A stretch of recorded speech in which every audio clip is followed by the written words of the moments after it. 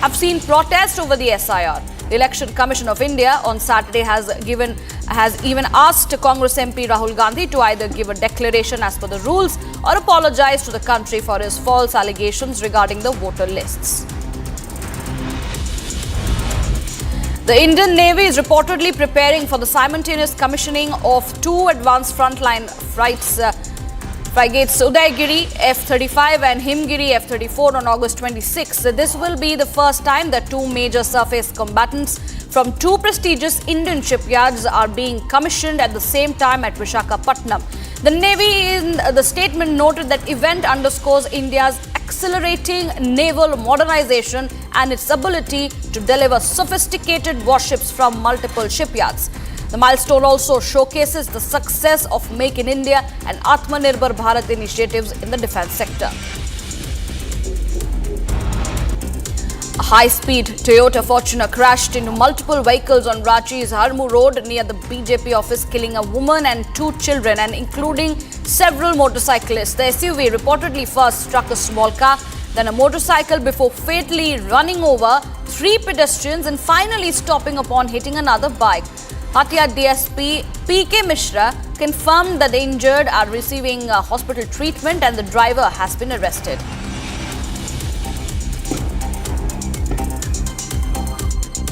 तेजी और लापरवाही से एक फॉर्च्यूनर गाड़ी जो है चलाते हुए धक्का मार दिया है।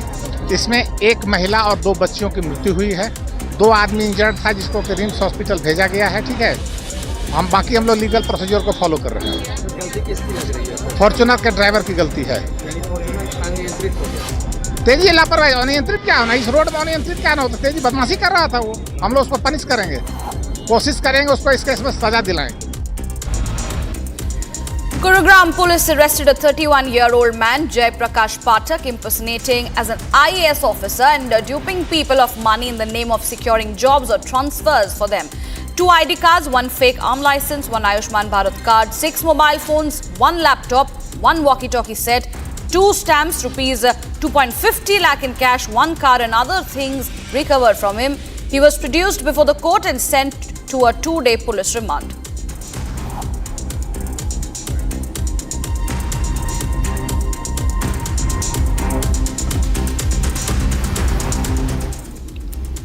Because monsoon has caused massive destruction in Uttarakhand's Uttarkashi, with many villages and roads around Dharali and Harshil have been destroyed. The army is playing an important role in opening the blocked roads in the disaster-hit areas, rescuing people and providing all the possible help to the affected. Now, the government has also announced a reward of rupees 5 lakh and free ration to each affected families for the next 6 months. Here's a detailed report. Monsoon is unleashing its fury on Uttarkashi, with many villages and roads around Dharali and Harshil destroyed.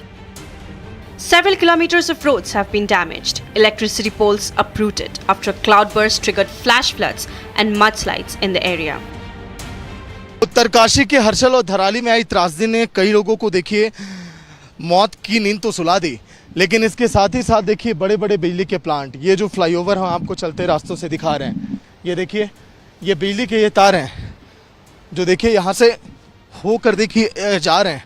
बहुत खतरनाक ये रास्ते हो चुके हैं, कई सारे पुल, कई सारे फ्लाईओवर इसी तरह से देखिए यहाँ पर बह गए। ऐसे में अब यहाँ पर पूरी तरह से इन सब का निर्माण कैसे किया जाएगा, एक बड़ी चुनौती सरकार के सामने, प्रशासन के सामने है। Rain on Sunday disrupted search operations in Dharali area of Uttarakhand's Uttarkashi, turning dried mud into swampy terrain, making rescue efforts significantly more challenging for agencies.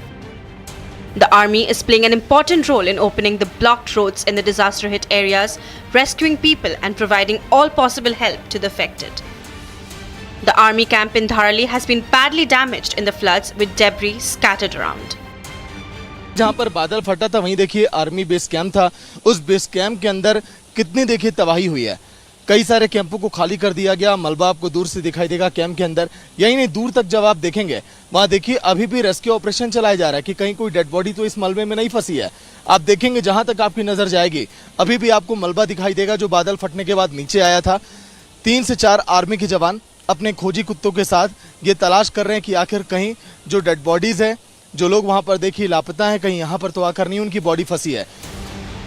The state government has announced an immediate assistance of 5 lakh rupees and free ration for the next 6 months to the each affected families. हर एक जो संभव सहायता है वो करी जाए। उसके तहत लगभग अभी तक 1200 से अधिक लोगों को हेली सेवा के माध्यम से रेस्क्यू किया गया। 5 लाख रुपए की धनराशि का हमने फौरी तौर पर जो तत्काल सहायता होती है उस सहायता को भी जो है हमने जारी किया है कि वहाँ पर तत्काल लोगों को सहायता मिले। लगभग 107 परिवार हैं, उन सभी को जिनके मकान क्षतिग्रस्त हुए हैं, जिनके कोई लोग उसमें दिवंगत हुए हैं, उन सभी को ये सहायता हम लोग कर रहे हैं। Army Jawans, along with their search dogs, are also conducting search operations to rescue those who have lost their lives and those who are buried under the debris. Amid the ongoing extreme conditions, the assessment of the full extent of damage is still underway.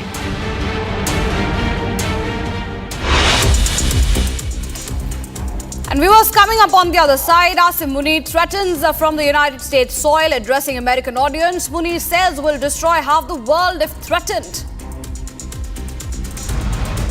And also tracking the anti-terror operation in Kishtwar entering day 2, 2 to 3 terrorists likely trap, and posters of these terrorists including Hezbollah commander Jahangir Saruri put out by Kishtwar police.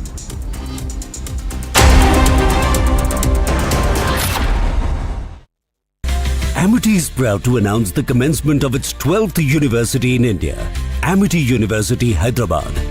At the prime location of AeroCity Hyderabad Airport, has a strong focus on high-end research with brilliant students and distinguished faculty who share our mission to change the world together. To apply for this year's session, visit amity.edu/Hyderabad. अब छोलिया हो या लोबिया, सफेद चने या काले चने, सब कुछ मजेदार बने।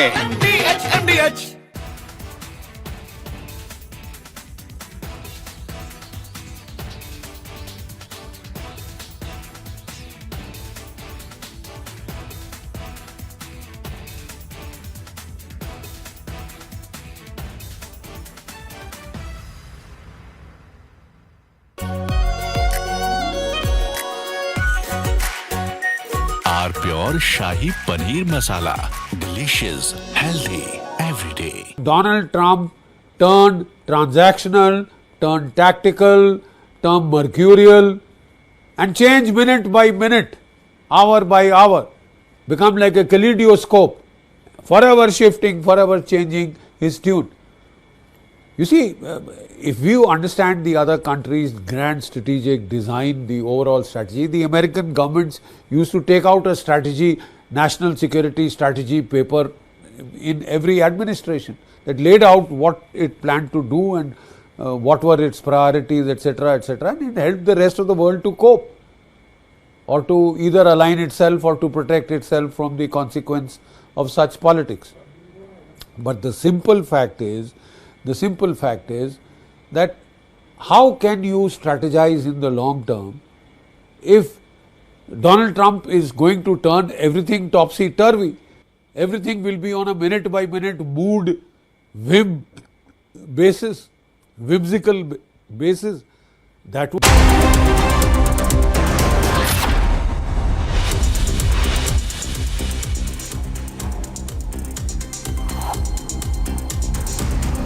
After Rajnath Singh, Union Minister Nitin Gadkari calls out bully Trump, says India will never bully countries. Delhi-bound Air India flight made emergency landing in Chennai. Several MPs aboard, calls it harrowing journey.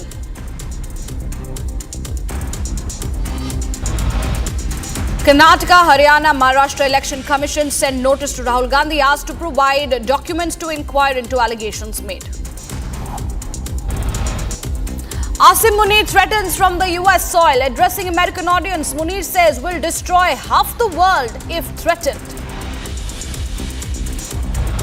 Kishtwar anti-terror operation enters day 2. 2 to 3 terrorists likely trapped. Posters of 3 terrorists, including Hezbollah commander Jahangir Saruri, put out by the Kishtwar police. Earthquake of magnitude 6.1 strikes Turkey. About dozen building collapsed.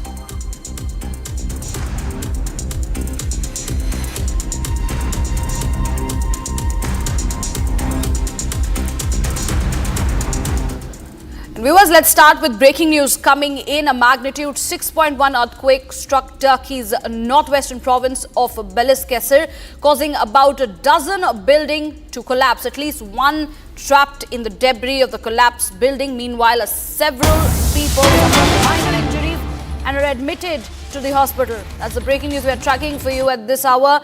There has been a 6.1 magnitude earthquake that has struck Turkey's northwestern province of Balıkesir, causing about a dozen buildings to collapse. As per the visuals, also you can see the dramatic issue at the point of earthquake that has led to several buildings to collapse. At least reports coming in of one person to be trapped in the debris of the collapsed building, and meanwhile many people have suffered injuries. They are currently admitted to the hospital. They are receiving medical aid, but as per the visuals coming in, viewers, very, very dramatic visuals there of buildings collapse. A 6.1 earthquake that struck Turkey's northwestern province of Balıkesir.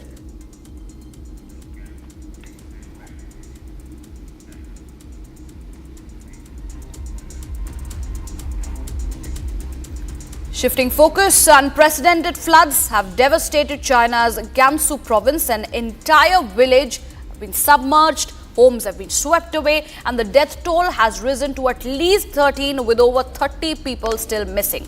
President Xi Jinping has ordered an all-out rescue and relief operation as emergency teams race against time. Here's a report. China is reeling under devastating floods impacting its northwestern Gansu region. At least 10 people have lost their lives and dozens are missing. Chinese President Xi Jinping has called for an all-out rescue operation to locate the missing people. Rescuers deployed several high-tech devices to locate the stranded people. Among them is a drone equipped with aeromagnetic detection equipment. Rescuers believe that the likelihood of finding the missing is relatively high near metal structures. The heavy rain had triggered flash floods and at least one landslide in mountainous areas near Lanzhou city. The downpour damaged power and telecommunication lines, leaving over 4,000 residents across 4 villages stranded. According to media reports, over 54 hotels requisitioned and 14 centralized shelters, including schools and village administrative centers, have been set up to accommodate nearly 10,000 people displaced by the floods. And shifting focus, all eyes are on high-stakes talks between Donald Trump and Vladimir Putin expected next week. Ukrainian President Volodymyr Zelensky says he is counting on the results from the much-anticipated meeting as hopes rise for a possible breakthrough in the 3-year-long war. With the international community watching very closely, this could be a defining moment in the push for peace. Here's more. As the talks between Trump and Putin are set to take place next week, Ukrainian President Volodymyr Zelensky said he is counting on results from the discussions. The comments follow a meeting between European and Ukrainian officials and US Vice President J.D. Vance in England, where they discussed strategies to end the more than 3-year-long conflict. Zelensky said that Ukraine's position had been clearly communicated. He stressed that the path to peace must be determined together and only with Ukraine's full involvement. Вже була щойно доповідь нашої команди з Британії Андрія Єрмака. Були перемовини безпекових представників Сполучених Штатів Америки та Європи. Україна, Сполучені Штати, віце-президент Венс, Британія, Франція, Німеччина, Італія, Фінляндія, Польща. Зустріч була конструктивною. Наші сигнали всі передали. Наші аргументи чують. Небезпеки враховують. Шлях до миру для України має визначатися разом і тільки разом з Україною. І це принципово. Важливо, щоб The Ukrainian president further rejected the notion of giving up land to end the war after Trump suggested a peace deal could include some swapping of territories. цю другу спробу поділу України Росії ми не дамо. Знаючи Росію, де друга, там і третя. Тому стоїмо міцно на чітких українських позиціях. Ми маємо закінчити війну достойним миром, який буде заснований на чіткій, надійній, безпековій архітектурі. With a highly anticipated meeting between US President Donald Trump and Russian President Vladimir Putin set in Alaska, the world watches closely to see if this could be a breakthrough for a ceasefire or yet another failed attempt at peace negotiations.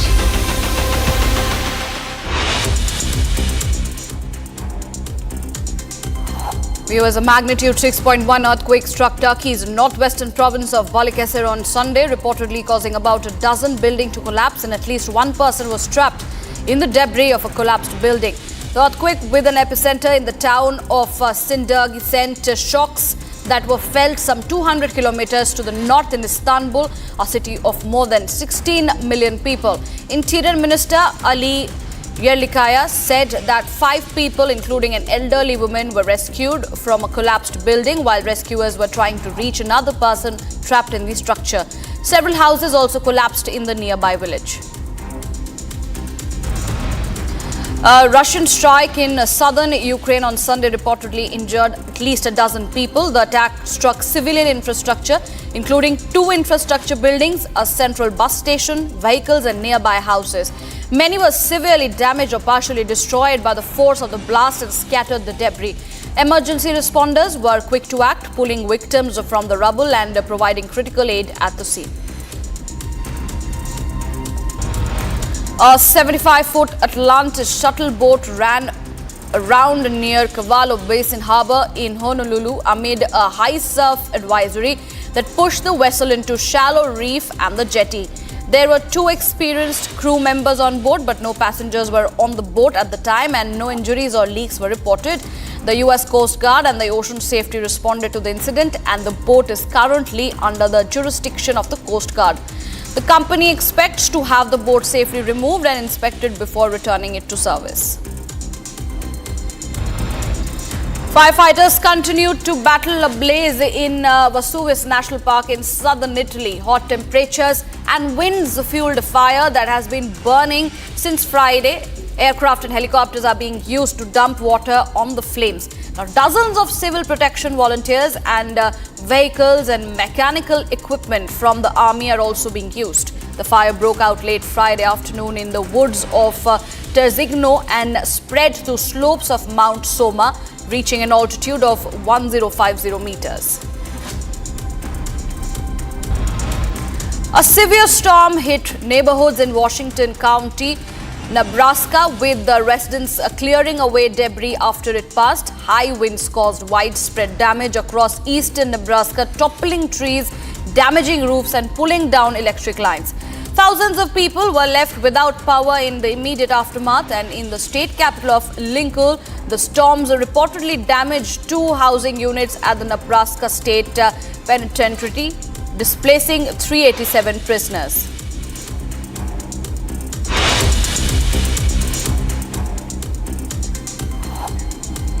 And viewers, coming up on the other side, relatives of Israeli hostages held in Gaza on Sunday called out Israeli companies to strike next week as an attempt to pressure the government to reverse its decision to take over Gaza City.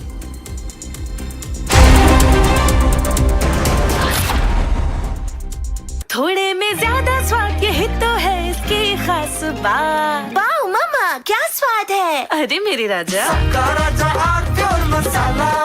इसको घर पे लगाओगे तो शादी का तो पता नहीं, पर घर पक्का नहीं टूटेगा। रुंगटा नहीं तो घर स्ट्रॉन्ग नहीं। रुंगटा स्टील TMT बार एकदम सॉलिड। पहाड़ों में हाइकिंग शिप भी बन सकती है। ये है सीक्रेट रेसिपी MDH का जीरा sip jal jeera masala.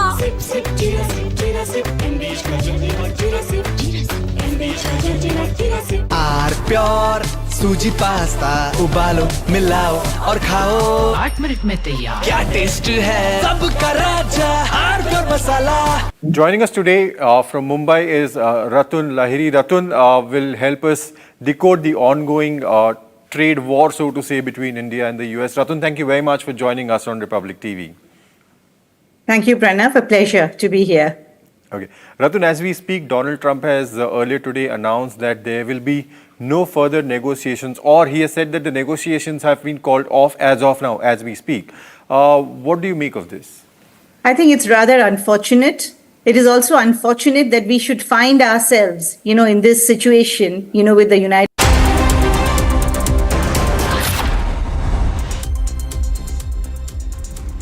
Welcome back from the break, viewers. Now, the relatives of Israeli hostages held in Gaza on Sunday called on the Israeli companies to strike next week as an attempt to pressure the government to reverse its decision to take over the Gaza city. Now, they believed it could mean a death sentence for the remaining hostages still held up by Hamas in Gaza. Take a look at the full story.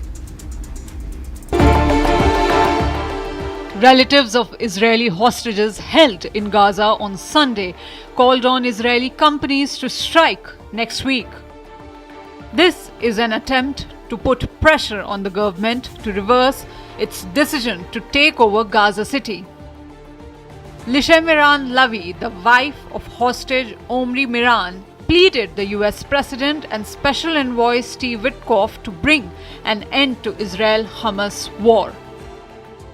We are here today to call on Israel's largest companies, trade union and the tech sector to stop everything in order to save our hostages and our soldiers. We are doing this because we have no choice. My husband and the other hostages are facing extreme danger. The decision to send the army deeper into Gaza is a danger to my husband, Omri. But we can still stop this disaster. They want an end to the war before more Israeli hostages and soldiers are killed. From here, I again want to ask President Trump and Mr. Witkoff, we don't need more war, more dead hostage, more dead soldiers. We need a deal to end this war and save them. Please, you are the ones who can make it happen. Israel's decision to take over Gaza city was met with fear and anger from many Israelis, worried it could be a death sentence for the hostages held in Gaza. משפחתי ואני עשינו כל שביכולתנו. הגענו לבית הלבן, צעדנו מאות קילומטרים, זעקנו בגבול עזה, נפגשתי עם כל שר אפשרי בארץ ובעולם. אבל מתן שלי עדיין לא פה. הוא נשאר מאחור במנהרות החמאס כשהוא פצוע קשה, עובר חקירות ועינויים אלימים. מצבו הרפואי קריטי. אני לא יודעת מתי הוא אכל בפעם האחרונה. מתי הוא ראה אור יום. הממשלה החליטה לכבוש את רצועת עזה, לשלוח חיילים להתקרב למתן. הם נלחמים להחזיר אותו, אבל בפועל מסכנים אותו. את עצמם ואת חייו. Israeli Prime Minister Benjamin Netanyahu announced on Friday that Israel would intensify its 22-month war with Hamas by taking over the Gaza city. He said that military pressure is key to achieving Israel's war goals of returning all hostages and destroying Hamas. Hostages' families pressured the Netanyahu government amid new fears for the 50 remaining hostages, and with 20 of them thought to be alive and struggling. הקריאה היא לכל אזרח ואזרחית שצופים בי. אני יודעת שזה לא פשוט, אבל אני מבקשת, מתחננת אליכם, תעזרו לי להציל את הילד שלי. אל תגיעו לעבודה ביום ראשון בעוד שבוע. בואו נעצור את המשק יחד ליום אחד. תהיו איתי למען הצלת החיילים והחטופים. Hamas-led militants abducted 251 people in October 7, 2023. Attack that started the war and killed around 1,200 people, mostly civilians. The most of the hostages have been released in ceasefires or other deals. 50 are still in Gaza, with less than half of them believed by Israel to be alive. India secured a historic berth in AFC Under-20 Women's Asia Cup after 2 decades.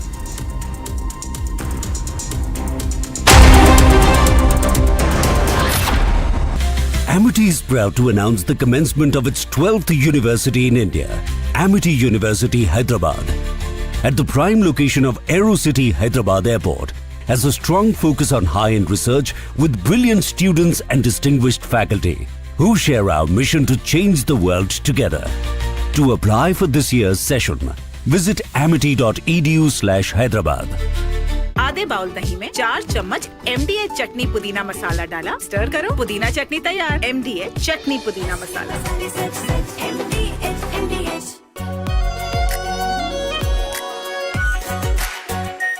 Are pure shahi paneer masala, delicious, healthy every day.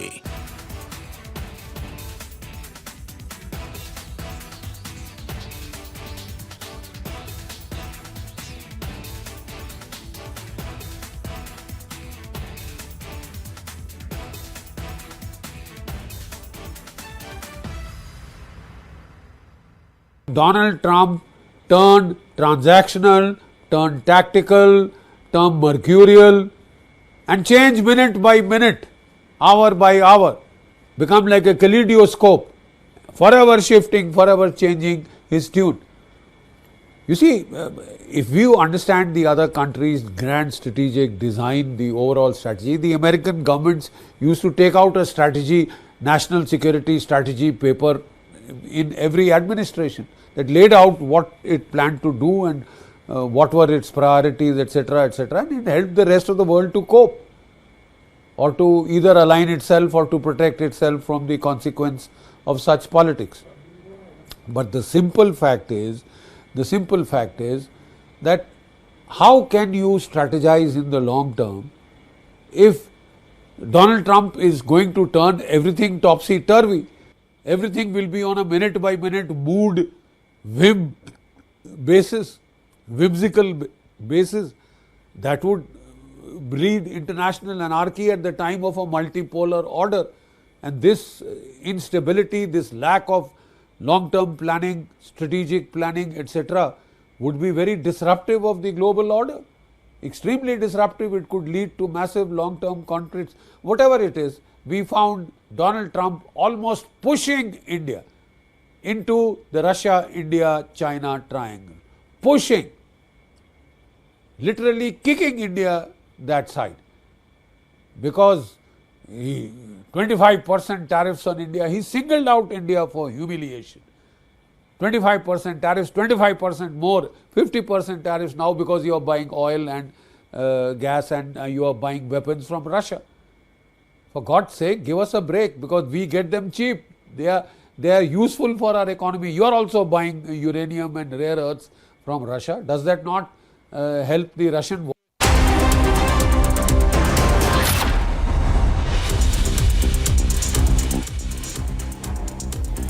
Determined to earn a recall to Australia's Ashes squad, the resilient Marnus Labuschagne is leaving no stone unturned in his quest to find a way back and silence the doubters, even volunteering to open the innings against England. Labuschagne was omitted from the Test side of the first time since 2019 ahead of the recent West Indies series, following a dip in form that saw him average just 27.82 with a solitary century over the past 2 years.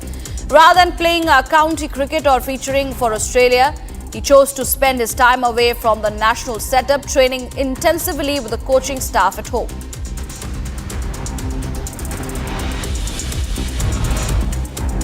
India secured a historic berth in the AFC Under-20 Women's Asia Cup after 2 decades, clinching qualification with a narrow 1-0 victory over Myanmar in their final Group D qualifier.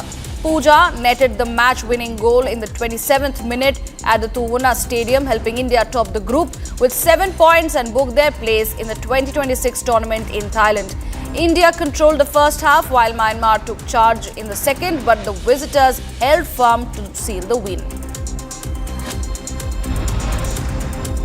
Amid speculation over a potential exit from Rajasthan Royals, skipper Sanju Samson reflected on his long-standing association with the franchise. Having represented Rajasthan Royals across 2 separate stints, Samson has reportedly sought a trade or release ahead of IPL 2026. Amid the uncertainty, he acknowledged the pivotal role the team played in shaping his early career.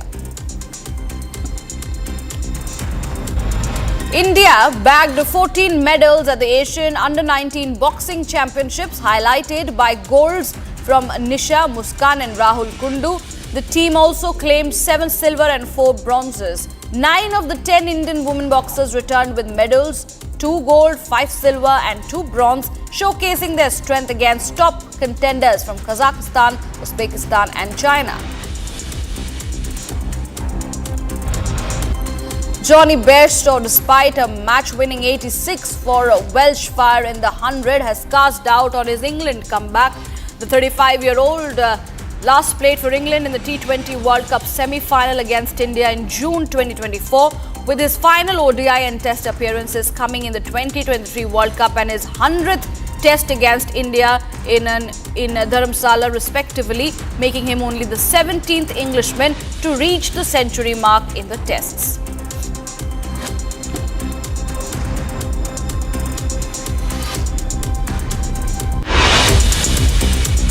Viewers, coming up after the break, Prime Minister Modi and Rajnath Singh, Union Minister Nitin Gadkari now calls out bully Trump, says India will never bully countries. Also, we'll be bringing you the updates from the Kishtwar anti-terror operation that has entered day 2. 2 to 3 terrorists likely trapped.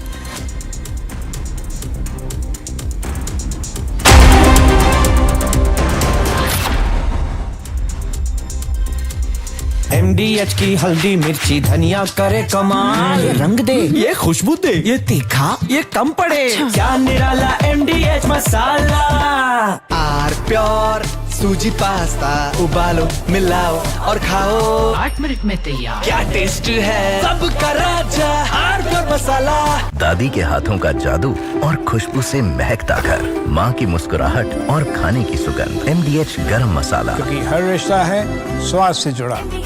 Joining us today from Mumbai is Ratun Lahiri. Ratun will help us decode the ongoing trade war, so to say, between India and the US. Ratun, thank you very much for joining us on Republic TV. Thank you, Pranav. A pleasure to be here. Okay. Ratun, as we speak, Donald Trump has earlier today announced that there will be no further negotiations, or he has said that the negotiations have been called off as of now, as we speak. What do you make of this? I think it's rather unfortunate. It is also unfortunate that we should find ourselves, in this situation, with the United States. Actually, one of India's greatest allies, and the United States should consider India to be one of its greatest allies. A bustling democracy, a country on the rise, 1.4 billion people, the diaspora, the Indian American diaspora in the US contributing so much, to their educational, their business and their political life. And to, if you had even asked me a month back, I couldn't even in my dreams have imagined a scenario as we are seeing today. It's very, very unfortunate.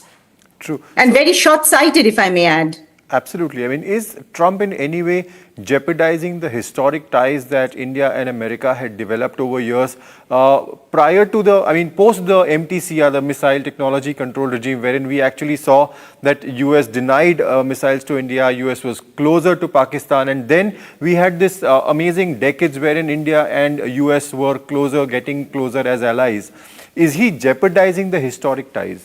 I would think so. But, today, as I look back, at the history of the India in the Indo-US relationship, I really must ask myself, has the United States ever, been a true partner to India?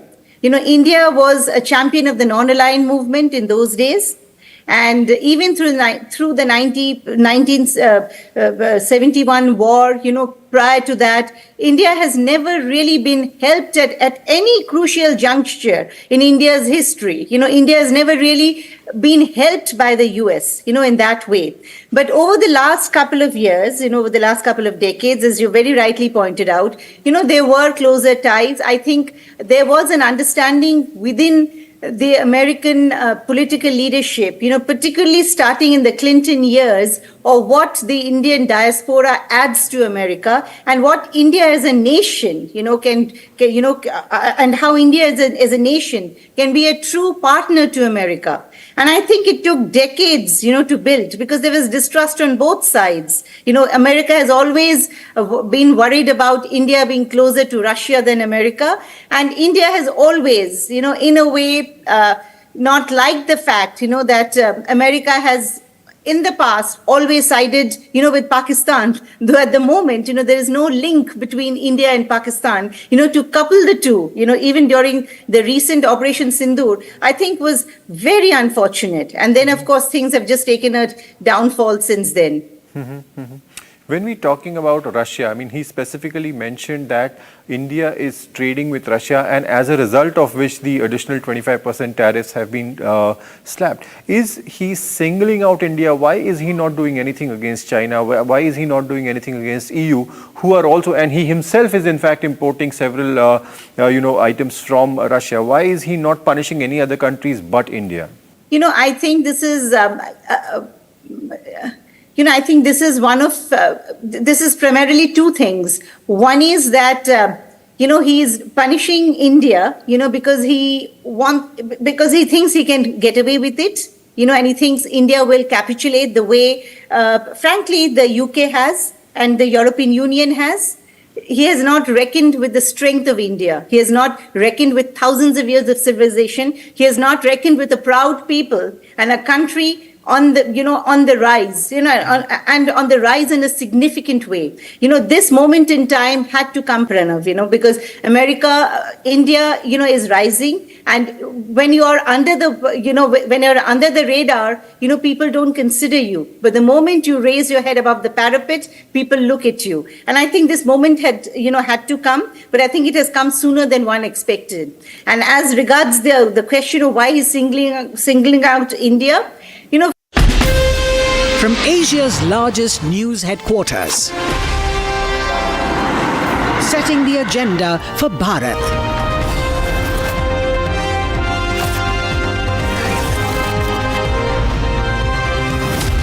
You're watching Republic.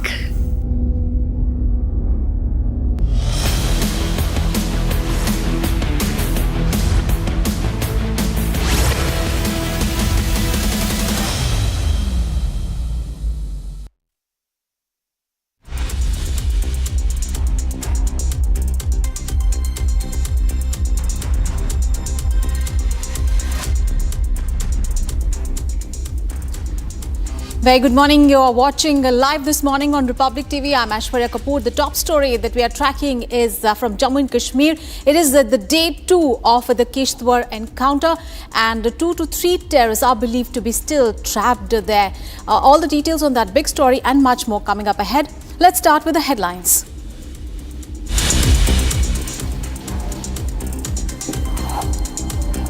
After Rajnath Singh, Union Minister Nitin Gadkari calls out to bully Donald Trump, says India will never bully countries.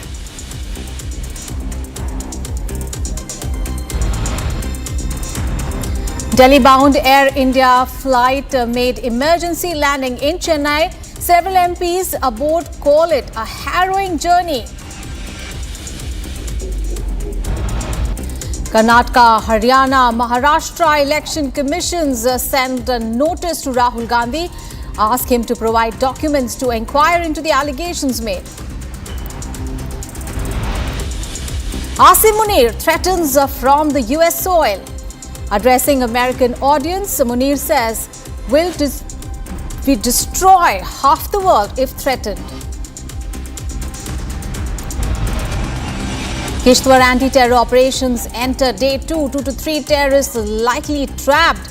Posters of 3 terrorists, including Hizbul terrorist Jahangir Saruri, put out by the Kishtwar police.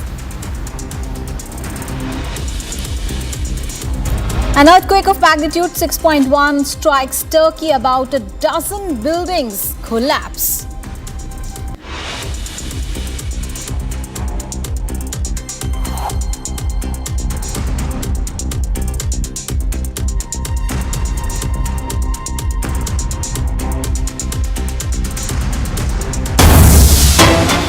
Viewers, we have big breaking news coming in from Jammu and Kashmir. It is the day 2 of the anti-terror operations in Kishtwar, and they have entered day 2. Now, Republic has accessed an exclusive footage of forces exploding open the cave in Dhul. Now, this is the cave in which the terrorists are hiding, and now it has been exploded by the security forces. And the terrorists were hiding in a 20 feet long cave in the area. So this is the day 2 of the anti-terror operations today, and in Kishtwar, and we have gotten access of the exclusive footage of the forces trying to open this cave in Dhul. This is the cave in which the terrorists were hiding, and now it has been exploded by the security forces. And this is the 20 feet long cave that we are talking about, and the terrorists were hiding here. And it is believed that 2 to 3 terrorists are there. Meanwhile, the police have also sent out posters, and these are the Hizbul terrorists that are hiding.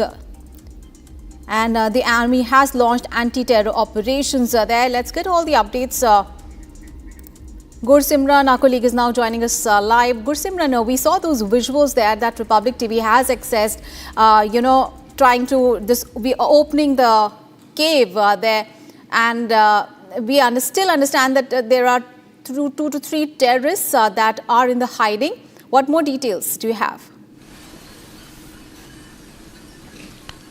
See, the security forces have destroyed the opening of this very cave where the terrorists are hiding. It was since yesterday that the security forces have cornered in this very area where the terrorists were hiding, and now in the Dhul area, this opening has been blown. It has been exploded using the IED, the visuals of which are with Republic. Now what we are getting to know that the terrorists are still holed up. That is what the security forces are saying.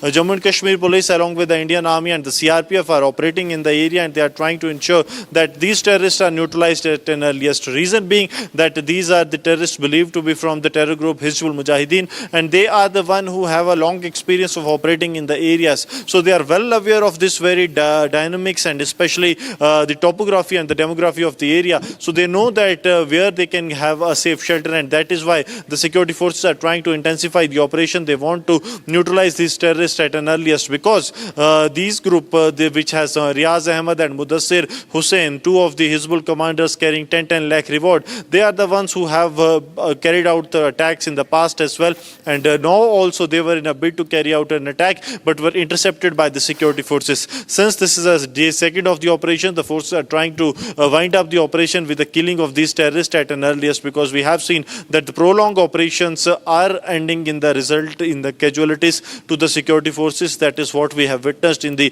ongoing operation in the Akhal area of Kulgam as well. So here the forces do not want this operation to linger on. They want this operation to be concluded at an earliest with the elimination of both the terrorists that have been trapped in the area. The senior officials, including the Deputy Inspector General of the Doda Kishtwar Ramban, they have also arrived at the operation site. The senior officials, they all are at the operation site, so that this operation orders can be given at an earliest, and whatsoever is needed that can be provided at real time to conclude the operation. All right, there. Thank you so much, Gursimran, for all those details on the Kishtwar encounter. We'll keep coming back to you. And viewers, we have more breaking news coming in after Rajnath Singh, Union Minister Nitin Gadkari has called out bully Donald Trump.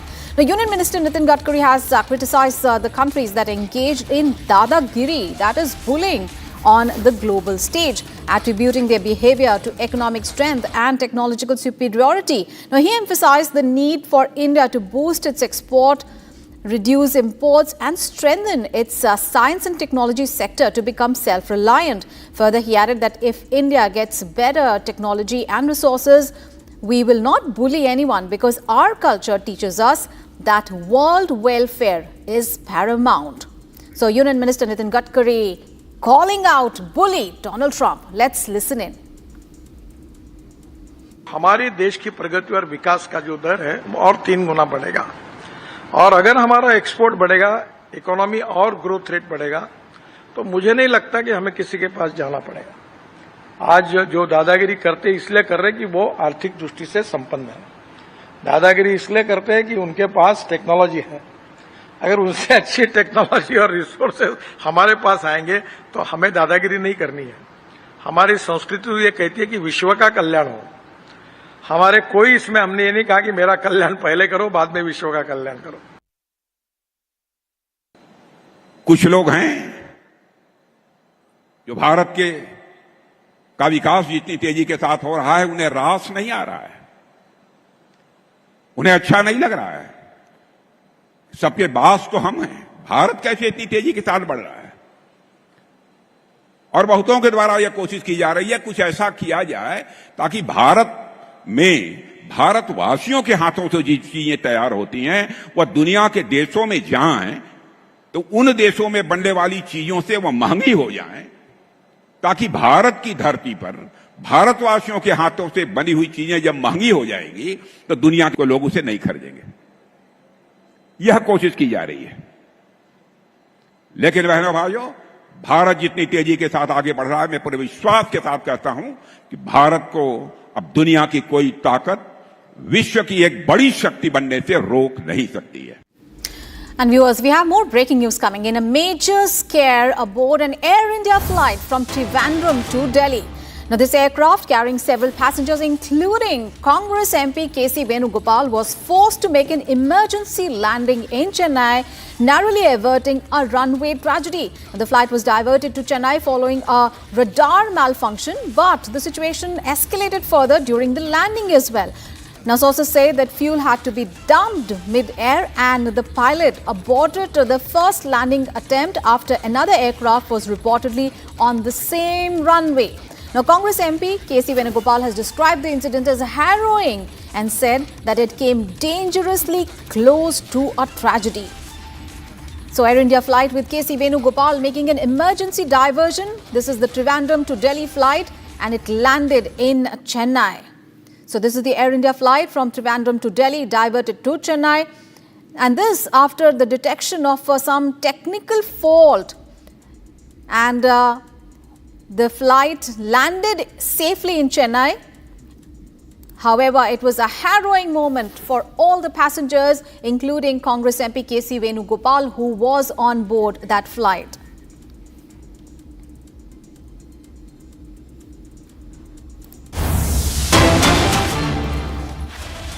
And Air India has issued a statement now after the flight scare. So, Air India admits the technical problem in the flight on which the Congress leader was travelling. The airline admits technical fault on the flight that caused chaos yesterday. So, this is the Air India flight from Thiruvananthapuram to Delhi. It was diverted to Chennai. And now Air India has given a statement, and it said indeed there was a technical fault that led to the entire situation escalating. So this flight made a precautionary diversion to Chennai due to this suspected technical issue.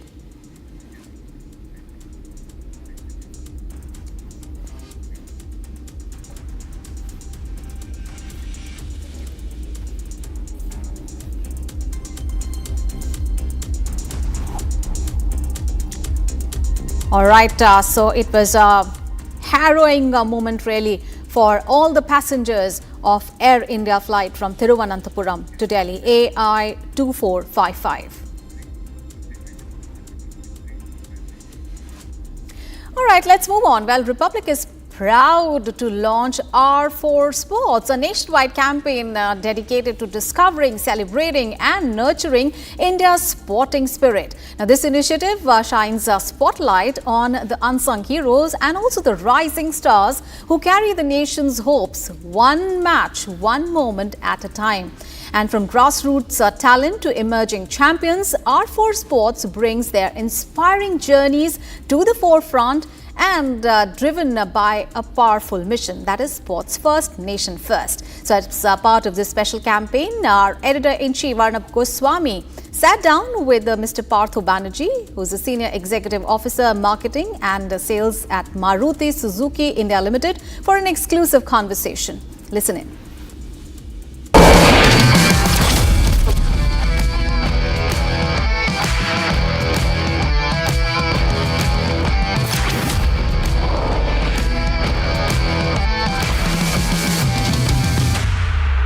Ladies and gentlemen, I am so personally delighted here to be having a small role in promoting R4 Sports, Republic for Sports, our new initiative which aims at taking the competitive spirit of sports, all sports, the discipline of sports, the resilience of sports to all parts of the country, Tier 1, Tier 2, Tier 3 cities across the entire country, and helping us do that. And we are very grateful for them is the great company Maruti Suzuki India Limited. And we are so happy at this association with Maruti Suzuki and happy to have Partho Banerjee, who's the Senior Executive Officer of Marketing and Sales. He looks after marketing and sales for this super brand Maruti. And he's with us on this recording.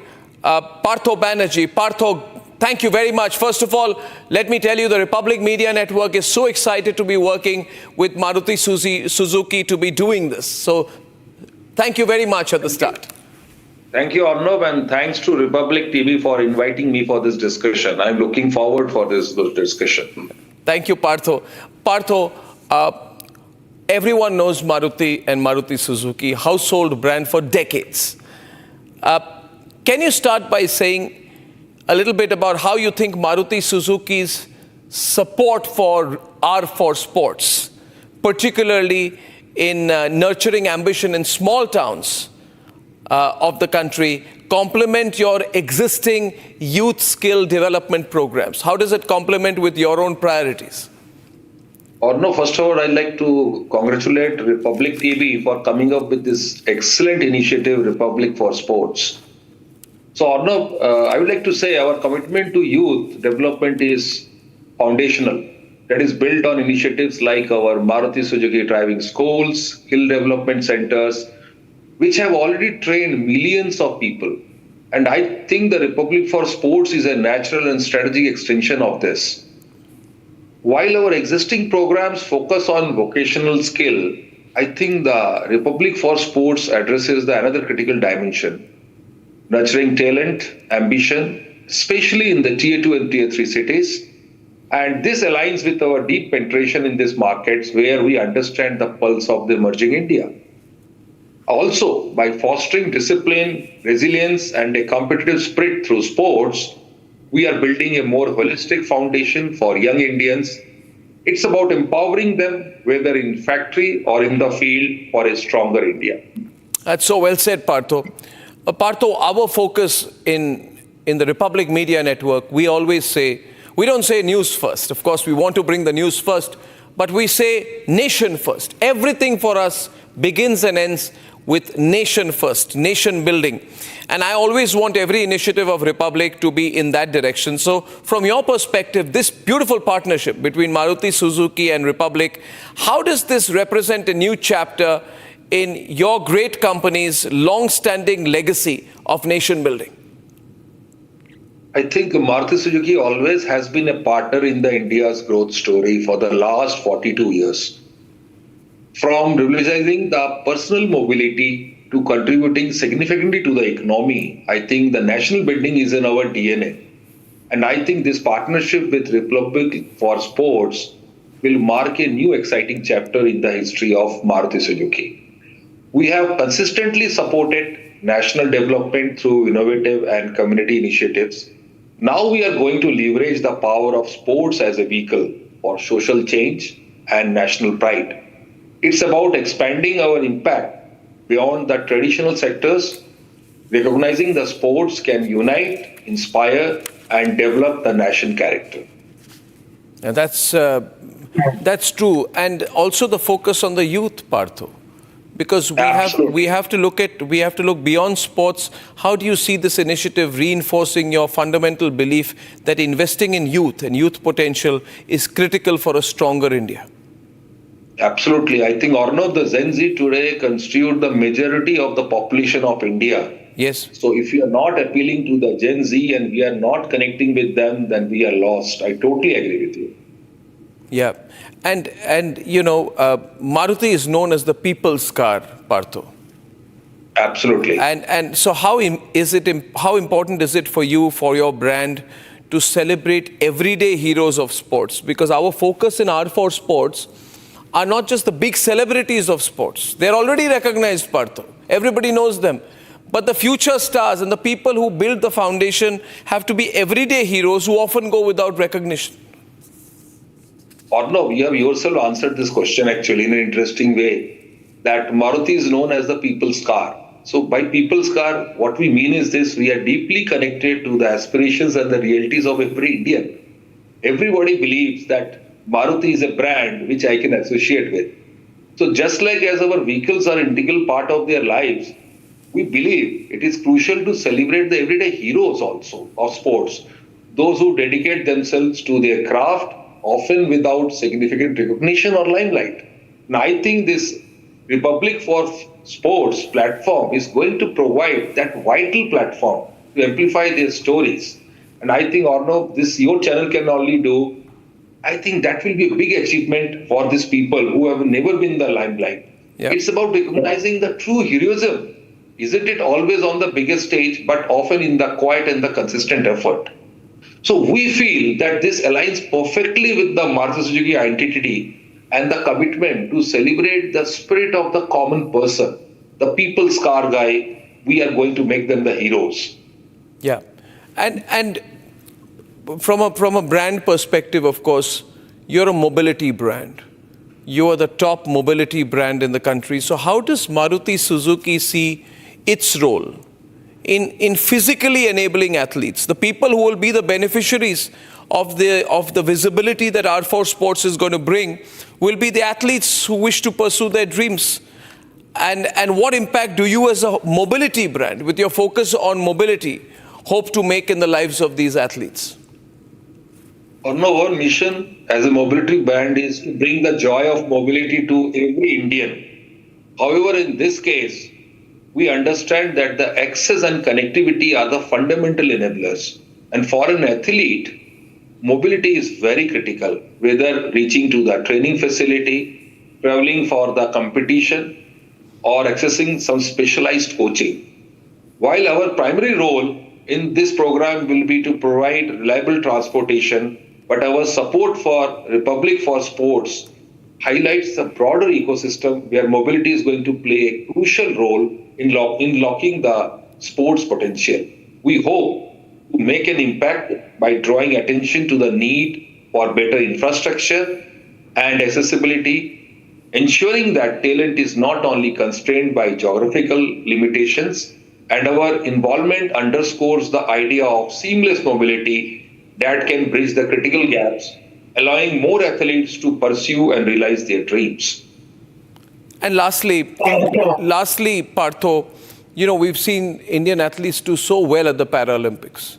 Wherever you feel an individual has some challenges, it's so beautiful to see athletes, overcome all such challenges. And I think our focus has to be a great deal, and Republic for Sports is going to focus a great deal on the spirit of inclusivity in sport.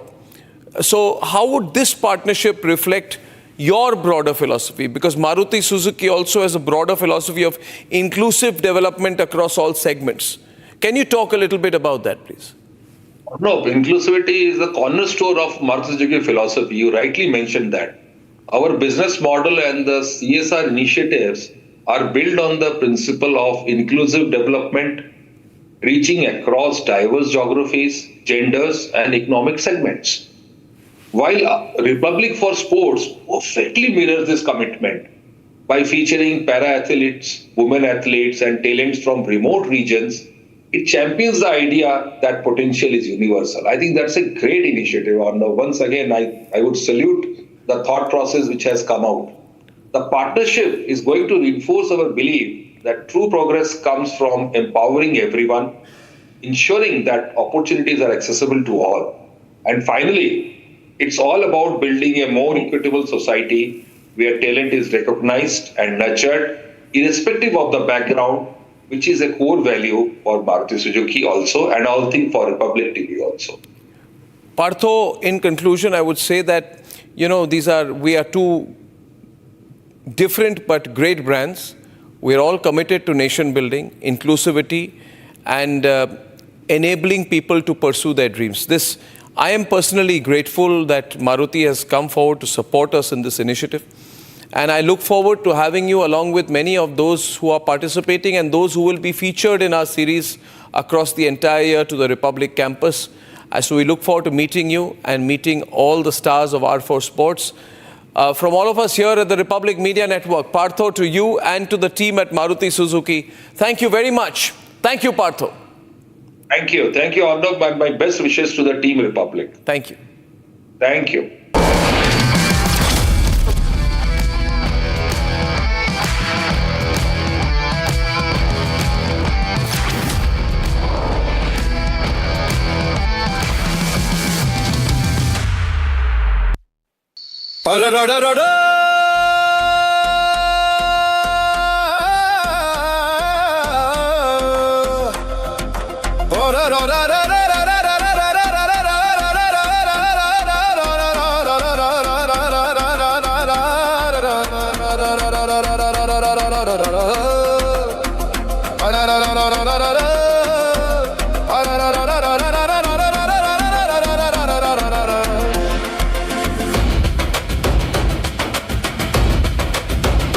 चल रही सांसें मेरी, जल रहा जुनून है, ये मिट्टी है मेरी, मैं मिट्टी का हूँ, ये छाँव ये धूप में बारिशों की बूंद हूँ,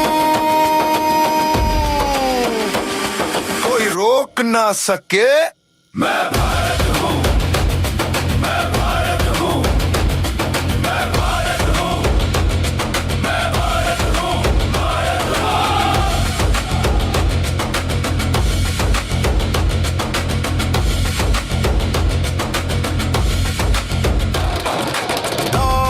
मैं गिरता हूँ, गिर कर फिर संभलता हूँ, मैं चांद को भी मुट्ठी में तारों सा चमकता हूँ, मैं भारत हूँ, मैं भारत हूँ, मैं भारत हूँ, मैं भारत हूँ, मैं भारत हूँ, मैं भारत हूँ।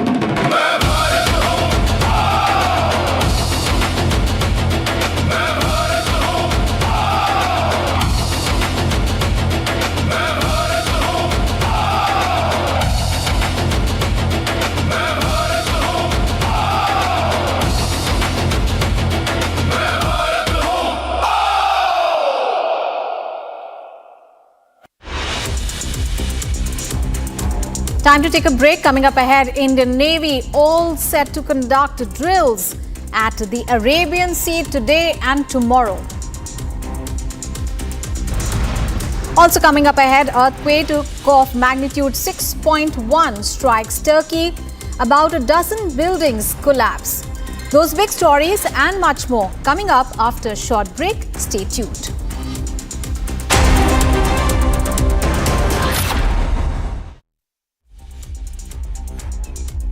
Amity is proud to announce the commencement of its 12th university in India, Amity University, Hyderabad.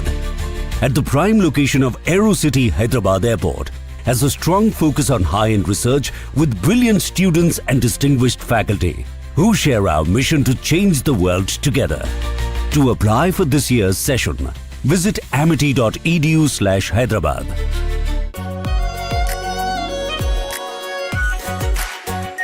Our pure Shahi Paneer Masala. Delicious, healthy, every day. Bharat की अपनी दुकान इंडिया सोना, अपने देश का सामान इंडिया सोना, इंडिया सोना, इंडिया सोना।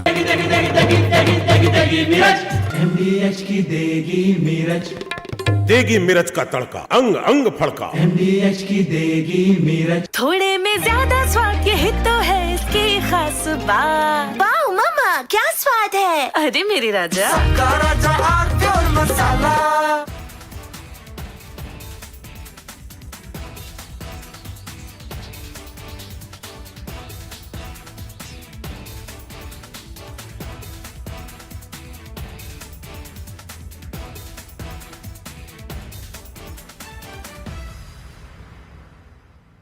Donald Trump turned transactional, turned tactical, turned mercurial, and changed minute by minute, hour by hour, become like a kaleidoscope, forever shifting, forever changing his tune. You see, if you understand the other countries' grand strategic design, the overall strategy, the American governments used to take out a strategy, national security strategy paper in every administration that laid out what it planned to do and what were its priorities, etc., etc., and it helped the rest of the world to cope or to either align itself or to protect itself from the consequence of such politics.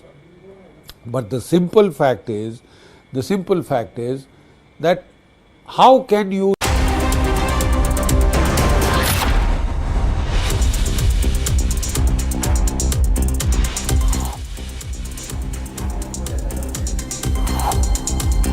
After Rajnath Singh, Union Minister Nitin Gadkari calls out bully Donald Trump, says India will never bully countries.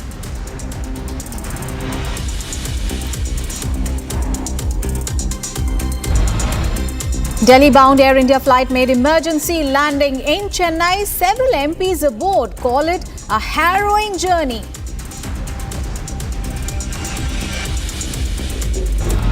Karnataka, Haryana, Maharashtra election commissions send notice to Rahul Gandhi, ask him to provide documents to inquire into the allegations that he's made.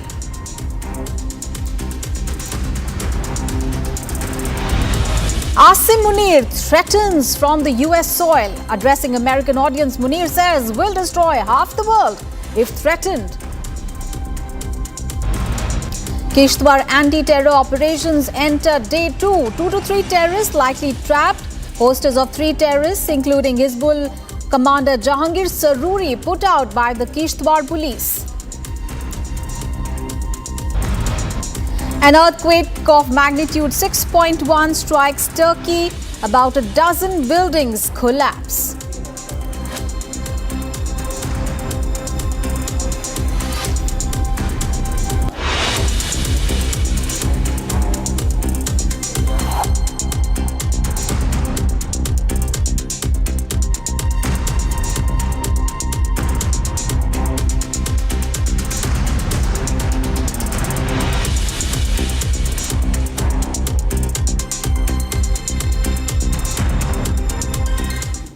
All right, viewers, let's take a look at the biggest news stories from India and across the world. It's over to my colleague, Tanisha. Well, absolutely. There's a breaking news that's coming in this Monday morning at 8:30 a.m., ladies and gentlemen, where the stray dog menace has continued to cause havoc. And this time, this incident is from Bengaluru, where there's a case that has come to light where there is a stray dog that has attacked a child. This stray dog menace has been captured on the CCTV cameras. No injuries to the boy have been reported yet, but what we do know is that the stray dog menace continues to be in a locality. This one is from the state of Karnataka. This one specifically from Bengaluru. There's an attempt by the minor to throw stones at the dog, I believe, and then soon after which is when the dog pounces on the little boy. He attacks him, pins him to the ground, and then tries to bite him. Soon at that moment is when the little boy tries to retaliate. There are two elderly who come running to save the little boy, and that is exactly at the moment when the dog runs away. But this is a case that has been a national issue now, where the stray dog menace has completely taken over all the states of India.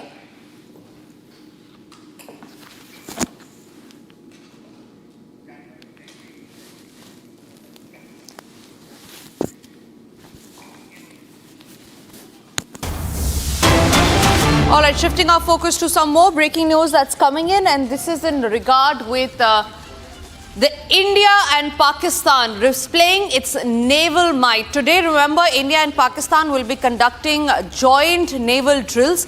A NOTAM has been issued as well by Pakistan and India. Now, this will be conducted at a time when India and Pakistan, remember, are at loggerheads. The Indian Navy will conduct naval drills in the Arabian Sea.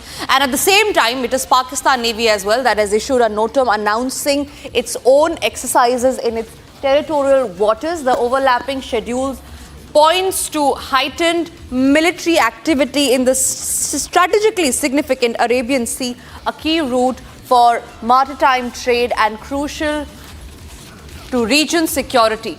Now, the exercises are positioned approximately 60 nautical miles from each other. Indian Navy is all set to display its naval might today at the Arabian Sea. As per the NOTAM issue, the Indian Navy will conduct its maritime drills off the coast of Porbandar and Okha in Gujarat. So this is something that India will be keeping a watch on. Remember, India and Pakistan will be at loggerheads again. At the same time, when India is scheduled to take on the Navy drills, Pakistan has also issued a NOTAM. But India's military might, India's Navy might is on display today, and the whole world is going to see that.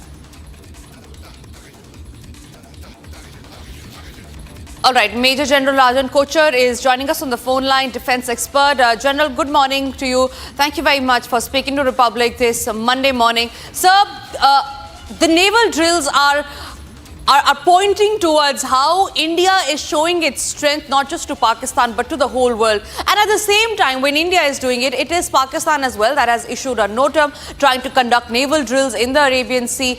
And clearly, one thing is for sure, when it comes to India versus Pakistan, India certainly has the edge, sir. What do you think about that?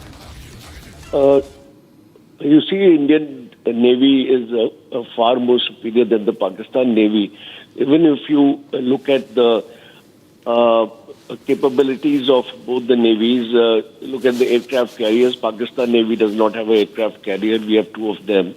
And in terms of submarines, in terms of nuclear submarines also, we are almost double the number with Pakistan. And in terms of frigates and corvettes and the entire gunships, we are a far superior navy than Pakistan. As a matter of fact, at any point of time in the Indian Ocean as well as the other seas, we have almost 30 to 32 ships on sea at any point of time. And we are the first responders anywhere. If you would have seen in the Indian Ocean or Red Sea or the Arabian Sea, we are always the first responders. So the Indian Navy is, of course, far superior in terms of technology, in terms of strength than the Pakistan Navy. And these naval exercises have a great significance because this is the time when we try to test our own strength. We hone our drills in these exercises. We match our frequencies, and many a times we are also holding exercises with the in other navies of the world. And in the Quad countries especially, every year we have joint exercises with the Australian Navy, Japanese Navy, and the French Navy. So we are all the time trying to make sure that whatever new technology is coming in, the Indian Navy also gets into it. And one important aspect is that shipbuilding has increased manifold in India today. A great deal of indigenization is now taking place. And if you see the Goa shipyard, the Cochin and the Mazikon docks, we are now making our own ships, our own corvettes, our own warships with a greater percentage of indigenization. That today there is almost 75 to 80% indigenization in our manufacture of our shipbuilding activity. Right, sir.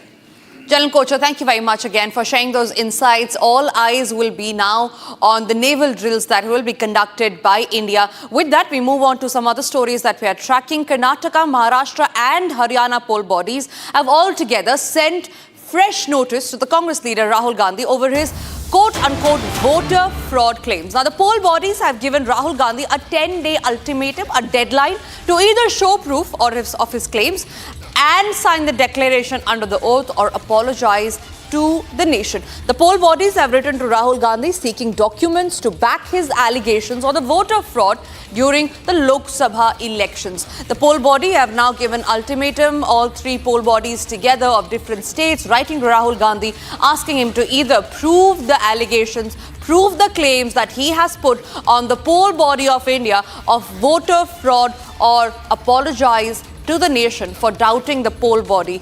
That's the recent face-off between the Election Commission and Rahul Gandhi. So the same issue has been raised in the Parliament as well. A heated discussion is awaited in the Parliament today, which starts sharp at 11 a.m. Will be seen whether Rahul Gandhi will be able to furbish any proof, or will the false allegations continue.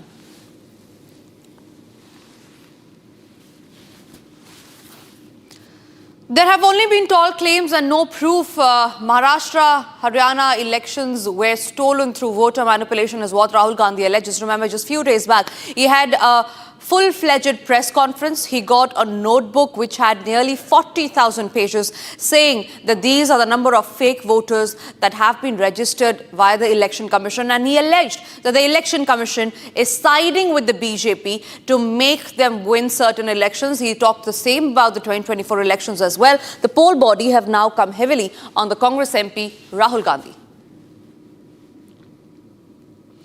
And moving on to some other breaking news that's coming in, as the much anticipated talks between Donald Trump and Putin is set to be held next week. Ukraine President Zelensky says he is counting on the results from these high-stake negotiations. As the international community watches this peace talks closely, it is to be seen if the meetup will end in the 3-year-old long war or not. Here's a report on that. As the talks between Trump and Putin are set to take place next week, Ukrainian President Volodymyr Zelensky said he is counting on results from the discussions. The comments follow a meeting between European and Ukrainian officials and US Vice President J.D. Vance in England, where they discussed strategies to end the more than 3-year-long conflict. Zelensky said that Ukraine's position had been clearly communicated. He stressed that the path to peace must be determined together and only with Ukraine's full involvement. Вже була щойно доповідь нашої команди з Британії Андрія Єрмака. Були перемовини безпекових представників Сполучених Штатів Америки та Європи.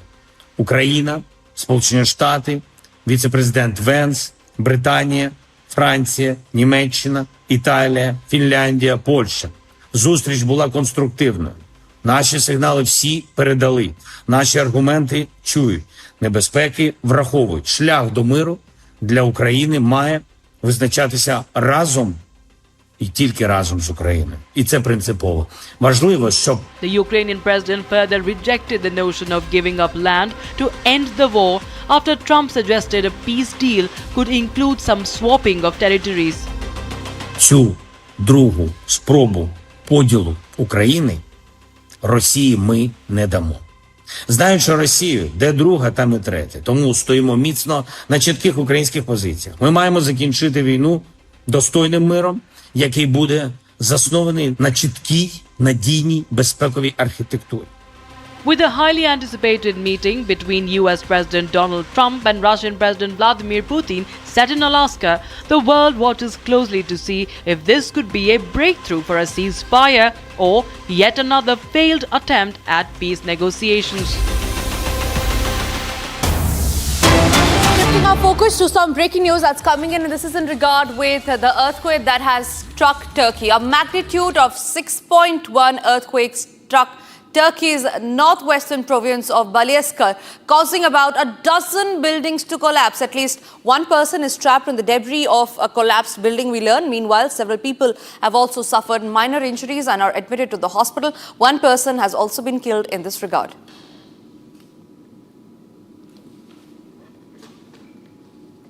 All right, so these are the recent visuals that we have on your screen. 6.1 magnitude earthquake that we had on the Richter scale that had struck Turkey. The devastation is huge, ladies and gentlemen, because 6.1 is the magnitude that we're talking about right now. And one person has been killed. The death toll is likely to mount. Buildings have gone into dust. There are people that are trapped under the debris. This happened in the northwestern province of Turkey. The epicenter of the earthquake is yet to be ascertained, but that's the latest visual that you have on your screen. There are many teams that have been rushed for the rescue operations.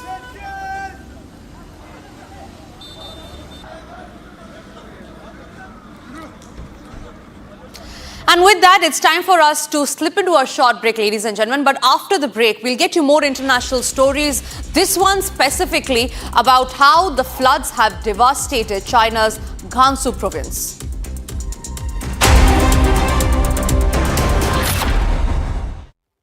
थोड़े में ज्यादा स्वाद ये हित तो है इसकी खास बात। वाओ मामा क्या स्वाद है? अरे मेरे राजा मसाला। भारत की अपनी दुकान इंडिया सोना, अपने देश का सामान इंडिया सोना, इंडिया सोना, इंडिया सोना। R pure shahi paneer masala, delicious, healthy everyday. केसरिया से मन जोगी हुआ रे, दिल झूमे देखो मतवारा हुआ रे, केसरिया से मन जोगी हुआ। हर पल मनाओ केसरी त्योहार। विमल बोलो जुबान केसरी। ये है सीक्रेट रेसिपी MDH का जीरा sip jal jeera masala. Sip sip जीरा सिप MDH का जल जीरा सिप MDH का जल जीरा सिप। भारत की अपनी दुकान इंडिया सोना, अपने देश का सामान इंडिया सोना, इंडिया सोना, इंडिया सोना। Joining us today from Mumbai is Ratun Lahiri. Ratun will help us decode the ongoing trade war, so to say, between India and the US. Ratun, thank you very much for joining us on Republic TV. Thank you, Pranav. A pleasure to be here. Okay. Ratun, as we speak, Donald Trump has earlier today announced that there will be no further negotiations, or he has said that the negotiations have been called off as of now, as we speak. What do you make of this? I think it's rather unfortunate. It is also unfortunate that we should find ourselves, in this situation, with the United States. Actually, one of India's greatest allies, and the United States should consider India to be one of its greatest allies. A bustling democracy, a country on the rise, 1.4 billion people, the diaspora.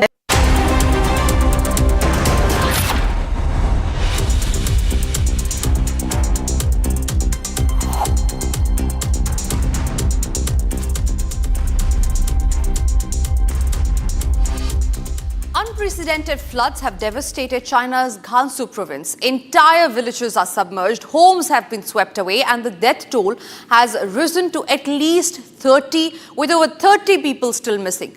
President Xi Jinping has ordered an all-out rescue and relief operations as the emergency teams race against time. Here's a report on that. China is reeling under devastating floods impacting its northwestern Gansu region. At least 10 people have lost their lives and dozens are missing. Chinese President Xi Jinping has called for an all-out rescue operation to locate the missing people. Rescuers deployed several high-tech devices to locate the stranded people. Among them is a drone equipped with aeromagnetic detection equipment. Rescuers believe that the likelihood of finding the missing is relatively high near metal structures. The heavy rain had triggered flash floods and at least one landslide in mountainous areas near Lanzhou city. The downpour damaged power and telecommunication lines, leaving over 4,000 residents across 4 villages stranded. According to media reports, over 54 hotels requisitioned and 14 centralized shelters, including schools and village administrative centers, have been set up to accommodate nearly 10,000 people displaced by the floods.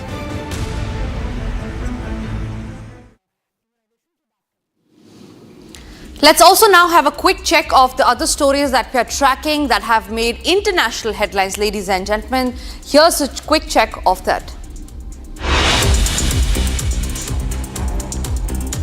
A magnitude 6.1 earthquake struck Turkey's northwestern province of Baliskor on Sunday, reportedly causing about a dozen buildings to collapse. At least one person was trapped in the debris of a collapsed building. The earthquake, with an epicenter in the town of Sindgiri, sent shockwaves that were felt some 200 kilometers to the north in Istanbul, a city of more than 16 million people. Interior Minister Ali Yarkarala has said that 5 people, including an elderly woman, was rescued from a collapsed building while rescuers were trying to reach another person trapped in the structure. Several houses have collapsed in a nearby village as well. A Russian strike in southern Ukraine on Sunday reportedly injured at least a dozen people. The attack struck civilian infrastructure, including 2 infrastructural buildings, a central bus station, vehicles and nearby houses. Many were severely damaged or partially destroyed by the force of the blast and scattered debris. Emergency responders were quick to act, pulling victims from the rubble and providing critical aid at the scene. A 75-foot Atlantis shuttle boat ran aground near Cavallo Basin Harbor in Honolulu amid a high surf advisory that pushed the vessel into shallow reef and the jetty. There were 2 experienced crew members on board, but no passengers were on the boat at that time and no injuries or leaks were reported. The United States Coast Guard and Ocean Safety responded to the incident, and the boat is currently under the jurisdiction of the Coast Guard. The company expects to have the boat safely removed and inspected before returning it to service. Firefighters continued to battle a blaze in the national park in the southern Italy. Hot temperatures and winds fueled a fire that has been burning since Friday. Aircraft and helicopters are being used to dump water on the flames. Dozens of civilian protection vehicles and volunteers and also mechanical equipment from the army are also being used. The fire broke out late Friday afternoon in the woods of Terzingo and spread to the slopes of Mount Soma, reaching an altitude of nearly 1,050 meters.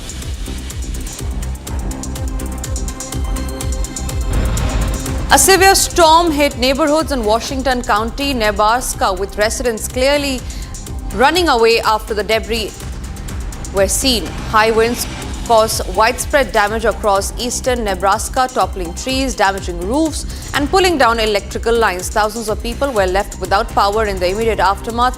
In the state capital of Lincoln, the storms reportedly damaged 2 housing units at the Nebraska state, displacing 387 prisoners.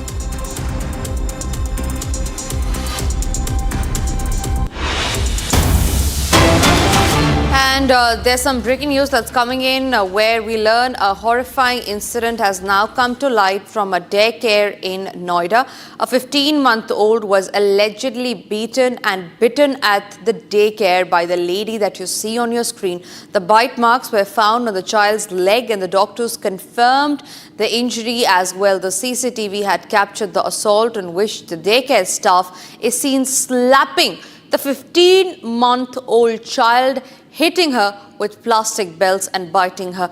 We are yet to ascertain the reason on why this was done, whether the daycare lady was mentally unstable to have done that to a 15-month-old baby, or was there any ulterior motive to that? That is yet to be known. But on your screen are the visuals on how the woman throws the 15-year-old baby on the floor, and this is without, remember, any provocation.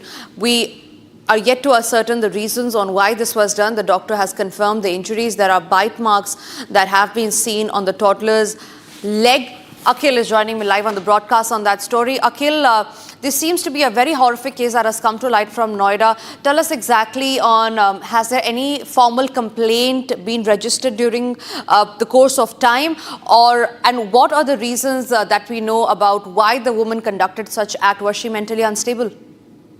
Well, that's right, Tanisha. If you see, a 15-year-old toddler was allegedly beaten and bitten as well at a daycare in Noida's prominent society. If you just talk about Sector 137, there are 5 or 6 prominent societies in that region, which include Paras Tiara, Logic Blossom County, Purvanchal, and Exotica Fresca as well. So out of those, what we have got to learn that in Paras Tiara, there is one daycare where this unfortunate incident took place, where a 15-month-old toddler was beaten by the daycare staff. And if you just go by the visuals, we have accessed the CCTV cameras from the Paras Tiara daycare as well. And in that CCTV footage, it's pretty clear that the daycare staff can be easily seen in that visual beating that 15-month-old girl. And after the incident, she was taken to a nearby hospital, which is the Phoenix Hospital, where the doctors have confirmed that this is the injury of a bite. And in this case, what we have seen that the parents of the victim, the parents of the toddler, has went to the police station in connection with the case. An FIR has formally been lodged at the Sector 142 police station. And if you see the latest development that we have got from the Gautam Budh Nagar police team, that the main accused in connection with the case has already been arrested by the Gautam Budh Nagar police team. Back to you, Tanisha. Right, Akhil, thank you very much for getting us those details. A very horrendous case that has come to light from Delhi NCR region. More details on the case are awaited. Ladies and gentlemen, with that, it's time for us to now slip into a very short commercial break. And on the other side, we'll get you the details on how there are back-to-back union ministers taking on Trump, taking on the bully that they say. Details of statement about Union Minister Nitin Gadkari after Rajnath Singh coming up after the break. Also after the break, Air India is in another huge controversy after Congress Member of Parliament's claim that they had a near close to death experience while they were on the Air India flight. Due to a technical issue, Air India has now admitted to the technical failure.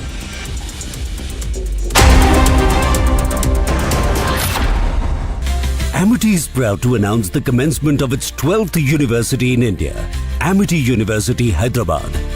At the prime location of AeroCity Hyderabad Airport, has a strong focus on high-end research with brilliant students and distinguished faculty who share our mission to change the world together. To apply for this year's session, visit amity.edu/Hyderabad. Pure सूजी pasta उबालो मिलाओ और खाओ 8 minute में तैयार। क्या taste है सबका राजा R pure masala.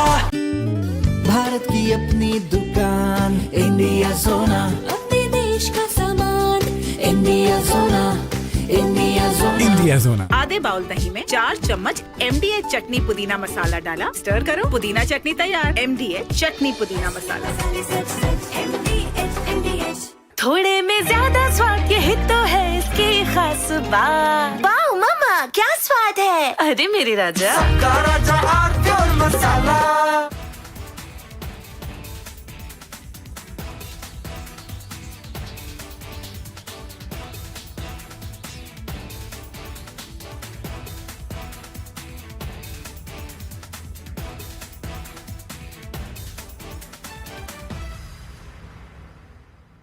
Donald Trump turned transactional, turned tactical, turned mercurial, and changed minute by minute, hour by hour, become like a kaleidoscope, forever shifting, forever changing his tune.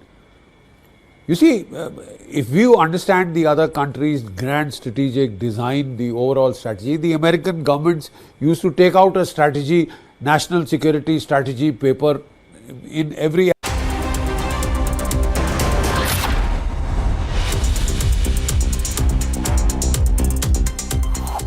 Continuing with our coverage of the horrendous case that has come to light from Delhi NCR, specifically in Noida. These are the visuals of a daycare that has come to light.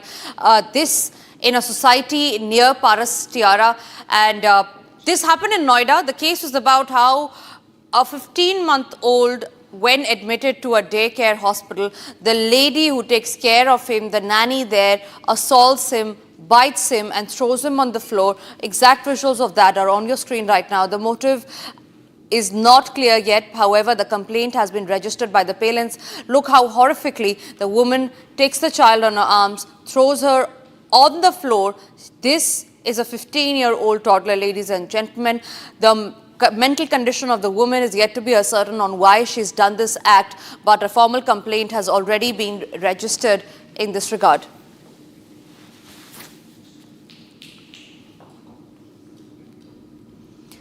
And with that, ladies and gentlemen, time for us to slip into another very short break. But after the break, we'll get into the details of how there has been another Air India flight scare. And this time it is with the Congress member of Parliament, where they have gone on to allege that they had near-death experience, ladies and gentlemen. And Air India, in that regard, has admitted to the technical fault.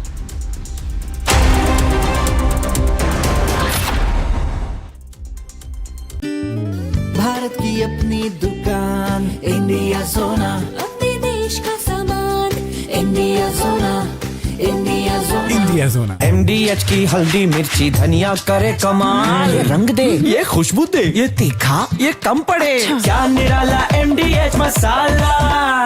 इसको घर पे लगाओगे तो शादी का तो पता नहीं, पर घर पक्का नहीं टूटेगा। रुंगटा नहीं तो घर स्ट्रॉन्ग नहीं। रुंगटा स्टील TMT बार एकदम सॉलिड। पहाड़ों में एक हाइकिंग स्टिक भी बन सकती है।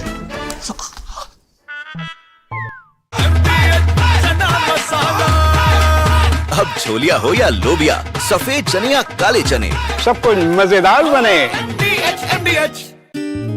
भारत की अपनी दुकान इंडिया सोना अपने देश का सामान इंडिया सोना इंडिया सोना India Zona. Joining us today from Mumbai is Ratun Lahiri. Ratun will help us decode the ongoing trade war, so to say, between India and the US. Ratun, thank you very much for joining us on Republic TV.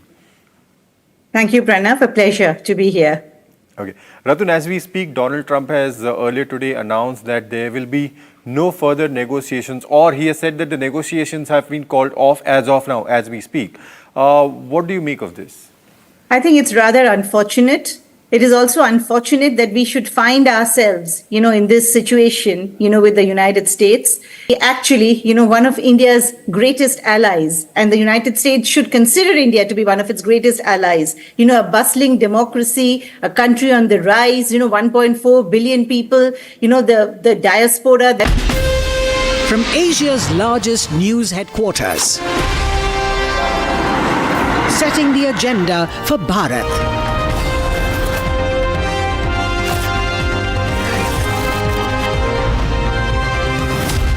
You're watching Republic.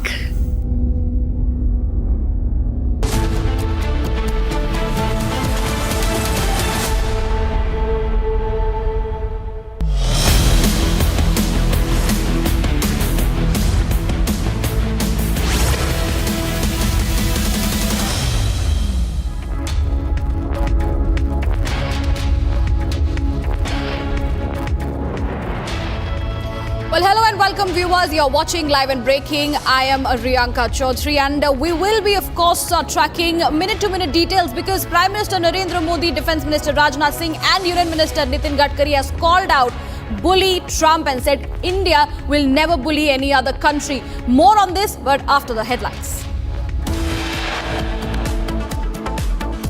After Rajnath Singh, Union Minister Nitin Gadkari calls out bully Trump, says India will never bully countries. Delhi-bound Air India flight made emergency landing in Chennai. Several MPs aboard, calls it harrowing journey. Karnataka.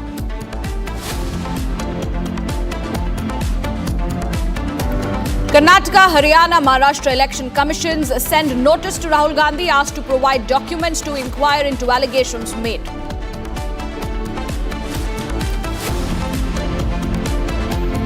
Asim Munir threatens from US soil. Addressing American audience, Munir says, will destroy half the world if threatened. Kishtwar anti-terror operation enters day 2. 2 to 3 terrorists likely trapped. Posters of 3 terrorists, including Hizbul commander Jahangir Sururi, put out by Kishtwar cops. Earthquake of magnitude 6.1 strikes Turkey. About a dozen buildings have collapsed.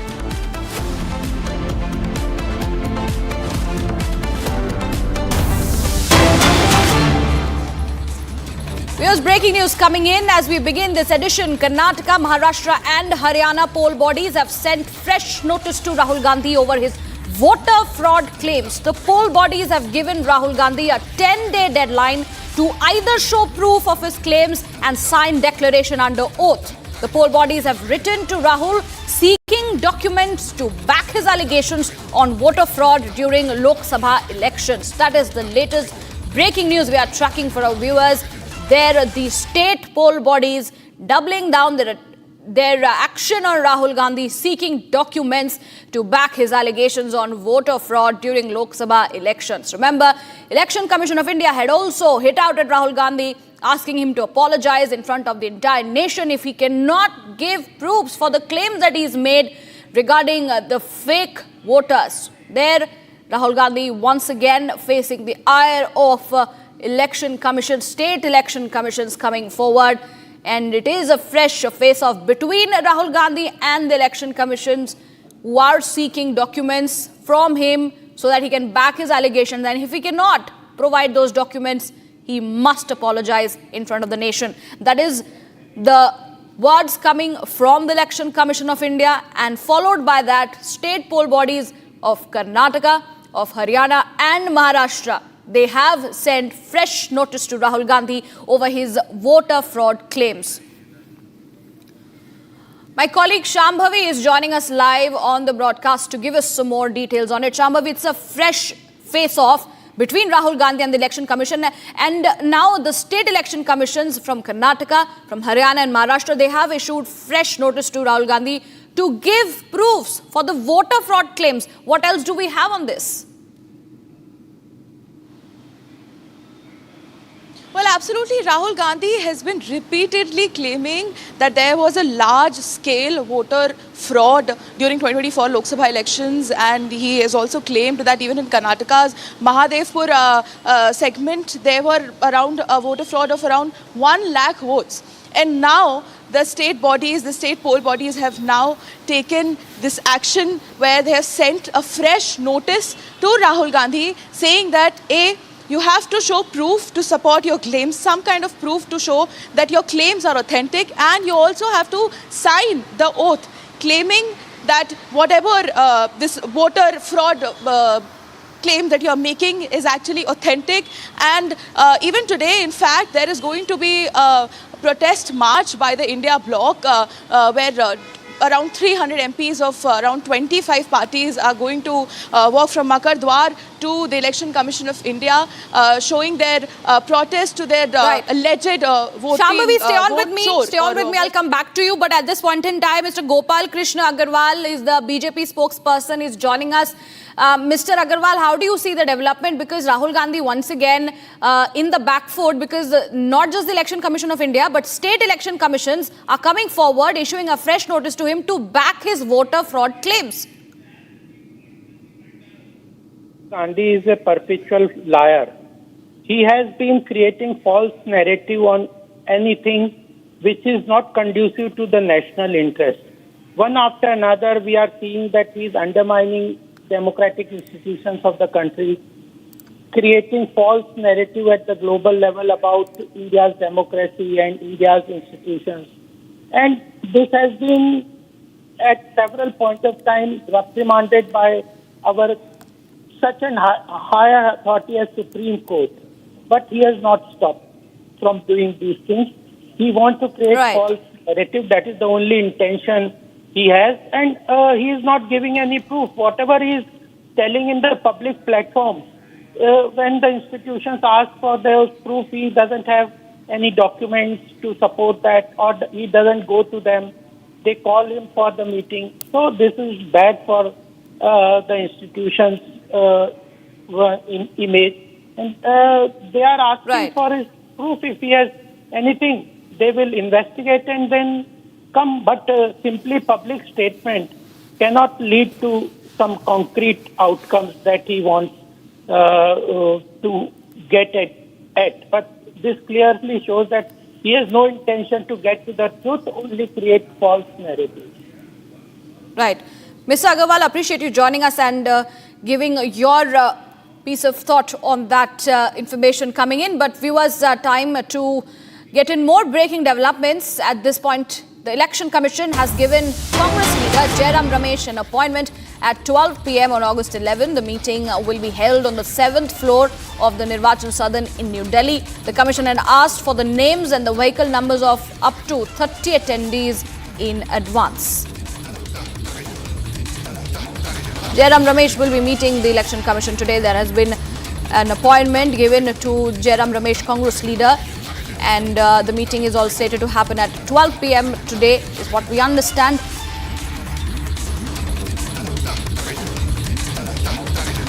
Let's also bring in more breaking developments, back-to-back breaking developments coming in the middle of the escalating vote chori round. Senior Congress leader P. Chidambaram has taken aim at the Election Commission.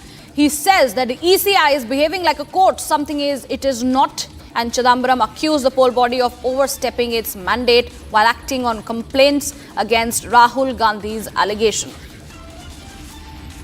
Several updates coming in, viewers, on the entire row of fake voters and vote chori claims made by Rahul Gandhi. And in a fresh development coming in, senior Congress leader P. Chidambaram has taken aim at the Election Commission. He has rather slammed the ECI, calling it behaving like a court, something it is not. He also accused the poll body of overstepping its mandate while acting on complaints against Rahul Gandhi's allegations. So there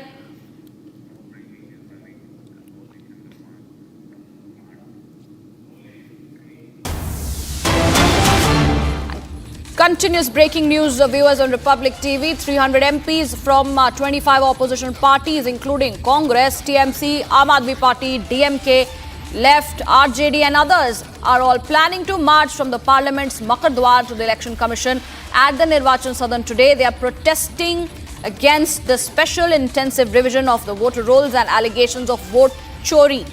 However, Delhi police have revealed that no permission has been sought for this protest, raising the question of how the march will unfold. So we are awaiting a huge dramatics that is going to be taking place at that point.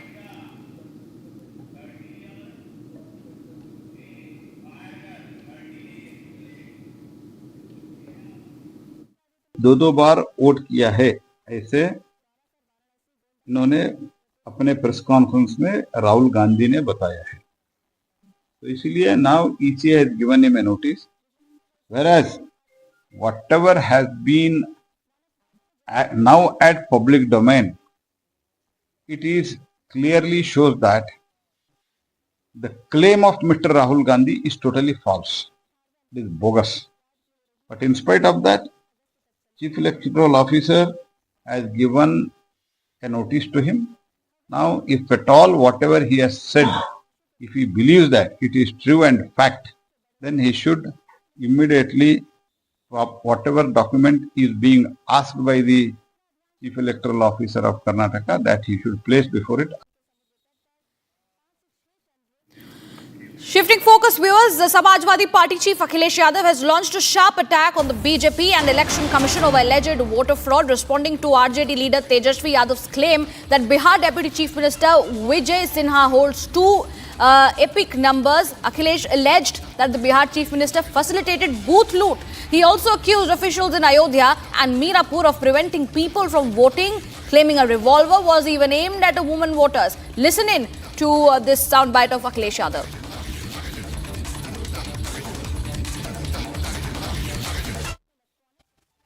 अगर वहाँ 2 vote है deputy CM के, यहाँ तो CM vote लुटवा रहे थे, वहाँ तो डिप्टी सीएम के 2 ही वोट तो नकली निकले, यहाँ तो सीएम बूथ लुटवा रहे थे।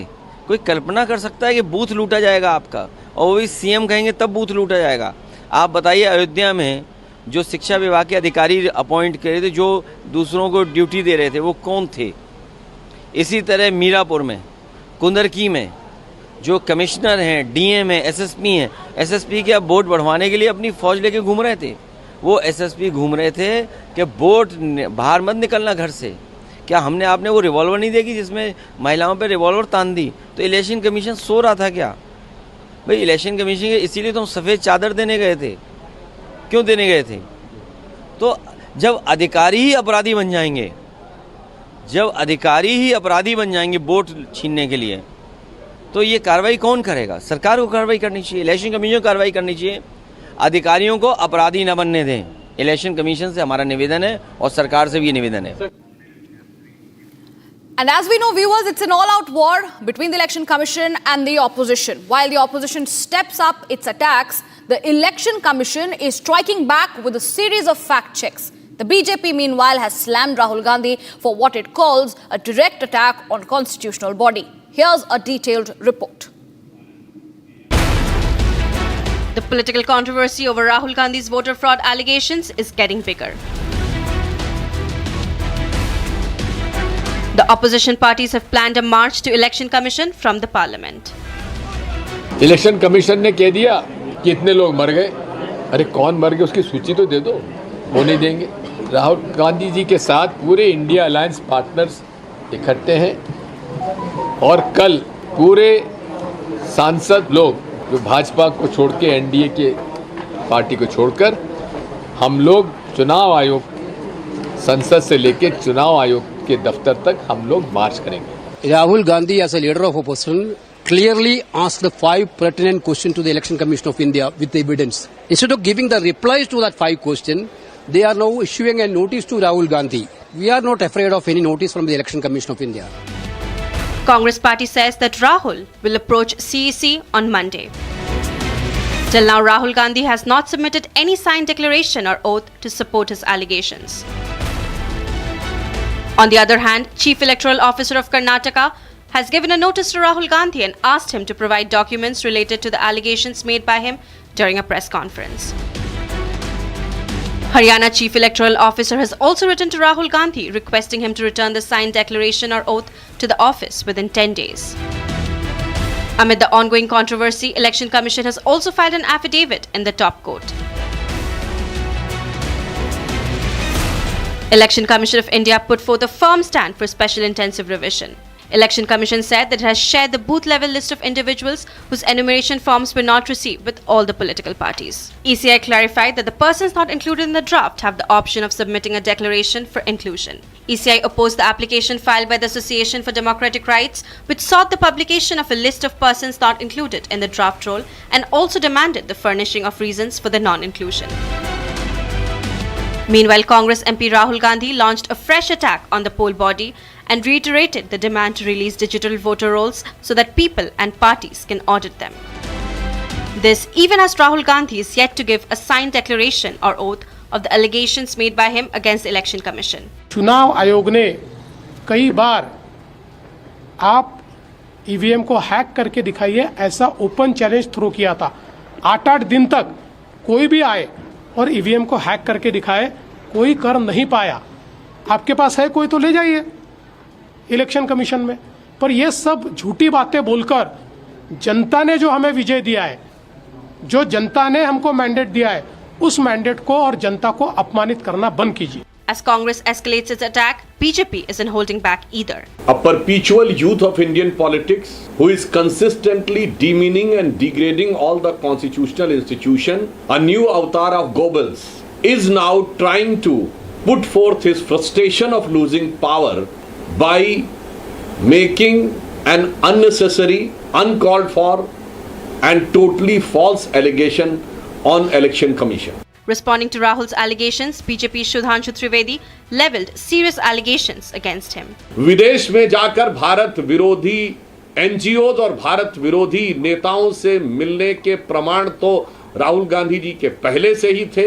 6 मार्च 2023 को सीधे विदेश के भारत में हस्तक्षेप की गुहार लगाते हुए आप पहले देखे जा चुके हैं।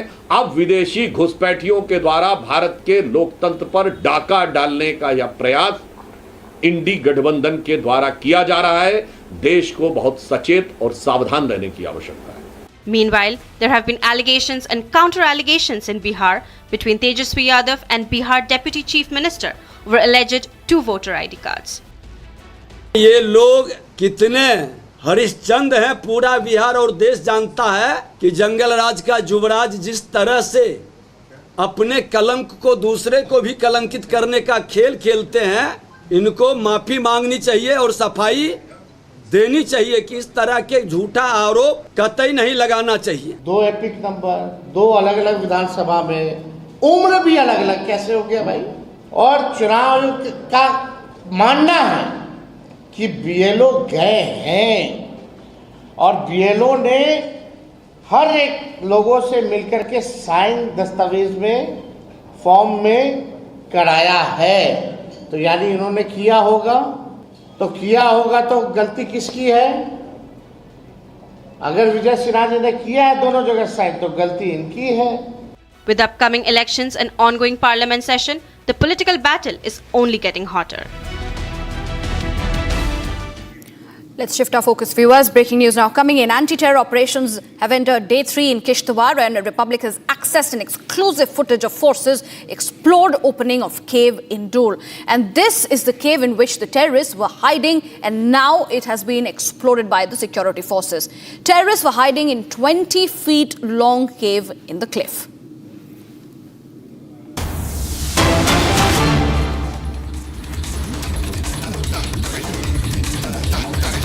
Breaking news coming in, viewers. In terms of the anti-terror operations in Kishtwar, it is the 3rd day of the operations, and the public has accessed these exclusive footage of the forces exploding opening of a cave in Dole, and this is that particular cave in which the terrorists were hiding, and now it has been exploded by the security forces. It is a 20 feet long cave in the cliff is what we are able to understand, where the forces have successfully fired and they exploded the entire cave, and reportedly there were terrorists who were hiding in that 20 feet long cave.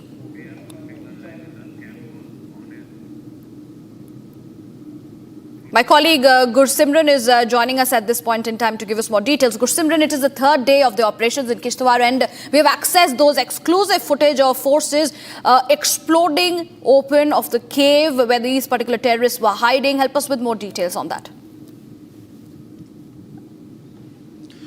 See, as we speak, the opening of the cave has been exploded using the controlled IED explosion that was carried out by the troops of the Indian Army along with the Jammu and Kashmir police. Now, as we speak, the forces are now entering this cave. Since this cave does not has a much wider opening, it is roughly a 3.5 feet opening from where the forces are being inducted into the operation site, into the place where the terrorists are suspected to be hiding. Since these 2 terrorists are highly trained terrorists because they have been active for a longer period of time, because they have been identified from the terror group Hizbul Mujahideen, and they are Riaz and Mudassir, and these they have been involved in the terror attacks in the past as well, and as we speak they are well aware of the topography of this very area. So now the security forces are moving and taking every step with the due precaution, but the special forces that have been inducted in the operations, they are advancing to the location of the terrorists where they are believed to be hiding. See, because this is a hideout of some length is beyond 40 feet, earlier it was believed to be some 20 feet, but now as the forces have advanced, they got to know that there is a furthermore cave deep inside this one. So that is why it is taking time for the operations. The senior officers of the Jammu and Kashmir Police, Indian Army, all are on the ground, and the forces are trying to ensure that as early as possible this operation is completed, because we have seen the operations going into days and then the collateral damage coming into being. This time the forces are in no mood of taking any collateral damage, and that is why step by step they are moving forward to the location. They want it to be completed, but there is no adventurism that they are resorting to. They are taking their time to move a step ahead, because this is one of the trickiest operations. Inside a 3 feet wide and some 40 feet long cave, the operations are underway in the Dool area of Kishtwar. All right, Gursimran, I appreciate you giving us all the details there. We will be continuing to track the updates that come in. But viewers, it's time to take a short break. And coming up on the other side, after Rajnath Singh, Union Minister Nitin Gadkari has called out bully Trump, saying India will never bully other countries.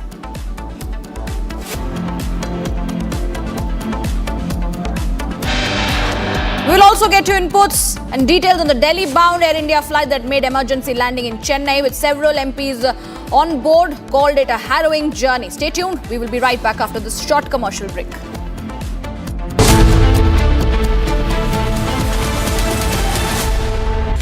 Amity is proud to announce the commencement of its 12th university in India, Amity University, Hyderabad.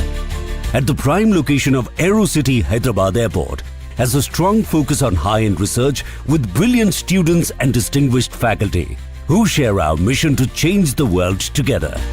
To apply for this year's session, visit amity.edu/Hyderabad.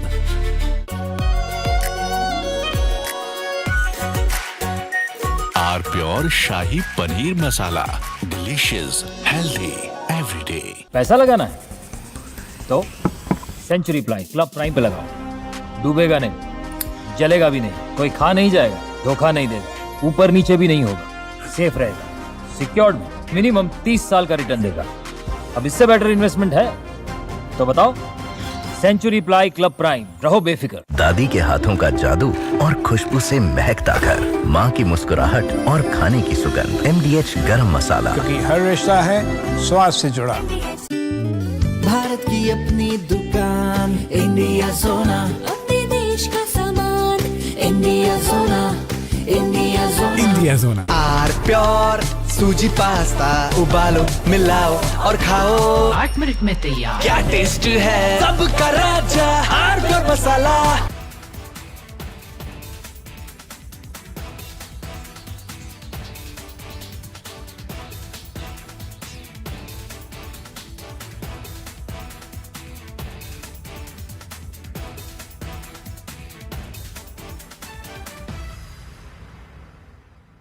Donald Trump turned transactional, turned tactical, turned mercurial, and changed minute by minute, hour by hour, become like a kaleidoscope, forever shifting, forever changing his tune.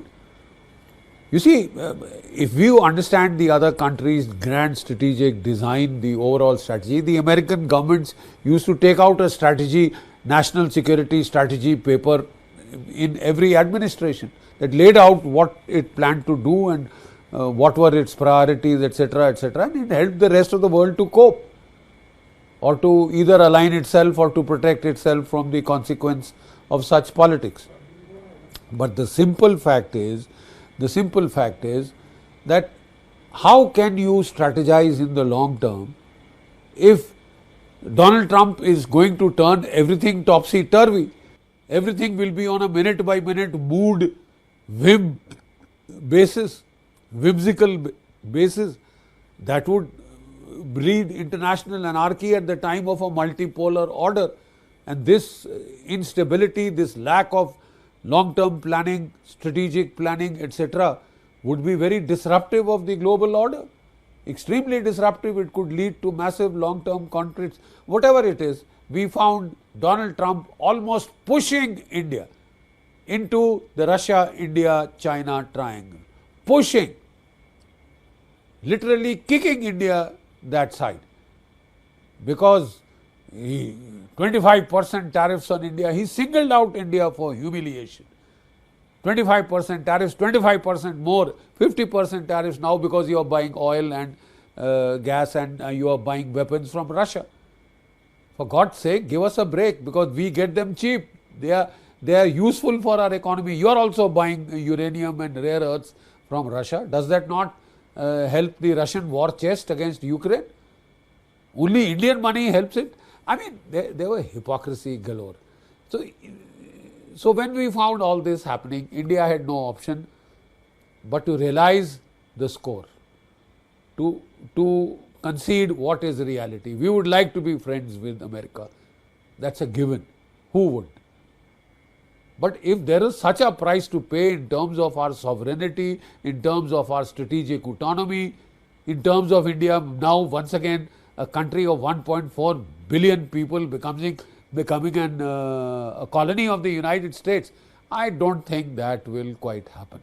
And it is rather unrealistic of Donald Trump to imagine that that will happen in the 21st century, that the 21st century will go back to the 18th century of colonial conquest. That's not happening any longer. So India has made an outreach to Russia.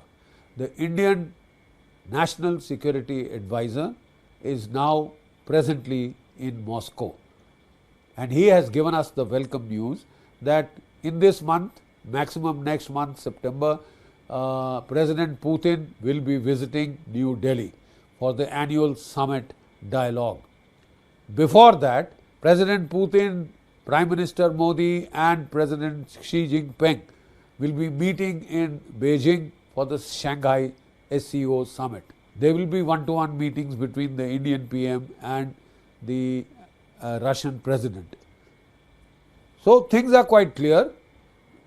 We can also, pay back your compliments if you try and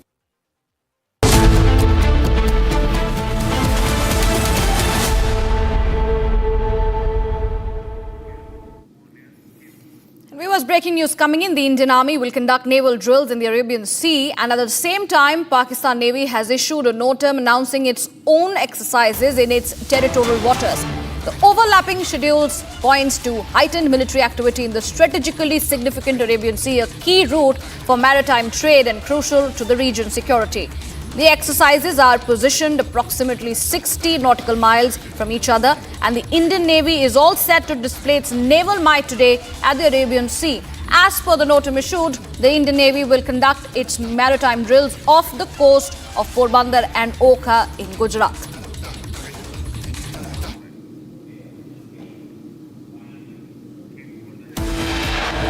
And stay tuned, viewers. Coming up on the other side, more news and updates as Asim Munir threatens from the United States soil. Addressing American audience, Munir says he will destroy half of the world if threatened.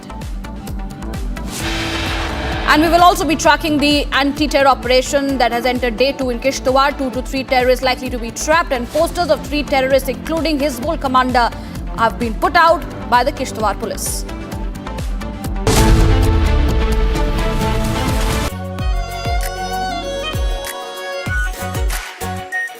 Our pure Shahi Paneer Masala. Delicious, healthy, every day. पैसा लगाना है तो century ply club prime पे लगाओ। डूबेगा नहीं, जलेगा भी नहीं, कोई खा नहीं जाएगा, धोखा नहीं देगा, ऊपर नीचे भी नहीं होगा, सेफ रहेगा, सिक्योर्ड भी, मिनिमम 30 साल का रिटर्न देगा। अब इससे बेटर इन्वेस्टमेंट है तो बताओ। सेंचुरी प्लाई क्लब प्राइम, रहो बेफिक्र। थोड़े में ज्यादा स्वाद यही तो है इसकी खास बात। वाओ मामा, क्या स्वाद है। अरे मेरे राजा, मसाला। भारत की अपनी दुकान, इंडिया सोना, अपने देश का सामान, इंडिया सोना, इंडिया सोना, इंडिया सोना। अब छोलिया हो या लोबिया, सफेद चने या काले चने, सब कुछ मजेदार बने। Joining us today from Mumbai is Ratun Lahiri. Ratun will help us decode the ongoing trade war, so to say, between India and the US. Ratun, thank you very much for joining us on Republic TV. Thank you, Pranav. A pleasure to be here. Okay. Ratun, as we speak, Donald Trump has earlier today announced that there will be no further negotiations, or he has said that the negotiations have been called off as of now, as we speak. What do you make of this? I think it's rather unfortunate It is also unfortunate that we should find ourselves, in this situation, with the United States. Actually, one of India's greatest allies, and the United States should consider India to be one of its greatest allies. A bustling democracy, a country on the rise, 1.4 billion people, the diaspora, the Indian American diaspora in the US contributing so much, to their educational, their business and their political life. And to, if you had even asked me a month back, I couldn't even in my dreams have imagined a scenario as we are seeing today. It's very, very unfortunate.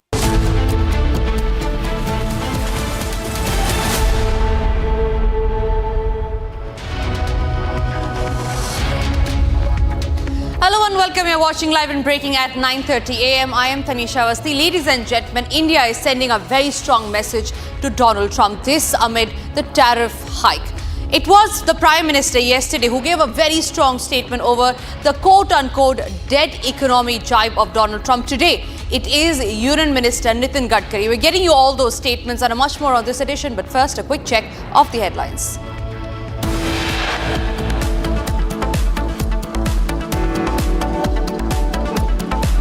After Rajnath Singh, Union Minister Nitin Gadkari sends out a strong message to Donald Trump, calls out the bully.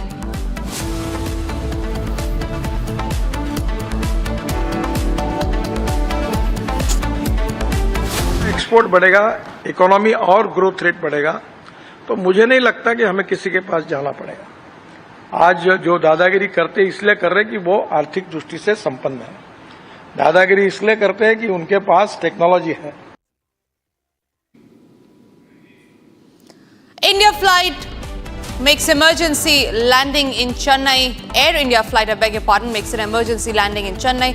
Several MPs on board call it a harrowing journey. Karnataka. Karnataka, Haryana, Maharashtra election commission sent notice to Rahul Gandhi, asked to provide documents to inquire into allegations that have been made. Asim Munir threatens from the United States soil, addressing American audience. Munir says will destroy half of the world if threatened.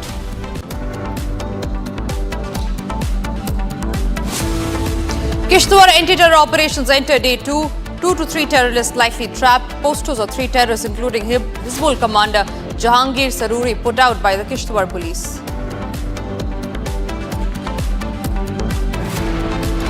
Earthquake of magnitude 6.1 strikes Turkey. About a dozen buildings collapse. One person is supposed to be killed.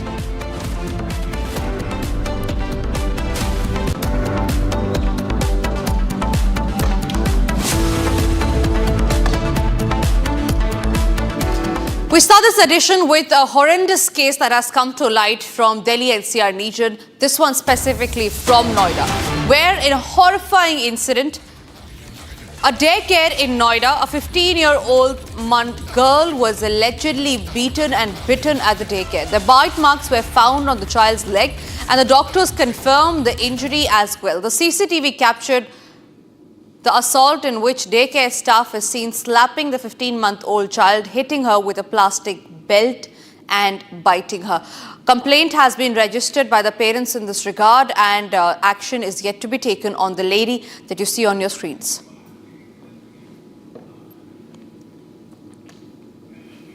Akhil is joining us on the broadcast right now from the national capital. Akhil, talk to us about what was the motive of the woman that we see on our screen. She was at the daycare hospital. We believe she was a nanny. Was her mental condition not stable to have committed this act? Because what we're talking about here, Akhil, is a 15-month-old child who was brutally bitten, who was thrown on the floor and for no fault of hers. Well, that's right, Tanisha. If you see, a horrendous case has come to light from Noida, one of the prominent societies in Sector 137. If you see, in Sector 137, if you talk about the societies which we know so far, that Logix Blossom County, Purvanchal Society is there. Apart from that, if you see, Parastyara is there. So this incident has come forward from Parastyara Society, where at a daycare, a 15-month-old toddler was basically beaten and bitten as well by the staff So right now, the information that we have received from the toddler's parents that the bite marks were also found on her thighs, and it's clearly visible on the CCTV footage that we have recovered. And in that CCTV footage is pretty clear that if you see the woman who's the daycare staff at that daycare center can be seen beating that toddler. Apart from beating her, you can see that visual. It's pretty clear. She was basically lifted All her right, up. Akhil, please stay with me. Yes, Akhil, stay with me because I'm also being joined by Priyank Kanungo, the former NCPCR chief. Mr. Kanungo, very good morning to you. A very, very horrific case has come to light from Noida. A daycare, it's happened inside a daycare hospital. You, as a former NCPCR chief, what are your comments on this that has come to light? Hello. Yes, sir. Mr. Kanungo, very good morning to you. There's a horrific case of a daycare center that has come to light from Noida. 15-month-old was bitten, was thrown on the floor. Your first comments on that. All right, we seem to have lost that line with Priyank Kanungo, the former NCPCR chief, but we'll try connecting with him again. Meanwhile, my colleague Akhil continues to stay with us on the broadcast. Akhil, has there been any formal complaint that has been registered by the parents or by the daycare hospital? And what is it that the parents are now saying? Why did the incident actually happen? Not been clear so far, because if you see last night what we have seen that this incident took place, and after that the baby was taken to a nearby hospital, which is the Felix Hospital. There her treatment was going on, and after this, when she recovered from that initial injuries, then she was taken to her home by the parents. And after that, what we have seen that the parents, the kid's parent basically reached to the Sector 142 police station where Akhil, I have to cut you short on that. Yes, Akhil, I have to cut you short on that. Please stay with me because I'm also being joined by Priyank Kanungo, the former NCPCR chief. Mr. Kanungo, a very good morning. Very horrific case that has come to light from Noida. A 15-month-old child thrown on the floor, bitten by the daycare staff. What do you have to say on that? Your first comments. Actually, the state governments in the district administration in many cases are not following the guidelines prescribed by the union government. And the government of India has already prescribed guidelines. The agencies of government of India prescribed the guidelines to manage and regulate the crashes and the play schools. However, there is a requirement to restrict implementation of the guidelines. So these kind of mishaps and these kind of incidents can be prevented. Right. Kanungo sir, one more question before I let you go. What do you think would be the possible reasons that this lady could have committed such a crime? Because it is, what we're talking about here is a 15-month-old child that has been brutally assaulted. Do you think the mental condition of the lady could be one of the reason, or was there any ulterior motive? I must say the entire safety security mechanism of such institution need to be checked, and the district administration should ensure that such kind of incident should not happen in future. The establishments employing female employee in more than 50 number need to establish a crèche. So the community crèche facility should also be introduced in such type of towns like Noida, Faridabad, Gurgaon, where the IT industry and the service sector industry are working, and lot many female employees are working there. Right. So the state governments should adhere with the laws and the prescribed guidelines. So these kind of incidents can be prevented. Right, sir. Kanungo sir, thank you very much for speaking to Republic this morning. Akhil continues to stay with us on the broadcast. Akhil, like you were saying, has there any formal complaint been registered in this regard? Have the parents filed any complaint, and what are their statements, if any? Fire has already been launched at Sector 132 police station of the Gautam Budh Nagar. And in this case, what we got to know from the police sources that the accused maid has already been arrested by the Gautam Budh Nagar police team. And right now, her interrogation will continue. And in that interrogation, things will become clearer that what was the exact motive behind beating that 15-month-old toddler. Because if you see, a 15-month-old toddler cannot hold grudges against that maid. So it might be a possibility that the maid over there, the staff of the daycare, might have some grudges against the parents of that toddler. So these things will come out in the investigation. For that, we'll have to wait and watch and get some official reactions from the Gautam Budh Nagar police team. But so far, the complaint has already been in connection with the case again under the proper sections against the maid and the daycare head as well. So for that, we'll have to wait to get the police version. Right, Akhil. Stay with me. I'm also being joined by Brinda Adige, an activist. Ms. Adige, thank you very much for speaking to Republic. A very good morning to you. Early this morning, a very horrific case that has come to light from Noida. What are your first comments after you've watched the video? Horrific, horrendous, atrocious. A nation that is called the youngest nation in the world is unable to protect its children. We must hang our heads in shame. The first responsibility, of course, again lies with the state. We know that creches are supposed to be mandatory in both in informal and the formal sectors, but it is far and few creches that are available.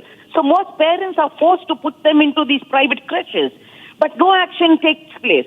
Today we are seeing this on your channel, but you and I know that you have brought out these kind of cases across India so many times. Not one person has been penalized or punished. In this particular case, of course, that perpetrator is a juvenile, and so she will be tried by the JJB, but that's it. The management is never pulled up. Nothing is done to shut down something like this and give a warning to others. Our laws, our constitution provides for the state government and the city municipal corporation to take action. They can in fact license these kind of creches so that licensing somewhere regulates them to some extent. It may not be too much, but to some extent it can be regulated. It comes both within the Department of Women and Child as well as Social Welfare. It comes within the municipal corporations. Now nobody is taking action shows all of them are in connivance. They are all complicit in this absolute violation of child rights that India is a signatory to. But we want to ask these questions. Of course, we will ask parents, why are you not checking? Why are you not doing background check? In this age and time, a lot of it goes by saying, I know about so-and-so. They have started a creche. They are very good family. They are very good people. So everything goes by that. No licensing. Now, it is time for us to start licensing. Digital India cannot be so far behind saying we cannot license or regulate creches, especially because children beaten at this age carry that wound and that scar for the rest of their life. Then what is the point of us screaming and shouting, saying, so much of violence, so much of crime, so much of rape? We are responsible for it. The state is responsible for it, not taking care of its children today. Absolutely. Brinda Adige, thank you very much for sharing your insights on that. Very hopefully a strict action will be taken on the daycare center as well as on the lady that has been seen assaulting the 15-year-old. With that, we move on to some other stories that we're tracking, and this one is from the national capital, where Chief of the Australian Army, Lieutenant General Simon Stewart, lays wreath at the National War Memorial. Chief of the Australian Army, Lieutenant General Simon Stewart, has laid a wreath at the National War Memorial. Ishan, my colleague, joins us live on the broadcast on that. Ishan, please share more details on the Chief of the Australian Army being here in India. What are his other itineraries? The Australian chief is visiting India. He will be visiting General Upendra Dwivedi during his visit. This visit comes in light of the recent exercises that India has conducted with Australia, especially Talisman Sabre and Austro-Hind. These exercises were part of strengthening cooperation between India and Australia and other members of the Quad as well. The visit of the Australian chief is remarkable because this will provide a first-hand opportunity to coordinate between the army chiefs of the both countries. Lieutenant General Stewart is going to be visiting General Upendra Dwivedi later in the day, and that meeting will be held at South Block. Right, Ishan, thank you very much for getting us those details. With that, we move across to some other stories that we are getting. After Rajnath Singh, it is Union Minister Nitin Gadkari who has called out the bully Trump. Union Minister Nitin Gadkari has criticized countries that engage in dadagiri or bullying on the global stage, attributing their behavior to economic strength and technological superiority. He emphasized that the need for India to boost its exports, reduce imports and strengthen its science and technology sector to become self-reliant. Further, he added that if India gets a better technology and resources, we will not bully anyone because our culture teaches us that the world welfare is paramount. Listen into that statement by the Union Minister Nitin Gadkari. हमारे देश की प्रगति और विकास का जो दर है और 3 गुना बढ़ेगा और अगर हमारा एक्सपोर्ट बढ़ेगा, इकोनॉमी और ग्रोथ रेट बढ़ेगा, तो मुझे नहीं लगता कि हमें किसी के पास जाना पड़ेगा। आज जो दादागिरी करते इसलिए कर रहे कि वो आर्थिक दृष्टि से संपन्न है। दादागिरी इसलिए करते हैं कि उनके पास टेक्नोलॉजी है। अगर उनसे अच्छी टेक्नोलॉजी और रिसोर्सेज हमारे पास आएंगे तो हमें दादागिरी नहीं करनी है। हमारी संस्कृति तो ये कहती है कि विश्व का कल्याण हो। हमारे कोई इसमें हमने ये नहीं कहा कि मेरा कल्याण पहले करो, बाद में विश्व का कल्याण करो। Today it is Nitin Gadkari, and just yesterday it was Defence Minister Rajnath Singh who took a veiled dig at Donald Trump, saying some boss is jealous of India's growth trajectory. Listen into that very strong statement by the Defence Minister Rajnath Singh. कुछ लोग हैं जो भारत के का विकास जितनी तेजी के साथ हो रहा है उन्हें रास नहीं आ रहा है, उन्हें अच्छा नहीं लग रहा है। सबके बास तो हम हैं। भारत कैसे इतनी तेजी के साथ बढ़ रहा है और बहुतों के द्वारा यह कोशिश की जा रही है कुछ ऐसा किया जाए ताकि भारत में भारतवासियों के हाथों से जो चीजें तैयार होती हैं वह दुनिया के देशों में जाएं तो उन देशों में बनने वाली चीजों से वह महंगी हो जाएं, ताकि भारत की धरती पर भारतवासियों के हाथों से बनी हुई चीजें जब महंगी हो जाएंगी तो दुनिया के लोग उसे नहीं खरीदेंगे। यह कोशिश की जा रही है।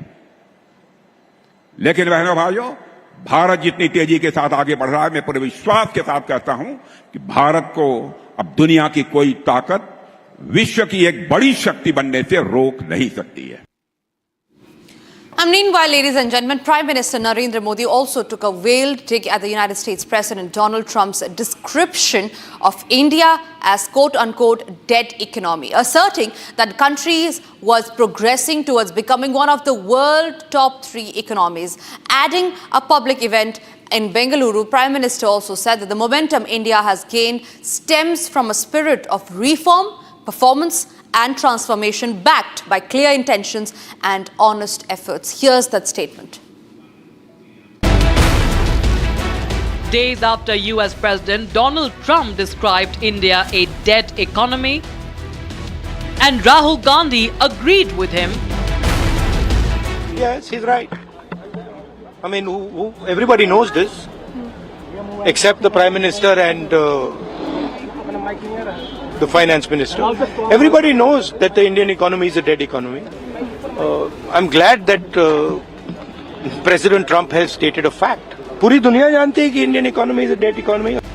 Prime Minister Narendra Modi hit back hard and hailed India's fast-paced growth. आज भारत दुनिया की फास्टेस्ट ग्रोइंग मेजर इकोनॉमी है। पिछले 11 इयर्स में हमारी इकोनॉमी 10वें नंबर से टॉप 5 में पहुंच गई। Addressing a public event in Bengaluru, Prime Minister Modi said that the momentum India has gained stems from a spirit of reform, performance and transformation backed by clear intentions and honest efforts. Prime Minister Modi also made a massive push for self-reliance and urged the youth to lead the zero defect, zero effect manufacturing vision. और मेरा आग्रह है हमारे products zero defect, zero effect के standard पर top quality के होने चाहिए। यानी बिना डिफेक्ट वाले प्रोडक्ट हो और उन्हें बनाने का नेगेटिव इफेक्ट पर्यावरण पर भी न पड़े।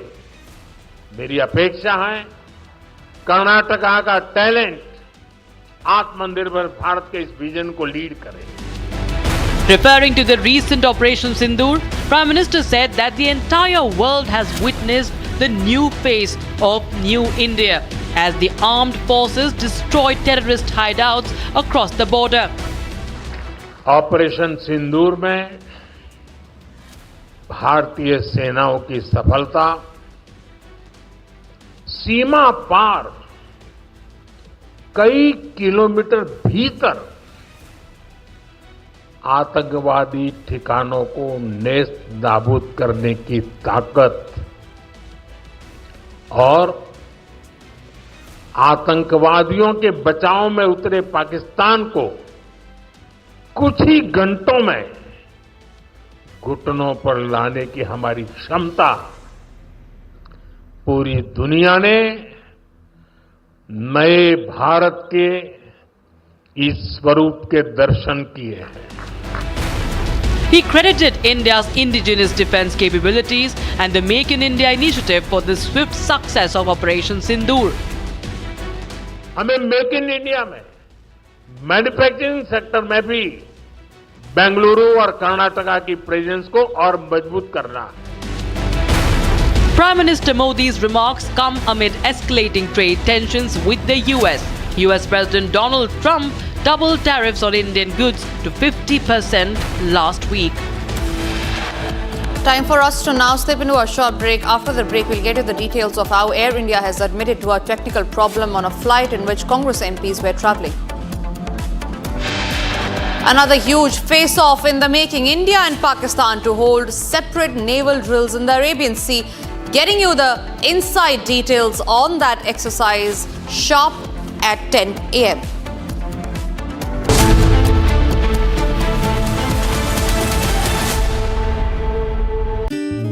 भारत की अपनी दुकान इंडिया सोना, अपने देश का सामान इंडिया सोना, इंडिया सोना, इंडिया सोना। MDH की हल्दी मिर्ची धनिया करे कमाल, ये रंग दे, ये खुशबू दे, ये तीखा, ये कम पड़े, क्या निराला MDH मसाला। केसरिया से मन जोगी हुआ रे, दिल झूमे देखो मतवारा हुआ रे, केसरिया से मन जोगी हुआ। हर पल मनाओ केसरी त्योहार। विमल बोलो जुबान केसरी। आर प्योर सूजी पास्ता उबालो मिलाओ और खाओ 8 मिनट में तैयार। क्या टेस्ट है सबका राजा आर प्योर मसाला। भारत की अपनी दुकान इंडिया सोना, अपने देश का सामान इंडिया सोना, इंडिया सोना, इंडिया सोना। MDH की देगी मिर्च, देगी मिर्च का तड़का अंग अंग फड़का। MDH की देगी मिर्च।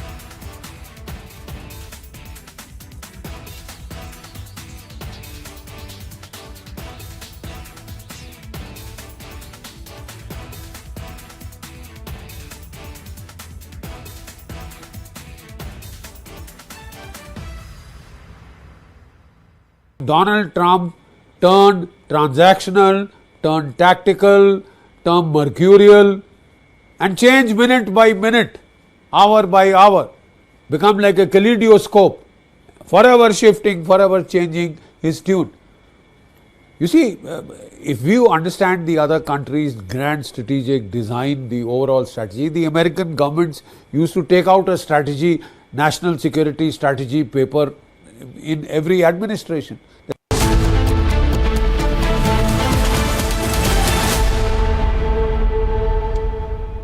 Thank you for staying with Republic. Ladies and gentlemen, we get you the story about how 5 journalists, including a prominent correspondent of a foreign media, Anas al-Sharif, were killed in an Israeli airstrike on a press tent outside the Al-Shifa hospital, and this happened in the Gaza city. The Israeli military has confirmed it targeted all al-Sharif, claiming that the killed journalists were terrorists allegedly heading a Hamas cell. That's the big claim that Israel government has made. Remember, 5 foreign journalists have already been killed, and this is a huge escalation in the Israel-Hamas war. Israel says that the journalists that they have killed belonged to the terrorist group. Anas al-Sharif, 28, was among a group of 4 Al Jazeera journalists and an assistant who died in the strike on a tent near Shifa hospital in the eastern Gaza city. Gaza officials and have confirmed the same.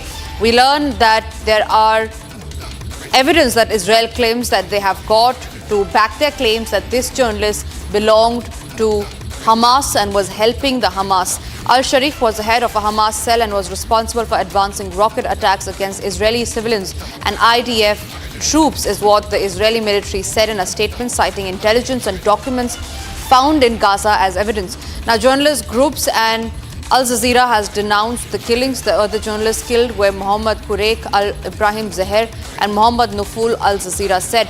A press freedom group and the UN expert previously had warned that Al-Sharif's life was in danger due to his reporting from Gaza. The UN special rapporteur Irani Khan said that last month that Israel's claim against him were unsubstantiated.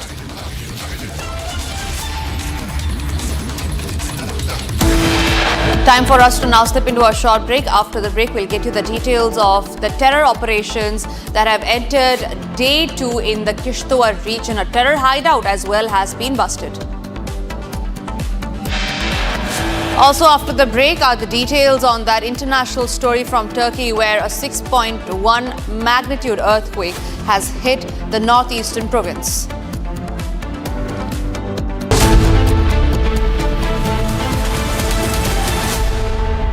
पैसा लगाना है तो century club prime पे लगाओ। डूबेगा नहीं, जलेगा भी नहीं, कोई खा नहीं जाएगा, धोखा नहीं देगा, ऊपर नीचे भी नहीं होगा, सेफ रहेगा, सिक्योर्ड में मिनिमम 30 साल का रिटर्न देगा।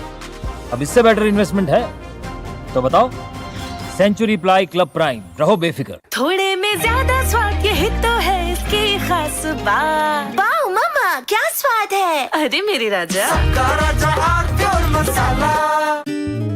भारत की अपनी दुकान, इंडिया सोना, अपने देश का सामान, इंडिया सोना, इंडिया सोना, इंडिया सोना। ये है सीक्रेट रेसिपी MDH का जीरा सिप जलजीरा मसाला। सिप सिप जीरा सिप, जीरा सिप MDH का जलजीरा, जीरा सिप, जीरा सिप MDH का जलजीरा, जीरा SIP. Joining us today from Mumbai is Ratun Lahiri. Ratun will help us decode the ongoing trade war, so to say, between India and the US. Ratun, thank you very much for joining us on Republic TV.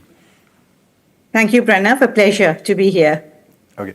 Ratun, as we speak, Donald Trump has earlier today announced that there will be no further negotiations, or he has said that the negotiations have been called off as of now, as we speak. What do you make of this? I think it's rather unfortunate.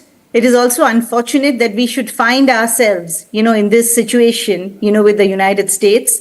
Actually, one of India's greatest allies, and the United States should consider India to be one of its greatest allies. A bustling democracy, a country on the rise, 1.4 billion people, the diaspora, the Indian American diaspora in the US contributing so much, to their educational, their business and their political life. And to, if you had even asked me a month back, I couldn't even in my dreams have imagined a scenario as we are seeing today. It's very, very unfortunate. True. And very short-sighted, if I may add. Absolutely. I mean, is Trump in any way jeopardizing the historic ties that India and America had developed over years prior to post the MTCR, the Missile Technology Control Regime, wherein we actually saw that US denied missiles to India, US was closer to Pakistan, and then we had this amazing decades wherein India and US were getting closer as allies. Is he jeopardizing the historic ties? I would think so. But, today, as I look back, from Asia's largest news headquarters, setting the agenda for Bharat.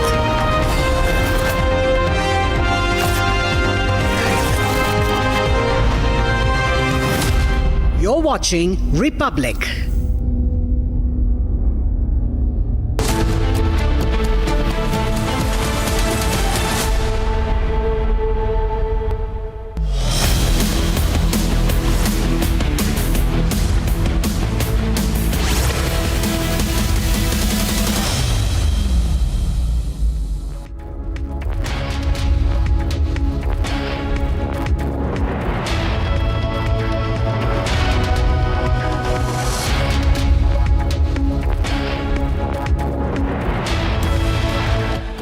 अगर हमारा export बढ़ेगा, economy और growth rate बढ़ेगा, तो मुझे नहीं लगता कि हमें किसी के पास जाना पड़ेगा। आज जो दादागिरी करते इसलिए कर रहे कि वो आर्थिक दृष्टि से संपन्न है। दादागिरी इसलिए करते हैं कि उनके पास टेक्नोलॉजी है। After Rajnath Singh, Union Minister Nitin Gadkari fires the Dadagiri jibe on Donald Trump amid tariff tensions with the United States.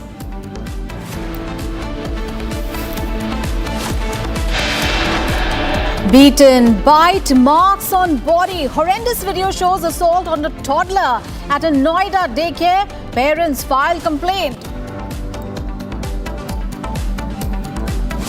Air India admits technical problem in flight on which Congress leader was travelling. Says technical fault on Air India flight caused problems yesterday. Another huge face-off, India and Pakistan to hold separate naval drills in the Arabian Sea today and tomorrow.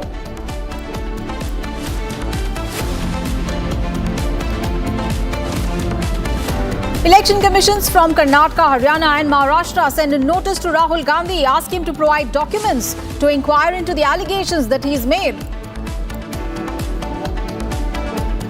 AIADMK warns the VCK leader on his remarks on MGR, says VCK leader will disappear from political landscape if he does not stop criticism on MGR.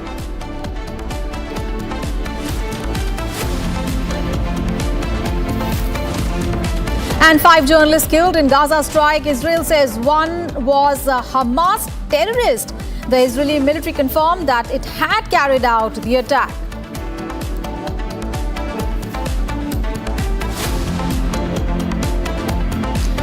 Very good morning, viewers. You're watching live and breaking on Republic TV. I'm Aishwarya Kapoor with you. The top story that we are tracking for you is a breaking news story coming in from Tamil Nadu, where AIADMK General Secretary EPS has now warned VCK leader Thirumalavant that if he continues to criticize former and late Chief Minister M.G. Ramarao, he might disappear from the political landscape. And earlier, Thirumalavant had made a comment stating that MGR played a role in bringing Brahmanism into Dravidianism by making Jayalalitha joined AIADMK. Now, his comment has snowballed into a major controversy, and both the AIADMK as well as the BJP have condemned his statement. All right, Sharda, my colleague, is now joining us for more details. Sharda, this entire controversy really the statement by the VCK leader snowballing into a major controversy there, and a warning coming in from the AIADMK. What is the statement now from the AIADMK and the BJP, and any remarks that the leader has retorted? No, Thirumalan on Friday, because you see the election campaigns now running, each and every party is making sure to form an alliance. The AIADMK has been calling on to VCK, but the VCK says that their alliance with the DMK has been strong, and the VCK leader has constantly been telling that he would not join hands with ADMK because his alliance with DMK is stronger.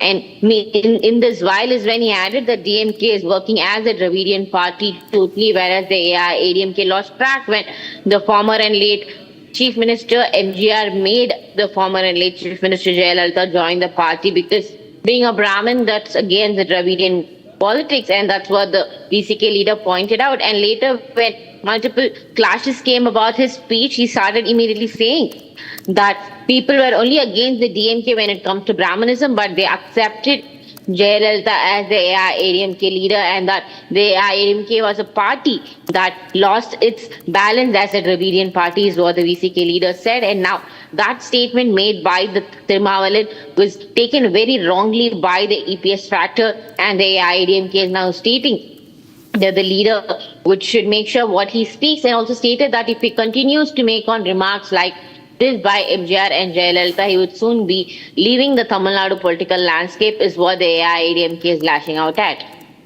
All right. Thank you so much, Arnab, for all those details there. And viewers, let's move on in the bulletin now. And that is that we have more news coming in. And that is a day after the Munir's nuclear war threat from the American soil. Now, Indian Navy is all set to display naval might today at the Arabian Sea. And at the same time, Pakistani Navy has issued a NOTAM announcing its own exercises in the territorial waters. Now, these overlapping schedules point to a heightened military activity in the strategically significant Arabian Sea, which is a key route for maritime trade and crucial also to regional security. And these exercises are positioned approximately 60 nautical miles from each other. Indian Navy all set to display its naval might today at the Arabian Sea. And as per the NOTAM issued, the Indian Navy will conduct its maritime drills off the coast of Porbandar and Okha in Gujarat. So there are naval exercises that are planned, but India and Pakistan navies are going to hold these drills in the Arabian Sea at the same time. And remember, these developments coming in weeks after the military escalation and India's Operation Sindoor, and Asim Munir, a statement from the American soil, a threat really there by Asim Munir. All right, we are joined in by Major General K.K. Sinha, who's a defense expert. Sir, thank you so much for joining us here on Republic TV. Major General Sinha, if we look at the entire developments now, this is a very, very strategic area, Arabian Sea. And now the navies of India and Pakistan holding separate naval exercises at around the same region. How do you look at the entire development, and how should India really, these drills are happening just miles apart. So how will India send a strong message to showcase first its new naval supremacy, and that also that any threat in the Arabian Sea will be met with an overwhelming force? Good morning and Jai Hind. Your question is regarding the naval blockade and the naval in the maritime domain, what India is doing, especially on our western coast. When we look at it, especially the important areas of the Gujarat area, which is adjoining to Hyderabad area and Karachi of Pakistan, we are doing a massive exercise, and this joint exercise, which has got with the design of blocking the naval floats, and we have seen this thing actually done during the Operation Sindoor. In Operation Sindoor, there were more than about 36 of our assets, so naval assets, which were there, including submarines which were there under the water. And very effective blockade was there. Should the Pakistan would have gone, the Navy would have been retaliated that way. But Operation Sindoor has not stopped. Operation Sindoor halted for the time being, paused for the time being. And anything can be possible. The way Pakistan, along in the United States, is getting some support, especially a twice visit of Munir from the soil of United States, threatening India that he will destroy India starting from the east, then come to the west and all assets. These are never seen. That absolutely a rogue general who has been elevated to a field marshal, and he is being encouraged by a nation which is superpower and a strategic partner of India, and making a statement, and it gets passed over there. And there is getting a big applaud. Not less than, he's getting encouraged. I can't say applaud, but he's getting encouraged by the, even the Central Command, CENTCOM of the United States of America, who is responsible to look after the West Asia, including Afghanistan and Pakistan. General Karala's, terrible party on which he has gone the second time to the United States of America and making a threat like this. I think this type of exercise has to be done more frequently, and it has to be with the full punch. And collusivity with Bangladesh, which he is talking about when he talks about the eastern side, and Bangladesh flexing his muscles, saying that the landlocked part of Northeast, and they are the guardian of the sea in this area of Bay Bengal. We have to do something that side also. And mind you, we have got God has given us the peninsular shape for the Navy with the 2 island plants, and then the aircraft carriers. We have got a very effective maritime power in this area, when we talk in the Indian Ocean region. Even we have got, a maritime power which we are projecting it into the Indian Ocean region. Even up to Cyprus we have gone. When you see in the Persian Gulf. So I think it is a very apt exercise, and we must do it with a design. It is not an exercise that when pulled out from one of those war rooms came and then we are playing. We are playing with a design, and it has to be given a message to anyone who is looking, thinking that India, will not retaliate. India is the older India where the strategic concerns, we give it past. This is the message should go very, very clear. One last thing I would like to say. The Prime Minister Modi, when after the Operation all meeting, he has told the naval chief that your turn will come. And I am highlighting and underscoring again what I am saying. That Prime Minister Modi has told the naval chief that your turn will come. I think that is the good indication in your media that the world should listen. That is what exactly our intentions are. Right, Major General. Thank you so much for joining us and sharing your views on that big story that we are tracking. And remember, these maritime exercises are happening at a time after Pakistan Army Chief Asim Munir issued a chilling nuclear threat, not just to India, but to half the world. Now, this alarming statement comes during his second visit to the United States. And mind you, and that too, in just 2 months. And for the first time ever, a foreign military leader has used the US soil to threaten a third country with nuclear consequences. Watch this report. Months after India's heroic victory over terror state Pakistan, its army chief issued nuclear threat to India and even extended the threat to half the world. This time, the threat was issued from American soil. While he was hosted to a private lunch at the White House by US President Donald Trump during his first visit, on his second visit, Munir issued the nuclear threat. This is the first ever nuclear threat known to have been delivered from the soil of the United States against a third country. Munir, who came out of the shadows amid soaring tensions between India and Pakistan, further raked up the Indus Water Treaty issue. Munir said that we will wait for India to build a dam on Indus, and when it does, we will destroy the dams. Our stance, government stance on Kashmir is absolutely clear. It was our jugular vein, it is our jugular vein. We will not forget it. And we will not leave our Kashmiri brethren in their heroic struggle, what they are waging against the Indian occupation. Ziaul-Haq gave form to this particular doctrine of 1,000 years war. And someone added that you should add this 1,000 cut into it.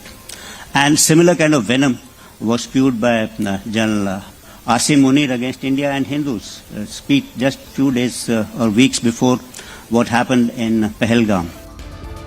The man behind Pahalgam attack, man who spewed venom against India, the man who is issuing nuclear threat not just to India but to half of the world.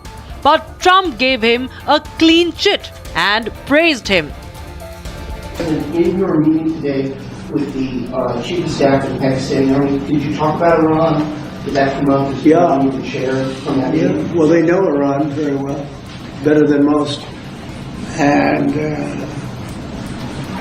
they're not happy about anything. It's not that they're bad with Israel. They know them both, actually, but they're probably, maybe they know Iran better.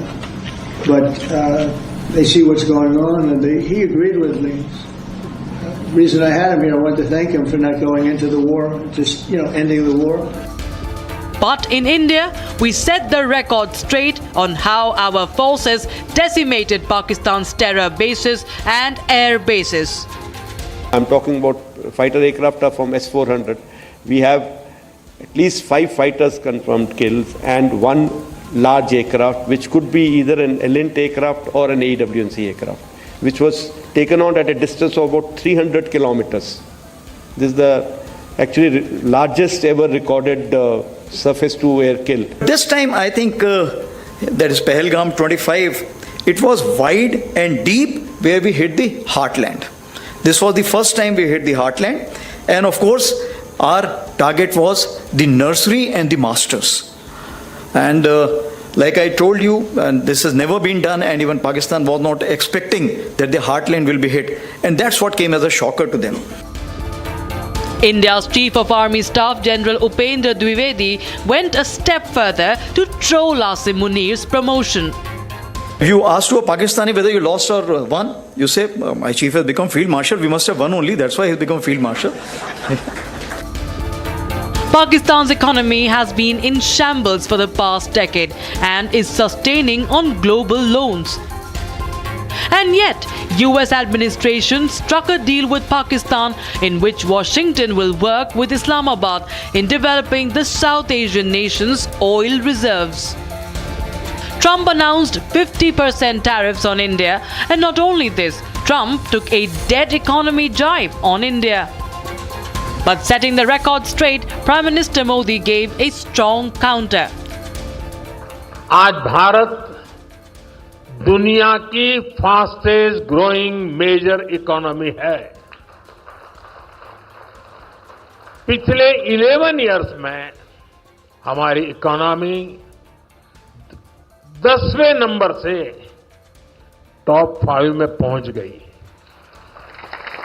हम बहुत तेजी से top 3 economy बनने की ओर आगे बढ़ रहे हैं। Defense Minister Rajnath Singh took pot shots at Trump in a veiled attack. कुछ लोग हैं जो भारत का विकास जितनी तेजी के साथ हो रहा है उन्हें रास नहीं आ रहा है, उन्हें अच्छा नहीं लग रहा है। सबके बास तो हम हैं, भारत कैसे इतनी तेजी के साथ बढ़ रहा है। Trump's vendetta with India is becoming personal, and his obsession with Nobel is getting real. Blinded by his zeal to match Obama's Nobel Peace Prize, Trump is hitting a wrecking ball at the India-US relationship. Will Trump's free hand to Munir for Peace Prize put half of the world's peace at stake? And viewers, after Rajnath Singh, now Union Minister Nitin Gadkari has also called out bully Donald Trump. And Union Minister Nitin Gadkari has criticized the countries that engage in dadagiri, that is bullying, on the global stage, attributing their behavior to economic strength and technological superiority. He emphasized the need for India to boost its exports and reduce its imports and strengthen its science and technology sector to become self-reliant. He added that if India gets better technology, better resources, India will not bully anyone because our culture teaches us that world warfare is paramount. Let's listen in to what exactly Nitin Gadkari said. हमारे देश की प्रगति और विकास का जो दर है और 3 गुना बढ़ेगा, और अगर हमारा एक्सपोर्ट बढ़ेगा, इकोनॉमी और ग्रोथ रेट बढ़ेगा, तो मुझे नहीं लगता कि हमें किसी के पास जाना पड़ेगा। आज जो दादागिरी करते इसलिए कर रहे कि वो आर्थिक दृष्टि से संपन्न है। दादागिरी इसलिए करते हैं कि उनके पास टेक्नोलॉजी है। अगर उनसे अच्छी टेक्नोलॉजी और रिसोर्सेज हमारे पास आएंगे तो हमें दादागिरी नहीं करनी है। हमारी संस्कृति तो ये कहती है कि विश्व का कल्याण हो। हमारे कोई इसमें हमने ये नहीं कहा कि मेरा कल्याण पहले करो बाद में विश्व का कल्याण करो। And Union Minister Rajnath Singh also made a veiled dig at Donald Trump, saying that some boss is jealous of India's growth trajectory. And this after Donald Trump called India a failed economy. Listen in. कुछ लोग हैं जो भारत का विकास जितनी तेजी के साथ हो रहा है उन्हें रास नहीं आ रहा है, उन्हें अच्छा नहीं लग रहा है। सबके बास तो हम हैं, भारत कैसे इतनी तेजी के साथ बढ़ रहा है। और बहुतों के द्वारा यह कोशिश की जा रही है कुछ ऐसा किया जाए ताकि भारत में भारतवासियों के हाथों से जो चीजें तैयार होती हैं वह दुनिया के देशों में जाएं तो उन देशों में बनने वाली चीजों से वह महंगी हो जाएं, ताकि भारत की धरती पर भारतवासियों के हाथों से बनी हुई चीजें जब महंगी हो जाएंगी तो दुनिया के लोग उसे नहीं खरीदेंगे। यह कोशिश की जा रही है। लेकिन बहनों भाइयों, भारत जितनी तेजी के साथ आगे बढ़ रहा है, मैं पूरे विश्वास के साथ कहता हूं कि भारत को अब दुनिया की कोई ताकत विश्व की एक बड़ी शक्ति बनने से रोक नहीं सकती है। Let's get you some more news from across the nation. Citizens across the country are proudly joining the Har Ghar Tiranga campaign, displaying the national flag from their homes as a symbol of patriotism.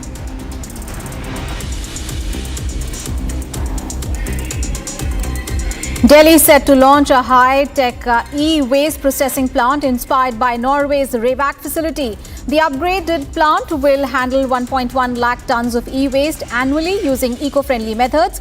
It aims to reduce pollution, recover valuable materials and replace unsafe informal recycling with a former circular economy system.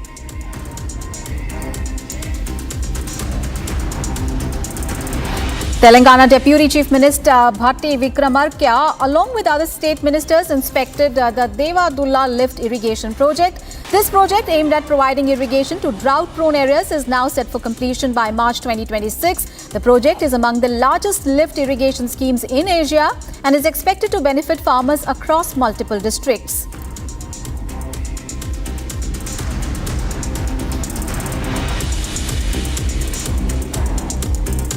India and Pakistan are set to conduct separate naval exercises in the Arabian Sea today and tomorrow. India's Navy will operate in the western sector while Pakistan will hold drills in its territorial waters nearby. The development follows the recent military escalation between the two nations, including the retaliatory strikes by India in May after the Pahalgam terror attack.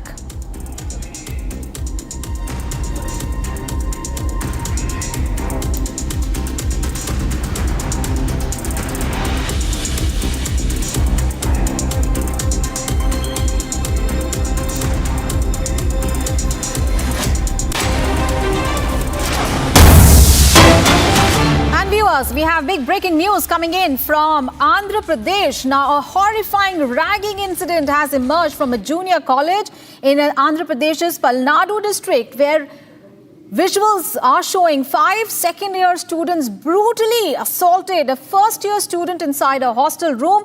Now, the victim was slapped, he was kicked, he was given electric shocks with a live wire, and the entire assault was filmed. And the video has gone viral, triggering a public outrage. 3 accused now have been arrested and a police probe is right now underway. Let's get all the updates. My colleague Riyanka is joining us from the newsroom. Riyanka, we can see these horrifying visuals there.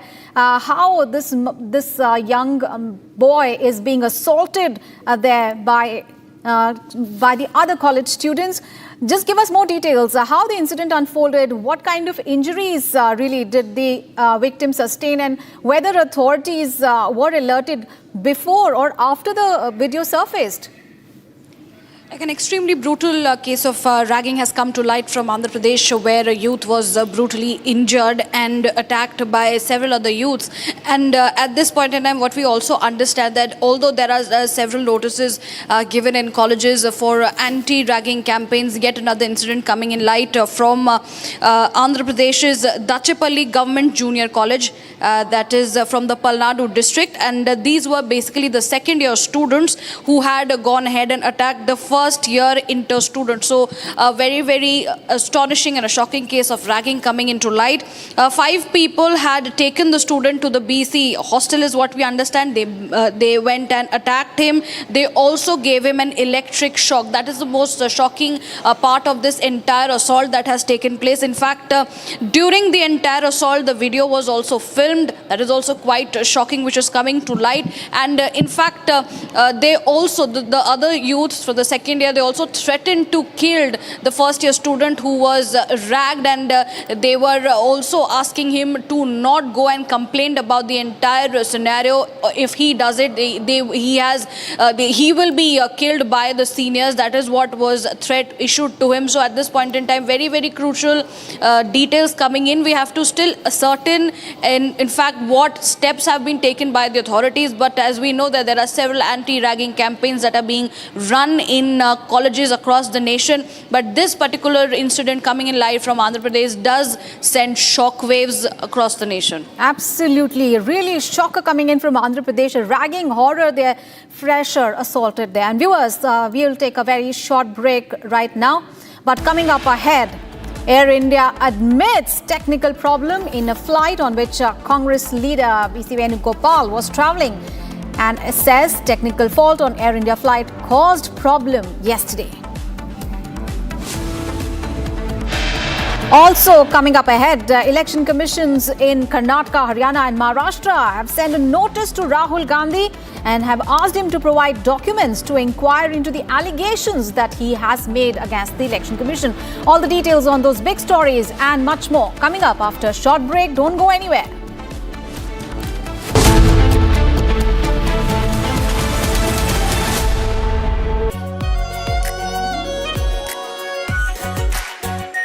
Our pure Shahi Paneer Masala. Delicious, healthy, every day. केसरिया से मन जोगी हुआ रे, दिल झूमे देखो मतवारा हुआ रे, केसरिया से मन जोगी हुआ। हर पल मनाओ केसरी त्योहार। विमल, बोलो जुबान केसरी। आधे बाउल दही में 4 चम्मच MDH चटनी पुदीना मसाला डाला, स्टर करो, पुदीना चटनी तैयार। MDH चटनी पुदीना मसाला।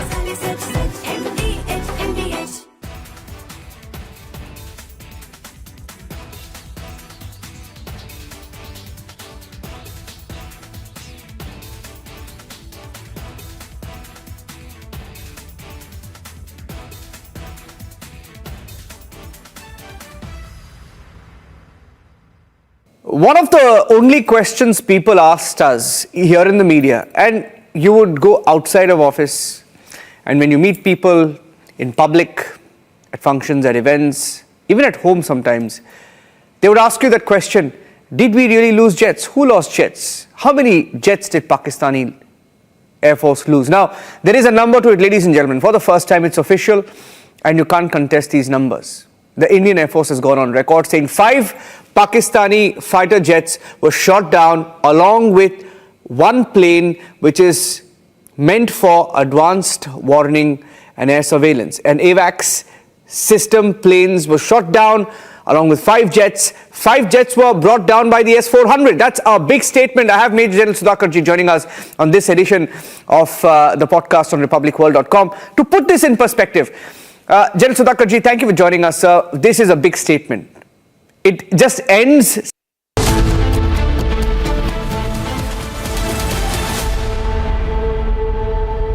MDH की हल्दी मिर्ची धनिया करे कमाल, ये रंग दे, ये खुशबू दे, ये तीखा, ये कम पड़े, क्या निराला MDH मसाला। आर प्योर सूजी पास्ता उबालो मिलाओ और खाओ 8 मिनट में तैयार। क्या टेस्ट है सबका राजा आर प्योर मसाला। दादी के हाथों का जादू और खुशबू से महकता घर, माँ की मुस्कुराहट और खाने की सुगंध। MDH गरम मसाला, क्योंकि हर रिश्ता है स्वाद से जुड़ा। और अगर हमारा एक्सपोर्ट बढ़ेगा, इकोनॉमी और ग्रोथ रेट बढ़ेगा, तो मुझे नहीं लगता कि हमें किसी के पास जाना पड़ेगा। आज जो दादागिरी करते इसलिए कर रहे कि वो आर्थिक दृष्टि से संपन्न है। दादागिरी इसलिए करते हैं कि उनके पास टेक्नोलॉजी है। अगर उनसे अच्छी टेक्नोलॉजी और रिसोर्सेज हमारे पास आएंगे तो हमें दादागिरी नहीं करनी है। हमारी संस्कृति तो ये कहती है कि विश्व का कल्याण हो। कुछ लोग हैं जो भारत का विकास जितनी तेजी के साथ हो रहा है उन्हें रास नहीं आ रहा है, उन्हें अच्छा नहीं लग रहा है। सबके बास तो हम हैं, भारत कैसे इतनी तेजी के साथ बढ़ रहा है। लेकिन बहनों भाइयों, भारत जितनी तेजी के साथ आगे बढ़ रहा है, मैं पूरे विश्वास के साथ कहता हूं कि भारत को अब दुनिया की कोई ताकत विश्व की एक बड़ी शक्ति बनने से रोक नहीं सकती है। राष्ट्र सर्वोपरि है और अभी तो देश में जिन जिन विषयों पर चर्चा हो रही उसका नाम न लेते हुए विश्व में हम अनेक प्रकार की समस्याओं का सामना भी कर रहे हैं और इन सब समस्या का उपाय एक ही है, वो है साइंस एंड टेक्नोलॉजी, नॉलेज।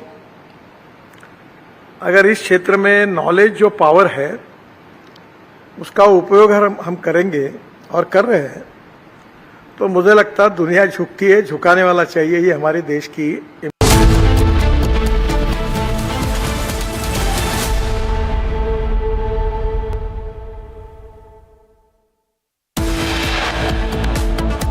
अगर हमारा एक्सपोर्ट बढ़ेगा, इकोनॉमी और ग्रोथ रेट बढ़ेगा, तो मुझे नहीं लगता कि हमें किसी के पास जाना पड़ेगा। आज जो दादागिरी करते इसलिए कर रहे कि वो आर्थिक दृष्टि से संपन्न है। दादागिरी इसलिए करते हैं कि उनके पास टेक्नोलॉजी है। Rajnath Singh, Union Minister Nitin Gadkari fires the Dadagiri jibe on Donald Trump amid tariff tensions with the United States.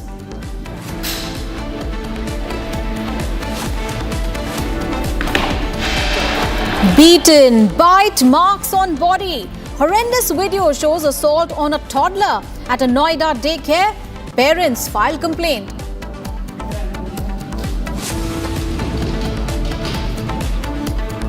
Air India admits technical problem on a flight on which Congress leader KC Venugopal was travelling. Says technical fault on Air India flight caused problem yesterday. Another huge face-off. India and Pakistan to hold separate naval exercises in the Arabian Sea today and tomorrow. Election commissions in Karnataka, Haryana and Maharashtra sent notice to Rahul Gandhi, ask him to provide documents to inquire into the allegations that he's made against the Election Commission.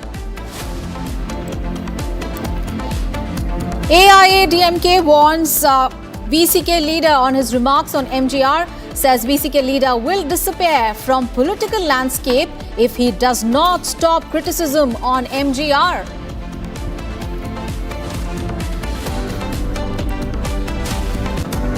And 5 journalists killed in Gaza strike. Israel says one was Hamas terrorist. Israeli military confirms that it had carried out the attack.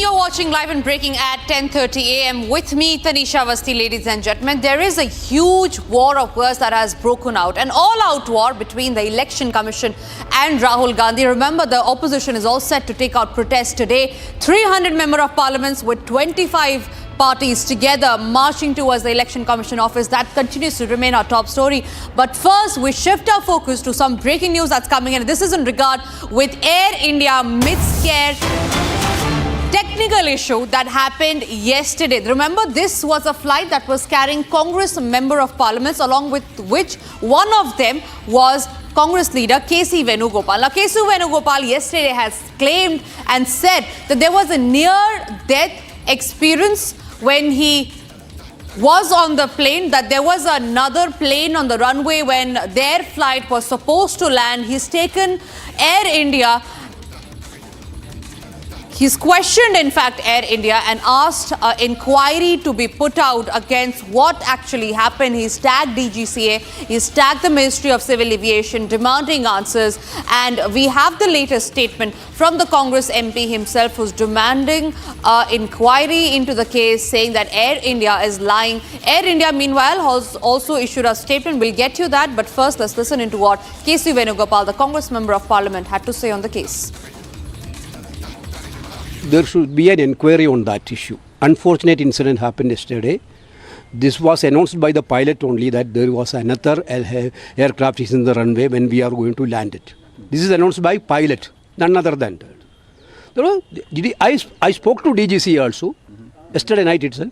Let them have an inquiry, proper inquiry. Air India came out with a statement. They said that's what I am telling. That was a lie. Air India is lying that. It was announced by captain only. All right, Harsha is joining us on the broadcast on that. Harsha, there are allegation versus allegation that is taking place. On one hand, while Air India has admitted to the lapse that took place on their flight. They have actually gone ahead to say that there was no case of a different flight on the same runway in which the flight where Congress MPs were there was supposed to land. So there is a war of words, version versus version that has now come out. KC Venugopal demanding an inquiry. What are your sources in the Civil Aviation Ministry telling you? What was the case all about? And is Air India accepting the fault that the Congress MPs are alleging on it? Tanisha, have we ever seen Air India accepting its fault? No, never. Every time there's a technical malfunction, every time there's an issue, Air India always releases a statement by stating that we are taking care of the negligence which was there, but it was not Air India's fault. Something went wrong with the aircraft. But in this case, it was a very dangerous situation, Tanisha. I'll break it down for our viewers to understand. So there was the fault and malfunction in the weather radar radio communication, which is set up between the pilot and between the ATC, and that malfunction was in the weather radar and radio communication. That means the pilot was circling aircraft continuously in the air because he was given wrong landing direction by the aircraft because the weather radar was faulty. The technical snag majorly was in the weather radar, and if weather radar and the communication between the ATC is not set up, then that's a very dangerous situation because aircraft can land anywhere and the pilot will never get to know whether there's any substitute, any other airline, any other flight on that particular runway or not. In this case, the weather radar was not working, and therefore the landing command which was given to the pilot, the runway, the command which was given in that particular runway, there was already an aircraft which landed and the fuel was dumped in that particular runway. So a big mishap, a very dangerous situation. There were 5 members of parliament in the aircraft along with Congress MP KC Venugopal. All the leaders were coming from Delhi, from Trivandrum to national capital. The flight was diverted to Chennai. It was very important for a safe landing of all the passengers because it was around 9:15 p.m. at night. There was massive turbulence. The weather was not good, and also the weather radar was faulty. There was no place to land at Delhi airport because communication which ATC established with the pilot gave authority to land the aircraft at the runway where already an aircraft was landed. So if that particular aircraft would have landed at that runway, then both the aircrafts would have collided, and it would have led to a dangerous incident and a massive mishap, and the situation would have gotten out of hand of the pilot. But the skill of the pilot let the aircraft not land there. The aircraft was diverted to Chennai, and it landed at Chennai airport at around 11:30 p.m. at night. Back to you. Right. Harsha, one more question before I let you go. In the Twitter post that the Congress MP has put out, he has tagged DGCA and he has tagged Civil Aviation Ministry and he's demanded answers on it. Keeping that in mind, has the Ministry of Civil Aviation or the DGCA taken cognizance of the incident? Have they pulled up Air India yet? Because a preliminary report has been shared by the airline to the DGCA. The DGCA has sought an entire report on it. Only the preliminary report till now Air India has given to the regulatory body. But more than that, nothing. Because we very well know, Tanisha, that DGCA, after getting the preliminary report, nothing major happens to the Air India. Not the airlines are pulled up. Every time there's a meeting, Air India is asked to maintain to take the responsibility to maintain the aircraft. But what we see, the reality on the ground is much different what actually the passenger exactly are facing. So that's the truth here. So regulatory body has asked for the investigation, but the report of the investigation, whether it will be out or not, and what precautions and safety measures is Air India going to take, that we very well know as shared by the spokesperson of Air India in the statement. So we can say that the attitude of Air India towards the passenger safety is very bizarre and astonishing to see. Back to you. Absolutely, Asha. Thank you very much for getting us those details. Quickly moving forward to some other breaking news that we are tracking. This one is from the political arena, where Karnataka Deputy Chief Minister D.K. Shivakumar has questioned the Election Commission. Says, who is the Election Commission to even give a notice to Rahul Gandhi? He has gone ahead to support Rahul Gandhi's claim and allegations against the Election Commission, where the Congress Member of Parliament, remember, had claimed time and again a vote theft that took place in the Lok Sabha elections 2024. Congress Member of Parliament Rahul Gandhi alleges that these benefits were given by the Election Commission specifically to the NDA government, to the BJP government, so that they could have an edge in the elections. This is a very huge claim that Rahul Gandhi has claimed and has put out. Remember, just few days back, the visual on your screen are of this press conference that Rahul Gandhi had held, where it was a full-fledged presentation that he had got, a 40,000 page, in fact, claiming that these 40,000 pages contains the list of quote-unquote fake voters that have been entertained by the Election Commission. Many parties have backed him, from the TMC to the Samajwadi Party to even the DMK. And today, in the same regard, 300 Member of Parliaments from 25 opposition parties will be marching from the Makar Dwar of the Parliament to the Election Commission headquarters in the national capital against the Election Commission's decision of the SIR. Remember, the SIR and the vote theft are the two issues that are ruling the parliament as well right now. On one hand, while the opposition claims that there have been a vote theft in the Lok Sabha elections, in the state elections, why is it that the Election Commission is not taking anything into account?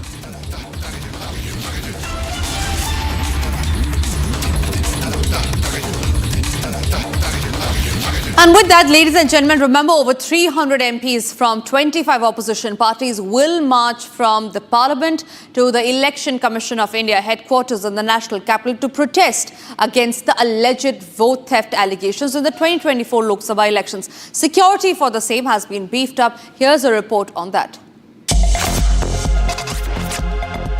We are outside Transport Bhavan. As you can see, I'm going to request my VJ to show you the 7 layers of barricading. These are the preparations that the Delhi police has done. There are 7 layers of barricading done to control the crowd that is going to come out, as we know that India bloc is set to hold a protest march because Rahul Gandhi has been repeatedly making claims that there was a large-scale voter fraud in 2024 Lok Sabha elections. And he has also been objecting against the special intensive revision of the electoral roll in Bihar. And he, along with around 300 MPs from 25 parties, are supposedly going to start their protest from right here. And this is exactly what preparations, as you can see, there are a lot of police officers, they are gearing up to control the crowd that is going to come out any moment now. And this is the Sansad Marg, the road that the MPs, the protest march is going to take from here. They're going to start from here, they're going to take the Sansad Marg, and now they're going to end outside the Election Commission of India headquarters.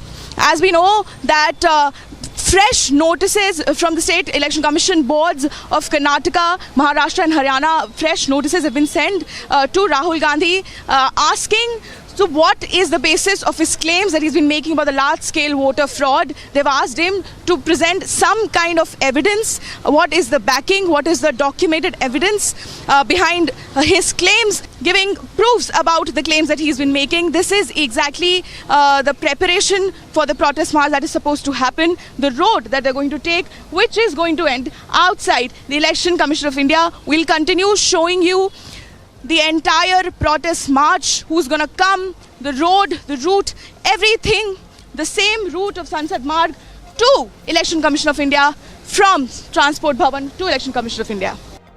And there's more breaking news that's coming in the same regard. The Election Commission versus the opposition, an all-out war. Akhilesh Yadav has now defended the opposition, questioning the Election Commission. He says that this is not the first time that EC has been asked questions. He says that fingers have been raised many times in the past as well, and especially with regard to the elections in Uttar Pradesh. After Rahul Gandhi, after DMK and TMC, it is now Akhilesh Yadav accusing the Election Commission of India, the poll body in India, of repeated failures and EC being unable to answer the questions that have been raised by the opposition. This time he's claiming that even the Uttar Pradesh elections were rigged. Listen in to that statement of the Samajwadi Party chief Akhilesh Yadav. Okay, we'll get to that statement in a short while from now, but that's a huge claim that Samajwadi Party chief Akhilesh Yadav has put on the Election Commission, saying that the Uttar Pradesh by-polls were rigged.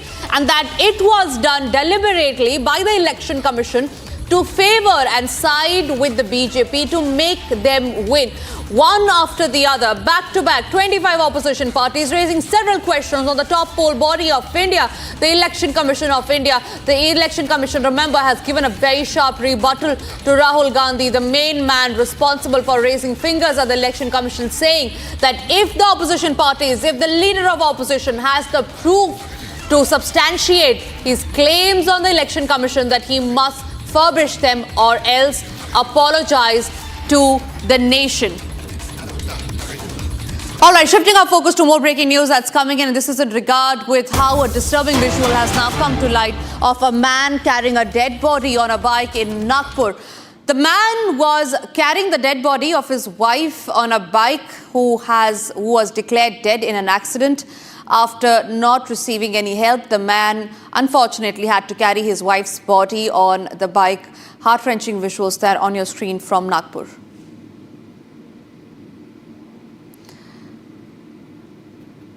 The visuals on your screen, ladies and gentlemen, are from Nagpur in Maharashtra, where a man is carrying the dead body of his wife. And this is not because he was denied help, but because he found no help even after pleading. Remember, this video is a heart-wrenching video, has been recorded by the person who was traveling in the car behind him. Man carrying the wife's dead body, taking it to the crematorium, only because after the wife was declared dead, there was nobody to help her, to take her to the crematorium ground.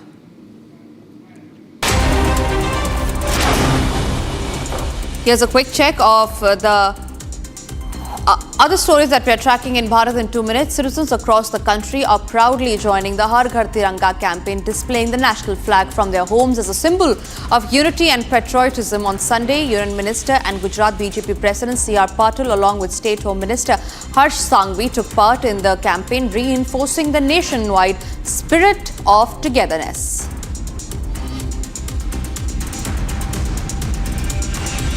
The national capital is all set to launch a high-tech e-waste processing plant inspired by Norway's Revak facility. The upgraded plant will handle 1.1 lakh tons of e-waste annually. Using eco-friendly methods, it aims to reduce pollution, recover valuable materials, and replace unsafe informal recycling with a formal circular economy system. Telangana Deputy Chief Minister Bhati Vikramara, along with other state ministers, inspected the Devadula Lift Irrigation Project. The project, aimed at providing irrigation to drought-prone areas, is now set for completion by the year 2026 in the month of March. The project Devadula is among the largest lift irrigation schemes in Asia and is expected to benefit farmers across multiple districts. India and Pakistan are set to conduct separate naval exercises in the Arabian Sea today and tomorrow. India's Navy will operate in the western sector while Pakistan will hold drills in its territorial waters nearby. The development follows the recent military escalation between the two nations, including the retaliatory strikes by India in May after the Pahalgam terror attack.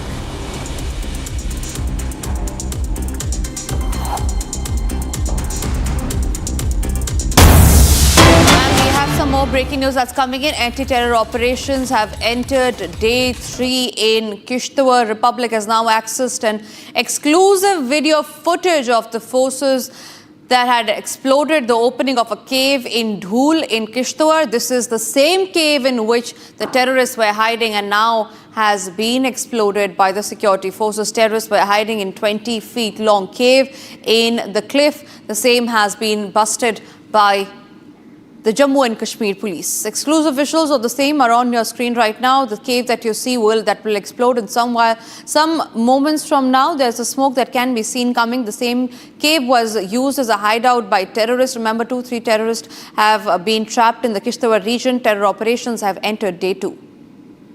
Gursimran is joining us live on the broadcast on that. Gursimran, talk to us about the identity of these terrorists. We learned that the operations have entered day 2. There are 2 to 3 terrorists that have been trapped. What are the identity of these terrorists? See, the terrorists that are trapped are believed to be from Hizbul Mujahideen, and they are Mudassir and Riyaz as per the information that is flowing in. Right now we are in the Dool area where the operations are underway, and the terrorists are taking the advantage of one of the caves that is there. These are the natural caves that are acting as a hideout for these terrorists, and the terrorists are still hiding in the area. Now the special forces of the Indian Army, after carrying out multiple explosions at the opening of this cave, are now entering this very cave. What we are getting to know from the officials that the operations are in advanced stage, but since this is one of the toughest areas where the operations are being conducted, because it is roughly a 3 feet wide cave where the operations are to be conducting, and that's why it is taking time. There is no collateral damage that the forces opt to take, and that's why they are moving inside the cave slowly. The special forces of the Indian Army have already been inducted into the operation. That means the specialized troops are being used for these kind of operations. This is probably the first such operation that is being carried out inside a cave in the Jammu and Kashmir Union Territory. So that is what is taking time. But for now, the forces are hopeful that they will be able to neutralize these both terrorists very soon. Right. Gursimran also talked to us about how far have the security forces reached in getting hold of these terrorists. The operations have already entered day 2. Have any breakthrough been achieved by the security forces yet? We learn the visuals that you've accessed exclusively show a hideout, a cave in which the terrorists use as a hideout has been busted yet. But has any terrorist been nabbed yet? See, so far no terrorist has been neutralized. That is what we can confirm after speaking to the multiple officials in the Indian Army as well as Jammu and Kashmir Police. The forces have advanced at least to 20 feet inside this very cave. But when they reach this 20 feet area, where it was believed that the cave will end somewhere close to this. But now the cave is almost double the size the forces have expected. So being the darkness, they have to move very carefully because the terrorists are inside the cave. They might use any of the hideout or any of the debris as a cover to fire on the security forces. And that is why every single foot is taking half an hour to hours time for the forces to advance, because it has to be done with a due precaution. Otherwise, it will be a collateral damage. And the forces are not in a mood of any adventurism when it comes to this very operation, because the terrorists have been trapped. They will go nowhere. It is only a matter of time when the forces will be in a position to neutralize these terrorists. Right, Gursimran, thank you very much for getting us those details. Shifting our focus to some other stories that we are tracking from South, and this is about the illegal betting app case where Rana Daggubati, we learn, has already reached the Enforcement Directorate office. Rana Daggubati appears before the Enforcement Directorate, and this is in connection with the illegal betting app case. The actor has been appearing before the Enforcement Directorate in Hyderabad as a part of an ongoing investigation into the alleged illegal promotion of online betting platforms. This comes after actors like Prakash Raj and Vijay Deverakonda were also summoned and questioned in the same case. The Enforcement Directorate, ladies and gentlemen, is probing 29 celebrities and influencers under the Prevention of Money Laundering Act, the PMLA, that is based on an initial case by the Cyberabad police. After being questioned, Vijay Deverakonda had then stated that online gaming apps are licensed, that they pay TDS, GST and are sponsors for several international and national games, but he has never promoted any online betting app. A claim and a defense that has been given by other actors as well. But however, we learn that the Enforcement Directorate is yet to find any violations of FEMA or PMLA, but will continue to record their statements from all summoned individuals before revealing further details.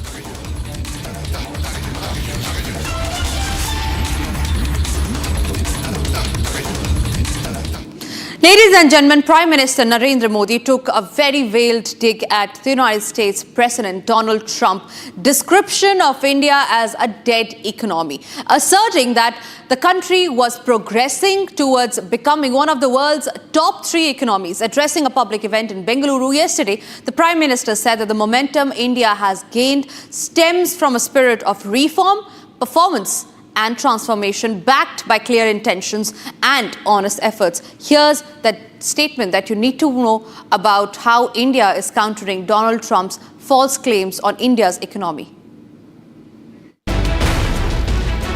Days after US President Donald Trump described India a dead economy, and Rahul Gandhi agreed with him. Yes, he's right. I mean, everybody knows this. except the Prime Minister and the Finance Minister. Everybody knows that the Indian economy is a dead economy. I'm glad that President Trump has stated a fact. पूरी दुनिया जानती है कि Indian economy is a dead economy. Prime Minister Narendra Modi hit back hard and hailed India's fast-paced growth. आज भारत दुनिया की fastest growing major economy है। पिछले 11 इयर्स में हमारी इकोनॉमी 10वें नंबर से टॉप 5 में पहुंच गई। Addressing a public event in Bengaluru, Prime Minister Modi said that the momentum India has gained stems from a spirit of reform, performance and transformation backed by clear intentions and honest efforts. Prime Minister Modi also made a massive push for self-reliance and urged the youth to lead the zero-defect, zero-effect manufacturing vision. All right, it's time for us to now step into a short break. After the break, we'll get you the inside details of a massive face-off that is brewing today with India and Pakistan set to hold parallel naval drills. Also coming up after the break are the details and live from the spot of the daycare where a 15-month-old was thrown, bitten and slapped by the nanny. Monster nanny has been caught on cam.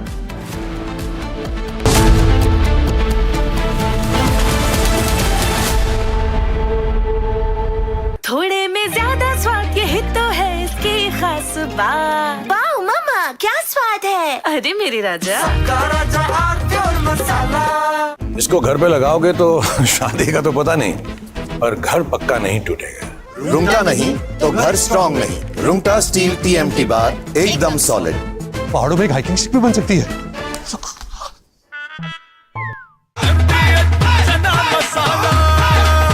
अब छोलिया हो या लोबिया, सफेद चने या काले चने, सब कुछ मजेदार बने।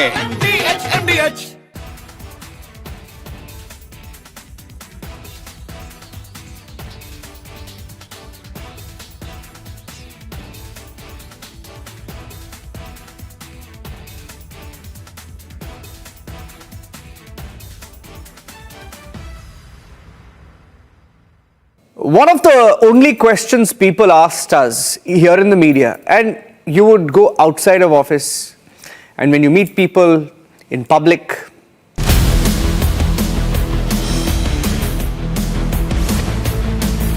This is Republic Jack Olival Studio. Stay tuned for all the live and breaking news updates. I'm Deepak Suresh Kumar. Let's get started.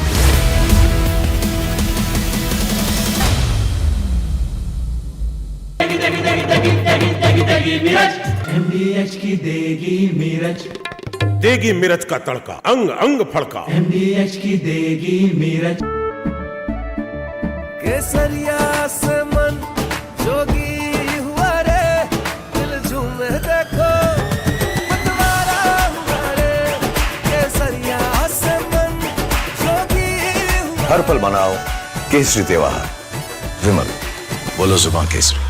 Are pure सूजी पास्ता उबालो मिलाओ और खाओ 8 मिनट में तैयार। क्या टेस्ट है सबका राजा आर प्योर मसाला। और अगर हमारा एक्सपोर्ट बढ़ेगा, इकोनॉमी और ग्रोथ रेट बढ़ेगा, तो मुझे नहीं लगता कि हमें किसी के पास जाना पड़ेगा। आज जो दादागिरी करते इसलिए कर रहे कि वो आर्थिक दृष्टि से संपन्न है।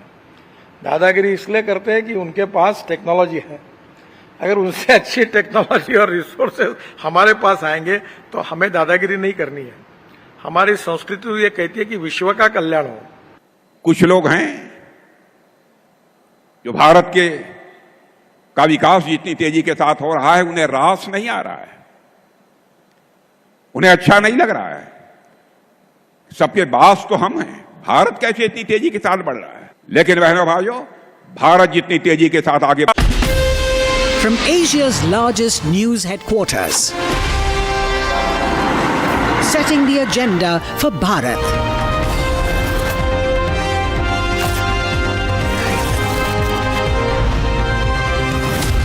You're watching Republic.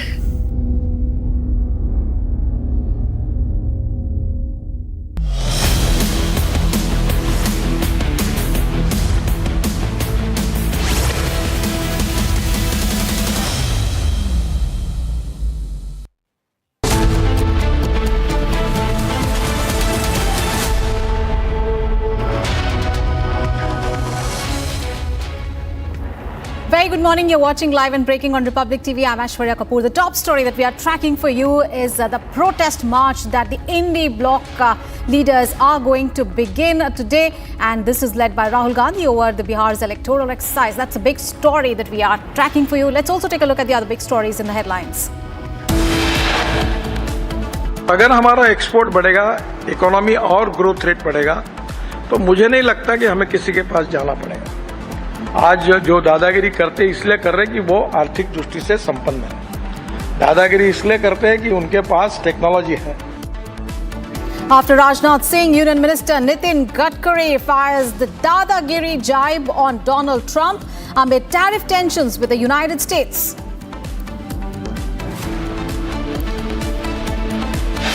Another huge face-off, India and Pakistan to hold separate naval drills in the Arabian Sea today and tomorrow. Karnataka Deputy Chief Minister dares Election Commission, says EC doesn't have power to issue notice. Exactly, there should be an inquiry on that issue. Unfortunate incident happened yesterday. This was announced by the pilot only that there was another aircraft is in the runway when we are going to land it. This is announced by pilot, none other than. Air India admits technical problem on a flight on which Congress leaders were travelling. KC Venugopal demands probe. Beaten, bite marks on the body. Horrendous video shows assault on a toddler at a Noida daycare. Parents file complaint.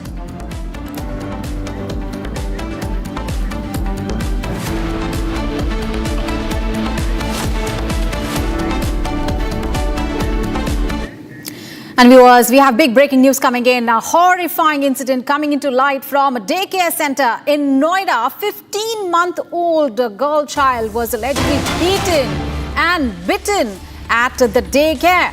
The owner of the daycare and attendant has been booked. Now, bite marks were found on the child's legs, and the doctors confirmed the injury as well, that these are the bite marks, the human bite marks. And the CCTV captured the assault in which the daycare staff is seen slapping the 15-month-old child, hitting her with a plastic bat and biting her as well. So these are the shocking visuals coming in from a daycare center in Noida. Now, the victim was beaten, she was assaulted, and remember, it's just a 15-month-old baby. And now the accused has been arrested in the case, and police are carrying out investigations. All right, Akhil, my colleague, is now joining us for more details. Akhil, what more details do you have? You understand that the teenager lady who was taking care of the child has now been arrested by the police. But any more details emerging of why such assault was being done by a teenager on just a baby? Which is a 15-month-old child that we're talking about here. Well, a shocking incident has come to light from Sector 137 Paraschiara Society. You can see the visual over here right now. I'm just standing outside Sector 137 Paraschiara Society. This is tower number 18, where this unfortunate incident took place, in which what we have seen that a toddler, a 15-month-old baby who used to come over here at this daycare center, where this unfortunate incident took place, where a daycare staff has basically physically assaulted that baby, that toddler. Right now, I'm just going to enter into that daycare center where this incident took place. Here you can see this is the floor area, and in this tower, there are 4 different houses. And if you see the brazen attitude of the owner, she was running a daycare center and without proper instructions from the authorities. Here you can see this is 0001. This is the house where we are standing. This is right now has been closed. Here you can see this is written over here, Blip Preschool and Crèche.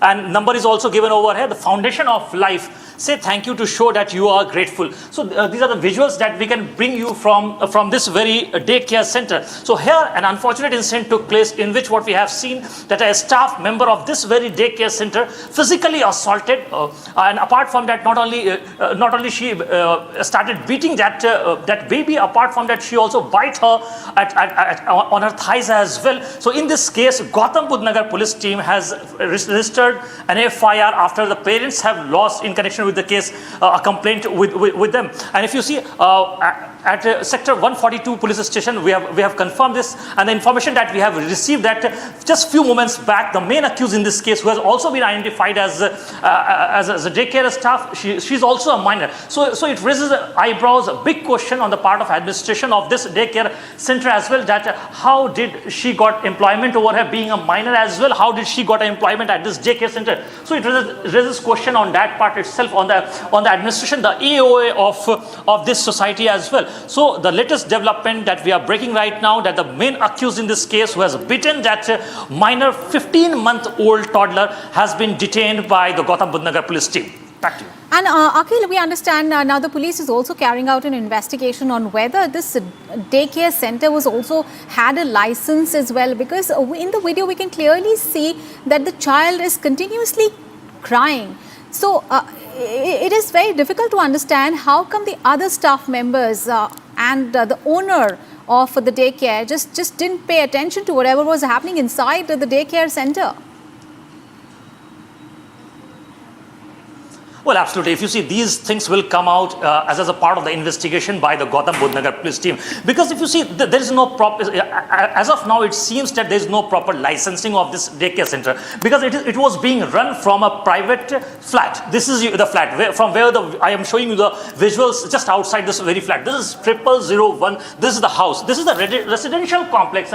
Inside this very residential complex, from a private apartment, you can see this is 0001, this is 0002, this is 0003 and 4. So these are the apartments from where this one of the apartments over here, from where this private center was, daycare center was being functional. So it raises several questions on the part of the society administration as well. Apart from that, if you see, the AOA needs to answer this question as well, because the CCTV footages that we have recovered from this very flat clearly shows us that the minor in this case was brutally assaulted by the person who was basically in charge of this facility center. And the further information that we have received also, that initially this incident not took place for the first time. The kind of information that we are receiving from security guards as well, that there were several other instances that has also taken place in the recent past. So that incident has not got highlighted, but this incident got highlighted, in which what we have seen that it's pretty clear on the CCTV camera footages that a 15-month-old toddler was brutally assaulted by the daycare center staff. All right, Akhil, thank you so much for those details. You keep tracking those developments, so I will keep coming back to you. Thank you. All right, so these are the visuals that we are getting for you. These are, of course, very, very shocking visuals. And this is a 15-month-old baby who has been assaulted by the daycare staff member there. And the lady herself is basically a 16-year-old, a teenager, and herself carrying out this assault on a 15-month-old baby. All right, viewers, we have breaking news coming in. Tamil Nadu Chief Minister has accused the BJP of transforming the Election Commission into a tool for poll rigging.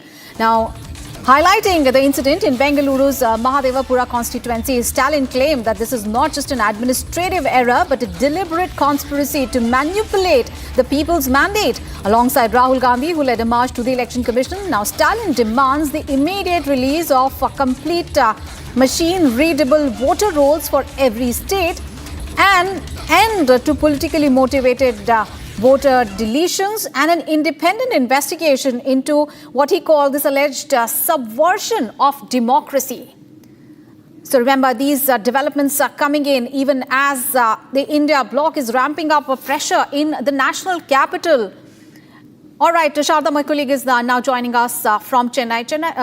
Sharda, now, India bloc is ramping up pressure on the Election Commission in Delhi. And now we have Chief Minister Stalin also criticizing the entire exercise, the SIR exercise in Bihar, and questioning the democracy in the country as well. How do you react to that, considering the fact that, the elections are going to happen in the state and so far, opposition has not given any proof of their claims? Right, Ashwara, the elections in Tamil Nadu for 2026 all set, and just 10 months down, we saw how the Bihar SIR confirmed that over 6 lakh people from Bihar have settled down in the state of Tamil Nadu, and over 3.5 lakhs already have voter ID in the state of Tamil Nadu. And now we can see Stalin speak against the government, saying that the BJP is now seeing this opportunity earlier as an option to poll rigging. He also claimed that the election commission is acting accordance to the BJP and that they are not taking proper action. He also claimed that whatever happened in Bangalore was not a failure on not a failure on the EC, but stating that the BJP is trying to make sure that he's rigging the votes from the state of Karnataka for supporting the BJP. And he also stated the same when it came to the state of Tamil Nadu. However, now EC has stated clearly that if the opposition cannot give us the proof, they cannot make a claim against EC like that. And as we can see, against the Indie bloc, DMK almost has 30 MPs from the state of Tamil Nadu and 39 MPs from the state of Tamil Nadu, along with Puducherry being in support with the India Alliance. Now we have to wait and watch if the Stalin government continues to blame on the EC and the BJP, or if they would be waiting for a proper report that the EC would be submitting soon. All right. Thank you so much, Sharda, for all those details there. You keep tracking those developments. We'll keep coming back to you. And viewers, we have big breaking news coming in from the national capital, where 300 MPs from 25 opposition parties, including Congress Party, TMC, Aam Aadmi Party, DMK, Left, RJD, and others are planning to march from the Parliament's Makar Dwar to the Election Commission office at the Nirvachan Sadan today. Now, they are protesting the special intensive revision of voter rolls and allegations of vote chori, that is, vote theft. However, Delhi police has revealed that no permission has been sought for this protest, and that has raised the question on how this march will unfold. All right, let's get all the updates. Sambhavi is now joining us live from the national capital. Sambhavi, now we understand that Delhi police says that they have not given any permission for this particular protest, but we understand that the plan by the opposition party is there to march from the Makar Dwar in Parliament to the Election Commission's office. How do you see the things really unfolding today? Well, we are right here at the spot where the protest is supposed to start. I'm going to ask my VJ to show you. The Delhi police has arranged all this. There are several layers of barricade, and the MPs are supposed to come from this road right here. We're outside Transport Bhavan. They're going to start their protest here from outside Transport Bhavan. 25 parties, 300 MPs, around 300 MPs. They're going to take this road of Sansad Marg. We are going to show you.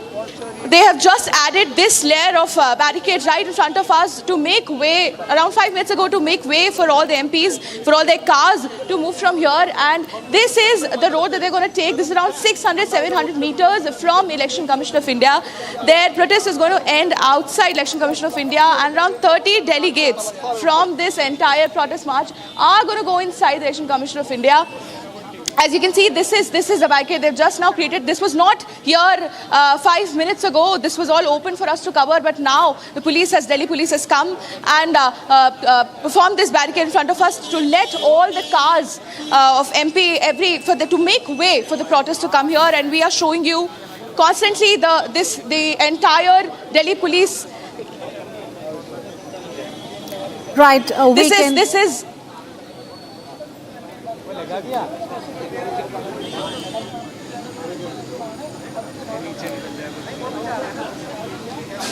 Right, we can see these visuals from the national capital, viewers, and this is just outside the Transport Bhavan. We can see a very, very increased police presence there, as leader of the opposition in the Lok Sabha, Rahul Gandhi, is going to lead a protest march of the Indie bloc's MPs to the Election Commission of India headquarters today. Harsha, my colleague, is also now joining us live from the national capital. Harsha, we understand that this march of the Member of Parliament from opposition parties in both Lok Sabha and Rajya Sabha are going to undertake this march, and we understand the Election Commission has also granted an appointment for an interaction today with them at 12 noon. What more details do you have?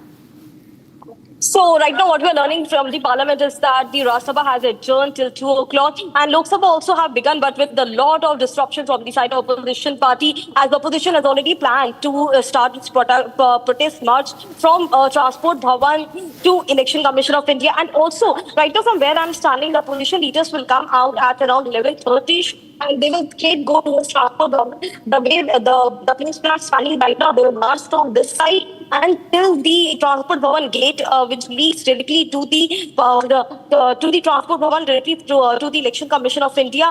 And from here, they will be starting a march. And we have already seen, as Shambhavi was already showcasing, the tight and heightened security, which has already been done by Delhi police. The barricades have been put up everywhere. But the opposition is very adamant. They are rigid that the Election Commission of India will have to quit SIR, and the number of the people names who have been deducted from the list of the electoral rolls in Bihar, they will have to ensure that they are the voters are allowed to vote in Bihar. We already know that almost 65 lakh voters have been deducted, names have been deducted from the electoral rolls in Bihar. And this is the opposition strategy. They have already started their protest from the first of the monsoon session, which is still underway. Every day in the monsoon session, they had planned opposition protest, and every day it's happening, because of which the parliament has also not been able to function. None of the business of parliament is able to run, and that is the reason the parliamentary affairs minister also stated multiple times the SIR is not the issue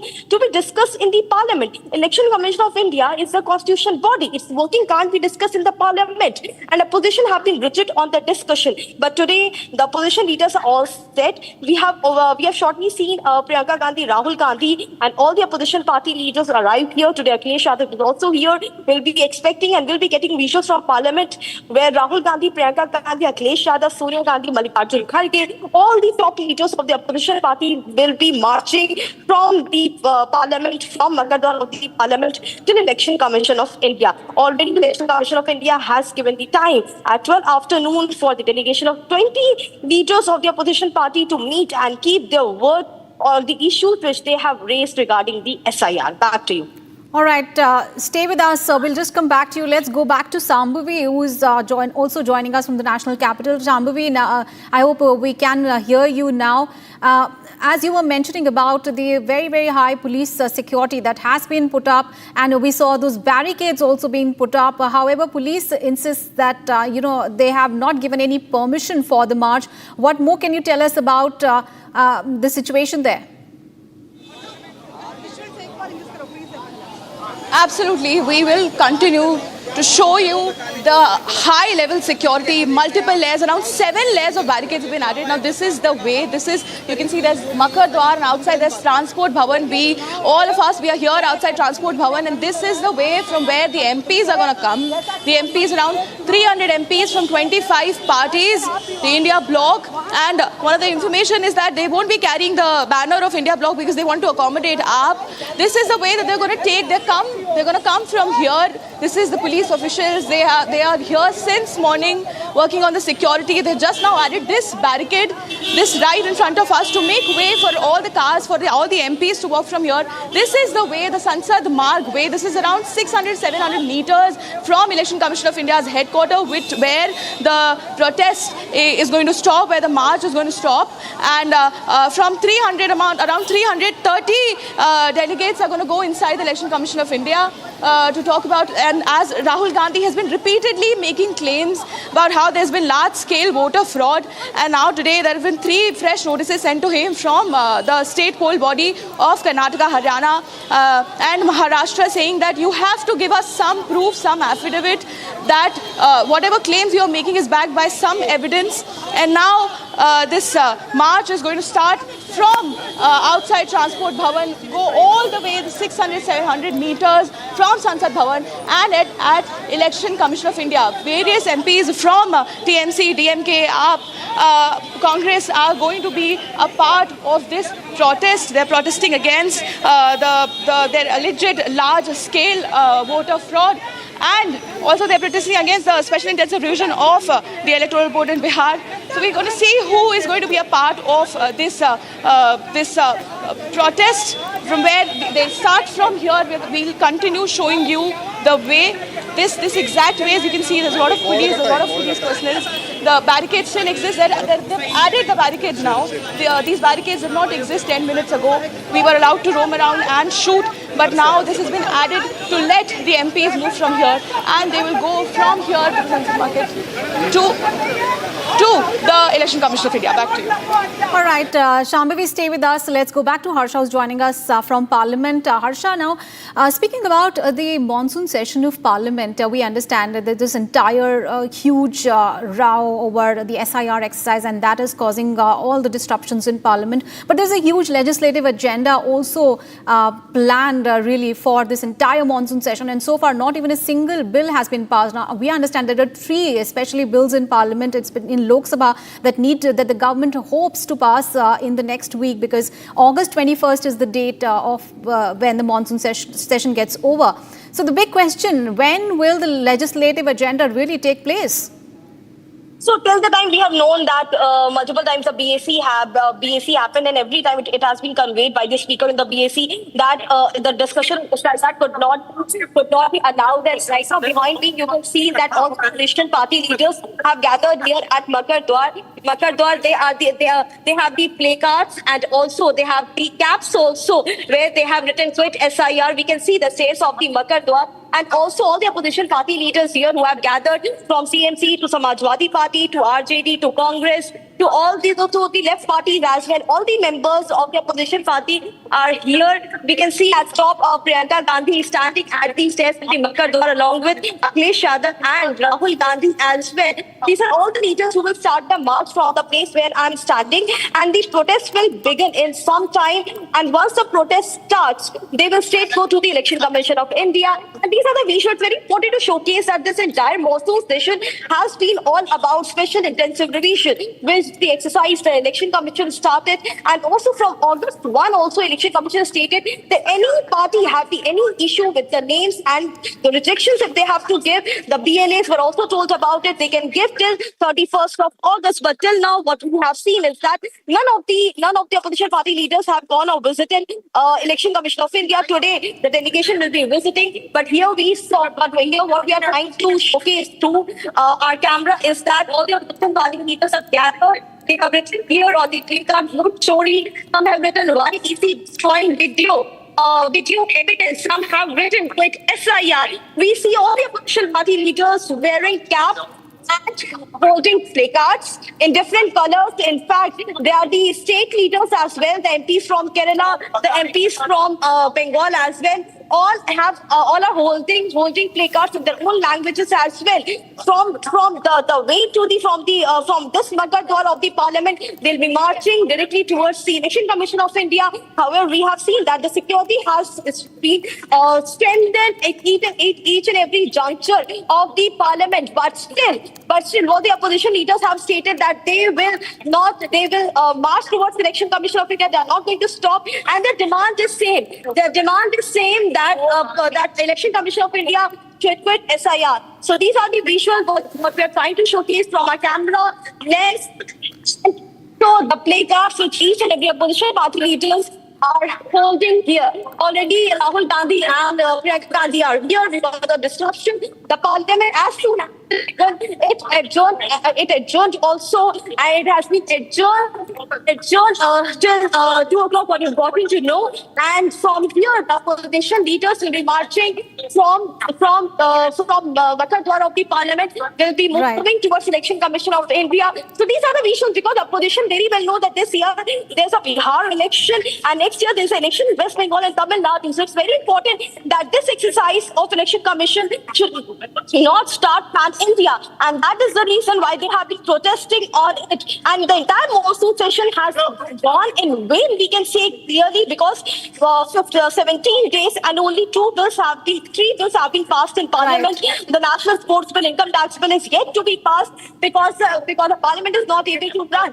And shortly they will start the protest march will also. So these are the visuals what we are showcasing from the Parliament factory. Absolutely dramatic visuals there we can see from Parliament. So opposition really doubling down on its allegations as far as the SIR exercise is concerned, and the leaders like Akhilesh Yadav pinning the blame on the BJP, saying it's the Election Commission's move on SIR is unconstitutional. Let's listen in to what Akhilesh Yadav has said. अगर वहाँ 2 vote है deputy CM के, यहाँ तो CM vote लुटवा रहे थे, वहाँ तो डिप्टी सीएम के 2 ही वोट तो नकली निकले, यहाँ तो सीएम बूथ लुटवा रहे थे। कोई कल्पना कर सकता है कि बूथ लूटा जाएगा आपका, और वो भी सीएम कहेंगे तब बूथ लूटा जाएगा? आप बताइए, अयोध्या में जो शिक्षा विभाग के अधिकारी अपॉइंट करे थे, जो दूसरों को ड्यूटी दे रहे थे, वो कौन थे? इसी तरह मीरापुर में, कुंदरकी में जो कमिश्नर हैं, डीएम हैं, एसएसपी हैं, एसएसपी के अब वोट बढ़वाने के लिए अपनी फौज लेके घूम रहे थे। वो एसएसपी घूम रहे थे कि वोट बाहर मत निकलना घर से। क्या हमने आपने वो रिवॉल्वर नहीं देखी जिसमें महिलाओं पे रिवॉल्वर तान दी? तो इलेक्शन कमीशन सो रहा था क्या भाई? इलेक्शन कमीशन के इसीलिए तो हम सफ़ेद चादर देने गए थे। क्यों देने गए थे? तो जब अधिकारी ही अपराधी बन जाएंगे, वोट छीनने के लिए, तो ये कार्रवाई कौन करेगा? सरकार को कार्रवाई करनी चाहिए, इलेक्शन कमीशन को कार्रवाई करनी चाहिए। अधिकारियों को अपराधी न बनने दें। इलेक्शन कमीशन से हमारा निवेदन है और सरकार से भी ये निवेदन है। All right, let's move on in the bulletin now. Security forces have launched a major operation in the Dool area of Kishtwar in Jammu and Kashmir, where terrorists are believed to be hiding in a cave. Now, this cave, approximately 20 feet long and located in a cliff, has been a focal point of the encounter. And here is how that terror hideout was busted. It's day 2 of the Kishtwar anti-terror operation, and the security forces are ensuring that these 2 terrorists that have been trapped in the ongoing encounter, they are neutralized at an earliest. Right now we are reporting from the Dool area. From here the operation site is at distance. We are part of the outer cordon that has been led by the Indian Army. The troops of the Indian Army have been deployed in the outer cordon in such a manner that in case the terrorists try to break the cordon, they get no opportunity to sneak out and they are neutralized at an earliest. We are reporting from the Dool area where the operations are underway. It's the 2nd day. This upper area, this has the dense foliage, and that is what the forces suspect, that the terrorists that are still in the cave, they may try to get out and break the cordon to escape that very area, because this has been the modus operandi of this Hizbul Mujahideen group that has escaped the first encounter from the Chirchi area of the Nagseni in the Kishtwar district. But here the troops of the Indian Army with the sophisticated weapons in their hands, and they have taken the positions in such a manner that the enemy gets no chance, absolutely no chance. Time to take a break. Coming up ahead, Karnataka Deputy Chief Minister D.K. Shivakumar dares the Election Commission of India, says EC doesn't have the power to issue any notice. Also coming up ahead, opposition stages a big protest at Parliament's Makar Dwar over Rahul Gandhi's vote chori claims. Details on those big stories and much more after a short break. Don't go anywhere.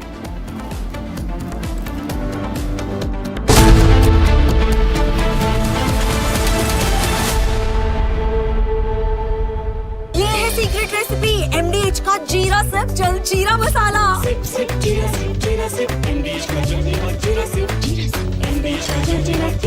थोड़े में ज्यादा स्वाद, यही तो है इसकी खास बात। वाओ मामा, क्या स्वाद है? अरे मेरे राजा, MDH की हल्दी मिर्ची धनिया करे कमाल। ये रंग दे, ये खुशबू दे, ये तीखा, ये कम पड़े। क्या निराला MDH masala.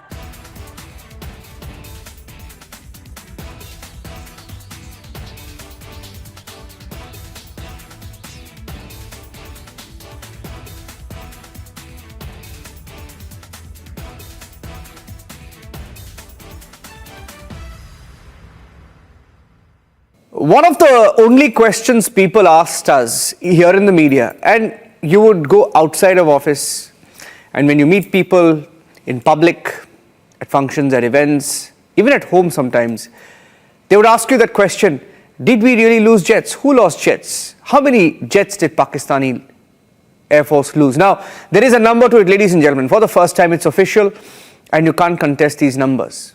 The Indian Air Force has gone on record saying 5 Pakistani fighter jets were shot down along with one plane which is meant for advanced warning and air surveillance. And AWACS.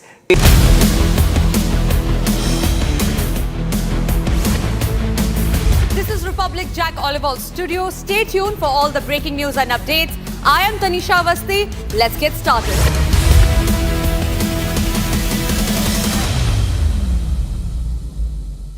Pure सूजी pasta उबालो मिलाओ और खाओ 8 minute में तैयार क्या taste है सबका राजा आर प्योर मसाला केसरिया से मन जोगी हुआ रे दिल झूमे देखो मतवारा हुआ रे केसरिया से मन जोगी हुआ हर पल मनाओ केसरी त्योहार विमल बोलो जुबान केसरी आधे बाउल दही में 4 चम्मच MDH चटनी पुदीना मसाला डाला, स्टर करो, पुदीना चटनी तैयार। MDH चटनी पुदीना मसाला। और अगर हमारा एक्सपोर्ट बढ़ेगा, इकोनॉमी और ग्रोथ रेट बढ़ेगा, तो मुझे नहीं लगता कि हमें किसी के पास जाना पड़ेगा। आज जो दादागिरी करते इसलिए कर रहे कि वो आर्थिक दृष्टि से संपन्न है। दादागिरी इसलिए करते हैं कि उनके पास टेक्नोलॉजी है। अगर उनसे अच्छी टेक्नोलॉजी और रिसोर्सेज हमारे पास आएंगे तो हमें दादागिरी नहीं करनी है। हमारी संस्कृति ये कहती है कि विश्व का कल्याण हो। कुछ लोग हैं जो भारत के का विकास जितनी तेजी के साथ हो रहा है उन्हें रास नहीं आ रहा है, उन्हें अच्छा नहीं लग रहा है। सबके बास तो हम हैं, भारत कैसे इतनी तेजी के साथ बढ़ रहा है। लेकिन बहनों भाइयों, भारत जितनी तेजी के साथ आगे बढ़ रहा है, मैं पूरे विश्वास के साथ कहता हूं कि भारत को अब दुनिया की कोई ताकत विश्व की एक बड़ी शक्ति बनने से रोक नहीं सकती है। राष्ट्र सर्वोपरि है और अभी तो देश में जिन जिन विषयों पर चर्चा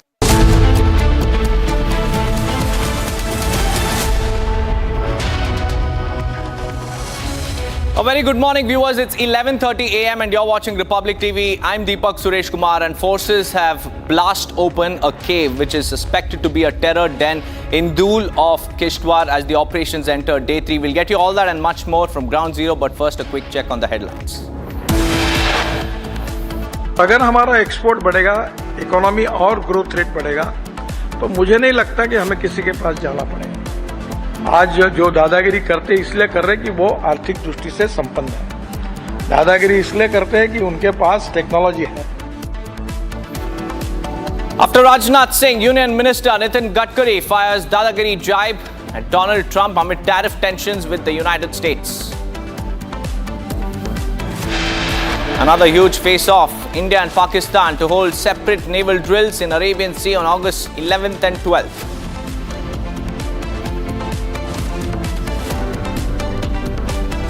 Karnataka Deputy Chief Minister dares Election Commission saying EC doesn't have the power to issue notice. Exactly, there should be an inquiry on that issue. Unfortunate incident happened yesterday. This was announced by the pilot only that there was another aircraft is in the runway when we are going to land it. This is announced by pilot, none other than. After Congress MP demands inquiry into Air India runway scare, Air India admits technical problem in flight on which the Congress leader was travelling. KC Venugopal demands probe. Beaten and bite marks on body. Horrendous video shows assault on toddler at Noida Daycare. Parent files a complaint.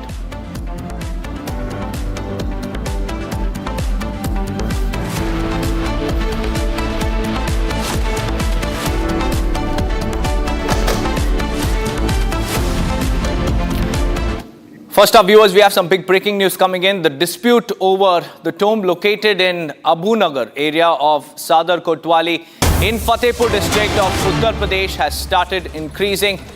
There were reports of people of the Hindu community climbing the tomb and started vandalizing it. People of the Muslim community have now started pelting stones. The situation remains very, very volatile. There you can see massive security deployment that can be witnessed on your screens. वो आप तो तस्वीरों में देख सकते हैं कैसे जो तनावपूर्ण स्थिति है वो यहाँ पर देखने को मिल रही है। इनकी किस तरह की मांग है, एक बार इनसे भी हम बात करने की कोशिश करते हैं, जानते हैं एक बार कि ये जो किस तरह की डिमांड्स है वो कर रहे हैं। एक बार इनसे पूछने का प्रयास हम करते हैं किस तरह की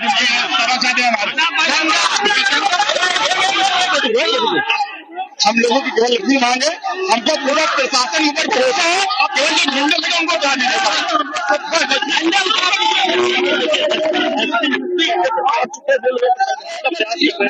ये लोगों से बात करने की कोशिश कर रहे हैं, समझा रहे हैं कि पीछे गए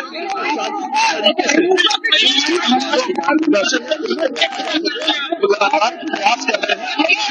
देखिए माइक के द्वारा लगातार लोगों को समझा रहे हैं, माइक के द्वारा लोगों को समझा रहे हैं। मैं तस्वीरें आपको दिखाने की कोशिश कर रहा हूँ।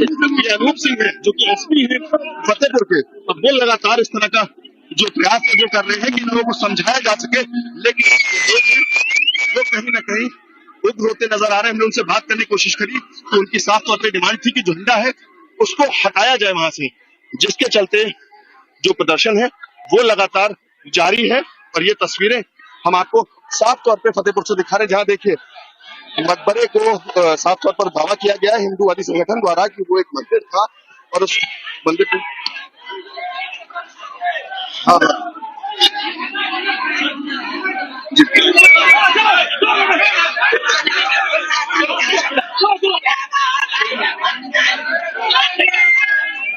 Well, it's a war of versions, viewers, between two communities. While the Hindu community claims that the location where the tomb is present was a Thakurji's temple, but the situation has now escalated with the Muslim community members pelting stones. And there you can see the police were trying to appeal for calm, but the warring factions there refusing to let go of the matter. And what we understand is that this situation of tension arose after a claim was made that a tomb in Abu Nagar, Radia of Sadar Kotwali area of Fatehpur, is an ancient temple of Thakurji. This is what the Hindu side claims. And the BJP district president Muklal Pal claimed that this place is historically a temple of Thakurji which was converted into a tomb by the invaders. Symbols like the trident and lotus flower are also present inside the tomb, which are signs of Hindu temples and are not found in tombs. Now this is the version that the Hindu side has presented before the police, and after the situation went out of control, the minority community members resorted to stone pelting. Several members of the other community have been injured, and after reports of stone pelting emerged, we have the police also there trying to appeal for calm and peace. But the warring factions are refusing to let go of the dispute. It's a dispute over a tomb. It's a war of versions, while the Muslim side claims that this is indeed a tomb that belongs to their community. संगठन वो लगातार मंदिर के अंदर प्रवेश कर रहा है। देखिए ये तस्वीरें आपको दिखा रहे हैं हम साफ तौर पर विजुअल। क्या उधर देखिए क्या हो रहा है, क्या हो रहा है, कैसे दंगा करने आ रहे हैं। आप लोग के लोगों द्वारा भी डंडा लिया हुआ है हाथ में। हम तो नहीं देखा भाई, तस्वीरों में है जहाँ पर लोग डंडा लेकर के आए हैं। कहाँ पे लिए थे डंडा? यहीं पर खड़े लोग, वो लोग तो लेके आए थे। पुलिस शांतिपूर्वक प्रदर्शन को शांत कर रही है। यहीं पर थे वो लोग, कुछ नहीं लाए वो उनकी तस्वीरें। वो लोग देखिए वो भूत शैतान चढ़ गए क्या झंडा लगा। देखिए देखिए हिंदूवादी संगठन एक बार फिर यहाँ पर पहुंच चुका है। एक बार फिर यहाँ पर जो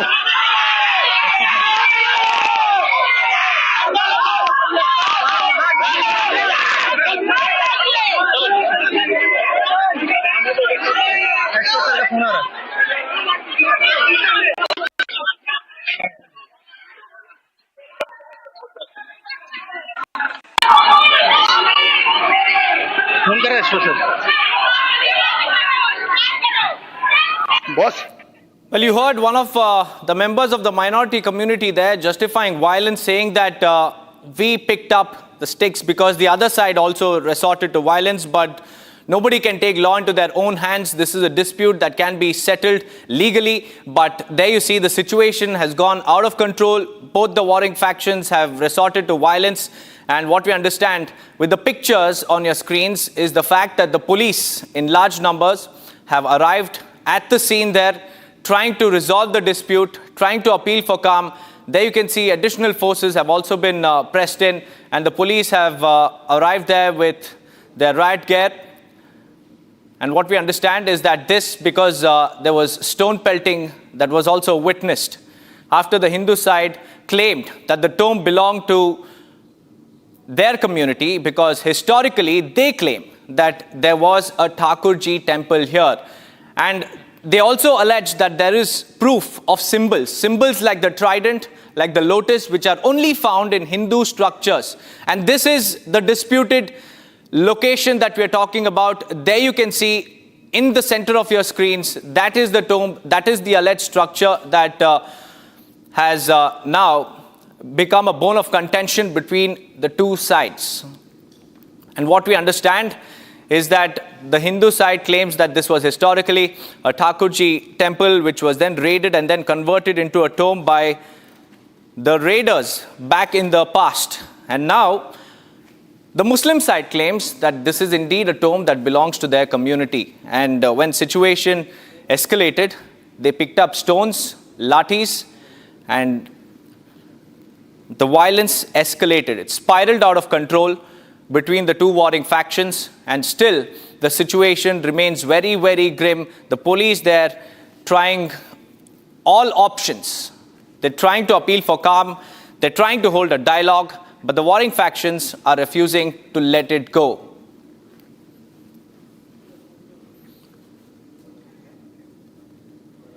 In fact, just to give you a quick recap of what exactly happened, earlier in the day, the minority community members claimed that the tomb was vandalized by the Hindu side. Meanwhile, the Hindu side claims that this tomb belonged to their community because historically, according to them, there was a Thakurji temple here. And to give us more insights, we have Akanksha joining us live from the newsroom. Akanksha, this is a war of versions that has now escalated into a full-blown violence. Tell us about what's happening on ground zero and what is the administration doing to restore normalcy. Absolutely, Deepak. In fact, we are getting the first and exclusive visuals from Fatehpur in Uttar Pradesh, where you can see that the tension is high. We can see that the police has barricaded that entire area, and there's a ruckus over an old structure in UP's Fatehpur district that has now become the center of the dispute, with Hindu organizations claiming that, as you also pointed out, that it is a temple and it is a Thakurji temple is what the Hindu organizations are claiming, while the Muslim organization assert that it is a tomb. And there on the screen, you can see the pictures of the structure that is in the middle of this dispute, and the Hindu organization, in fact, are rushing inside that structure.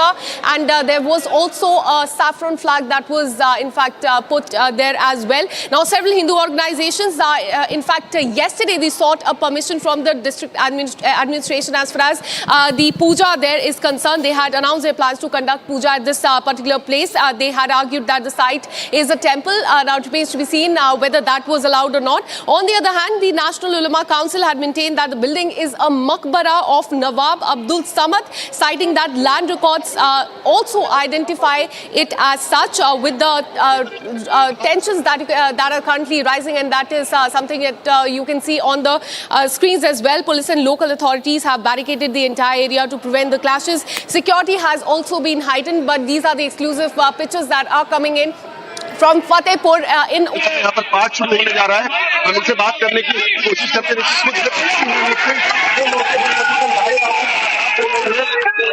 लगातार लोग आगे जाने का प्रयास कर रहे हैं, लेकिन जो पुलिस है वो उनको रोकने का प्रयास कर रही है। साफ तौर पे देखिए, हमारे दाहिनी तरफ जो है, देखिए ये मकबरा है और उसकी जस्ट बाहर जो भीड़ है वो देखने को मिल रही है। फिलहाल से पहले की तस्वीरें आपको दिखाएं तो कैसे जो दूसरे समुदाय के लोग थे उनको रोकने का प्रयास किया जा रहा था, लेकिन अभी की तस्वीरें आपको दिखाएं। देखिए, हिंदुवादी संगठन है वो यहाँ पर है और इनका कहना है कि यहीं पर बैठकर बात करेंगे। एसपी लगातार इन लोगों से समन्वय बनाने की कोशिश कर रहे हैं, बातचीत का जो प्रयास है वो कर रहे हैं। भैया लोग बात कर रहे हैं, आपको क्या डिमांड कर रहे हैं? अरे हमारे मंदिर है, पुरातन से हमारा ये मंदिर है, जिसको आज अन्य समाज ने इसको किसी तरीके से परिवर्तन करने का प्रयास किया है। तो हम लोग अपना अपना मंदिर चाहते हैं, आने वाली जन्माष्टमी में इसमें भव्य कार्यक्रम करेंगे और पूजा अर्चना के साथ आज हम लोग यहाँ उपस्थित हुए हैं। किस समय पहले आपको जानकारी हुई कि ये मंदिर है? नहीं, जानकारी तो बहुत पहले से, लेकिन यहाँ पे आबादी हिंदू कम है, इसलिए ज्यादा लोग आ नहीं पाए। और देख लीजिए प्रमाण आपको सामने दिखाई दे रहा है, कमल दिख रहा है, वहाँ पर सब कुछ है। अगर ये भगवान ना होता तो हम लोग को ना होता। आप अचानक आगे, हम लोग किसी के हक में जाते नहीं है, लेकिन हमारा जो हक लेता है उसको छोड़ते नहीं है। मैम, लंबे समय से आप Well, there you heard it from one of the members of the Hindu community claiming that there was indeed a temple here. And let me tell you the war of versions, viewers. On one hand, the Muslim side claims that this is the tomb of Nawab Abdul Samad, and documents they claim also prove that the land is registered under this name, whereas the Hindu organizations have claimed it to be a temple. And they have also announced plans to perform a puja here, parikrama here on August 11th, and sought permission from the DM to start the puja. And this permission was sought yesterday, and Hindu organizations are also adamant on offering prayers at this very location. They're talking about there being a Shiva temple at the tomb, and BJP has also appealed to thousands of people. The protest is being led by Mukhlal Pal, the district president of the BJP, the ruling party in the center and the state. Mukhlal Pal has warned the administration that on August 11th, that is today, he and the Hindu organizations will worship the shivling inside the tomb. Akanksha, get us the latest as far as the situation on ground zero, Akanksha. In fact, what we're learning is that the Hindu organization, they had warned the district administration that today they will be going to that specific structure that you can see on the screen that is in the center of the entire dispute, and they will worship the shivling that is inside the tomb. A BJP leader also threatened that if administration stops the member of the organization, then there will be a movement, and that is something that you can see on the screen. Tensions are high in Fatehpur in Uttar Pradesh. प्रशासन द्वारा जो झंडा है उसको हटाया गया है, और आपको अपनी बाईं तरफ तस्वीरें दिखाएं तो देखिए यहाँ पर जो दूसरे समुदाय के लोग हैं वो भी एक के बाद एक जो भीड़ है वो एकत्रित हो रही है। तमाम लोग ऐसे हैं उनमें जिन्होंने अपने चेहरे पर जो गमछा है, रुमाल है, उससे ढक रखा है। लेकिन वहीं अगर मैं अपनी दाहिनी तरफ आपको तस्वीरें दिखाऊं तो देखिए भारी मात्रा में जो हिंदूवादी संगठन है वो यहाँ पर पहुंच चुके हैं, और लगातार जो स्थिति है वो तनावपूर्ण यहाँ पर देखने को मिल रही है। पुलिस द्वारा लगातार इनको समझाने का प्रयास किया जा रहा है कि यहाँ पर भीड़ को एकत्रित ना हो। लेकिन आपको बता दें आज सुबह ही जिस तरह का आह्वान किया गया था, आप देखिए किस तरह से जो मकबरा है उसके बाहर बैरिकेडिंग पूरी तरह से पुलिस ने लगा रखी थी कि किसी तरह का जो विरोध प्रदर्शन है वो यहाँ पर ना हो। लेकिन भारी संख्या में जो हिंदुवादी संगठन थे वो बैरिकेडिंग को गिराते हुए और अंदर आ पहुंचे हैं, जिसके बाद लगातार जो प्रदर्शन है वो देखने को मिल रहा है। दोनों ही तरफ से जो लोग हैं उनकी भारी भीड़ इकट्ठा है। साफ तौर पर उनकी जो डिमांड्स है वो है, जहां पर हिंदूवादी संगठन का साफ तौर पर ये कहना है कि ये मंदिर की जगह है और यहाँ पर गैर कानूनी तरीके से जो मकबरा है उसको बनाया गया है, जिसके बाद उनका जिस तरह का आह्वान था कि वो अपनी जगह को वापस लेंगे। वहीं दूसरी तरफ अगर बात की जाए तो एक समुदाय का ये कहना है कि ये जो प्रक्रिया है ये गलत है, जिसके चलते वो लोग भी अपना विरोध प्रदर्शन जो है वो कर रहे हैं। आपको मैं तस्वीरों से दिखाऊं तो देखिए मकबरे के जस्ट बाहर ही भारी मात्रा में हजारों की तादाद में जो पुलिसकर्मी है वो तैनात हैं, और जो भीड़ है उसको समझाने का प्रयास लगातार किया जा रहा है। उनको इस तरह का जो संदेश है वो दिया जा रहा है कि यहाँ पर किसी तरह से जो माहौल है उसको खराब ना किया जाए, जिसके चलते खुद एसपी जो फतेहपुर है अनूप सिंह वो यहाँ पर मौजूद है और बराबर अनाउंसमेंट करके लोगों को समझाने की जो कोशिश है वो कर रहे हैं। लगातार लोगों से संवाद बनाने की कोशिश कर रहे हैं, लेकिन जो भीड़ है वो कहीं ना कहीं इस चीज को मानने को तैयार नहीं। और तस्वीरें आपको साफ तौर पे दिख रही हैं जहां लगातार देखिए जो नारेबाजी है वो चल रही है। भारी मात्रा में जो लोग एकत्रित हैं, झंडे आप खुद देख सकते हैं, भगवा झंडे यहाँ पर लगातार लोग लेकर के आए हैं। और इतना ही नहीं, जो बाहर से भीड़ है, सैकड़ों की तादाद में जो भीड़ है वो बाहर भी अभी मौजूद है, और उसके बाद तमाम ऐसे लोग जो अंदर आ चुके हैं और उसके बाद लगातार प्रयास कर रहे हैं मकबरे पे जाने का, जिसके बाद पुलिस उनको रोकने का बराबर जो प्रयास है वो कर रही है। मैं तस्वीरों में आपको दिखा सकता हूँ कैसे यहाँ पर जो भारी भीड़ है वो देखने को मिल रही है। लगातार लोग हाथों में झंडे लेकर के यहाँ पर मौजूद हैं और उसके साथ ही अंदर जाने के जो प्रयास है वो कर रहे हैं, जिसके बाद पुलिस द्वारा उनको समझाया जा रहा है। खुद एसपी मौजूद है जो लगातार अनाउंसमेंट कर रहे हैं। देखिए सुनिए, लगातार हो रहा है कि आप सुरक्षित होकर के अपने घर जाइए। पुलिस इस पूरे मामले को देखेगी, लेकिन लोग इस चीज को मानने को तैयार नहीं और यहाँ से हटने का जो प्रयास है वो पुलिस करा रही है, लेकिन लोग यहाँ से हटने का नाम नहीं ले रहे हैं। भारी मात्रा में यहाँ पर लोग एकत्रित हो चुके हैं। पुलिस के लिए भी बड़ी चुनौती बनी हुई है कैसे इन लोगों को जो हैंडल है वो किया जाए, लेकिन बराबर जो अनाउंसमेंट उसके द्वारा इनको समझाने का कोशिश की जा रही है, लेकिन साफ तौर पर ये लोग हैं जो इस बात को मानने को तैयार नहीं है और उनका दावा है कि वो जो मकबरा है उसके अंदर जाने का जो प्रयास है वो लगातार कर रहे हैं। Back to you. All right, so these are the, in fact, exclusive visuals coming in from Fatehpur in UP, where you can see that the tensions are high. In fact, this is a dispute over the Maqbara versus temple that has erupted in UP's Fatehpur. And the structure that you can see on the screen is an old structure that is in the center of this dispute, with the Hindu groups claiming that it's a temple, it's a Thakurji temple. And on the other hand, the Muslim organizations are saying that this is a maqbara, it's a tomb of Nawab Abdul Samad, citing that they have land records to substantiate this claim that have in fact come in. But what we're learning is that yesterday, in fact, the Hindu organizations, they had reached out to the district administration saying that on August 11th, that is today, they will be going to this place. They will be attempting to hold puja inside the temple as far as shivling is concerned. And BJP leader had also threatened that if the administration stops the worship, then there will be movement, and that is something that you can see on the screen. In fact, what we're learning, as you can see on the screen as well, members from Hindu organization tried to go inside this old structure that you can see, and now that entire area has been barricaded by the police. There's a heavy deployment of police at that very particular spot to control the law and order situation there on the ground. But definitely the tensions have risen there, with the police and the local authorities barricading that entire area. They're trying to make these members of the Hindu organization understand that they need permission to conduct the puja. So it remains to be seen whether now this case will be taken up legally, whether there will be a challenge as far as Maqbara versus temple dispute is concerned. But there on the screens you can see these are the first and exclusive visuals only on Republic TV that you can see of tensions in Fatehpur in UP, not too far from the capital Lucknow.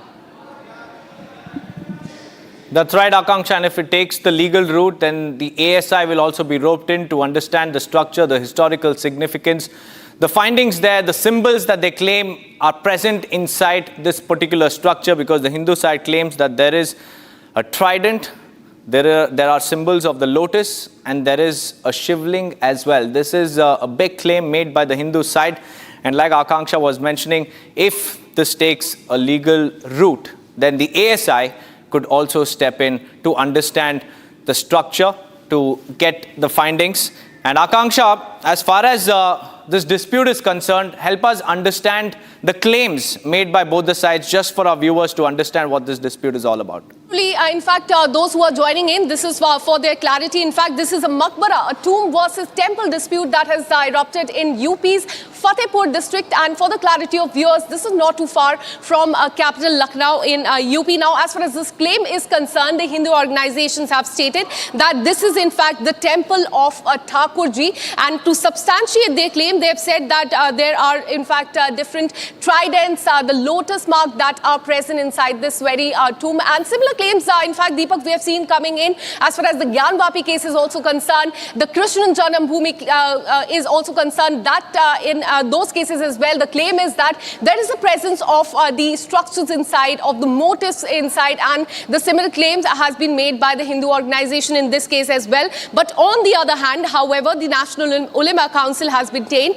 that the building is a maqbara, a tomb of Nawab Abdul Samad, citing that they also have land records to substantiate the same. And in fact, they have also sent a letter to district magistrate requesting that administration to not tamper with the historical nature of the tomb. So in the view of the growing controversy and the tensions, the district administration has sealed the entire area, and that is something that you can see on the screens as well. That entire area has been barricaded by the police. There is a heightened security to control the law and order situation. And as you can see, the police is trying to make the members of Hindu organization understand that they need to seek permission to enter this historical tomb that you can see on the screen, and that is in the center of this entire dispute. You can see that the members of Hindu organizations, they barged inside this old structure, and some of them also have saffron flags in their hand as well, and recording the entire entire thing that they have gone inside, and they also have mobile phones in their hand as well. They are saying that this is a Thakurji temple, and there are motifs present inside, that of lotus, of trident, to show that this is in fact a Shiva temple. And we'll continue to track this story very closely. Tensions are rising in UP's Fatehpur district, not too far from UP. The entire area has been barricaded by the police to control the law and order situation. This and much more on the other side. Stay with us.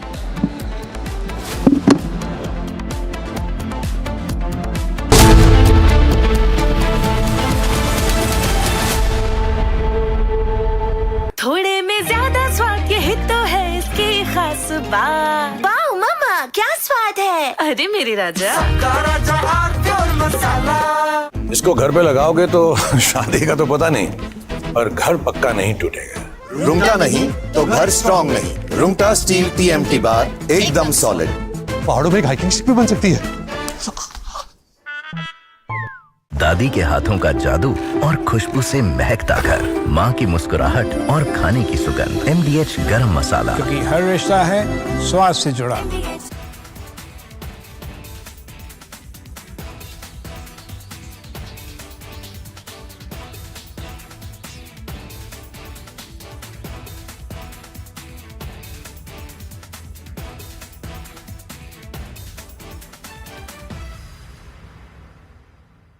One of the only questions people asked us here in the media, and you would go outside of office, and when you meet people in public, at functions, at events, even at home sometimes, they would ask you that question: did we really lose jets? Who lost jets? How many jets did Pakistani Air Force lose? Now, there is a number to it, ladies and gentlemen. For the first time, it's official, and you can't contest these numbers. The Indian Air Force has gone on record saying 5 Pakistani fighter jets were shot down, along with one plane which is meant for advanced warning and air surveillance. And AWACS system planes were shot down along with 5 jets. 5 jets were brought.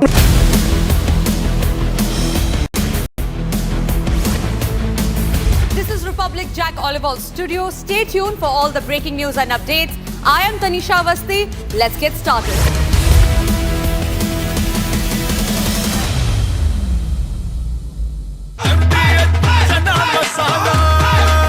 अब छोलिया हो या लोबिया, सफेद चने या काले चने, सब कुछ मजेदार बने।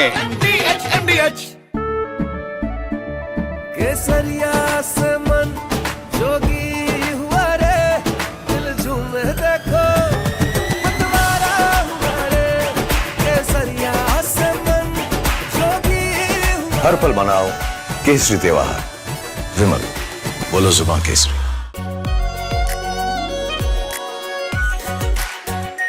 Are pure shahi paneer masala, delicious, healthy everyday. और अगर हमारा एक्सपोर्ट बढ़ेगा, इकोनॉमी और ग्रोथ रेट बढ़ेगा, तो मुझे नहीं लगता कि हमें किसी के पास जाना पड़ेगा। आज जो दादागिरी करते इसलिए कर रहे कि वो आर्थिक दृष्टि से संपन्न है। दादागिरी इसलिए करते हैं कि उनके पास टेक्नोलॉजी है। अगर उनसे अच्छी टेक्नोलॉजी और रिसोर्सेज हमारे पास आएंगे तो हमें दादागिरी नहीं करनी है। हमारी संस्कृति ये कहती है कि विश्व का कल्याण हो। कुछ लोग हैं जो भारत के का विकास जितनी तेजी के साथ हो रहा है उन्हें रास नहीं आ रहा है, उन्हें अच्छा नहीं लग रहा है। सबके बास तो हम हैं, भारत कैसे इतनी तेजी के साथ बढ़ रहा है। लेकिन बहनों भाइयों, भारत जितनी तेजी के साथ आगे बढ़ रहा है, मैं पूरे विश्वास के साथ कहता हूं कि भारत को अब दुनिया की कोई ताकत विश्व की एक बड़ी शक्ति बनने से रोक नहीं सकती है। राष्ट्र सर्वोपरि है, और अभी तो देश में जिन जिन विषयों पर चर्चा हो रही उसका नाम न लेते हुए विश्व में हम अनेक प्रकार की समस्याओं का सामना भी कर रहे हैं, और इन सब समस्या का उपाय एक ही है वो है साइंस एंड टेक्नोलॉजी, नॉलेज। अगर इस क्षेत्र में From Asia's largest news headquarters, setting the agenda for Bharat.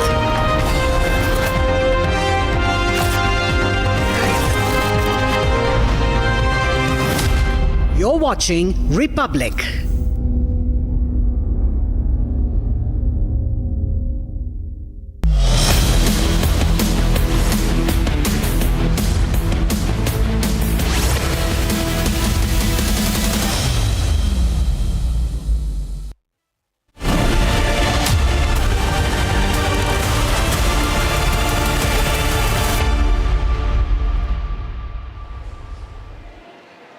Hello and welcome. You're watching Republic TV with me, Akanksha Khajure. Let's start with the breaking news coming in from UP's Fatehpur, where tensions are rising, and there on the screen you can see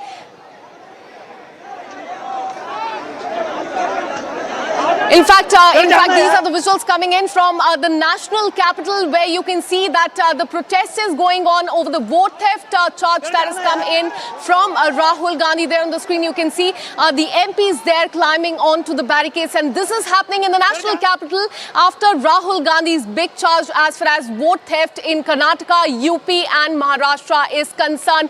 As many as 300 MPs are there on the streets, and they're marching towards the Election Commission of India, and there on your screens you can see they're climbing onto the barricades because the police has said that they do not have permission whatsoever for this protest that they are carrying out. Let me go across to my colleague Shambhavi, who joins us live on the broadcast with more details. Shambhavi, what is the situation on the ground? We can see that the parliamentarians are trying to climb over the barricades. They're trying to move towards the Election Commission. Give us the ground details.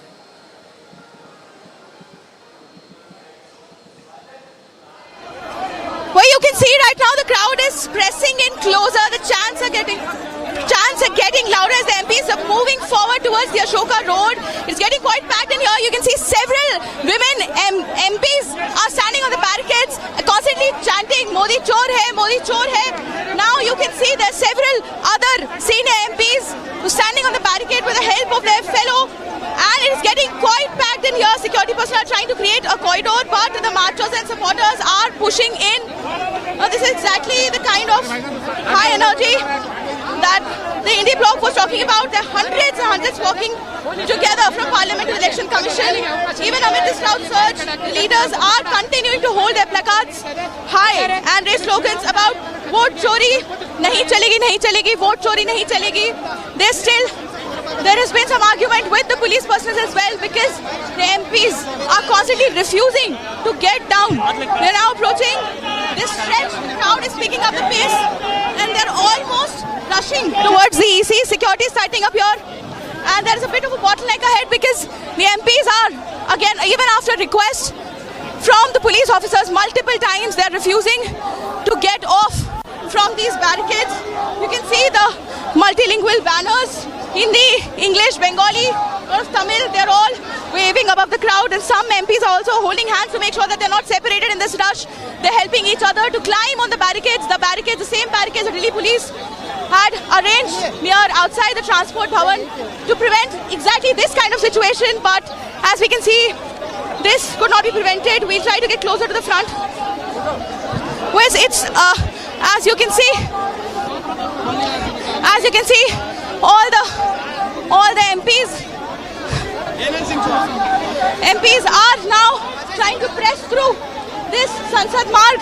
You can see several MPs are still standing on the barricades, marching about the repeated claims of Rahul Gandhi. There are also several people who've been claiming that Rahul Gandhi, tum sangharsh karo, hum tumhare saath hain, who have managed to come on this side of the barricade, constantly chanting.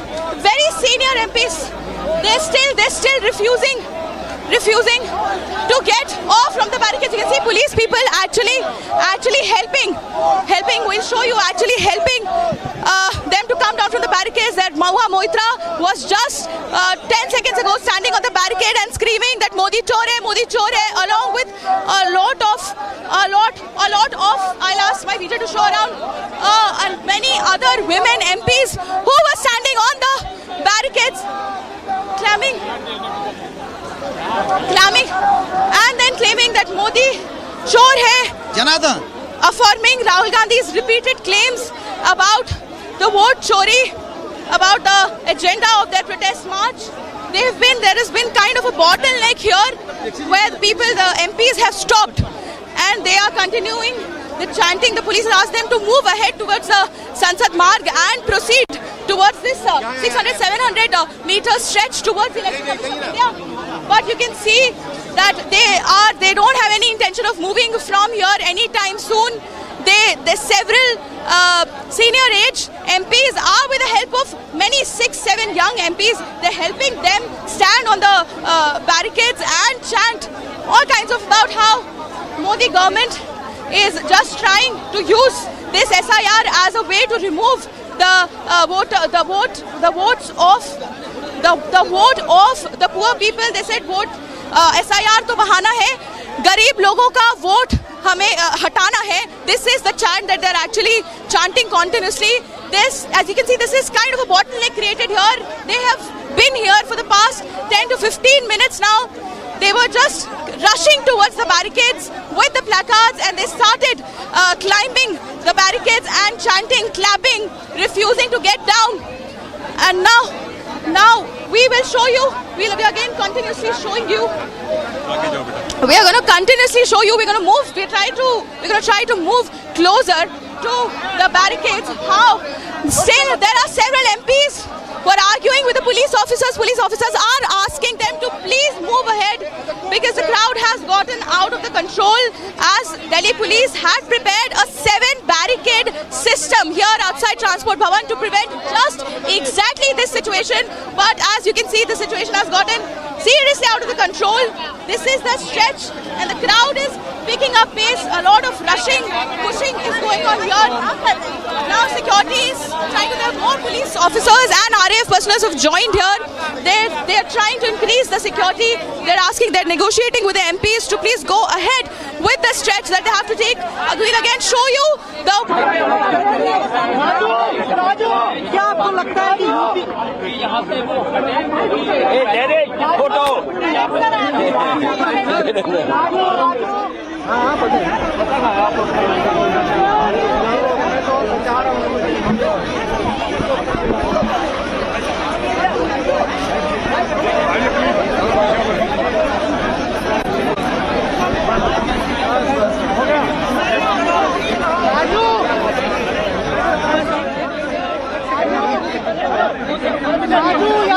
All right, so there on the screen you can see that this is a protest that is happening in the national capital. As many as 300 MPs from the opposition parties and from 25 parties is what we are learning. They are in fact marching towards the Election Commission, but they do not have any permission. So Shamvi, coming back to you once again, we are learning that Election Commission in fact wrote to Congress leader and Member of Parliament Jairam Ramesh granting him the appointment for 12 o'clock. It's 12 o'clock already. Will the Congress party go to Election Commission or will this protest outside, in fact, the Parliament continue? Absolutely.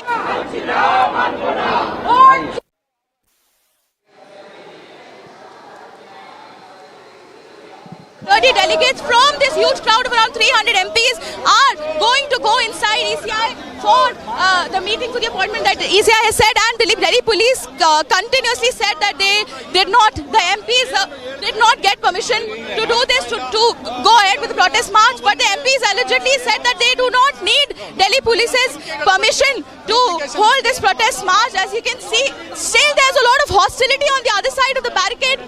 I request my PJ to show you a little bit how they're still arguing with the police personnel continuously for the past more than 15 minutes now.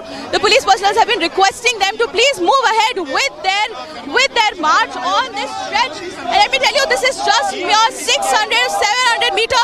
As you can see, there's a lot of chanting going on this side of the barricade as well. Some MPs have managed to come on this side of the barricade and they're constantly chanting Modi Chor hai, Modi Chor hai. We will show you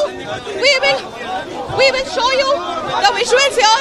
There are a lot of people who have managed to come this and still chanting about the alleged vote chori that the India bloc, 25 parties, around 300 MPs have come and they are protesting. Some of them have managed to climb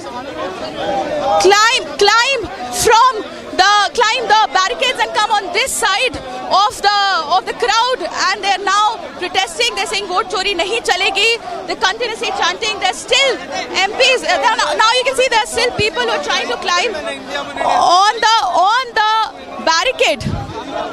They're trying to come. More people are trying to come on this side of the barricade while climbing it. You'll see several MPs are still on the barricade. Women MPs have just now, a short while ago, they have come down. They were right here on the barricades, screaming, chanting their support for Rahul Gandhi. There were several MPs who were chanting, clapping, saying, Rahul Gandhi, tum sangharsh karo, hum tumhare saath hai.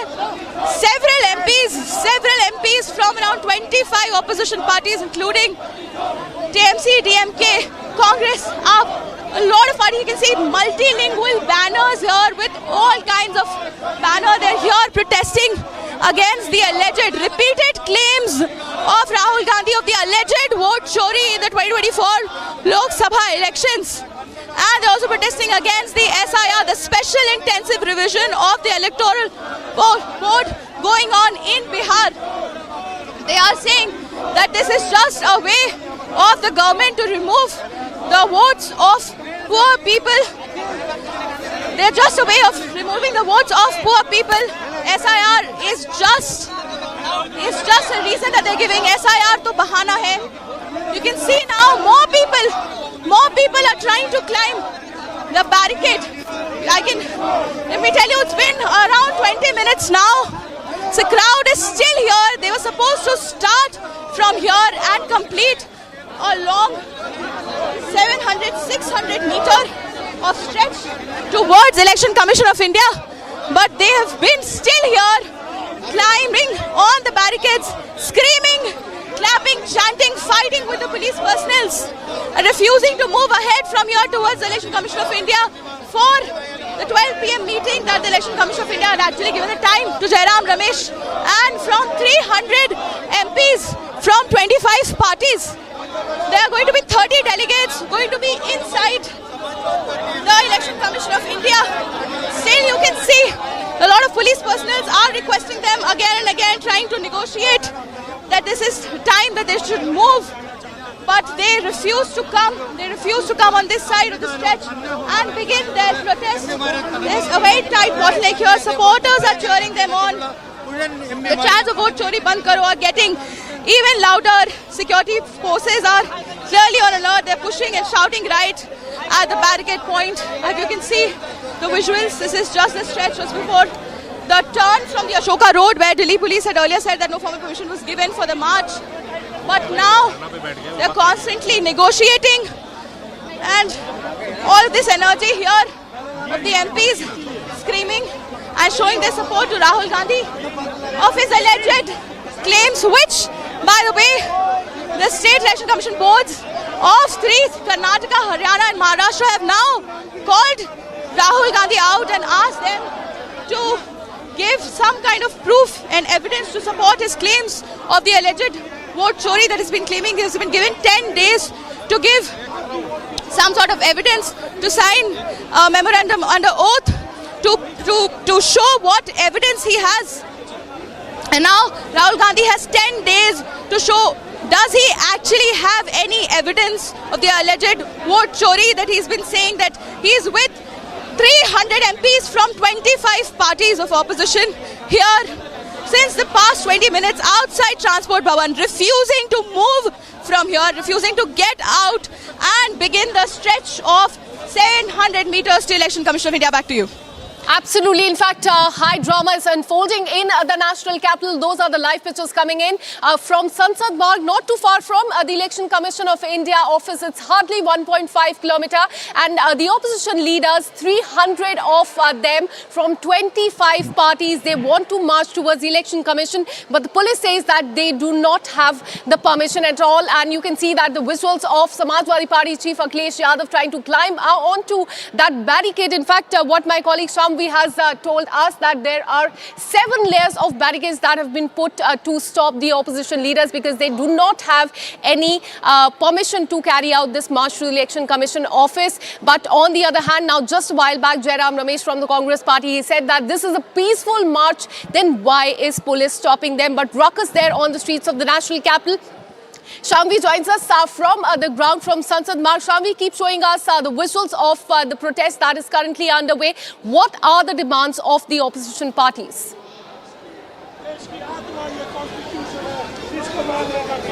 Absolutely, we're going to show you the visuals of how the MPs, around 300 MPs from 25 parties are now sitting on protest. They're asking for They're asking for transparency in the electoral board. They're saying that SIR should not be proceeded with. The special intensive revision of the electoral board in Bihar, we should not go ahead with it. They're saying that there has been alleged vote chori in 2024 Lok Sabha elections. And this is, you can see a huge crowd of MPs. Now they were on the barricades earlier, just 5 minutes ago, and now we're going to try and move towards the barricades to show you the visuals even more clearly, to show you how they are sitting in protest.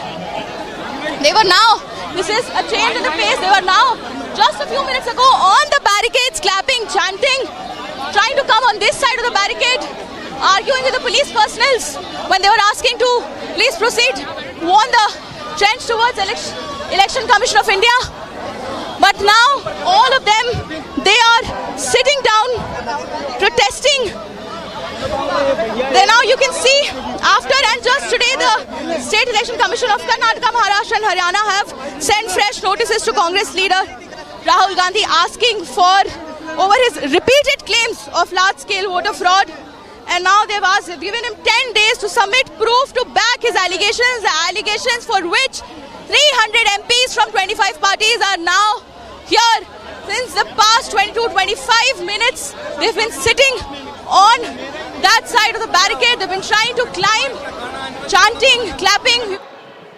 Absolutely. So major ruckus there in the national capital. You can see several MPs there, including Rahul Gandhi, Samajwadi Party Chief Akhilesh Yadav. They're on the ground raising up two issues. First is of the Bihar Chowri and secondly of the vote theft. Now shifting our focus to Uttar Pradesh, where there are high tensions because of the clashes, in fact, that has taken place. What we're learning so far is that there is a dispute as far as tomb versus temple is concerned. There on the screen, in fact, we will show you the structure which is in the center of. ये जिला अधिकारी हैं, ये वो लोग हैं जिनसे मौजूद यहाँ पर जो लोग हैं उनसे बातचीत कर रहे हैं और उनको इस तरह का प्रयास कर रहे हैं समझा कर कि वापस जाएं।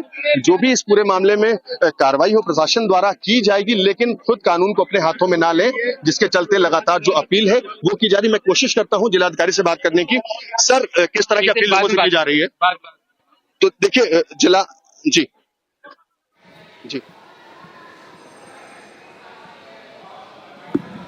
All right, so there on the screen, these are the visuals coming in from UP, and the location is Fatehpur, where there's a dispute over tomb versus temple, an old structure that we will be showing you in just some time. That is in the center of the dispute. The Hindu organizations are saying that that's a Thakurji temple, and they also have proof to substantiate their claim. They're saying that there are motifs inside that temple, that of lotus, trident, and that the land as well as the structure belongs to the Hindu organization. On on the other hand, what we're learning is that the National Ulema Council has maintained that the building is the tomb of Nawab Abdul Samad and saying that they have the land records to substantiate their claim. But earlier today, those are the visuals and the first and exclusive visuals that we are showing to you on Republic TV of the Hindu organization के द्वारा जो barricading है उसको लगा दिया गया था, चूंकि कहीं ना कहीं जो संगठन के द्वारा इस तरह का आह्वान किया गया था कि भारी मात्रा में जो भीड़ है वो मंदिर की तरफ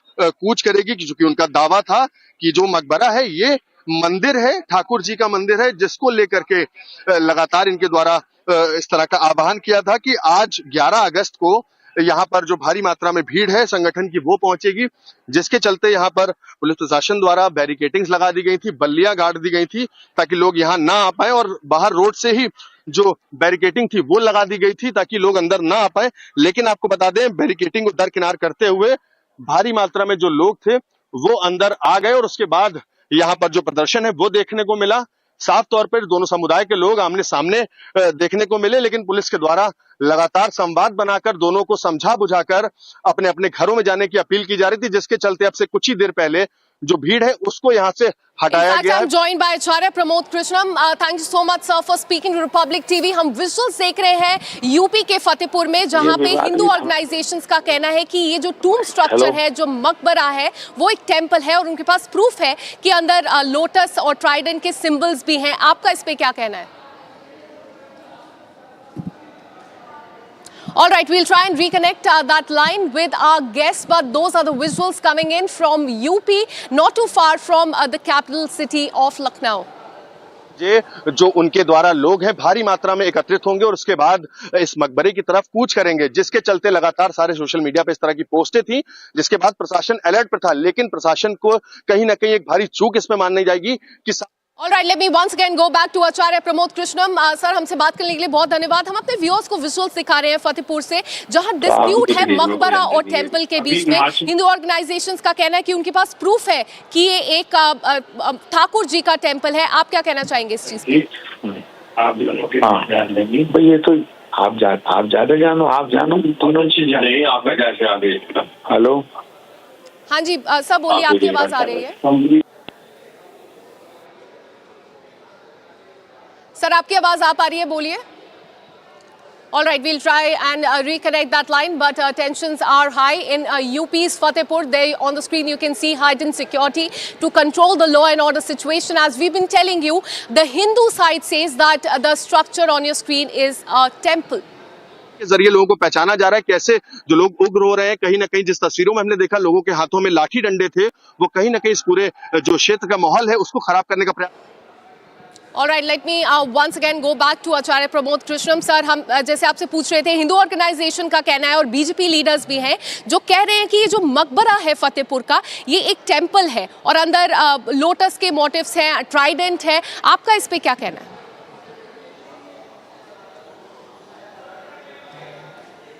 All right, we'll continue to show you visuals coming in from UP's Fatehpur. There on the screen you can see heightened security there with the Hindu side saying that this is a Thakurji temple. On the other hand, the Muslim side is saying that they have land records to show that it is one of their tombs that belong to Nawab Abdul Samad. But there on the screen you can see the police and local authorities are there on the ground. They've barricaded the entire area. But what we are learning is that the Hindu organization yesterday reached out to the district administration seeking permission to conduct prayer at this very location. They wanted to conduct the prayers here, saying that this is a temple, this is a Thakurji temple, and there is a shivling inside. And in fact, let me go across to Vinod Bansal from VHP. हमसे बात करने के लिए बहुत धन्यवाद sir. हम visuals दिखा रहे हैं, एक मकबरा वर्सेस टेंपल का डिस्प्यूट है जो अब यूपी में शुरू हो गया है।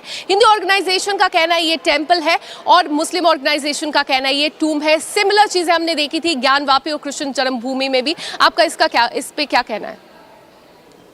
देखिए, बात यह कि जो सच्चाई सामने नजर आ रही है, लोगों को दिख रही है, उसको इग्नोर कैसे कर सकते हो? और इसमें विवाद किस चीज का? लोग पूजा के लिए जा रहे हैं, वो उत्पाद के लिए नहीं जा रहे। पूजा का अधिकार सभी को है। और मैं कहना चाहता हूँ, देखिए, वो ये विरोध करने वाले कौन लोग हैं जो भारत माता की जय का विरोध करते हैं सिर्फ ये कहकर कि हम बुत पूजा नहीं करते। वही ऐसे बुत बना करके, जो मजार बना करके और उनकी पूजा करते हैं और करवाते हैं समाज से। आखिरकार क्यों? जो वो भारत माता की जय नहीं बोल सकते, वंदे मातरम नहीं बोल सकते, बुत पूजा के नाम पर तो ये मजार क्रिएट करके और उसको चादर चढ़ा करके उसको फूल चढ़ाना और उस पर धूपबत्ती चढ़ाना, उस पर पैसे चढ़ाना, ये कहाँ तक लॉजिकल? अभी मुझे बताया कोई इस्लाम का क्या था कि क्यों, क्या इस्लाम में ये जायज है? क्या जब जायज नहीं है तो ये नाजायज ये जो इमारतें क्यों खड़ी कर रखी हुई? आखिरकार ये मकबरे क्यों बनाए गए? इसके ये सब धर्मांतरण करते हैं। और सामने सामने जब हिंदू समाज को दिख रहा है तो मंदिर है हमारा, इसमें कोई डिस्प्यूट है नहीं, तो बेसिकली उनको पूजा से क्यों रोका जा रहा है? ये रोकने में क्यों व्यवधान हो रहा है? अभी मैं जानना चाहूंगा आखिरकार कि ये जो समाज के लोग हैं वो शांतिपूर्ण ढंग से हम पूजा के लिए जा रहे हैं, कोई पत्थर फेंकने नहीं जा रहे जैसे वो करते हैं। ये पत्थर फेंको ब्रिगेड नहीं है हमारी हिंदुओं की, न ही हम किसी तरह का किसी के अधिकार क्षेत्र में कोई अतिक्रमण करते। लेकिन पूजा के अधिकार से अगर को वंचित करके उसको कोशिश करेगा, उसमें विवाद क्रिएट करेगा, उसमें पत्थरबाजी करेगा, ये तो ठीक नहीं है ना। ये कैसे कोई एक्सेप्ट कर लेगा? ये चीजें उनको समझनी पड़ेगी। और अब देखिए इस समय जो शासन प्रशासन है वो चौकन्ना है और वो हमें आशा है कि उस पर जरूर उस पर कोई कठोर निर्णय लेगा। और जो इस्लामिक जिहादी तत्व हैं जो देश विरोधी गतिविधियों में लिप्त रहते हैं, जो बार बार इस्लाम को शांति का धर्म कहते हैं, तो वो आखिरकार उसको प्रूव करें ना किस तरह का है ये। आखिरकार ये क्यों उत्पात मचाते हैं, क्यों हमारे मंदिरों को कब्जा करते हैं, क्यों उन पर अवैध मजारे बना करके और उसको जबरदस्ती उसको महबूबमंडित करने की कोशिश करते हैं। मैं चैलेंज करता हूँ जितने भी इस्लाम के सेक्ट हैं वह जाकर के एक बार पूजा करके दिखाए ना, मजार क्यों बना रखी है? ये सारे मजार भारत के ऊपर, भारत की पवित्र पावन माटी के ऊपर एक कलंक है जिस तरह से इन्होंने बनाई है। वो धर्मांतरण करते हैं। हिंदू समाज अगर अपने मंदिर की पूजा नहीं करेगा तो कहाँ पर करेगा? और पूजा से क्यों वंचित किया जाए भाई? मैं पूछना चाहता हूँ आखिरकार जो लोग इसका विरोध कर रहे हैं, इसको उत्पात कह रहे हैं, उनको समझना पड़ेगा आखिरकार ये क्या ये उत्पात है, तो आखिरकार वो पत्थरबाजी क्या है, आतंकवाद क्या है? पैगंबर के नाम पर जो सरतन से जुदा की गैंग चलाते हैं उनको ऊपर क्या है? आज त्योहार का समय है, ऐसे मौके पर अगर हिंदू समाज अपने आराध्य देव की पूजा करने के लिए जाता है तो उसको रोकने का कोई औचित्य नहीं बनता ना जी। और आप देखिए कि उस पर भी पत्थर फेंकते हो आप, ये तो ठीक नहीं है। इसको सबको समझना पड़ेगा कि आखिरकार ये जो मानसिकता है वो मानसिकता एक समाज विरोधी और देश विरोधी मानसिकता है जो हमें अपने पूजा के अधिकार से वंचित करती है। और एक और बात बताऊंगा आपको मैं, देखिए हम पूजा के लिए जाते हैं, कोई अपने लिए पूजा नहीं करते। हम सर्वे संतु निरामय की बात करते हैं, हम वसुधैव कुटुंबकम की बात करते हैं, उनके भी कल्याण की बात करते हैं। हम तो सबके कल्याण की बात करते हैं ना जी। Right. So the truth should come out is what Vinod Bansal, VHP spokesperson, has to say. Thanks so much, sir, for speaking to Republic TV. Now there on the screen, we are showing you the live visuals coming in from UP where the tensions are high because of the Maqbara versus temple dispute that is currently ongoing. Heightened security there to control the law and order situation.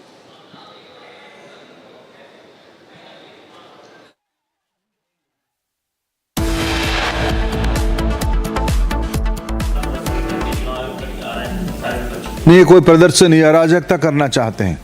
ये कर्नाटक में गए थे, 2 दिन पहले rally करके कुछ विषय उठाए।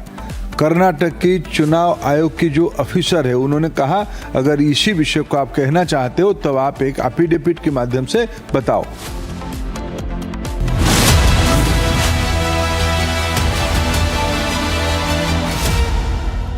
Amity is proud to announce the commencement of its 12th university in India, Amity University, Hyderabad.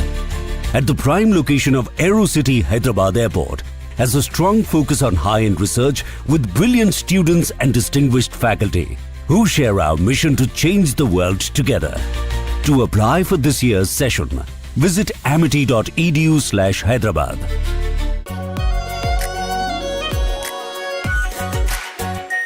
Are pure shahi paneer masala, delicious, healthy, everyday.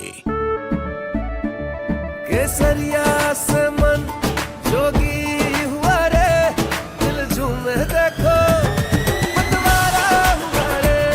केसरिया से मन जोगी हुआ। हर पल मनाओ केसरी त्योहार। विमल, बोलो जुबान केसरी। MDH की हल्दी मिर्ची धनिया करे कमाल। ये रंग दे, ये खुशबू दे, ये तीखा, ये कम पड़े। क्या निराला MDH masala.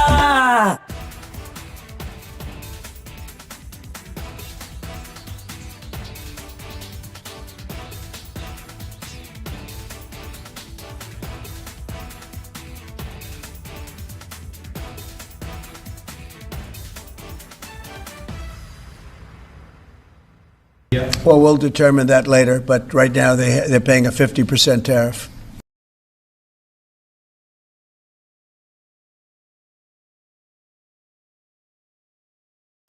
Our collective desire is to see a fair and representative global order, not one dominated by a few.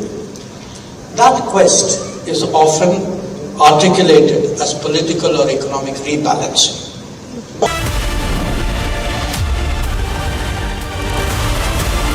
Pure सूजी पास्ता उबालो मिलाओ और खाओ 8 मिनट में तैयार क्या टेस्ट है सबका राजा आर प्योर मसाला इसको घर पे लगाओगे तो शादी का तो पता नहीं, पर घर पक्का नहीं टूटेगा। रूंगटा नहीं तो घर स्ट्रॉन्ग नहीं। रूंगटा स्टील TMT बार एकदम सॉलिड। पहाड़ों में हाइकिंग शिप भी बन सकती है।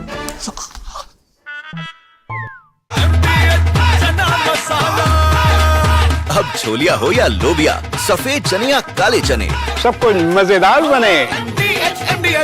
थोड़े में ज्यादा स्वाद यही तो है इसकी खास बात। वाओ मामा क्या स्वाद है। अरे मेरे राजा मसाला। और अगर हमारा एक्सपोर्ट बढ़ेगा, इकोनॉमी और ग्रोथ रेट बढ़ेगा, तो मुझे नहीं लगता कि हमें किसी के पास जाना पड़ेगा। आज जो दादागिरी करते इसलिए कर रहे कि वो आर्थिक दृष्टि से संपन्न है। दादागिरी इसलिए करते हैं कि उनके पास टेक्नोलॉजी है। अगर उनसे अच्छी टेक्नोलॉजी और रिसोर्सेज हमारे पास आएंगे तो हमें दादागिरी नहीं करनी है। हमारी संस्कृति तो ये कहती है कि विश्व का कल्याण हो।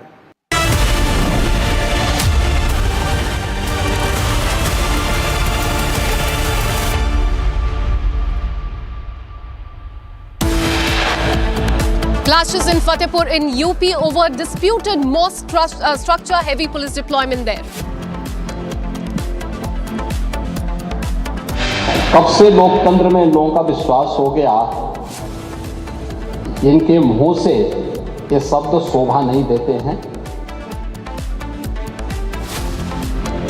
UP Assembly session begins from today. UP Chief Minister fires scathing attack on Samajwadi Party.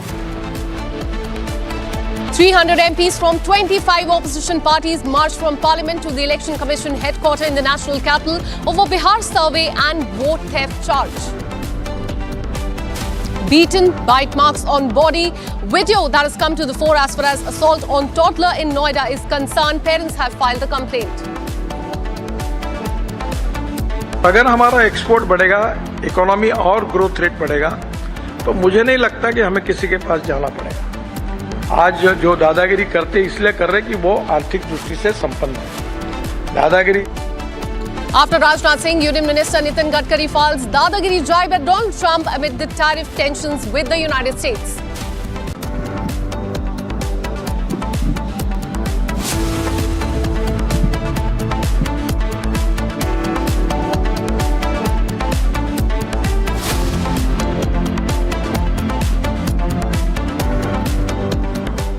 Hello and welcome. You're watching Republic TV with me, Akanksha Khajure. Let's start with the breaking news coming in from the Supreme Court as far as the dog menace is concerned. Supreme Court has passed a slew of directions to Delhi NCR states, MCD and DMC to deal with the menace of stray dogs and order creation of dog shelters across the cities. Supreme Court orders authorities to pick up all the stray dogs in Delhi NCR region from all the localities within 8 weeks and put them in the dog shelters, and no stray dog will be released back. This is a big, in fact, the order that has come in from the top court, an order that has been given to the Delhi NCR state. That means to the national capital, UP, Haryana as well, MCD and DMC to deal with the stray dogs and order creation of the dog shelters across the city.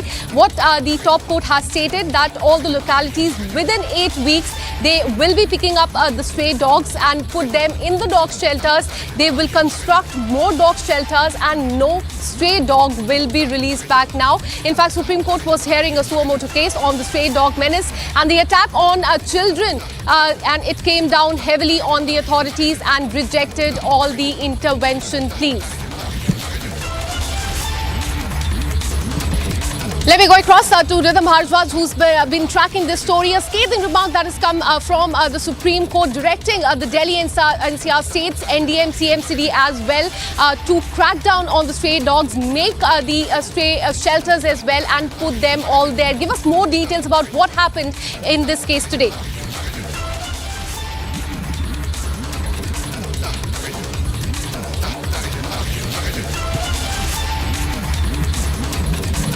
All right, we seem to have lost that line with Rhythm Bharadwaj, but if you can hear me, tell us what happened in this case today. We're learning is that the Supreme Court was hearing a suo motu case on the stray dog attacks on children. What happened in this case?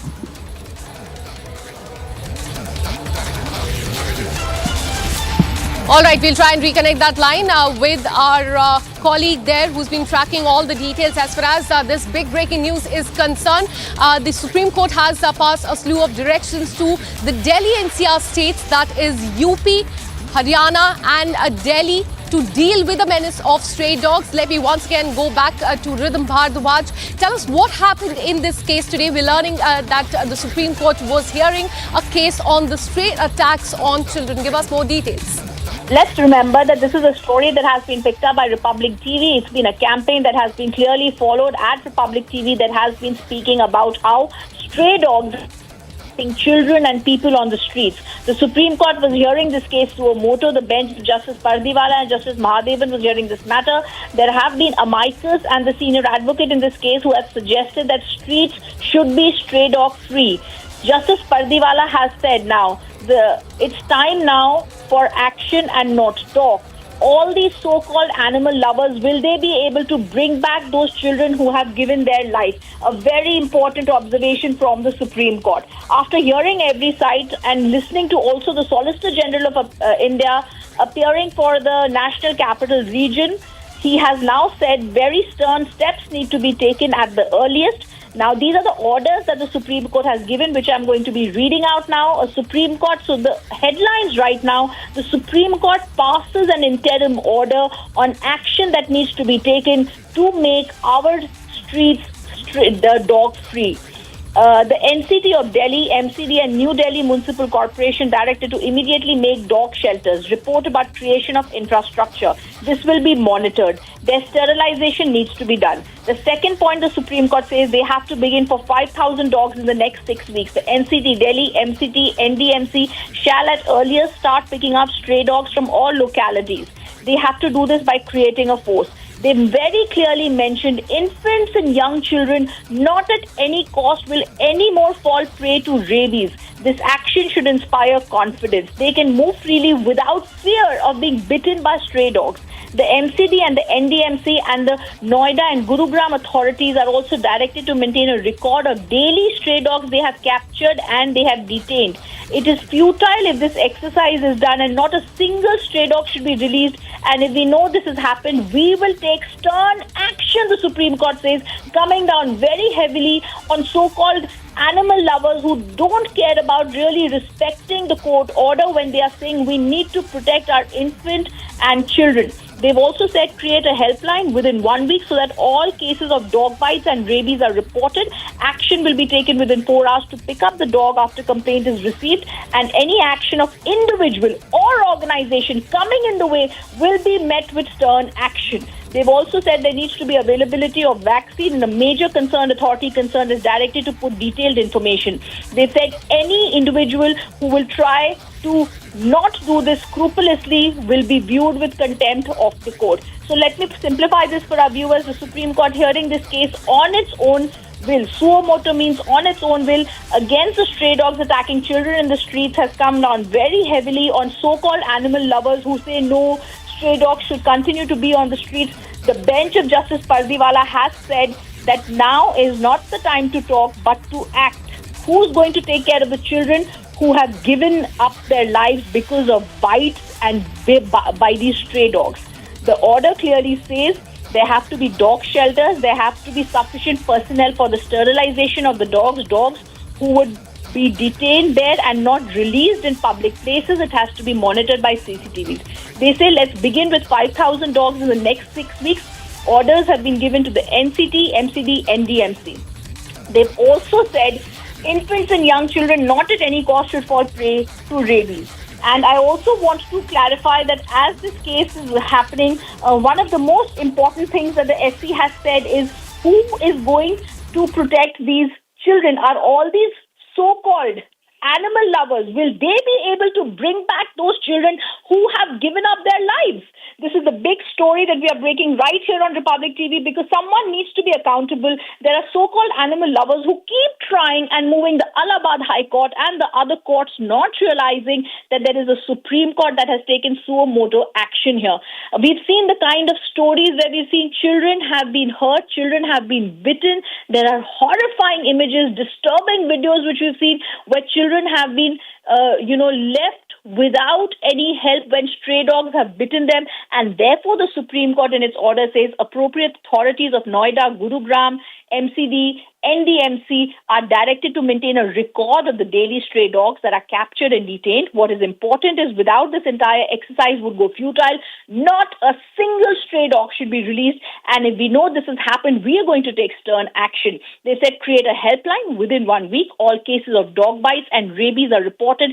Action should be taken within 4 hours to pick up a dog after the complaint is received, and any individual, any organization coming in the way, there will be strict action that will be taken against them. I think this is the most important thing because, we always have these so-called animal lovers who always try and hinder the work of the Supreme Court. The Supreme Court has said we're going to come down very heavily if anyone does this.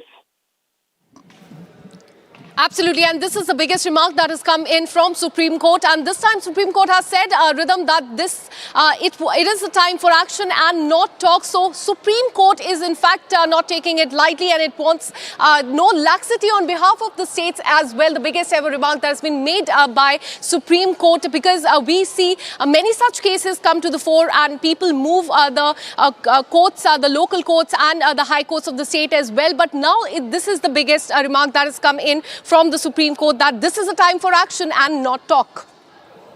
Oh yes, absolutely.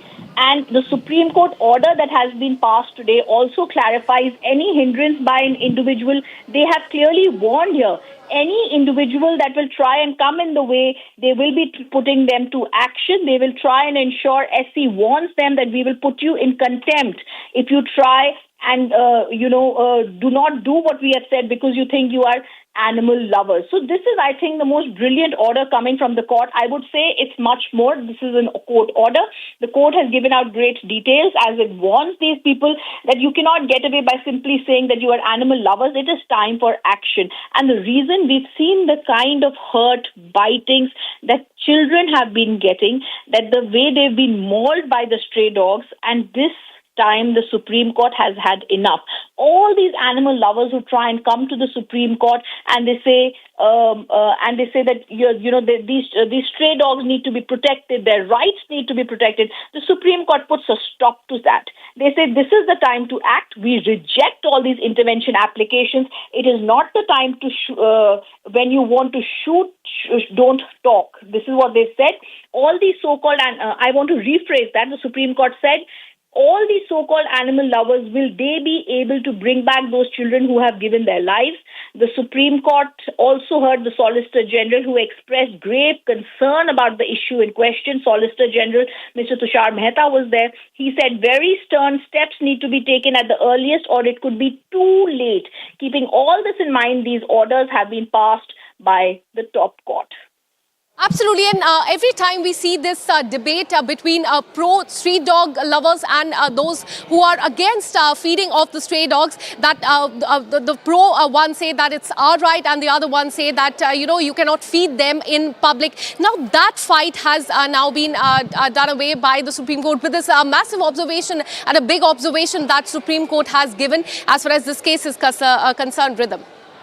Oh, yes, absolutely. And I also want to make it's clear that the Solicitor General of India also appeared before them, and he also said some very stern steps need to be taken at the earliest, otherwise it would be too late in the day. It is not something that the Supreme Court is talking about without listening to all of them who've appeared before them. After listening to everyone, the Supreme Court passes an order. After hearing all the sides, they have directed and given directions to the NCT, the National Capital Territory of Delhi, the MCD, the New Delhi Municipal Corporation, also including Gurugram and Noida authorities have been given directions. What are the directions? Make dog shelters. Report about the creation of the infrastructure. Have sufficient personnel for sterilized dogs who should be detained there. Have CCTVs there. Start with 5,000 dogs in the 6 weeks. NCT Delhi, MCD, and NDMC shall at earliest start picking up stray dogs from all localities. Ensure infants and young children not at any cost should fall prey to rabies. This has to inspire confidence. Should be allowed, the infants and young children should be allowed to move freely without fear of being bitten by stray dogs. The MCD and NDMC and appropriate authorities of Noida and Gurugram are directed to maintain a record of the daily stray dogs they have captured and they have detained. It is most important not a single stray dog should be released, and they have warned, if we know that any stray dog has been released, we will take stern action. 3 times in this order, they have said if there is any hindrance by an individual or an organization, because we do know certain organizations try and hinder the court's work, they said we will view this as contempt of the court, which is the highest words the Supreme Court can say against any organization that wants to go against them. They said create a helpline within 1 week so that all cases of dog bites and rabies are reported. Action has to be taken within 4 hours to pick up the dog. And any organization coming in the way will have stern action taken against them. Availability of vaccine is a major concern. Authorities should be putting out detailed information of vaccines that are available. Absolutely. And if you look at the data, in fact, Rhythm, over 37 lakh dog bite cases were reported just in 2024. In fact, and that's a huge number, 37 lakh dog bites with 54 deaths which were caused due to rabies. So for those who are just joining in, could you once again tell us the remarks, the observations that were given by the Supreme Court today as far as the street dog menace is concerned? Rhythm? Let's first clarify that this is not the Supreme Court only just passing just passing remarks or oral observations. The Supreme Court took cognizance of a suo motu case, after which it has passed an order. So this is not a Supreme Court observes. We need to say SC order. We need to change that and say SC order. The Supreme Court hears the suo motu case on the stray dog attacks in New Delhi. Then the Supreme Court has ordered. Everything I'm saying is an order of the Supreme Court which has more legal ramifications and seriousness than just observations. It is not Supreme Court strong observations only, it's Supreme Court's strong order coming down heavily on authorities. We need to explain to our viewers this is not just SC observe, this is SC order. Safety of infants is important. If the court is ordering this, that contempt of court action will be taken against anyone who tries to hamper the work of the Supreme Court.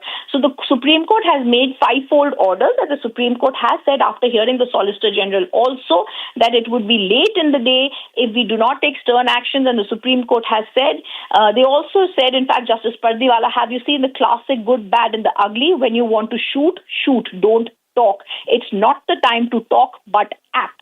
All these so-called animal lovers, it is time to stop this and to act. So this is very strong order from the Supreme Court that is coming in. SC orders and SC comes down heavily. The Supreme Court, Justice Pardiwala says, have you seen the classic good, bad and ugly? It's time to shoot, don't talk. I think this is a marvelous order from the Supreme Court, which they have now just passed this.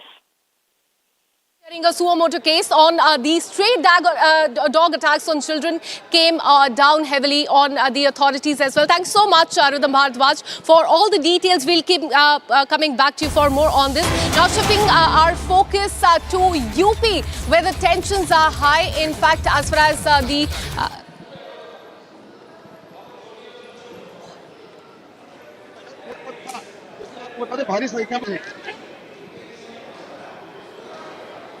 All right, so these are the visuals coming in from Fatehpur in Uttar Pradesh, where you can see massive deployment that is there in place, and in the center of this dispute is the structure that you can see on the screen. Now there's massive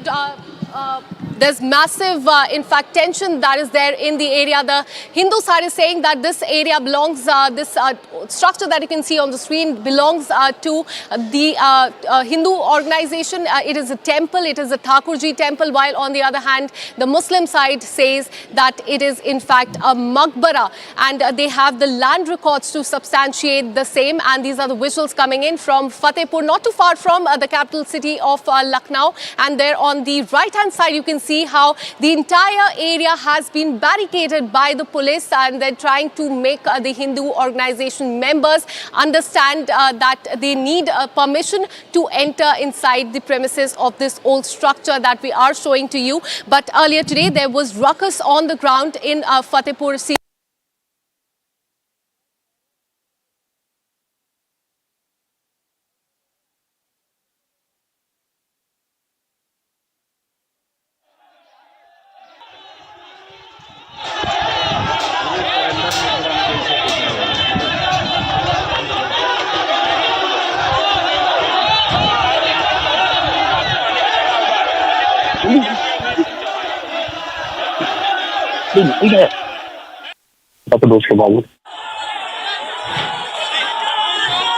To my colleague Gaurav, who's reporting live from that spot. Gaurav, हमें बताइए अभी ground situation क्या है? हम देख पा रहे हैं कि बैरिकेड कर दिया इस पूरे एरिया को.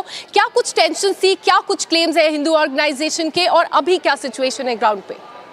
बिल्कुल, आपको बता दें स्थिति अभी सामान्य है. मैं अपनी अगर दाईं तरफ तस्वीरें आपको दिखाऊं तो देखिए, जो मकबरा है वो ये है. यहाँ पर ही पूरी भीड़ जो थी वो सुबह से इकट्ठा हुई थी, जिसके बाद जो माहौल है उसको खराब करने का जो प्रयास है वो किया गया था. लेकिन फिलहाल पुलिस ने जो भीड़ थी उसको एकत्रित करके और उसको गांव से बाहर निकालने का जो प्रयास है वो कर लिया.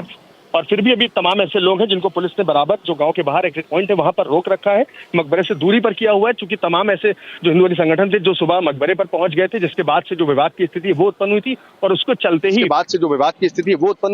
और उसको चलते ही जो पुलिस प्रशासन है उसने तमाम लोगों को समझा बुझाकर यहाँ से भेजने का प्रयास किया. फिलहाल आपको बता दें, इस वक्त हमने जब एसपी फतेहपुर जो है अनूप सिंह, उनसे बात की तो उनका साफ तौर पर कहना है कि ड्रोन के जरिए तमाम लोगों की वीडियोग्राफी की गई, उनको पहचाना गया जिन्होंने जो माहौल है उसको खराब करने का प्रयास किया था, जिसके चलते उनको पहचान कर उनके ऊपर जो कार्रवाई है वो सख्त सख्त जो की जाएगी. उसके बाद ही आपको बता दें कुछ लोग ऐसे भी थे जिन्होंने झंडा जो है वो फहराया था, जिसके बाद जो कार्रवाई है वो यहाँ पर अब कुछ ही देर में देखने को मिलेगी. चूंकि प्रशासन का साफ तौर पे कहना है कि ऐसे लोगों को बख्शा नहीं जाएगा जिन्होंने भी जो माहौल है उसको खराब करने का प्रयास किया था. तमाम नारेबाजी हमने देखी, किस तरह से जो पुलिस से भिड़ंत थी वो भी देखने को मिली. और मैं अपने अगर पीछे विजुअल दिखाऊं तो देखिए साफ तौर पर भारी भीड़ अभी भी यहाँ पर इकट्ठा है, लेकिन जो मकबरा है उससे काफी दूरी पर है ये लोग, और पुलिस ने इनको यहीं पर रोक रखा है. इससे आगे जाने की इनको अनुमति नहीं है.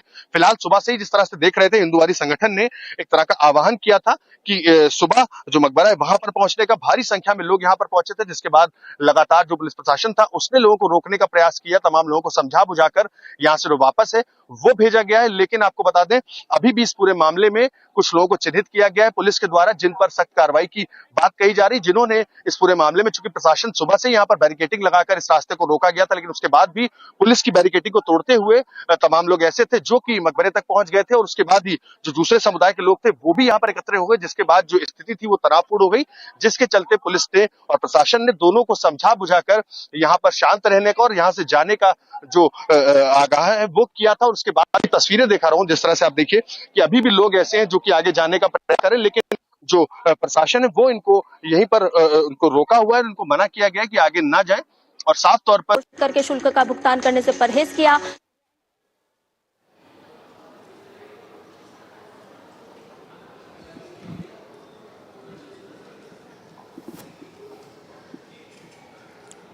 All right, so these are the visuals coming in from UP where the tensions are high. In fact, what you're learning is that the entire area has been barricaded, and there you can see that this is the old structure that is in the center of controversy. Now, the Hindu organizations are saying that this is a Thakurji temple, and there are lotus motifs that are also present inside. Gaurav, my colleague, has been reporting live and exclusive from that spot since morning. Gaurav, हमें बताइए, दो तरह के letter लिखे गए हैं Hindu organisation का कहना है कि हमें पूजा करने की परमिशन चाहिए। अब मुस्लिम ऑर्गेनाइजेशन का भी कहना है कि वहाँ पे ये जो स्ट्रक्चर है इसको हटाया ना जाए। इस चीज़ को लेकर भी डिस्ट्रिक्ट एडमिनिस्ट्रेशन को एक लेटर लिखा गया है। इस सब के बारे में हमें डिटेल्स दीजिए। देखिए, बिल्कुल जिस तरह से इस बारे में हमने जब डीएम से बात करने की कोशिश करी गई तो उनका साफ तौर पे कहना था कि इस पूरे मामले में दोनों तरफ से जो शिकायतें आई हैं उनकी जांच की जा रही है। लेकिन जो आज फिलहाल स्थिति थी, जिस तरह से 2 दिन पहले से यहां पर आह्वान किया गया था कि जो मकबरा है उसको लेकर के संगठन का दावा था कि वहां पर 11 अगस्त को सुबह पहुंचकर पूजा अर्चना की जाएगी, जिसके बाद यहां पर बैरिकेटिंग लगाई थी। भारी मात्रा में यहां पर पुलिस को तैनात किया गया था, लेकिन तमाम बैरिकेटिंग्स को और पुलिस प्रशासन को दरकिनार करते हुए भारी मात्रा में जो भीड़ थी वो कहीं ना कहीं मकबरे तक पहुंच गई। और यहां पर उसके बाद जिस तरह से हमने विजुअल्स देखे कैसे जो पुलिस से भिड़ंत थी वो लोगों की देखने को मिली, उसके बाद ही जो दूसरे समुदाय के लोग थे वो भी यहां पर आ गए और उसके बाद पुलिस लगातार उनको प्रयास करके यहां से हटाने की कोशिश करती रही। और फिलहाल जो स्थिति है वो सामान्य देखी जा रही है। लेकिन आपको बता दें, इन दोनों तरफ से जो शिकायतें हैं उसकी जांच खुद जो डिस्ट्रिक्ट मजिस्ट्रेट है वो कर रहे हैं। और खुद जो एसपी हैं उन्नाव के अनूप सिंह, उनका जो फतेहपुर के एसपी हैं अनूप सिंह, उनका साफ तौर पर यह कहना है कि इस पूरे मामले में ड्रोन के जरिए निगरानी की जा रही है और तमाम ऐसे लोग हैं जिनको चिन्हित किया गया है, जिनके द्वारा जो स्थिति है उसको माहौल को जो खराब करने की कोशिश की थी, उन पर सख्त कार्रवाई जो है वो की जाएगी। Back to you. एब्सोल्युटली। सबसे बड़ी बात यहाँ ये बनती है कि अगर कल हिंदू ऑर्गेनाइजेशंस ने ये लेटर लिखा था डिस्ट्रिक्ट एडमिनिस्ट्रेशन को कि वो पूजा करना चाहते हैं शिवलिंग की, वहाँ फिर भी वहाँ एम्पल सिक्योरिटी क्यों नहीं थी, ये क्वेश्चन काफी लोग पूछ रहे हैं। और दूसरा कि अभी क्या इस केस पे डिटेंशन हुआ है किसी का, किस पे फिलहाल फोकस है पुलिस का इस पूरे इन्वेस्टिगेशन में? देखिए, बिल्कुल फिलहाल पुलिस ड्रोन के जरिए कुछ लोगों की पहचान की गई है, उनको पहचान कर उनके खिलाफ जो कार्रवाई है उसकी बात कही गई है। और वहीं इस पूरे मामले में कुछ लोगों के पास से जो डंडे हैं और तमाम ऐसी चीजें थी जो बरामद हुई, जो कि पुलिस ने अपने कब्जे में ले ली है और ऐसे लोगों की पहचान की जा रही है, उनके खिलाफ एक्शन की बात तो पुलिस कह रही है। लेकिन फिलहाल अभी इस पूरे प्रकरण में किसी को भी पुलिस के द्वारा डिटेन नहीं किया गया है। एब्सोल्युटली। बट एक लास्ट क्वेश्चन मैं आपसे पूछना चाहूंगी, जब भी ऐसा कोई केस आता है गौरव, तो लीगली इस चीज को परस्यू किया जाता है क्या? हिंदू ऑर्गेनाइजेशंस क्या अभी कोर्ट जाने की कोशिश करेंगे इस पूरे केस को लेकर? क्योंकि उनका भी दावा है कि अंदर लोटस मोटिव्स पाए गए हैं, ट्राइडेंट के सिंबल्स हैं अंदर, क्या वो कोर्ट जाएंगे?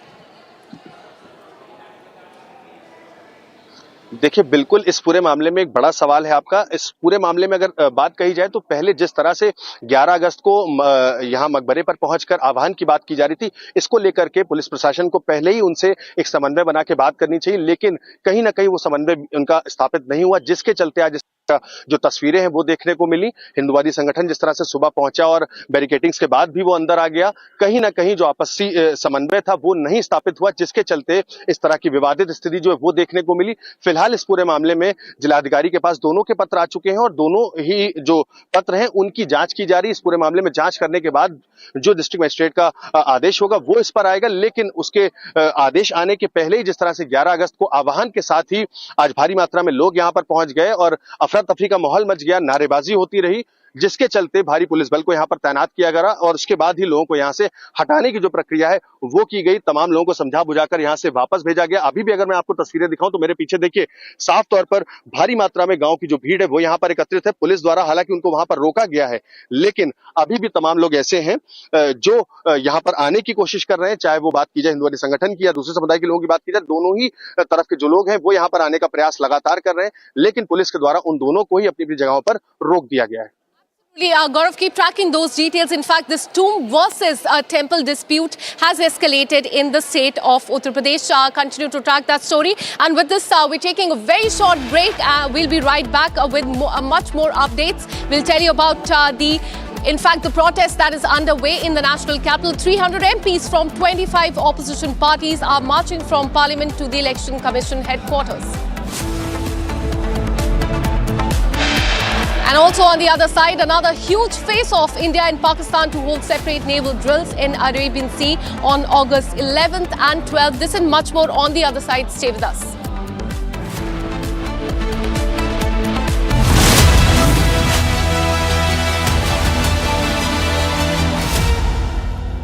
Amity is proud to announce the commencement of its 12th university in India, Amity University, Hyderabad. at the prime location of AeroCity Hyderabad Airport, has a strong focus on high-end research with brilliant students and distinguished faculty who share our mission to change the world together. To apply for this year's session, visit amity.edu/Hyderabad.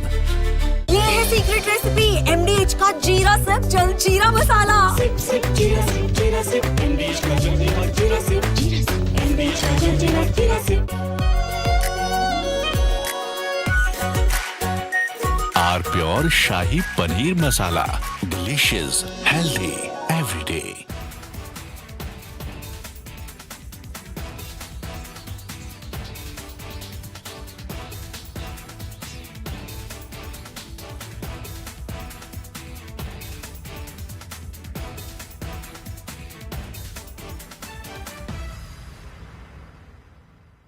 Well, we'll determine that later, but right now they're paying a 50% tariff.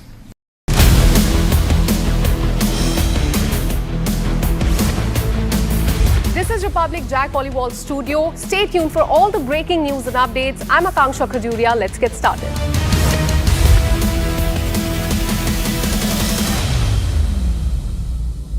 आधे bowl दही में 4 चम्मच MDH chutney pudina मसाला डाला, stir करो, पुदीना चटनी तैयार। MDH chutney pudina मसाला। केसरिया से मन जोगी हुआ रे, दिल झूमे देखो मतवारा हुआ रे। केसरिया से मन जोगी हुआ। हर पल मनाओ केसरी त्योहार। विमल, बोलो जुबान केसरी। आर प्योर सूजी पास्ता उबालो मिलाओ और खाओ 8 मिनट में तैयार। क्या टेस्ट है सबका राजा आर प्योर मसाला। और अगर हमारा एक्सपोर्ट बढ़ेगा, इकोनॉमी और ग्रोथ रेट बढ़ेगा, तो मुझे नहीं लगता कि हमें किसी के पास जाना पड़ेगा। आज जो दादागिरी करते इसलिए कर रहे कि वो आर्थिक दृष्टि से संपन्न है। दादागिरी इसलिए करते हैं कि उनके पास टेक्नोलॉजी है। अगर उनसे अच्छी टेक्नोलॉजी और रिसोर्सेज हमारे पास आएंगे तो हमें दादागिरी नहीं करनी है। हमारी संस्कृति ये कहती है कि विश्व का कल्याण हो। कुछ लोग हैं जो भारत का विकास जितनी तेजी के साथ हो रहा है उन्हें रास नहीं आ रहा है, उन्हें अच्छा नहीं लग रहा है। सबके बास तो हम हैं, भारत के। From Asia's largest news headquarters, setting the agenda for Bharat.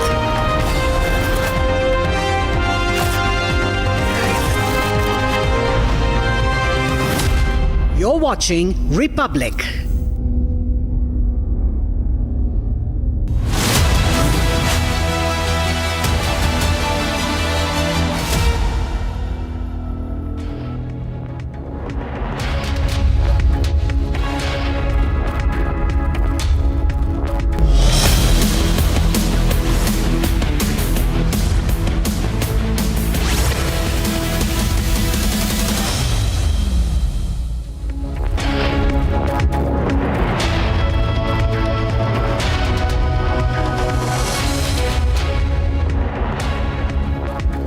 A very good afternoon, viewers. It's 1 p.m. and you're watching Republic TV. I'm Deepak Suresh Kumar. There is a latest flashpoint between India and Pakistan, and that is in the Arabian Sea, because India and Pakistan are holding different naval drills. We'll get you all that and much more after a quick check on the headlines.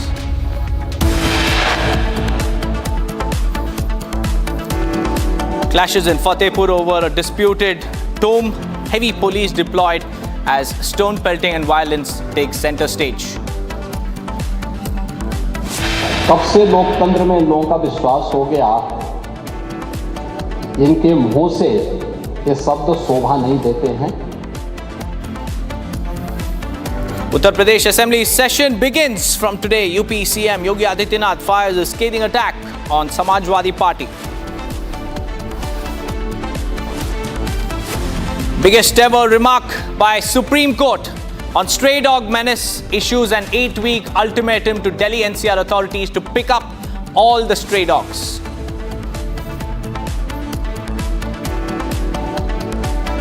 "300 MPs from 25 opposition parties marched from Parliament to EC headquarters over SIR and vote theft charge.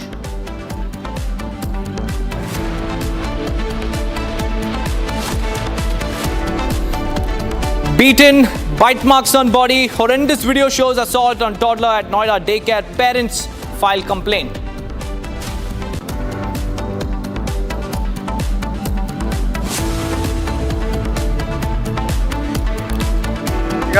Economy और growth rate बढ़ेगा, तो मुझे नहीं लगता कि हमें किसी के पास जाना पड़ेगा। आज जो दादागिरी करते इसलिए कर रहे हैं कि वो आर्थिक दृष्टि से संपन्न है।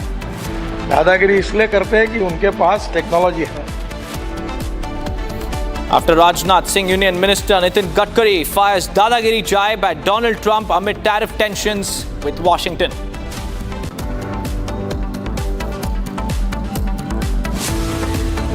It's another huge face-off between India and Pakistan as they're all set to hold separate naval drills in Arabian Sea.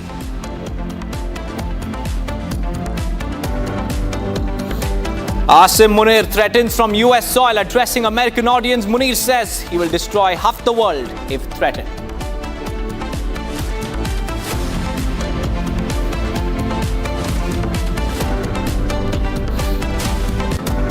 Viewers, we have some big breaking news coming in. The Defence Ministry has approved a UAV procurement deal worth 30,000 crore rupees.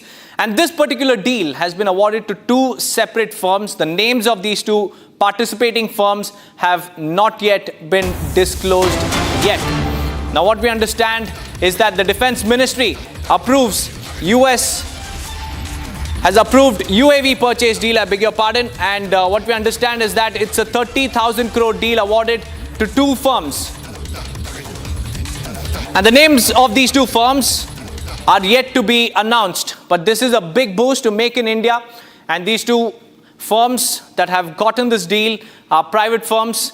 And the names of these two firms are yet to be announced. But what we understand is that the deal is worth 30,000 crore rupees. And this is a major step towards Atmanirbharta. And we have Ishan joining us live. Ishan, this is a huge deal that has been announced by the Defence Ministry. 30,000 crore rupees is what we're talking about. And two firms whose names are yet to be announced. Help us understand the nature of this deal and also what this means. This deal has been announced by Ministry of Defence today. This is primarily part of the earlier 87,000 crore MALE drone deal finalized by the Ministry of Defence. This deal has allocated local procurement of drones having capabilities of flying at least 35,000 feet and for 30 hours continuously. This will give the primary condition for this deal is that it will the drones need to be manufactured locally within India. This is a great boost to the defense industry in India, and it will provide great confidence in the defense manufacturing sector. This is a big boost to self-reliance. We have more breaking news updates, but thank you, Ishan, for joining me with those details.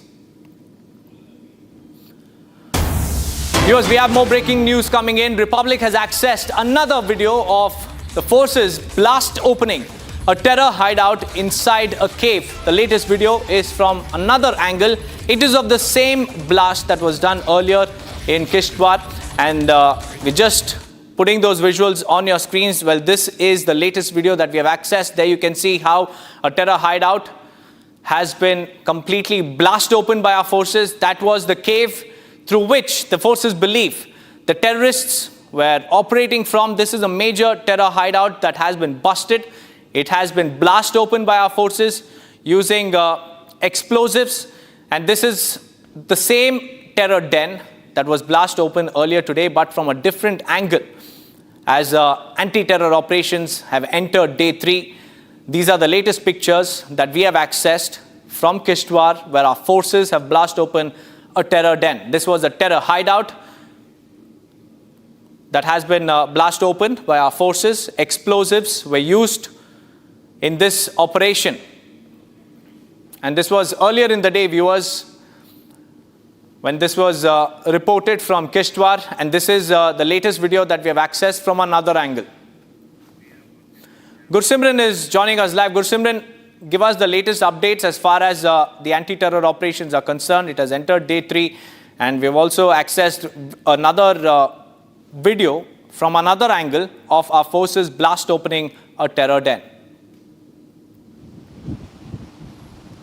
Yes, this was the opening of that very tunnel, that cave which has a tunnel deep inside it. It is believed to be somewhere close to 40 feet or more, because earlier it was believed to be some 20 feet. But now the forces have advanced to that very point, and it is still being said that it is almost half yet to be crossed by the forces. The special forces of the Indian Army have been inducted in the operations, and also what we are picking up that the area of operations has been extended by the security forces, because it was earlier restricted only to that very cave, but now it has been extended to the nearby areas. So forces are not ruling out the possibility of any other opening of this tunnel also, and also the intervention that is being done by the special forces of the Indian Army. It is taking time, because for every feet to be crossed it is taking close to 1 hour, because the forces have to crawl inside this cave, because this is one such operation, one of its kind, that is being carried out inside a cave. So it is altogether a different ball game for the security forces in which they are conducting the operations. But these two terrorists, because they are active for more than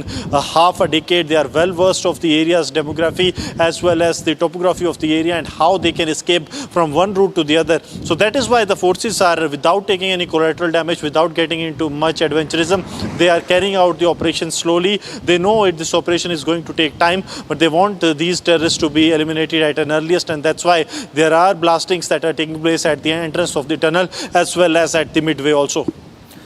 Right, Gursimran, thank you for joining me with those details. Well, this is another challenging operation for our forces, as another tunnel inside a cave has been discovered after blast opening it. Now, moving on, viewers, yet another harrowing incident of a human-animal conflict has surfaced online. An elephant at the Bandipur Tiger Reserve in Karnataka charged at a tourist in this particular region.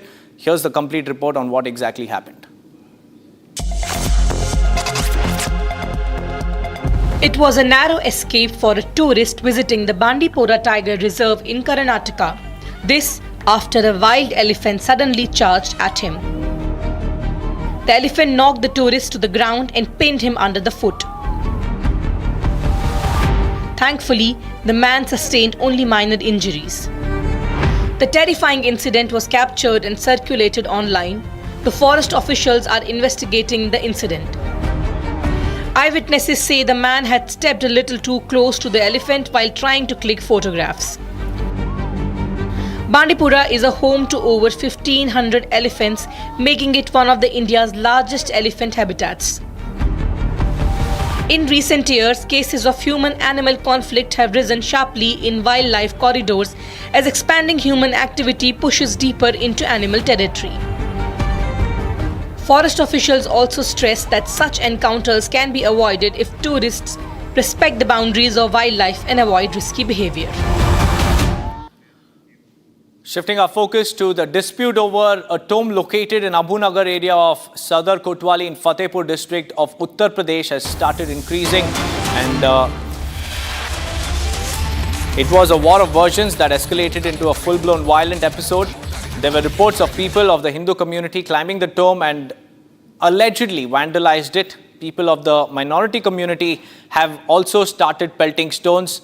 Well, this is the high drama, the showdown that was witnessed earlier in the day. And even as we speak, the situation remains very, very grim because there's heavy police deployment, and this particular structure, which has been at the center of the dispute, has been completely barricaded. But despite that, you can see people breaching the barricades and also installing a saffron flag. The police have tried to appeal for calm, but to their dismay, the warring factions continue to escalate the violence.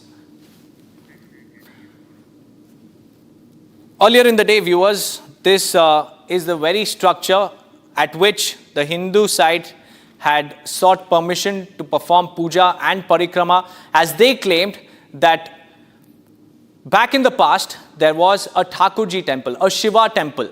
But on the other hand, the Muslim community members have said that this is indeed a tomb that belonged to their community.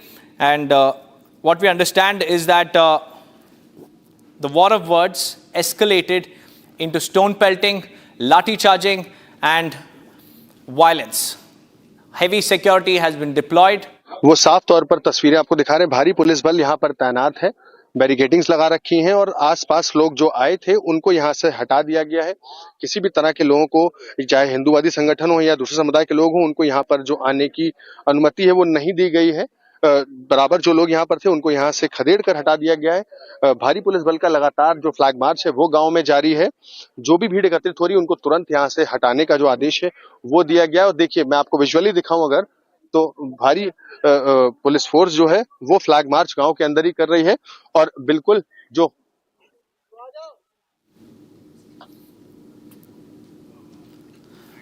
Well, that was our correspondent bringing us the latest updates.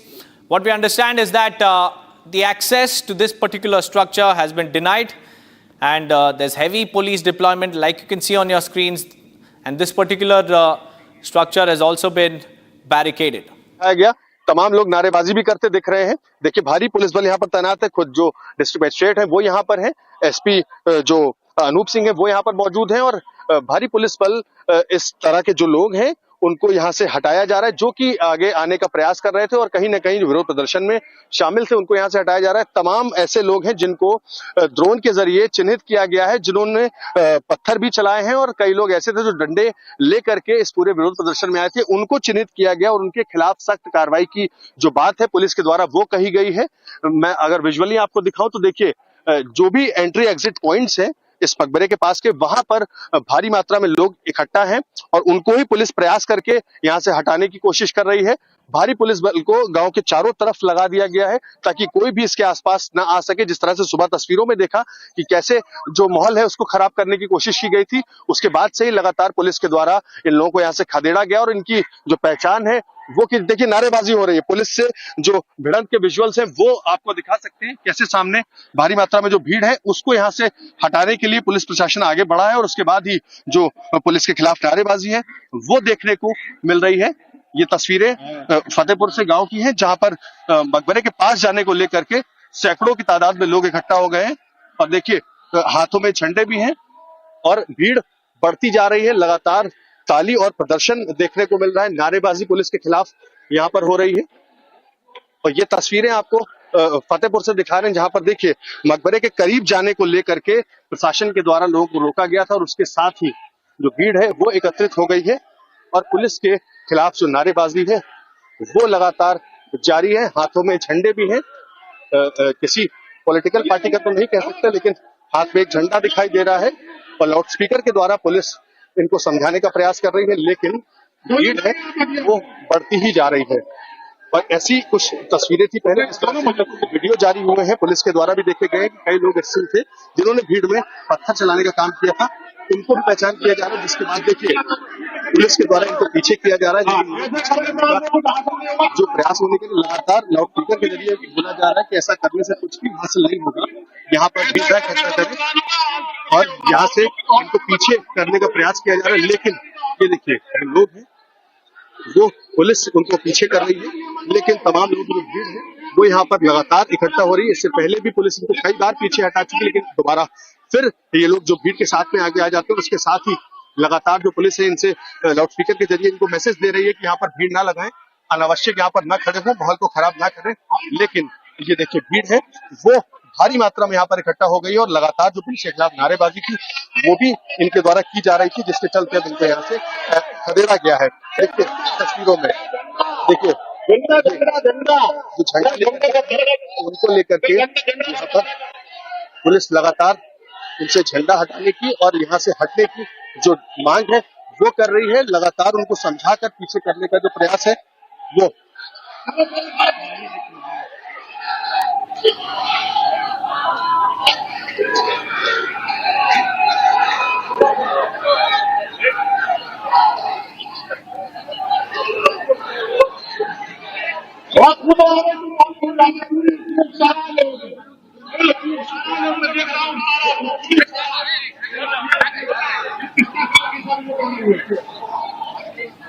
Well, there you can see the police pushing back the warring factions, and they've also made public announcements appealing for peace and calm. And despite their appeals, the two sides are refusing to leave this particular site. And this is the disputed structure that we're talking about, which has landed in a major dispute between two communities. One community claims that there was a temple back in the past here, but the other community claims that this is a tomb that belonged to the Muslim community members. And just 24 hours back, the Hindu community had sought permission from the district administration regarding performing rituals here, parikrama, and also a puja here. And despite the appeal and despite them seeking permission, the situation has now gone out of control. The police there have arrived in huge number in their riot gear. There you can see vests and lathis with helmets. So this clearly describes the intensity of the situation. And also clashes were reported earlier in the day, stone pelting, and also groups charging at each other with sticks and batons were also reported just a couple of hours back. And what we understand from our correspondent Gaurav is that the police there on your screens making announcements, appealing both the factions to return to their homes and to avoid taking law into their own hands.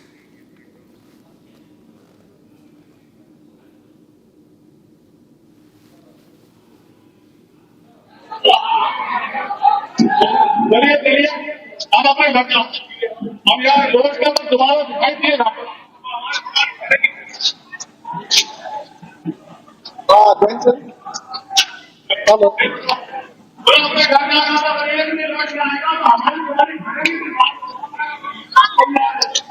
The police have also deployed drones, eyes in the skies, to identify all those miscreants who were involved in stone pelting, who were involved in disturbing the peace of this particular locality. All of these miscreants are being identified and action will be taken against them. The SP has also arrived at the scene to take stock of the situation. The police here have mobilized in large numbers. Barricades have been put up near the disputed structure, restricting entry to both the sides, saying that the matter must be settled legally.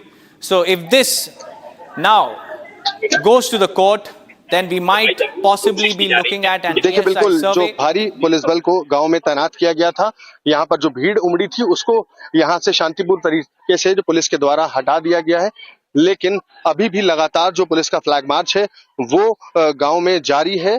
तमाम ऐसे लोग हैं जो कि भीड़ को लेकर के एकत्रित हो रहे हैं, उनको लेकर के जो लोग हैं उनको यहाँ से हटाया जा रहा है। तस्वीरें आपको दिखा रहे हैं, इसमें देखिए साफ तौर पर जो भीड़ है उसको यहाँ से खदेड़ करके पीछे किया गया है, चूंकि जिस तरह से वो लोग आगे आ रहे थे कहीं ना कहीं जो विवाद की स्थिति उत्पन्न हो रही थी, जिसके चलते लगातार उनको समझा बुझाकर यहाँ से वापस भेजा गया है। गांव में भारी मात्रा में जो पुलिस है उसको तैनात कर दिया गया है।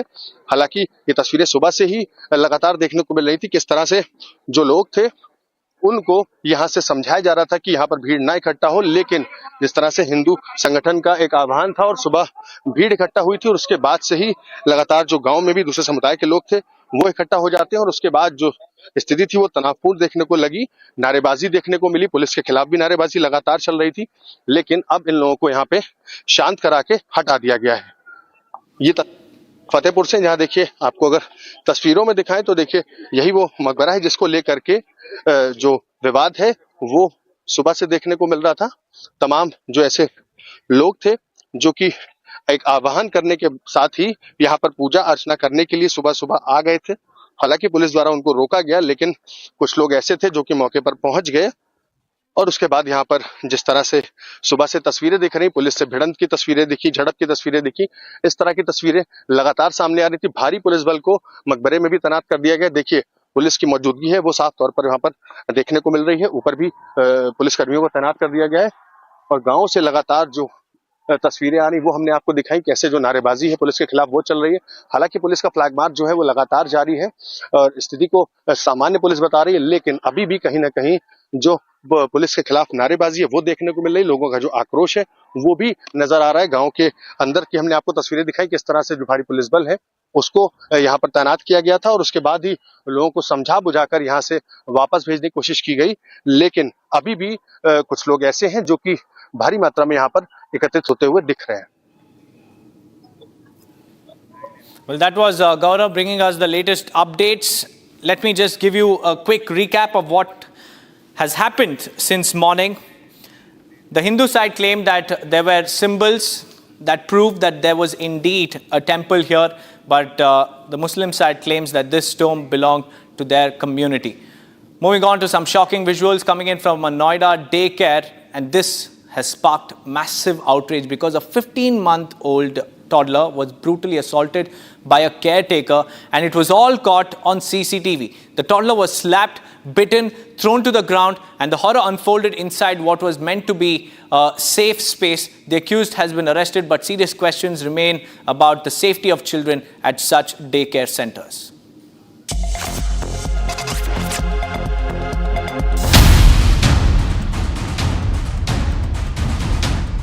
Abuse caught on camera. A toddler slapped, dropped, bitten and beaten by the very woman entrusted with her care. The CCTV footage is chilling, the pain visible on the baby's face. Bite marks, bruises and trauma. The child is just 15 months old. But it doesn't end there. The caregiver, frustrated with the baby's cries, throws her to the floor again. The horror unfolded inside a daycare located in a residential complex in Noida, Sector 137. A place meant to nurture is now a site of unimaginable cruelty. The incident came to light when the child's mother found bite marks on both the thighs and rushed her to the doctor. What she thought was a skin infection turned out to be human bites, confirmed by the medical examiner. Acting on the complaint, Noida police arrested the 16-year-old nanny, who is a resident of Shadara in Sector 142. The daycare head is also under investigation, and police are verifying if the center was even licensed to operate. The CCTV reveals not just the abuse, but a complete betrayal of trust. The cries were unheard, her wounds now a symbol of system that failed her. Police say investigations are underway, but the big question is the silence of these daycare walls. Who's protecting them, and the ones who cannot speak for themselves? Viewers, Uttar Pradesh Chief Minister Yogi Adityanath delivered a pointed attack in the assembly, drawing a stark contrast between the Samajwadi Party and democracy. He likened the two entities to being on different sides of a river, questioning the party's commitment to democratic principles. Listen in.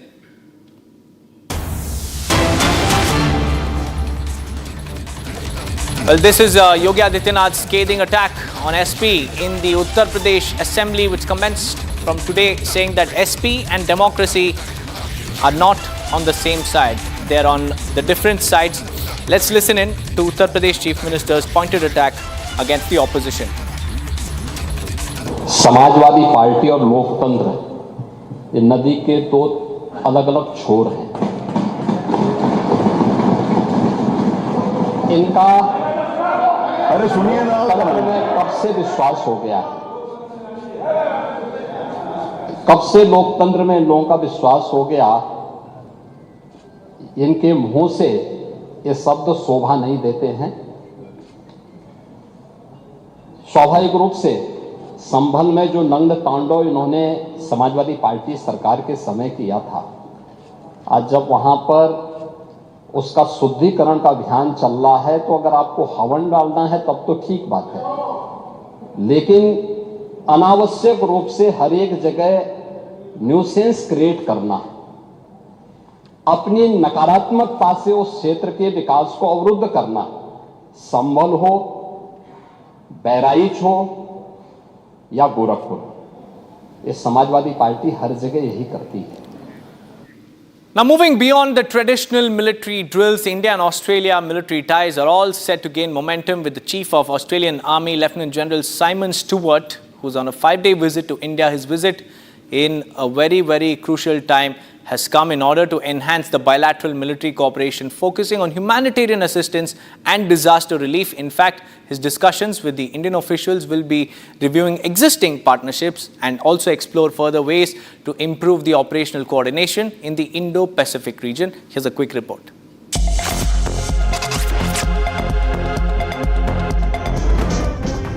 The Australian Army Chief Lieutenant General Simon Stewart is on a 4-day strategic visit to India, strengthening the military ties between the two nations.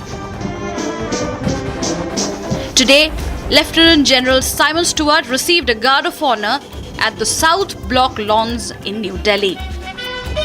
Lieutenant General Stewart, along with Indian Army Chief General Upendra Dwivedi, were seen reuniting after a decade during the Guard of Honor ceremony.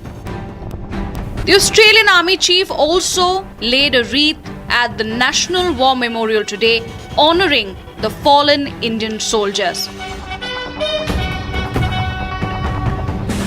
This visit by the Australian Army Chief reflects the Indian Army's rising profile as a credible partner in the Indo-Pacific. It's time for a quick break, viewers. On the other side, another huge face-off, India and Pakistan to hold separate naval drills in the Arabian Sea today and tomorrow. Along with that, we'll also tell you about Asim Munir's threat from US soil addressing American audience. Munir says that he will destroy half the world if threatened. Stay tuned.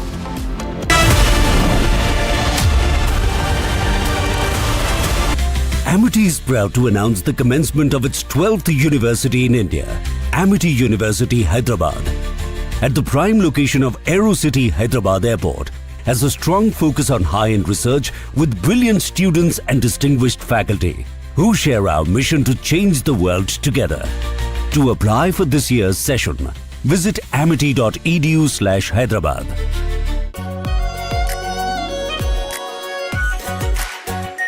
Our pure Shahi Paneer Masala. Delicious, healthy, every day. केसरिया से मन जोगी हुआ रे दिल झूमे देखो मतवारा हुआ रे केसरिया से मन जोगी हुआ हर पल मनाओ केसरी त्योहार। विमल, बोलो जुबान Kesari.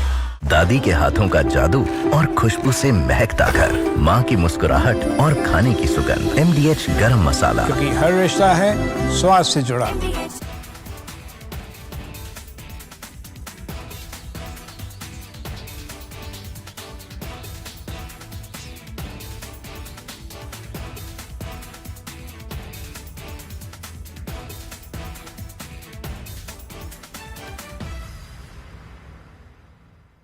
Well, we'll determine that later, but right now they're paying a 50% tariff.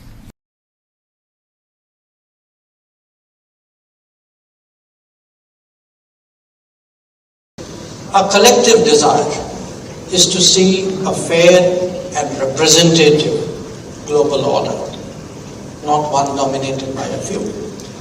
That quest is often articulated as political.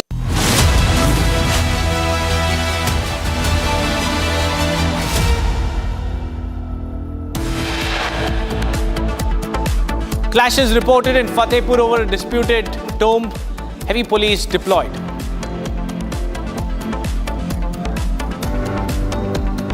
कब से लोकतंत्र में लोगों का विश्वास हो गया, इनके मुंह से ये शब्द शोभा नहीं देते हैं। Uttar Pradesh Assembly session begins from today. UP Chief Minister Yogi Adityanath fires a scathing attack on SP. Supreme Court passes an order on stray dog menace, says pick up all stray dogs within 8 weeks or face action. 300 MPs from 25 opposition parties marched from Parliament to EC headquarters over SIR and vote theft charge.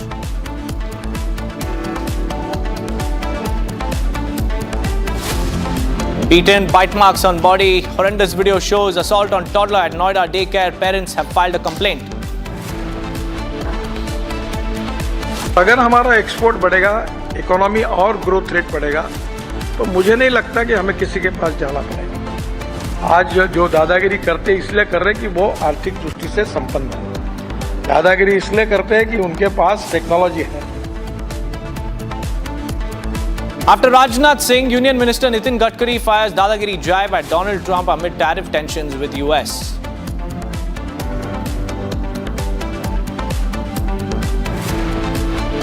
Fresh face-off between India and Pakistan as both of them are set to hold separate naval drills in Arabian Sea today and tomorrow.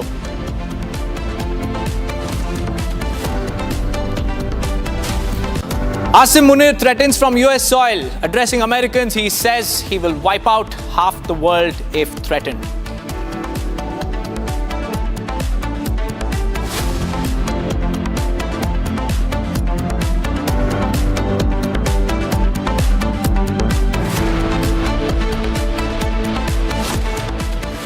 Ladies and gentlemen, today is a very important day as after Operation Sindoor, after India struck Pakistan, India and Pakistan, both of them will be holding naval drills. They are all set to display the naval might today at the Arabian Sea. And at the same time, remember, Pakistan Navy has also issued a NOTAM announcing its own exercises in its territorial waters. The overlapping schedule points to heightened military activity in the strategically significant Arabian Sea, a key route for maritime trade and crucial to regional security. The exercises, ladies and gentlemen, are positioned approximately 60 nautical miles from each other. Indian Navy is all set to display its naval might today at the Arabian Sea. As per the NOTAM that has been issued, the Indian Navy will conduct its maritime drills off the coast of Porbandar and Okha in Gujarat. Joining us on the broadcast is Major General Samarpal Tu, Defence Expert. General, very good morning, very good afternoon to you. This is the first time after Operation Sindoor that India and Pakistan will be in close proximity to each other, and that too at a time where both of them will be displaying their naval exercises, their naval might. And it is unsaid that when it comes to India and Pakistan, when it comes to comparing their naval exercises, their naval drills, India certainly has the edge. Yes, definitely. But you see, the thing which is worrying is basically the time and the dates selected for this exercise, number one. Number two, 60 nautical miles is equivalent to just 110 kilometers. So you see, the distance is not much. And the weapons that are going to be used are, they're going to be few different type of missiles. And especially from the Pakistan side, they're using the Exocet missiles. They have the Babar missiles. So, these are the missiles which could actually overshoot the NOTAM area and could land into the Indian waters where the Indian Navy is carrying out these drills. So it is very, it is very surprising how Pakistan has actually selected the exact same date and almost the same area which lies in the trajectory of the Indian Navy's presence. So that is what is a bit intriguing. It is a very fragile and a very tense situation right now, because you see, even if the missile overshoots the target during a drill, it might result in some accidental fire, which might be provocative. So number one is that. Number two, the reason during Op Sindoor that the Indian Navy, despite its carrier group being deployed, were not able to be maneuverable very much is because of this type of placement, tactical placement by the Pakistan naval ships. So this again is a place which has been selected by Pakistan, which makes all the trading ships detour, which would take more time and more fuel consumption to reach India or Bombay. So you see, it is a bit of hindrance. And to counter this, it is basically a strategic move or a message by Pakistan by issuing the NOTAM and occupying the area in which it is carrying out the naval exercise. So yes, the implications are basically that they are trying to project the show of force. And to our horror, you see, if the Pakistan Navy gets permission to deploy in Chittagong or Bangladesh, that is definitely going to be very worrying for the Indian naval forces, because it is within the proximity of our vital naval installations. Absolutely. And then we have China in the Coco Islands dominating the Malacca Strait. So it is high time that, the Indian Navy gets a mega boost. I'm not even saying boost, but a mega boost, and a lot of infrastructural enhancement needs to be done for the Navy, and Right, new Major. weapon systems need to be immediately brought in for the Indian Navy to counter both these nations' navies, because I am telling you this today on record that it is just a matter of time when both these countries will get at India sooner or later. And we have to be prepared from today itself and also read between the lines in terms of their NOTAMs and their exercise areas and deployments. Right. Major Toor, I request you to stay with us because in the due course of time, what we're also going to do, Major Toor, and I will come back to you on that, is tell our viewers about the kind of venom that Asim Munir, the Pakistan Army chief, spewed yesterday. And not just that, he went on to express the fault lines that are there in his own country, that is Pakistan. Pakistan Army Chief Asim Munir has issued a chilling nuclear threat, not just to India, but to half of the world. This alarming statement comes during his second visit to the United States in less than 2 months. For the first time ever, a foreign military leader has used the United States soil to threaten a third country with nuclear consequences. Clearly, Donald Trump has given a pat on the back for the Pakistan Army Chief. Here is how Asim Munir spewed venom against India and the world yesterday.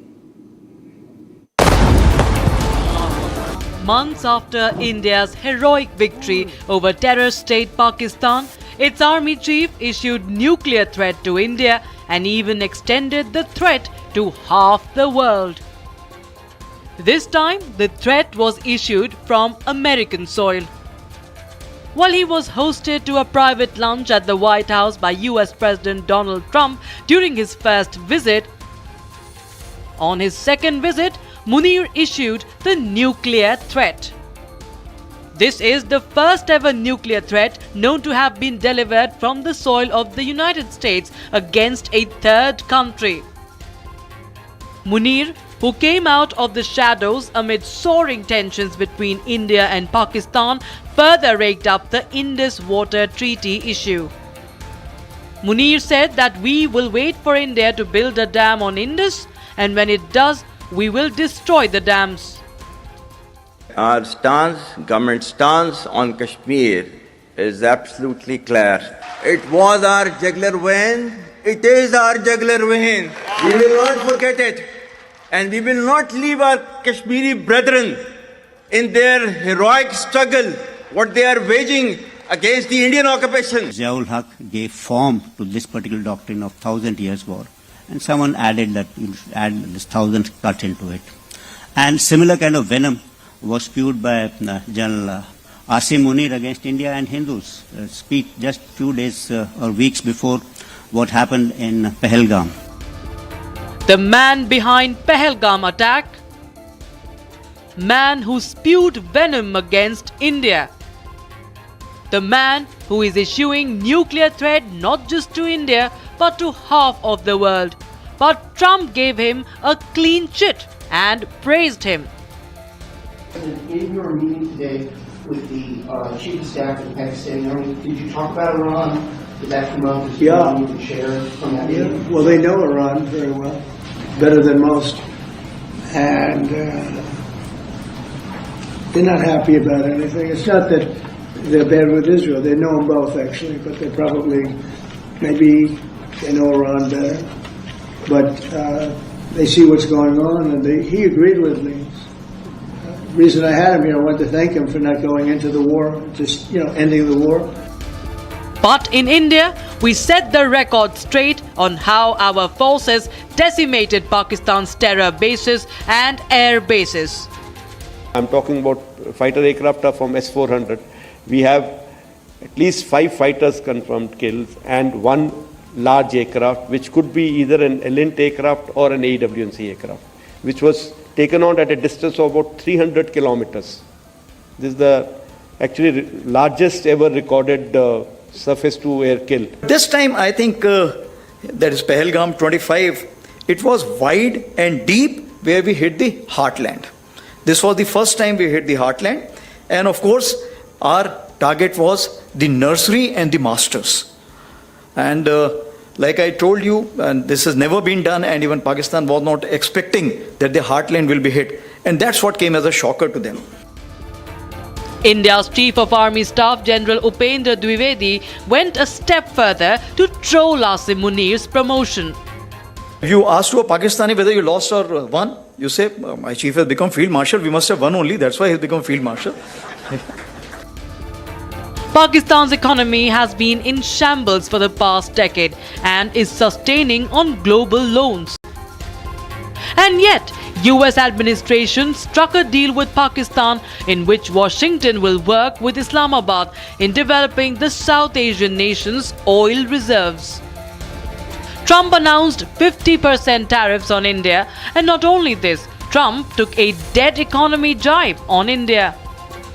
But setting the record straight, Prime Minister Modi gave a strong counter. आज भारत दुनिया की fastest growing major economy है। पिछले 11 years में हमारी economy 10वें number से top 5 में पहुंच गई। हम बहुत तेजी से टॉप 3 इकोनॉमी बनने की ओर आगे बढ़ रहे हैं। Defense Minister Rajnath Singh took pot shots at Trump in a veiled attack. कुछ लोग हैं जो भारत के का विकास जितनी तेजी के साथ हो रहा है उन्हें रास नहीं आ रहा है,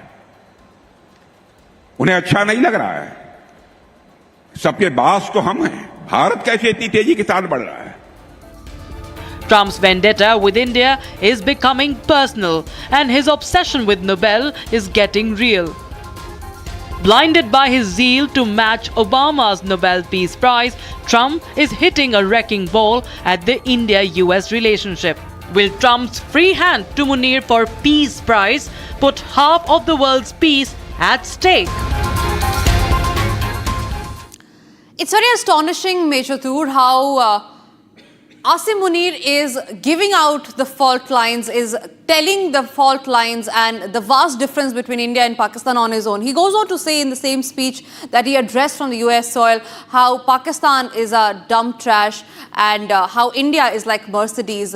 And what is more shocking is here, Major Tur, is that Asim Munir, the Pakistani army chief, has been making these statements, threatening the world from the United States. So do you think it is a pat on the back of Asim Munir by Donald Trump clearly? You see, firstly, the position and post of a high-ranking general is supposed to be mature. It is supposed to be very, it's a position of responsibility. But the way he has been behaving, wearing a black suit and a tie, but he's behaving like a rogue politician. There is no, there is no sign of him being a refined general who's leading an army. He looks like a thug who has been ranting out these threats openly on foreign soil. I don't know the desperation, what it is. Maybe it is the humiliation. Maybe it is the calling out of the bluff and the lies of the Pakistan narrative, which has actually triggered him to pass on such statements by saying that, if Pakistan is threatened, then, it is going to nuke India and is going to get half of the world down with him. So, you see, these are the exact telltale signs of Saddam Hussein. Saddam Hussein as a dictator used to behave like this, that if he's going down, then nobody survives. Everybody goes down. Right. So this is the exact mindset of Asim Munir. These are the exact blueprints of what Saddam Hussein had. And the difference and the bigger danger is that this general possesses a nuclear bomb. He has the power to press that button of a nuclear bomb on the largest democracy of the world. So he is a lunatic. He is a clear and present danger to all the sane democracies of the world. All responsible nations of the world have to take notice of this nuclear ranting by a sitting general in position. I do not even consider him a field marshal. I would consider him as a general. The reason why he was made the field marshal was to toe the narrative that the Sindoor operation was dominated and taken over by Pakistan. That is why he was promoted to a field marshal, which defies all logic. So it is sooner or later the people of Pakistan will know his bluff, and it is matter of time that either the Pakistani public will get him down, or else he will get Pakistan down and into ruins by his nuclear rant, which is a threat to a democratic world, a free world, and America has to take serious note of it. And the biggest political blunder by America will be that they do not condemn his statement and they keep quiet about it. That will show the true intent of the US political diaspora. So now is the time for US to behave in a mature manner and handle this thug and this rogue general now before it is too late. And then you see snakes in the backyard. This is American snake in its own backyard. Pakistan is going to get at Americans also very soon. It already has by giving refuge to Osama bin Laden. Pakistan is a nation which has the blood of American soldiers, the NATO soldiers, the British soldiers on its hands.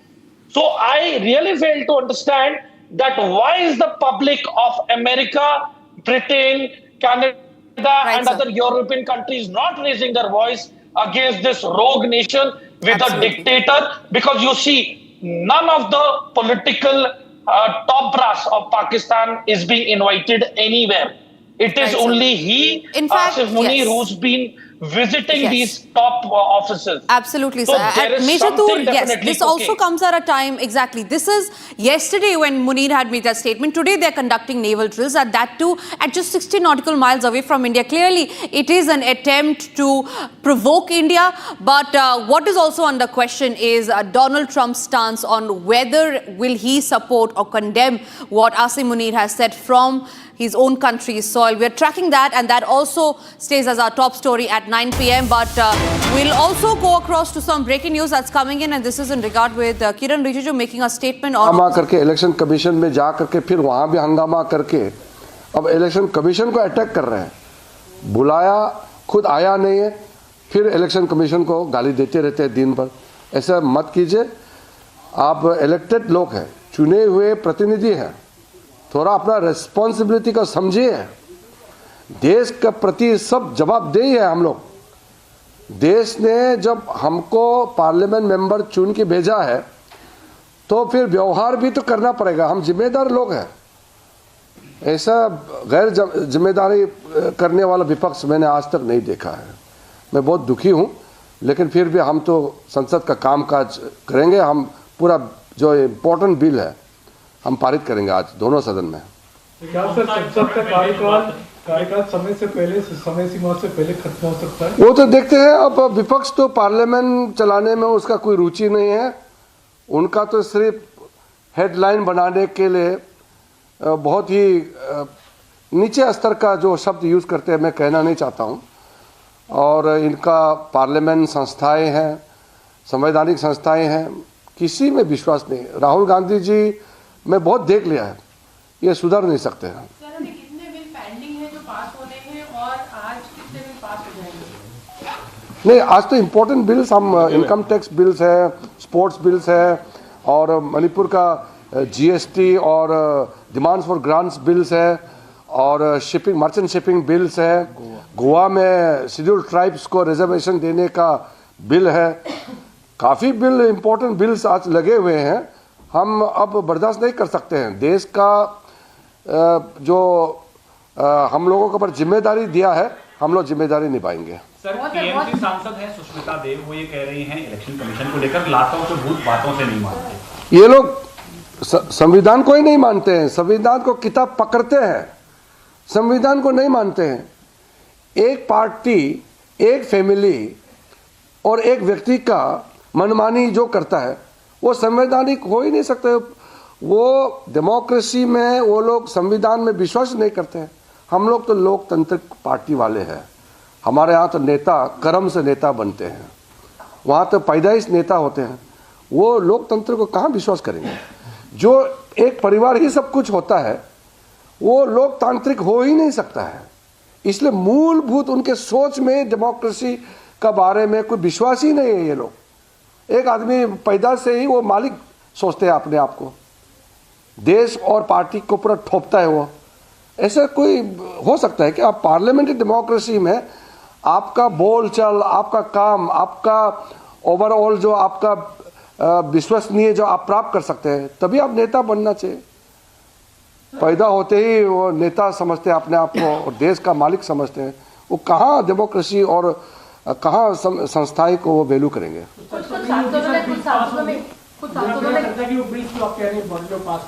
हम लोग चर्चा करेंगे, वो आए न आए हमारे लोग बोलेंगे।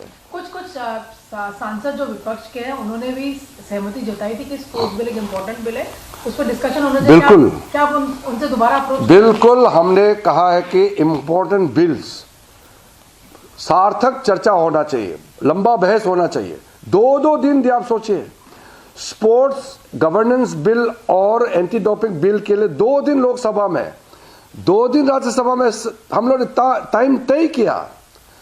फिर इनकम टैक्स अमेंडमेंट बिल और टैक्सेशन बिल को 2 दिन लोकसभा, 2 दिन राज्यसभा, इतना लंबा टाइम दिया है, टाइम तय कर चुके हैं बीएससी में, फिर भी आकर के हंगामा करते रहते हैं।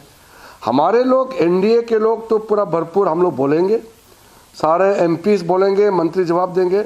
हम अपोजिशन वाला को रिक्वेस्ट करते हैं, आप भी अपना बात रख सकते हैं, आप चर्चा में भाग लीजिए और चर्चा से भाग करके फिर बोलेंगे कि बोलने नहीं देते, ये मत कीजिए। Thank you. पिछले हफ्ते इनको बोला था कि अगर ये पॉसिबल नहीं होगा तो हाउस जल्दी एडजर्न हो जाएगा, क्या हाउस जल्दी एडजर्न? वो अभी हम नहीं बोलेंगे। सर, आज कौन-कौन से बिल?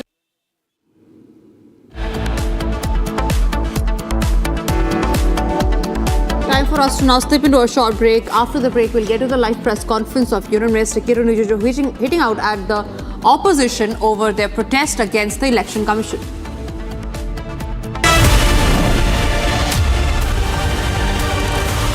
थोड़े में ज्यादा स्वाद यही तो है इसकी खास बात। वाओ मामा, क्या स्वाद है? अरे मेरे राजा, मसाला। इसको घर पे लगाओगे तो शादी का तो पता नहीं, पर घर पक्का नहीं टूटेगा। रुंगटा नहीं तो घर स्ट्रॉन्ग नहीं। रुंगटा स्टील TMT बार एकदम सॉलिड। पहाड़ों में हाइकिंग शिप भी बन सकती है।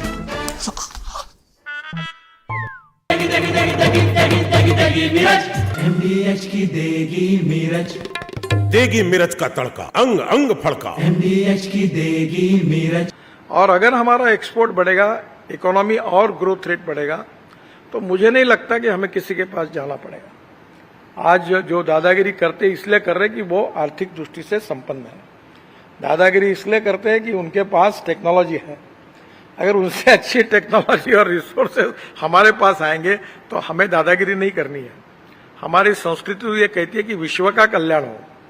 कुछ लोग हैं जो भारत का विकास जितनी तेजी के साथ हो रहा है उन्हें रास नहीं आ रहा है, उन्हें अच्छा नहीं लग रहा है।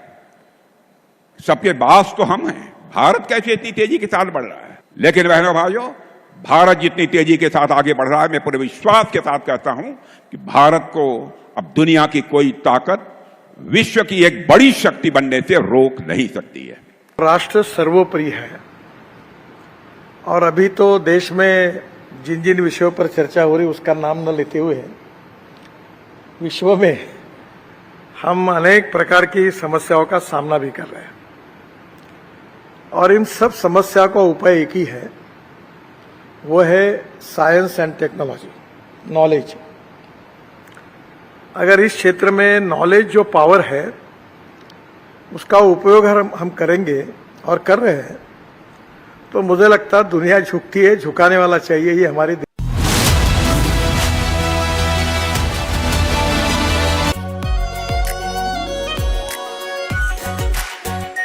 Are pure shahi paneer masala, delicious, healthy, everyday.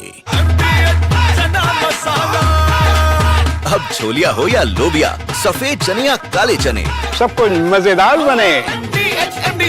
Are pure सूजी पास्ता, उबालो, मिलाओ और खाओ, 8 मिनट में तैयार। क्या टेस्ट है, सबका राजा R pure masala.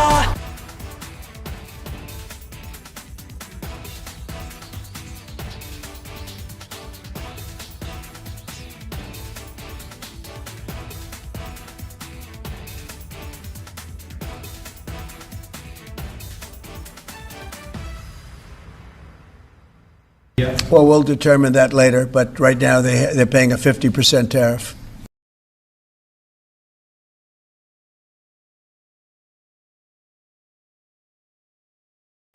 Our collective desire is to see a fair and representative global order, not one dominated by a few.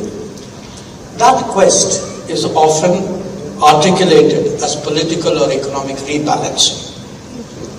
But I want to say this to you: obtaining respect and ensuring dignity for societies can also be achieved through cultural prowess, especially through cultural prowess.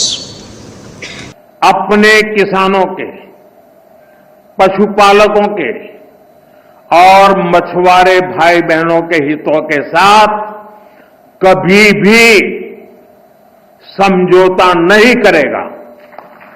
व्यक्तिगत रूप से मुझे बहुत बड़ी कीमत चुकानी पड़ेगी, लेकिन मैं इसके लिए तैयार हूं। मेरे देश के किसानों के लिए, मेरे देश के मछुआरों के लिए, मेरे देश के पशुपालकों के लिए आज भारत तैयार है। कुछ लोग हैं जो भारत का विकास जितनी तेजी के साथ हो रहा है उन्हें रास नहीं आ रहा है, उन्हें अच्छा नहीं लग रहा है। सबके बास तो हम हैं, भारत कैसे इतनी तेजी के साथ बढ़ रहा है। और बहुतों के द्वारा यह कोशिश की जा रही है कुछ ऐसा किया जाए ताकि भारत में भारतवासियों के हाथों से जो चीजें तैयार होती हैं वह दुनिया के देशों में जाएं तो उन देशों में बनने वाली चीजों से वह महंगी हो जाएं, ताकि भारत की धरती पर भारतवासियों के हाथों से बनी हुई चीजें जब महंगी हो जाएंगी तो दुनिया के दोस्त लोग उसे नहीं खरीदेंगे। यह कोशिश की जा रही है। लेकिन बहनों भाइयों, भारत जितनी तेजी के साथ आगे बढ़ रहा है, मैं पूरे विश्वास के साथ कहता हूं कि भारत को अब दुनिया की कोई ताकत विश्व की एक बड़ी शक्ति बनने से रोक नहीं सकती है। तो उनको इस बात का एहसास होना चाहिए कि उनका आईटी सेक्टर जो है वो भारत की बदौलत चलता है। आप चाहे फेसबुक की बात करिए, यूट्यूब की बात करिए, मेटा की बात करिए, ये तमाम जो सर्विसेज ये कंपनीज प्रोवाइड कर रही हैं, इनका सारा का सारा जो प्रॉफिट है वो यूएस में जाता है। लेकिन बिलियन से ज्यादा यूजर्स आज के दिन इंडिया में है। चाइना में तो बैंड है सब कुछ। You can't use Facebook in China, nor YouTube या कोई भी ऐसी चीज नहीं कर सकते यूज। तो सबसे बड़ा इनकी आईटी इंडस्ट्री को बूस्ट अगर किसी ने दिया है, क्योंकि अमेरिका की तो पॉपुलेशन ही 150 मिलियन है, 180 मिलियन के आसपास होगी। We are 1.3 billion people who are using their services without any problems and also paying for those services. Netflix rates बढ़ाता है तो हम बढ़वाते हैं, जब यूट्यूब प्रीमियम आता है तो हम परचेज करते हैं।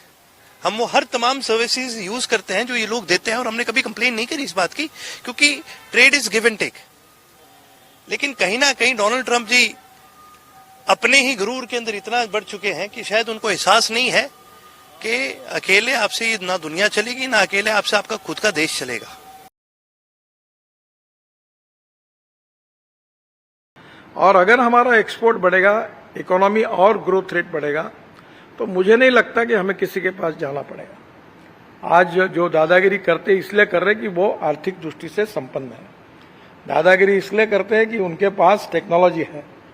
अगर उनसे अच्छी टेक्नोलॉजी और रिसोर्सेज हमारे पास आएंगे तो हमें दादागिरी नहीं करनी है।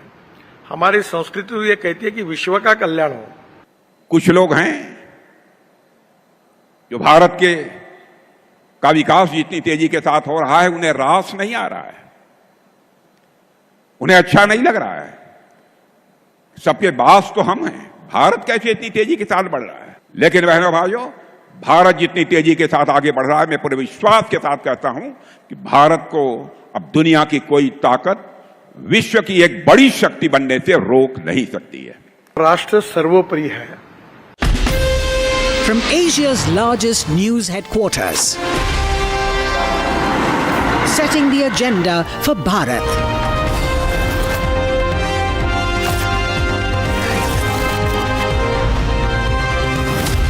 You're watching Republic.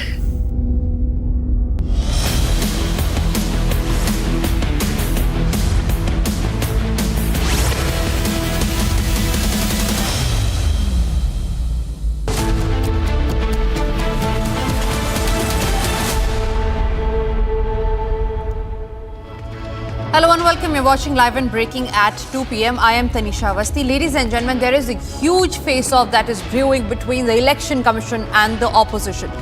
300 MPs from 25 opposition parties have come together. They're marching towards the Election Commission offices. There is a huge drama that is being witnessed in the national capital, and all of this over one claim of the Congress MP Rahul Gandhi, where he says there has been vote theft in the Lok Sabha elections. We're getting that and a lot more for you on this edition. But first, a quick check of the headlines.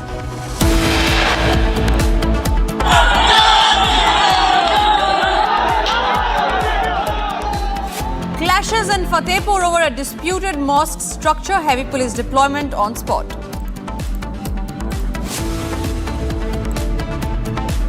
कब से लोकतंत्र में लोगों का विश्वास हो गया, इनके मुंह से ये शब्द शोभा नहीं देते हैं. And four-day Uttar Pradesh Assembly session begins from today. Uttar Pradesh Chief Minister Yogi Adityanath fires a scathing attack on the Samajwadi Party. Supreme Court passes an order on stray dog menace, says pick up all the stray dogs within 8 weeks. 300 MPs from 25 opposition parties march from Parliament to Election Commission headquarters over SIR and vote theft charge. Beaten, bite marks on body, horrendous video shows assault on toddler at Noida daycare. Parents file complaint. अगर हमारा export बढ़ेगा, economy और growth rate बढ़ेगा, तो मुझे नहीं लगता कि हमें किसी के पास जाना पड़ेगा। आज जो दादागिरी करते इसलिए कर रहे कि वो आर्थिक दृष्टि से संपन्न है। दादागिरी इसलिए करते हैं कि उनके पास टेक्नोलॉजी है। After Rajnath Singh, Union Minister Nitin Gadkari fires dadagiri jibe on Donald Trump amid tariff tensions with the United States. Another huge face-off, India and Pakistan to hold separate naval drills in Arabian Sea today and tomorrow. Asim Munir threatens from the United States soil addressing American audience. Munir says will destroy half of the world if threatened.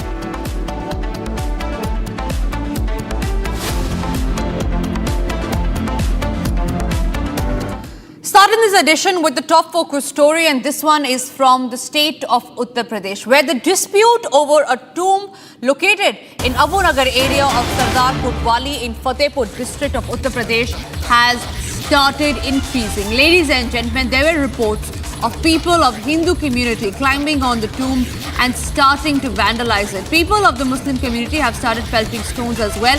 This dispute, remember, goes back to the time when the Hindu community alleges that there was a temple, a Shiva temple, a Thakurji temple, where the mosque has been built, refuting to the claims of the Hindu side is the Muslim community saying that if anybody tries to touch the mosque, they will not bow down. That's the recent flashpoint between two communities there. Live visuals on your screen are from Fatehpur in Uttar Pradesh, where there has been heavy police deployment. Tension in Fatehpur. Is it a mosque? Is it a temple? The claims are yet to be substantiated. But what is being witnessed is how Fatehpur is on the verge of a communal clash right now.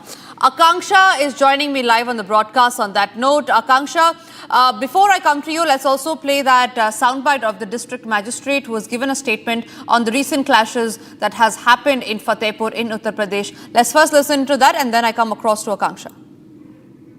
यहाँ पर अभी अलग अलग समुदाय से काफ़ी संख्या में लोग आए थे, लेकिन करके उनसे सबसे बात की गई, उनको आश्वासन दिया गया कि किसी प्रकार से कानून व्यवस्था को प्रतिकूल रूप से प्रभावित नहीं दिया जाए। सब लोग आश्वासन को सुनकर धीरे धीरे करके चलेगा। अभी हमारी प्राथमिकता ये है सबसे पहले कि शांति व्यवस्था बनी रहे और लोगों में कॉन्फिडेंस है प्रशासन के प्रति, इसलिए हम लोगों से बातचीत भी कर रहे हैं और सभी लोगों ने यहाँ पर। देखिए, अभी इस तरह का ऐसा कुछ नहीं आया है। कुछ लोग लाठी डंडा और ईंट पत्थर उठा रहे थे, लेकिन इस तरह के कोई हथियार की ऐसी कोई बात नहीं है। ड्रोन के जरिए किस लोगों की पहचान की गई है? हाँ, हम लोग लगातार वीडियोग्राफी भी इसकी हुई है और ड्रोन से भी देखा गया है और जो भी लोग इस पर जिम्मेदार हैं उनके ऊपर कार्रवाई की। फिलहाल अभी की क्या स्थिति है? अभी आप खुद देख रहे हैं कि अभी सभी लोग यहाँ से जा चुके हैं। सिर्फ फोर्स का पुलिस बल यहाँ पे उपलब्ध है और मजिस्ट्रेट है और बाकी लोग यहाँ पे शांति है। सर मजार भी कुछ तोड़ी गई है क्या? नहीं, ऐसा कुछ अभी हम लोग उधर देखे नहीं और उधर अभी इन लोगों को समझाने में ही लगे रहे। क्या उपद्रव करने वालों पे कार्रवाई भी होगी? नहीं, जैसा कि मैंने बताया कि इन सभी लोगों के जो भी जिन्होंने कानून को हाथ में लिया उस पर कार्रवाई की जाए। सर कुछ लोगों द्वारा मजार पर चढ़कर झंडा लगाया गया था। देखिए, ऐसा हमारे संज्ञान में आया है, लेकिन अभी फिलहाल कोई झंडा नहीं है, उसको हटवा दिया गया है और ये उनकी डिमांड भी थी मुस्लिम पक्ष की और उसके बाद वो लोग चले गए। All right, Akanksha is joining us live from the newsroom. Akanksha, this is a dispute that's happened over a mosque. The Hindu side claims it's a temple. The Muslim side claims it's a mosque. Heavy police deployment is on spot. What is the situation currently in Fatehpur, where it was on the verge of communal clashes breaking out?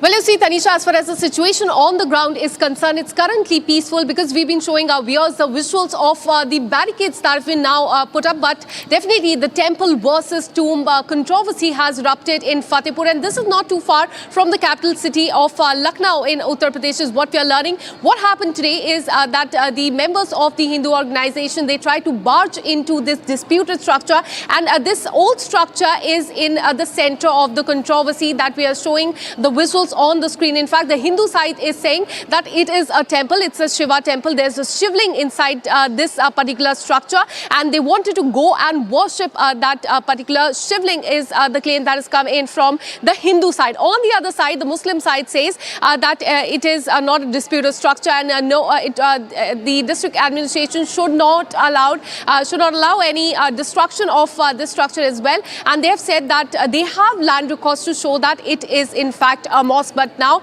we're saying, in fact, earlier today we saw there were tensions in that specific area. In fact, what we're learning is that the situation is currently peaceful, and the district administration, the police there is trying to crack down and focus on the people who try to barge into this old structure. So the investigation has started. There are several people, Tanisha, who've been detained, but no arrests have been made as far as this case is concerned so far. Right, Akanksha, thank you very much for joining us on the broadcast and sharing those insights, details on the story. For now, we move on to some other stories that we are tracking. And ladies and gentlemen, this one is from the national capital, where after continued menace of the stray dogs in Delhi NCR region, it is now the Supreme Court, ladies and gentlemen, that has taken a very, very strong comment, that has passed a very strong comment on the stray dog menace in the national capital region. And this covers from Delhi to NCR to even localities from Gurugram. Now, going into detail on what the Supreme Court has said, the Supreme Court, remember, has passed a slew of directions to Delhi NCR states, the MCD and the NDMC to deal with menace of stray dogs and orders creation of dog shelters across cities. The Supreme Court has in fact also ordered authorities to pick up all stray dogs in Delhi NCR from all the localities within 8 weeks and to put them in dog shelters, and no stray dog will be released back. That's the stern action that the Supreme Court has taken. This is by far the biggest remark of the Supreme Court as far as the stray menace is Delhi NCR is concerned. Remember, just today we got you visuals as well of how there was a street dog attack on a toddler in the state of Bengaluru. However, this order that has been released from the Supreme Court has only been for Delhi NCR region. The Supreme Court says, and I quote, "Will these animal lovers bring back those children who have given their lives?" The Supreme Court has also made another very strong observation where they've said that stray dogs should be moved to shelter within 8 weeks. The Supreme Court has also directed the authorities that they should start picking up 5,000 dogs in next 6 weeks, and that infants should not fall prey of rabies. In fact, in other big observation by the Supreme Court has also said, and I quote, "Take stern actions even if a single stray dog is released. Create helpline within 1 week of all dog bites and rabies case." And on that note, I'm also being joined by Priyanka Ganguly. She is an animal welfare worker. Priyanka, thank you very much for speaking to Republic. Today, what we have observed is the biggest remark made by the Supreme Court as far as the stray dog menace is concerned. They have given a deadline to NDMC saying that the dogs should be picked up within 6 to 8 weeks. Your first comments on the observation by the Supreme Court today? Ma'am, I don't think this drastic move given by Supreme Court has been adhered based on the circumstances which we are facing today, because asking every community dog to be picked up. Within 8 weeks, first of all, do we have those ample amount of shelters in place? Do we have shelters at all? Do we have, what are the condition of those shelters? Because, ma'am, we have to understand, first and foremost, these are all community dogs. These are animals which have lived out of a particular area. They have been living there. So as expecting in 8 weeks, all the community dogs are picked up and put behind a shelter without a consistent plan in place, in action in place, I don't think this is the right decision. Matlab, from Supreme Court, this decision coming is very astonishing, very shocking. As an animal lover, as an animal worker, not a lover, I would say, as an animal worker, because what has the MCD, what has the society, what has the animal welfare, has there been enough measures taken when it comes to vaccination? Right. Then, Priyanka, on that note, I would want to ask you, what are the measures that you think as an animal welfare activist should be taken to control this menace? Because first of all, I'm not an activist. I have 2 pets at home. So I'm an animal lover. I don't believe in this right word of activist. I definitely don't. I condemn these bite cases. I'm condemning these things which is gone beyond our hands. A child being attacked, residents being attacked. But believe me, ma'am, there has to be a plan in place. And the only way to control, we have taken examples of a particular city in Kerala. We have taken example of cities in Mizoram where they have been able to control the dog population increase by ensuring a sterilization and a vaccination drive which was done without any kind of negligence in place. So until unless we come to a sterilization drive, ma'am, and I don't if we come to take action, we cannot take action. They're not in such large numbers. Today, you can rope in as many NGOs who are working with animal welfare, as many NGOs you want, you can rope them in and go on a mass level sterilization drive. Because if they do not increase in number, they will anyways, their life is only 7 to 10 years. So if they are vaccinated, they are sterilized, they don't grow in number, and they are taken care of, they will actually naturally die their natural death in next 8 to 10 Absolutely, ma'am. Point noted, Priyanka. Thank you very much for sharing your opinion on that. Appreciate you joining here.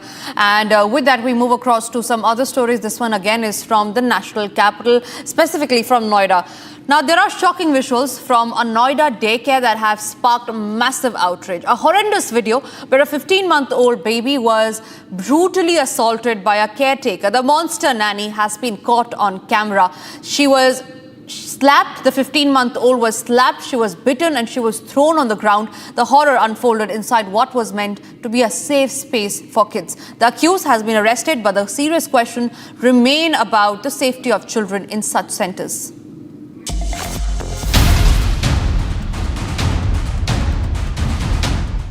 Abuse caught on camera. A toddler slapped, dropped, bitten and beaten by the very woman entrusted with her care. The CCTV footage is chilling. The pain visible on the baby's face.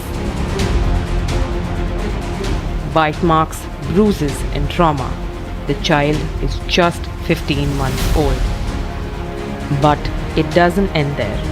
The caregiver, frustrated with the baby's cries, throws her to the floor again. The horror unfolded inside a daycare located in a residential complex in Noida, Sector 137.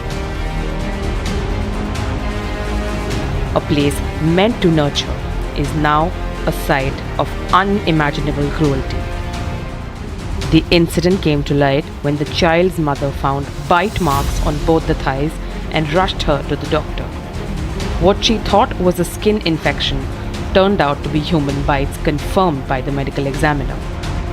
Acting on the complaint, Noida police arrested the 16-year-old nanny, who is a resident of Shadara in Sector 142.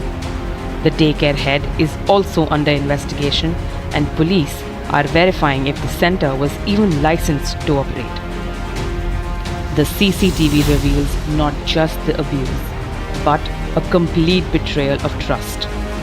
The cries were unheard, her wounds now a symbol of system that failed her. Police say investigations are underway, but the big question is the silence of these daycare walls. Who's protecting them and the ones who cannot speak for themselves?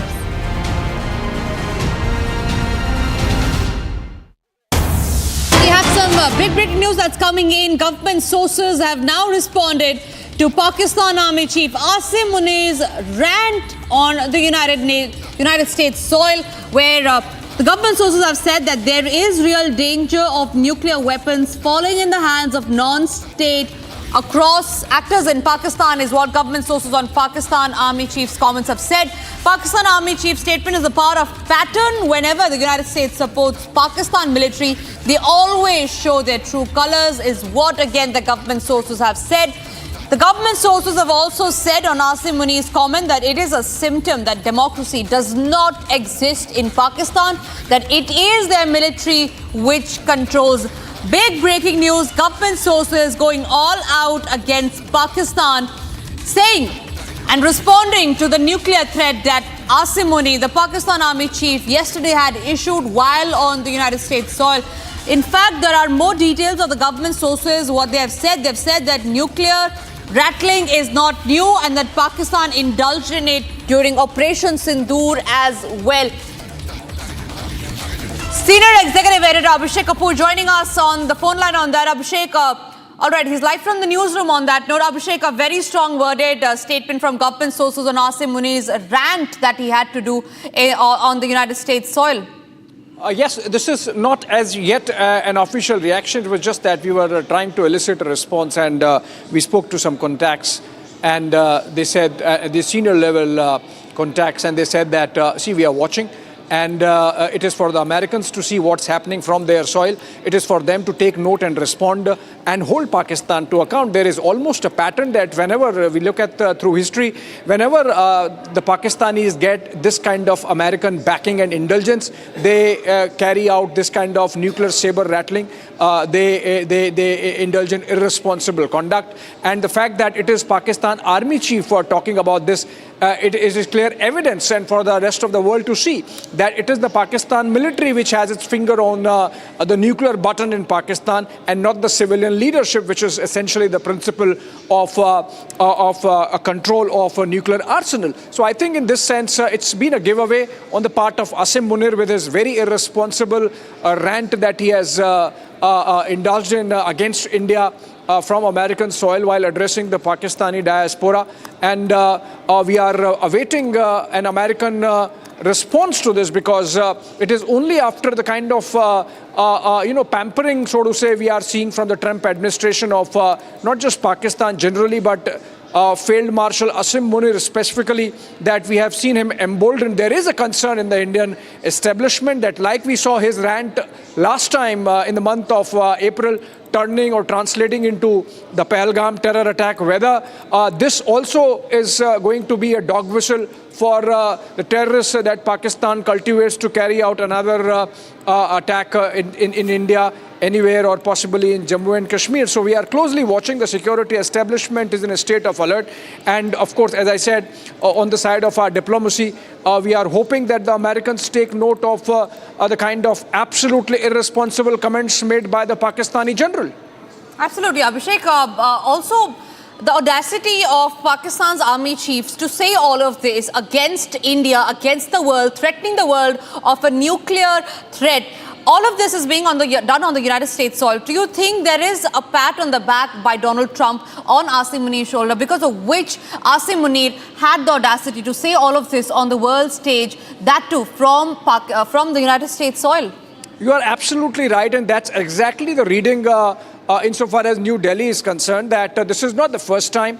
We are seeing there is a sense of deja vu, and which is that every time the Americans really indulge with the Pakistani general from, the time of Ayub Khan to Yahya Khan to General Pervez Musharraf, and now in the case of Asim Munir, they just get emboldened and carry out their anti-India agenda right there in full public view. And so for Asim Munir to be talking about, launching missiles to destroy Indian dams within Indian territory, for Asim Munir to be talking about destroying half the world in case there is a war next time with India, I think there is an element of American backing. Remember, this is the second time in less than 2 months that Munir is on American soil. He's participated in the farewell of General Kurilla, who had called Pakistan a fantastic partner, and also he has been there at the time of handing over ceremony of the Central Command Chief.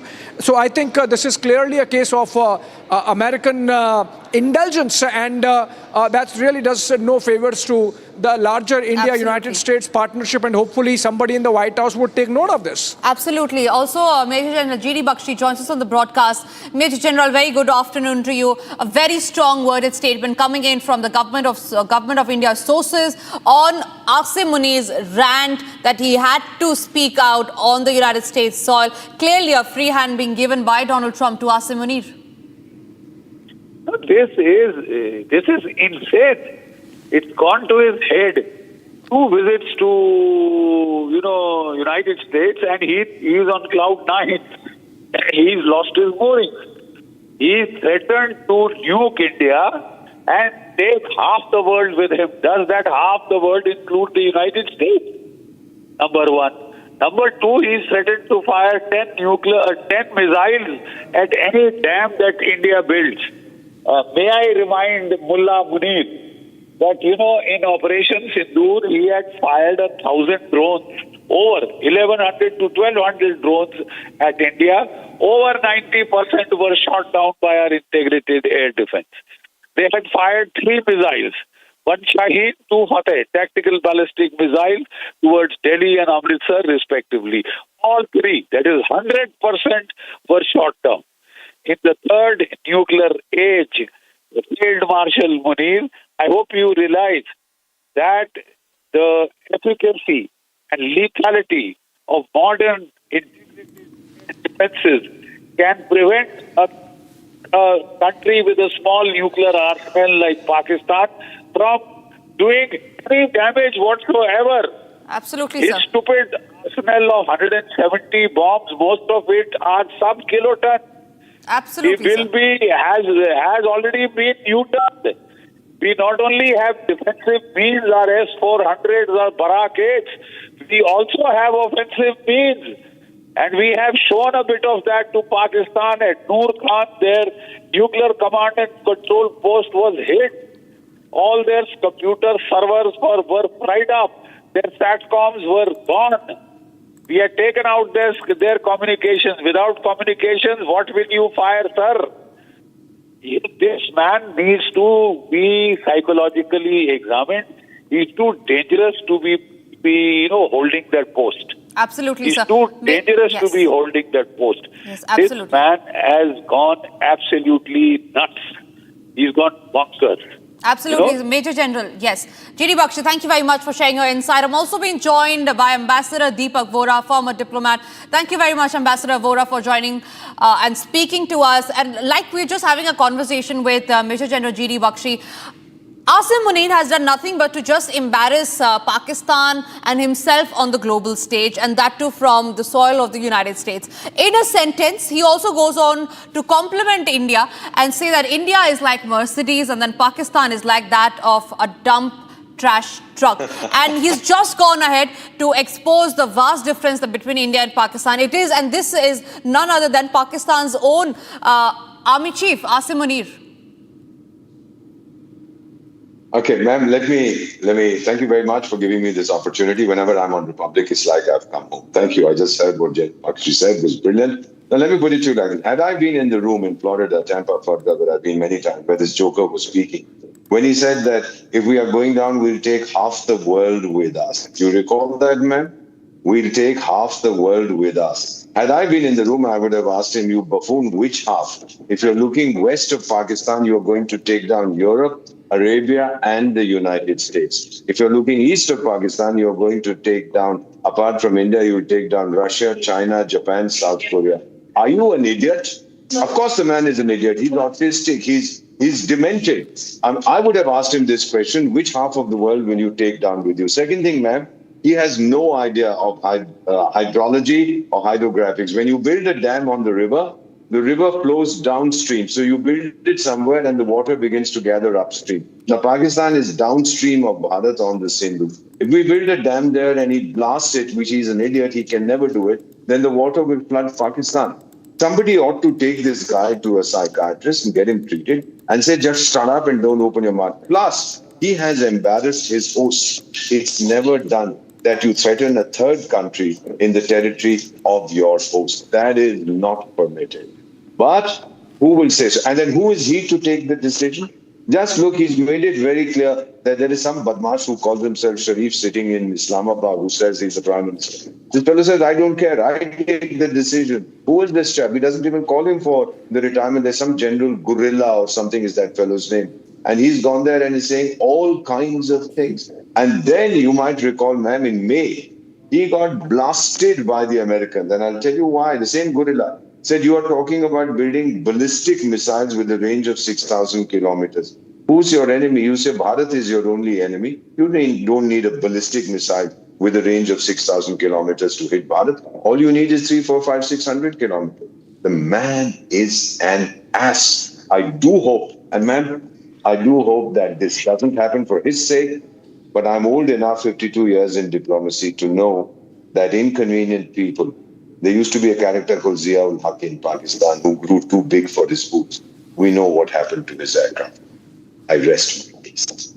Absolutely. Ambassador Vora, also the fact that how Donald Trump has now been completely exposed. On one hand, while he calls India and Prime Minister Modi his friend, on the other hand, he goes on to impose a tariff on us and gives a free stage to Pakistan. And in just a month, this is the second time when Asim Munir has met Donald Trump, has been in the United States and just spewed. And the last time when he did this, it resulted in Pahalgam attack when he talked about jugular vein. Today, when he's doing it, do you think it is another provocation that he's throwing out on India?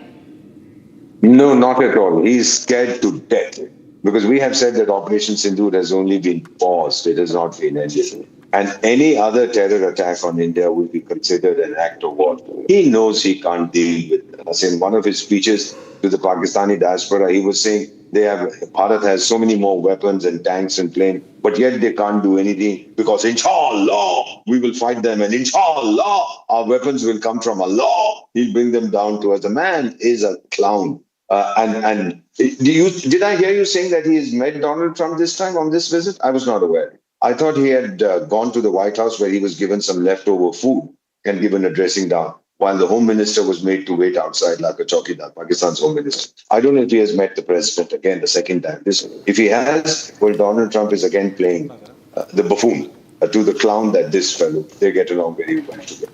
I don't think they have the courage to do anything to us, because if they try and mess with us, diplomatically they're isolated, monetarily they are shattered, and if they try, our military has already proved it to them. If they try once more, man, I'm afraid that Pakistan will be pushed back several dozen years. Not that they care. When we tell them that, don't you want friendship with us? We can help you in several sectors of your economy. No, Allah will help us. Well, then good. Depend on Allah. We have no problem.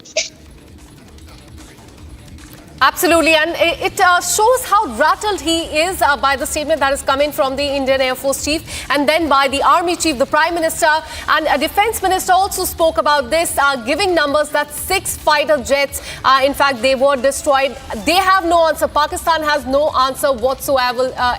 They're just rattled, and this is in fact the nuclear threat that he has given this time. Another provocation, would you agree?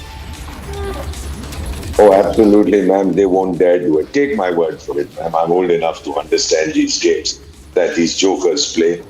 Had it been some political leader in that country, perhaps one would have said, "Ki bhai dekho kya baat kar raha hai." But एक army chief और वो भी fool marshal अपने आप को self promote कर लिया, वो दम नहीं है, man. I'll tell you what is going to happen. Iran is already pissed off with Pakistan. That's why the Iranian president is there. Afghanistan is on the war path. कुछ किया भारत के साथ ये सब तरफ से ठुकेगा मैं और फिर ये नहीं मैं कह रहा that Pakistan is going to break up. No country ever, its territory never disappears unless question of Sudan, South Sudan, where something, or Ethiopia, Eritrea, where this disease. But I see that Balochistan, I see Khyber Pakhtunkhwa, and I see Hindustan emerging in the near future as independent or semi-independent entities. Let me tell you one more thing, man. And this is the first time I'm sharing this on any television because I trust you and your channel. We used to say that 80% of the Sindhu water has been flowing into Pakistan, 20% was with us. Then we suspended the treaty and we started some work. Lots of people have been saying, "Kitna time lagaoge," etc. Man, take it from me. I've spoken to all the knowledgeable people. I'm sure advisor in Leh. I'm going there in a few days. Of the 80% that Sindhu total water, Sindhu and its tributaries, Pakistan's share now is down to 60%, 60, which means we are getting active, or somebody is getting active, and they have contracted to import 2 million tons of wheat. I don't know who give them the money because their crop is supposed to suffer bad, and the season is now. So they are going to have major issues. But of course, Allah will feed them. Good luck to you. Absolutely, and not just this, he's also given threat on the Indus Water Treaty. Remember how Prime Minister said that blood and water cannot flow together. And now Asim Munir has said that let India build dams and we will destroy it using 10 missiles. Big threat that has been given by him. Their country approached the United States nation. They did not get any support globally. And now let me tell you something. You know, the river flows downstream from top to high. So Pakistan is the lower riparian, where the upper. When a dam is built, the water gathers on our side, not on the lower side, the upper side. If you blast the dam, the water will quickly flow to your side and flood your country. The man is a fool. I hope I'm sure he hasn't asked a hydrologist or an engineer that what happens if I blast a dam. During the Second World War, they were trying to blast dams in Germany. There was a very famous, I forget the name of the thing. They said if we can blast this dam, then we are going to be very happy because it's going to flood this place and that place. Now this has been used, but this guy doesn't understand. You blow up a dam and your own country suffers. If this is not masochism, if this is not auto-destruct, this guy should be on suicide. Maybe the Americans will put him in a lunatic asylum in their country and look after him. I don't really know. But I mean, I've stopped caring. The man is a buffoon. He's incapable of rational act.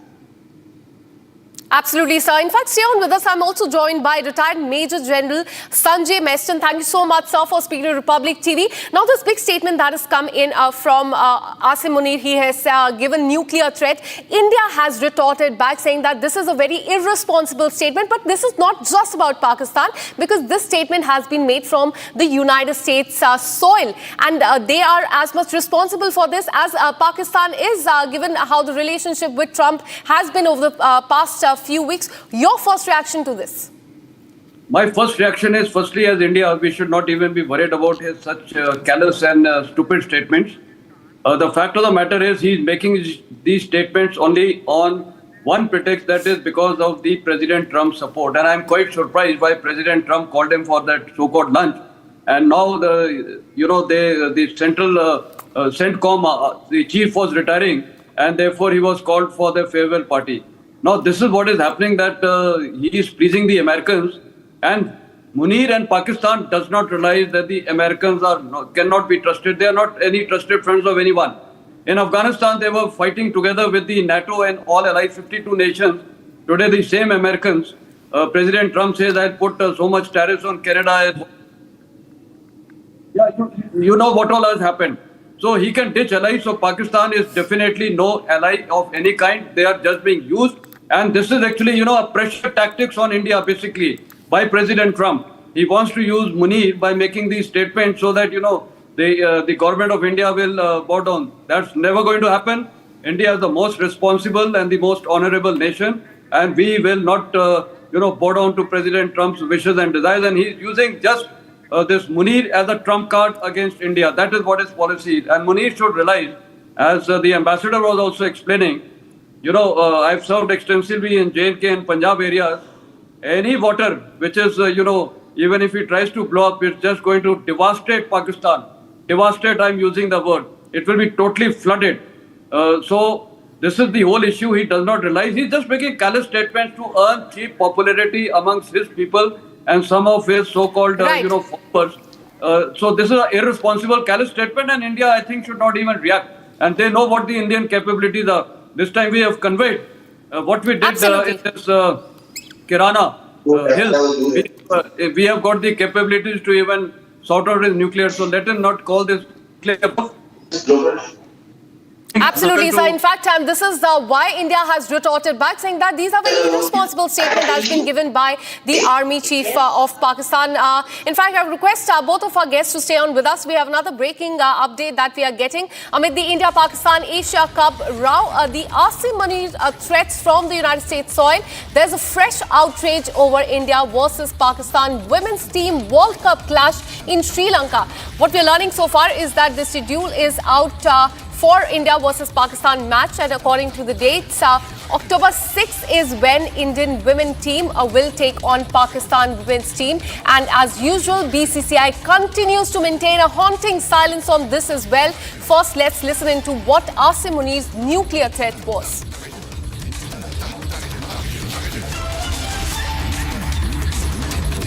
All right, so as we know that on September 14th, there's going to be a match between India and Pakistan as far as Asia Cup is concerned. Now, what we're learning is that there's going to be another match which is between India and Pakistan. Women's team World Cup clash in Sri Lanka, which will take place, in fact, on October 6th. That is when Indian women team will take on the Pakistani team. So, firstly on September 14th, and then on October 6th. But the point remains is that BCCI is completely silent on this. There was a massive outrage, remember, when the dates for India and Pakistan Asia Cup match were announced. And people of the country, in fact, were asking questions and questioning the silence of the BCCI and the government as well. Now, let me go across once back again to Major General Sanjay Mason. How do you see this? Because there's a lot of uproar now over the statement that is coming from Asim Munir as well. Now, this match that is going to take place between India and Pakistan women team on October 6th.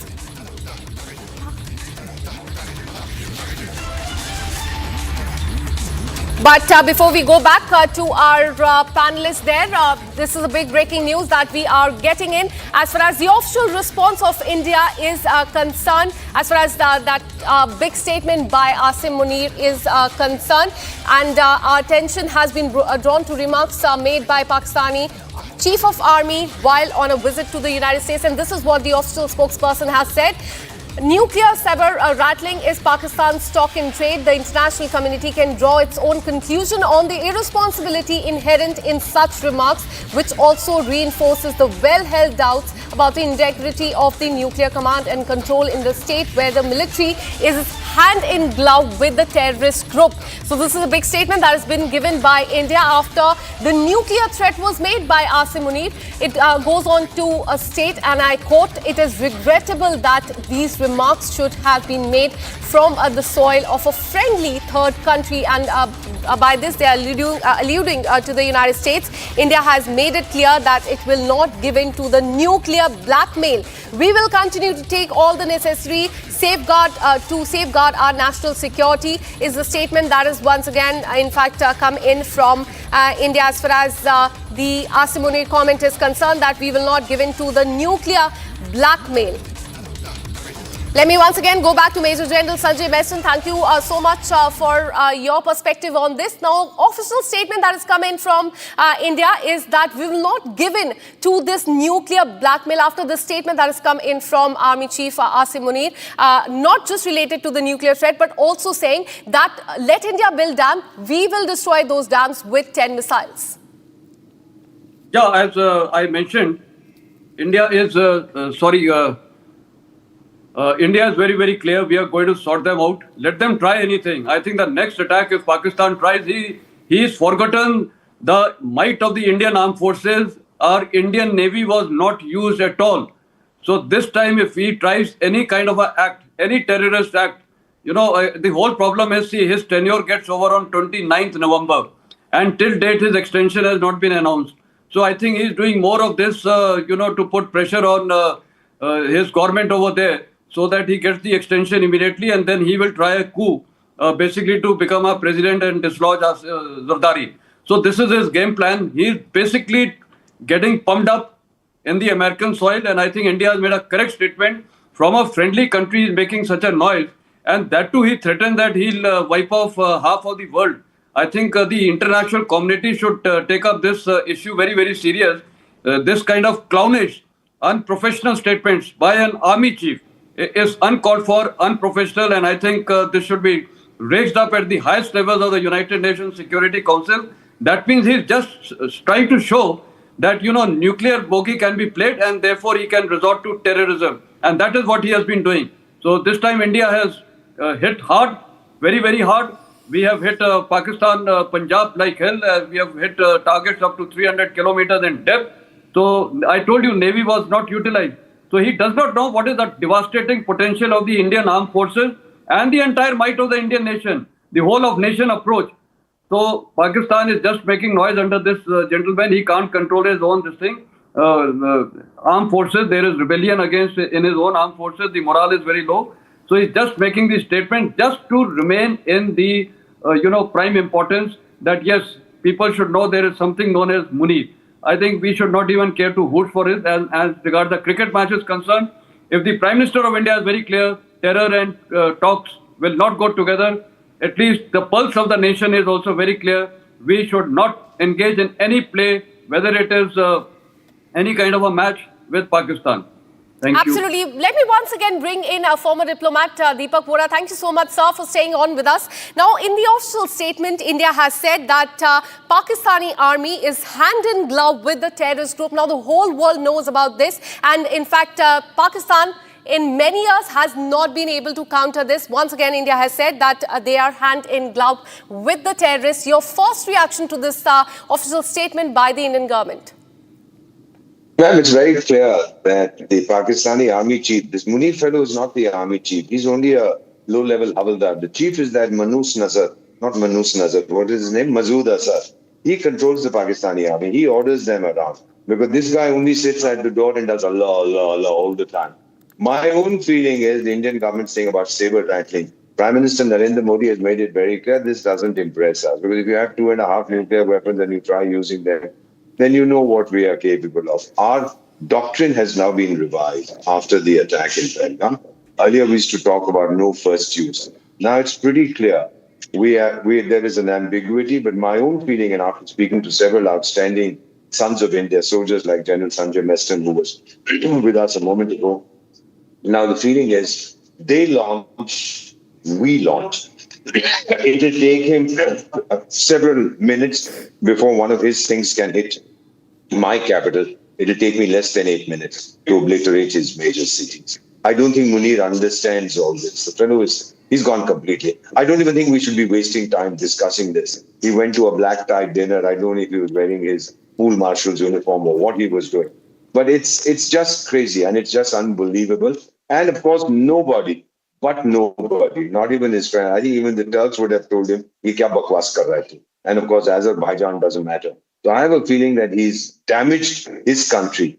Whatever little money might have come in by way of investment, he's damaged that much more than he can realize. Ma'am, the spoken word, and I'm trained in diplomacy, is like a fired bullet. It doesn't come back.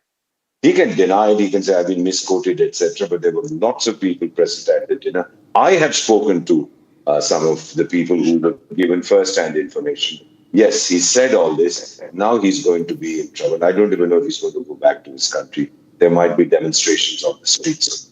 I hope this guy is relegated to where he belongs. He belongs to a lunatic asylum.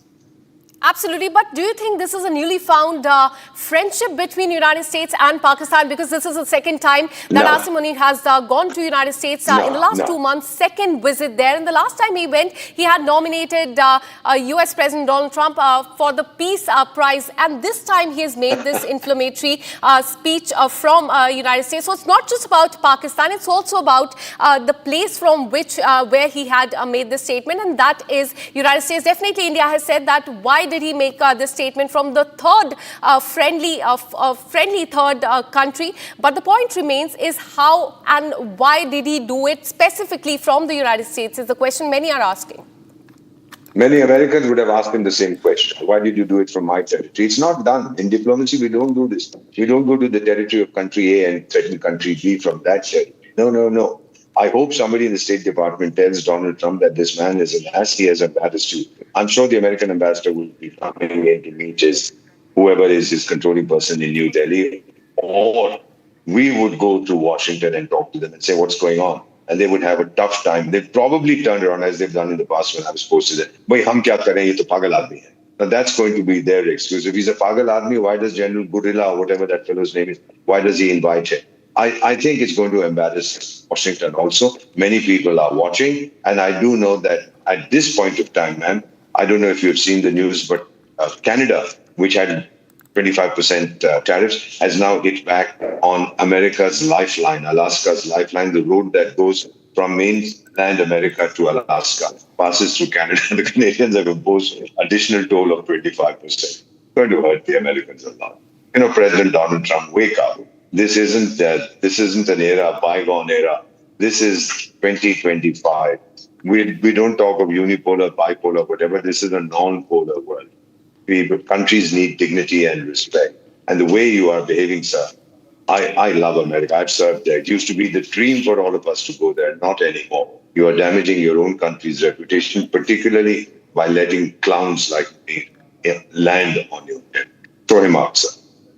Absolutely. Coming to you now, Major General Sanjay Beston. Now, the last time Asim Munir made such statement, there was Pahalgam terror attack. So many people lost their life. And once again, he has given such an inflammatory speech, and that too from the United States this time around. Do you think this is a sort of provocation of some sort this time as well? Yeah, definitely it is a provocation. See, his 16th April speech, we all know what he stated. And this is exactly this time he has stated from a foreign soil. And this time he's used a nuclear threat, wiping off the, half of the world. So this person, why is he making these statements firstly from American soil here? Because of the patronage by President Trump. And why President Trump is giving him this kind of, patronage, it is just because he wants to put pressure on the Indian Prime Minister. That is the whole thing. Because President Trump's, he wants buttering, which the Indian government has never done till date. And this is what is actually hurting him, unlike some nations. See, nations have got three approaches. One is retaliate, one is talks, which we were doing. And the third is, of course, remain neutral and whatever he says, keep taking it. India was doing the second approach, the talks. And suddenly he took a twist. These two things. One is he announced this 25% additional penalty since we are importing oil from Russia. And of course, the most important thing is because he had called Munir. And now again, if he's been invited by the CENTCOM chief farewell, obviously it has the clearance of the White House. There is no doubt on that. So President Trump is trying to pressurize India, and he is wanting, that we also should start recommending him for the Nobel Peace Prize and, just do mollycoddling of this fellow. India is not going to fall in this trap, and as I mentioned earlier, Pakistan is being used by America. America is not a trusted friend for anyone. That the entire world has realized. And therefore, yes, your remark, his statements, yes, we have to take them with caution, because this man, he is a restless fellow. He is a jihadi. So I would not be surprised he plans another terrorist attack, but he knows the consequences. And this time he's thinking India will be constrained and restrained. Absolutely. Because of the American pressure, no, it will not happen. India will not be restrained and constrained. Forget the escalatory ladder. Now we will go full, I would say we would go full throttle. The Navy's might will also be leased upon in Karachi and everything, and including Gwadar, what the Chinese are boasting. So I think India is now very, very clear. Right. Till what time and till when can we keep accepting this nonsense from Pakistan? Pakistan should cease to exist. Either Munir ceases to exist or Pakistan ceases to exist.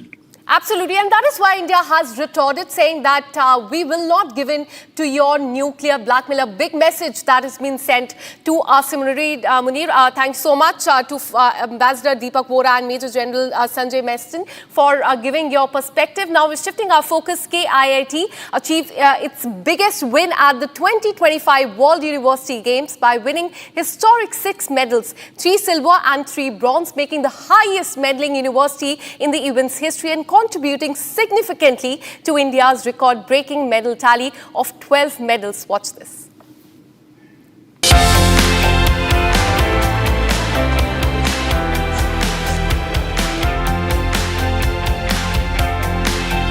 Students honoring their champions on campus as the KIT University scripts history at the World University Games in Germany. Known as the Olympics for university athletes aged 17 to 25, which saw participation from over 300 Indian student athletes selected through trials that drew entries from more than 400 universities nationwide. Not only did KIT contribute significantly to India's record-breaking medal tally, but it also set a new benchmark for university sports in the country. With 6 medals, 3 silver and 3 bronze, KIT emerged as the highest medaling university from India, accounting for half of the nation's total of 12 medals. KIT University Bhubaneswar 40 बच्चे participate किए थे, जो कि only university with highest number of participation in world university games. उससे ज़्यादा खुशी का बात है इंडिया को जो 12 मेडल मिला है वर्ल्ड यूनिवर्सिटी गेम्स में, उसमें से 50% मेडल 6 मेडल KIT यूनिवर्सिटी का छात्र छात्री को मिला है, 6 मेडल मिला है। 40 out of 42 athletes from Odisha in the Indian contingent were from KIT, highlighting the institution's role as the national sports powerhouse. KIT also had the highest representation by a single Indian university in any edition of the Games, held from July 16th to 27th across different cities of Germany. KIT has now become the first Indian university in 65 years to win the highest number of medals in a single edition of the World University Games. No small feat for an institution that has quietly built its sporting infrastructure over the years.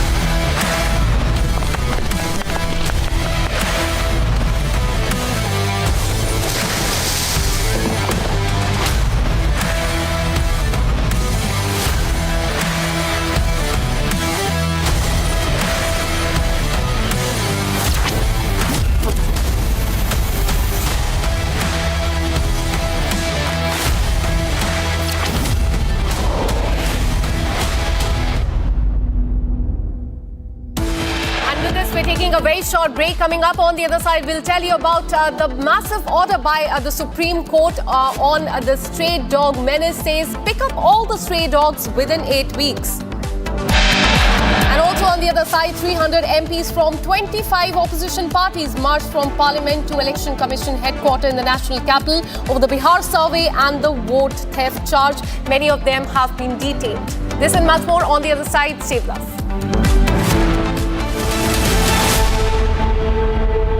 थोड़े में ज्यादा स्वाद यही तो है इसकी खास बात। वाओ मामा क्या स्वाद है? अरे मेरे राजा राजा और मसाला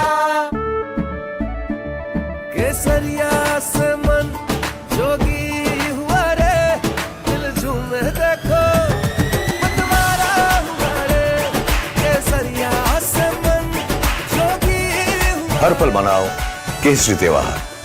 विमल बोलो जुबान केसरी।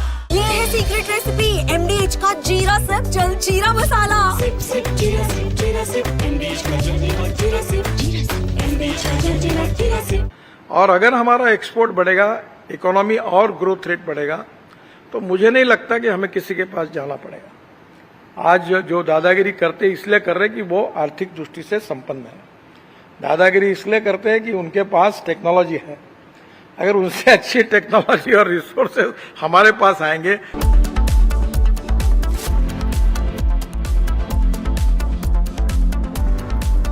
आधे बाउल दही में 4 चम्मच MDH चटनी पुदीना मसाला डाला, स्टर करो, पुदीना चटनी तैयार। MDH chutney pudina masala.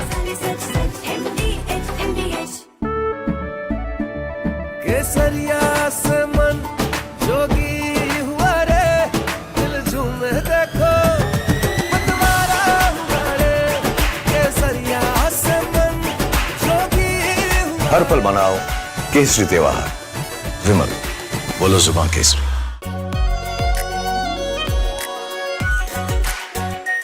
R pure shahi paneer masala, delicious, healthy every day.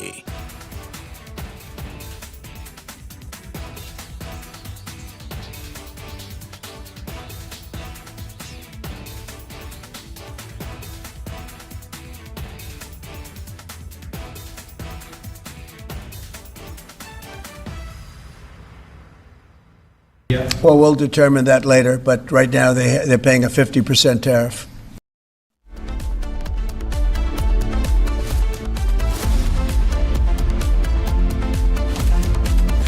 Amity is proud to announce the commencement of its 12th university in India, Amity University, Hyderabad. At the prime location of AeroCity Hyderabad Airport, has a strong focus on high-end research with brilliant students and distinguished faculty who share our mission to change the world together. To apply for this year's session, visit amity.edu/Hyderabad. अब छोलिया हो या लोबिया, सफेद चने या काले चने, सब कुछ मजेदार बने। थोड़े में ज्यादा स्वाद, यही तो है इसकी खास बात। वाओ मामा, क्या स्वाद है। अरे मेरे राजा, मसाला। और अगर हमारा एक्सपोर्ट बढ़ेगा, इकोनॉमी और ग्रोथ रेट बढ़ेगा, तो मुझे नहीं लगता कि हमें किसी के पास जाना पड़ेगा। आज जो दादागिरी करते इसलिए कर रहे कि वो आर्थिक दृष्टि से संपन्न है। दादागिरी इसलिए करते हैं कि उनके पास टेक्नोलॉजी है। अगर उनसे अच्छी टेक्नोलॉजी और रिसोर्सेज हमारे पास आएंगे तो हमें दादागिरी नहीं करनी है। हमारी संस्कृति ये कहती है कि विश्व का कल्याण हो। कुछ लोग हैं जो भारत के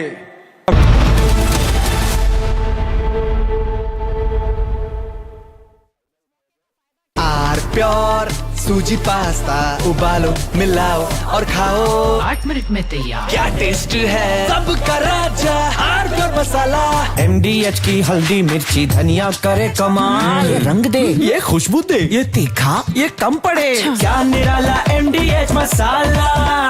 थोड़े में ज्यादा स्वाद, यही तो है इसकी खास बात। वाओ मामा, क्या स्वाद है। अरे मेरे राजा, सबका राजा R pure masala.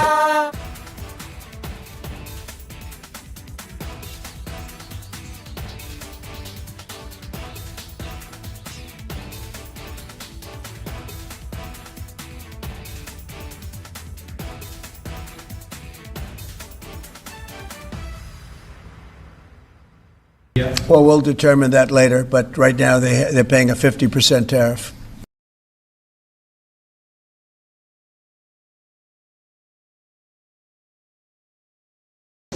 Our collective desire is to see a fair and representative global order, not one dominated by a few. That quest is often articulated as political or economic rebalancing. But I want to say this to you: obtaining respect and ensuring dignity for societies can also be achieved through cultural prowess, especially through cultural prowess. अपने किसानों के, पशुपालकों के और मछुआरे भाई बहनों के हितों के साथ कभी भी समझौता नहीं करेगा। व्यक्तिगत रूप से मुझे बहुत बड़ी कीमत चुकानी पड़ेगी, लेकिन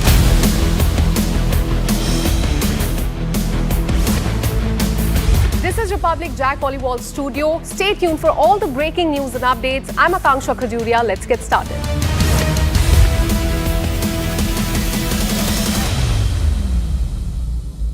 दादी के हाथों का जादू और खुशबू से महकता घर, माँ की मुस्कुराहट और खाने की सुगंध। MDH गरम मसाला, क्योंकि हर रिश्ता है स्वाद से जुड़ा।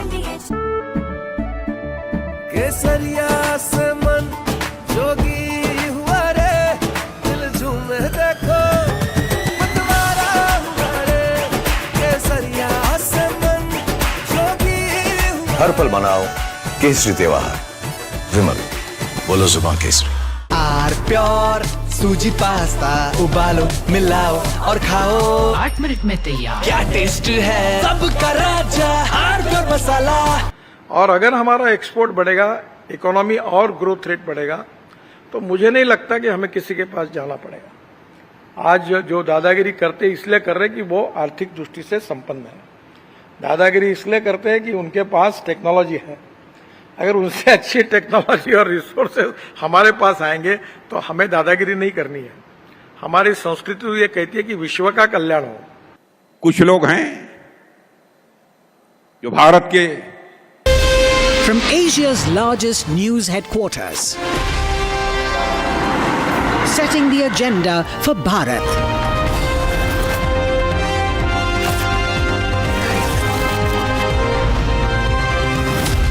You're watching Republic.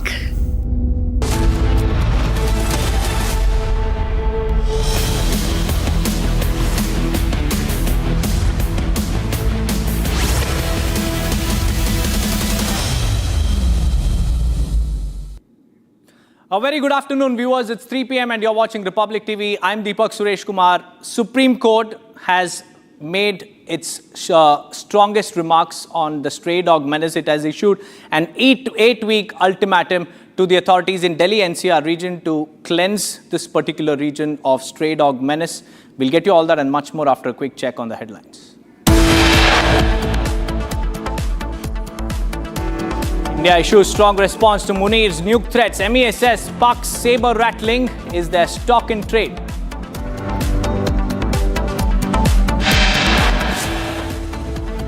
Dispute over tomb in Fatehpur. Two groups face off. Hindu groups claim Shiva temple demolished and tomb was built.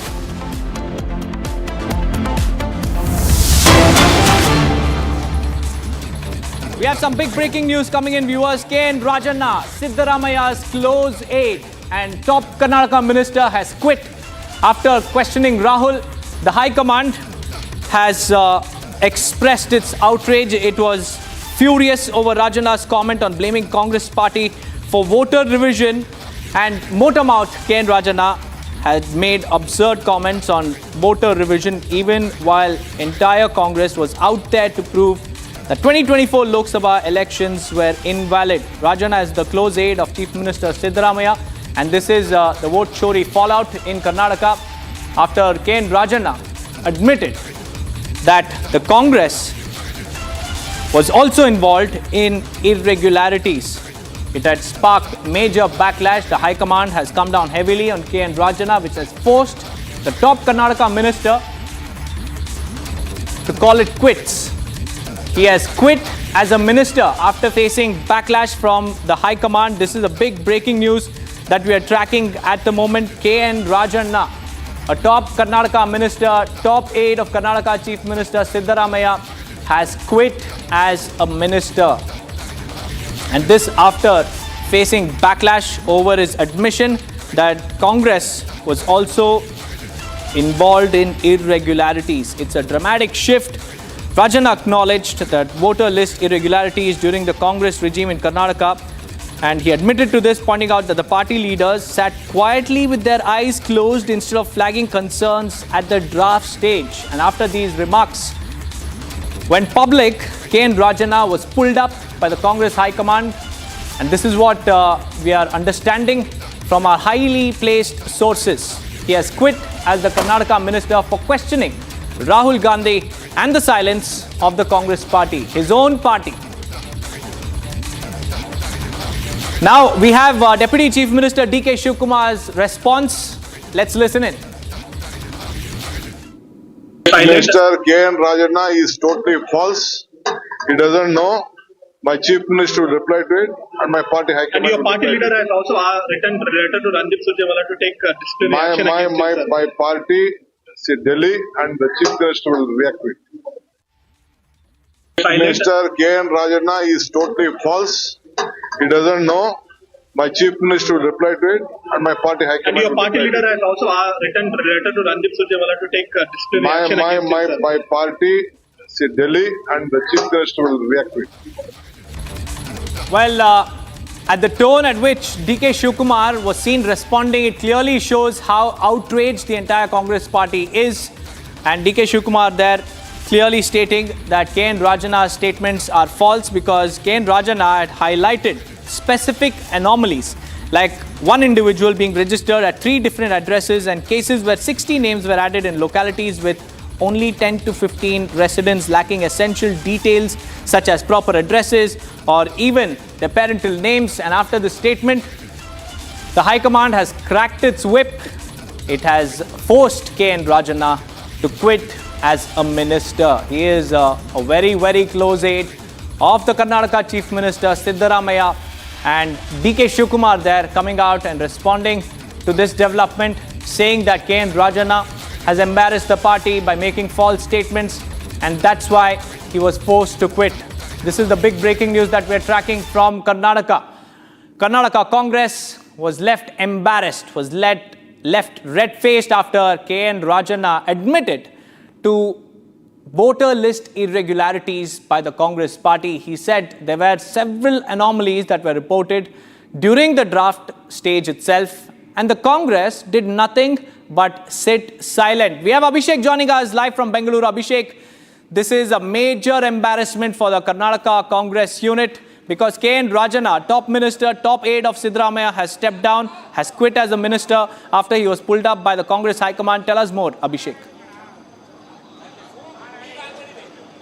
Well, Deepak, the preliminary report or the information says that Minister K.N. Rajana, who just K.N. Rajana, who was, it is informed that K.N. Rajana resigned from his position as the minister after the Congress High Command had a conversation with the Chief Minister of Karnataka, Siddaramaiah. Abhishek, kindly hold your thoughts. Abhishek, we have our first response also coming in from BJP. We have Bharat Shetty, a BJP MLA, joining us live on the phone line. Bharat Shetty, a very good afternoon to you and thank you for joining us on Republic TV. How do you look at this situation? The Karnataka Congress unit is completely embarrassed because its own minister has been forced to quit after he raised several anomalies when the Congress party sat quiet during the voter draft stage.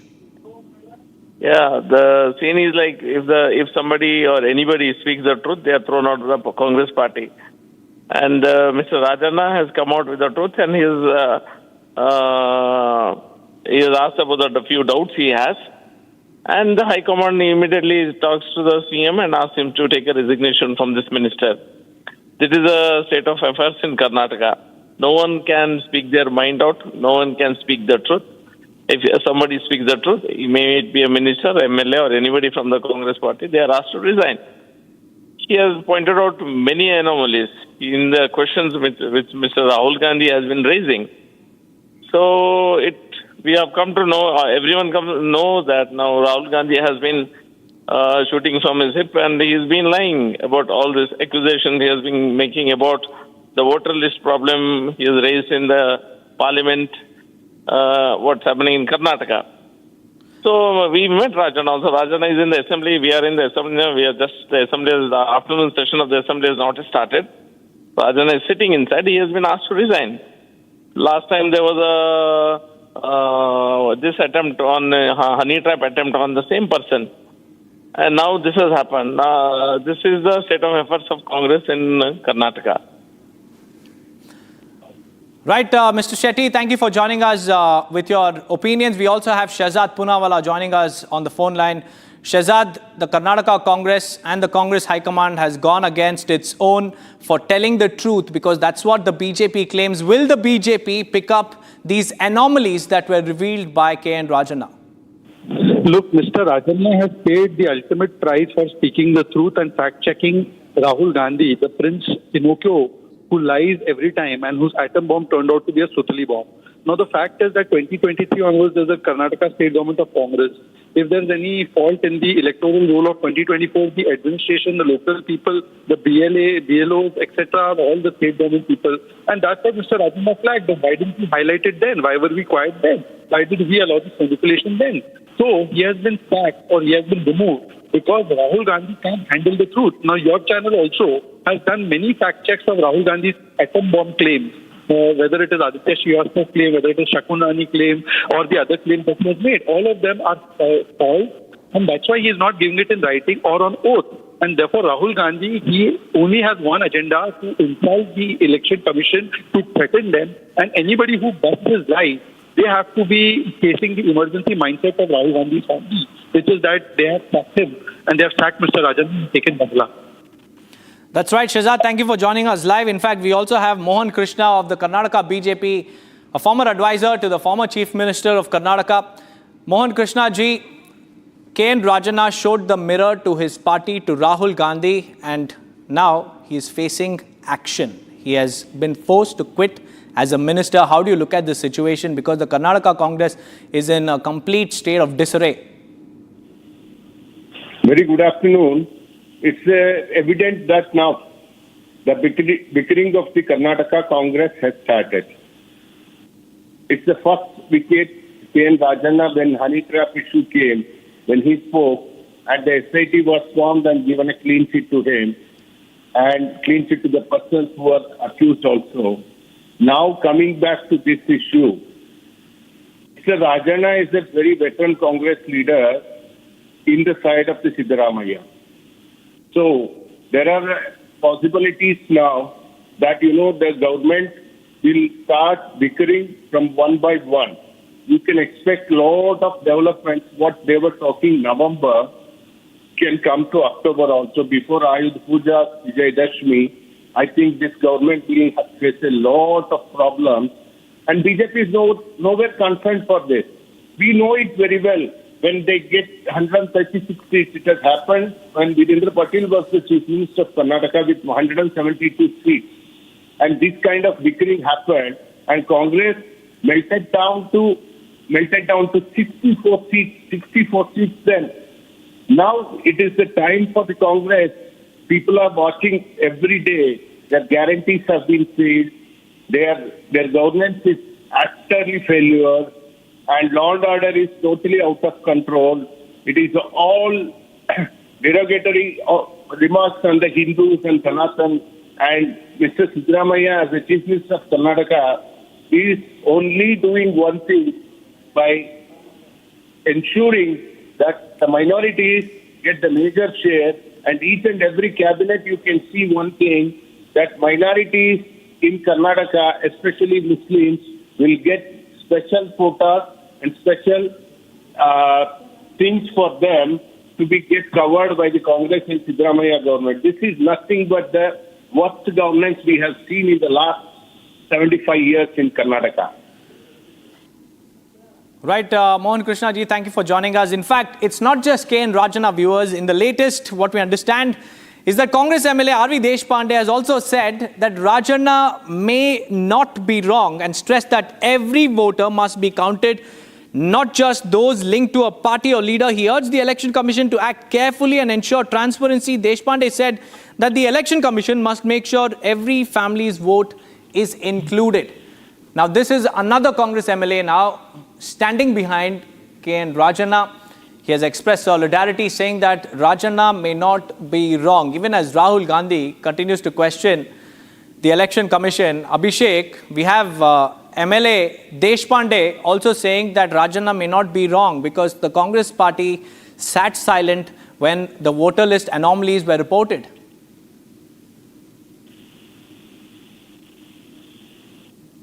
Abhishek.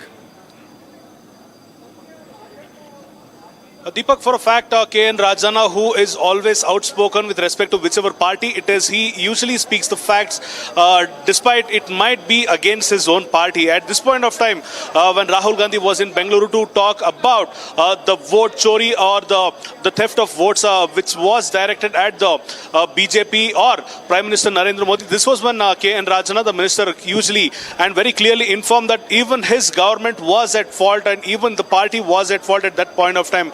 And this is one of the reasons as to why the High Command felt that K.N. Rajana is continuously speaking against the party. He has also been informed in various other incidents not to talk against the party. However, when K.N. Rajana made the statement at Freedom Park, it was very clear that the Congress person or one of the members of the Congress complained to the Karnataka Pradesh Congress and the AICC, mentioning that the Congress High Command should take an action against K.N. Rajana. And at this point of time, we have been told that the High Command had a conversation with the Chief Minister of Karnataka, CM Siddaramaiah, to make sure that there is an action taken on K.N. Rajana. It should either be from himself or from the AICC.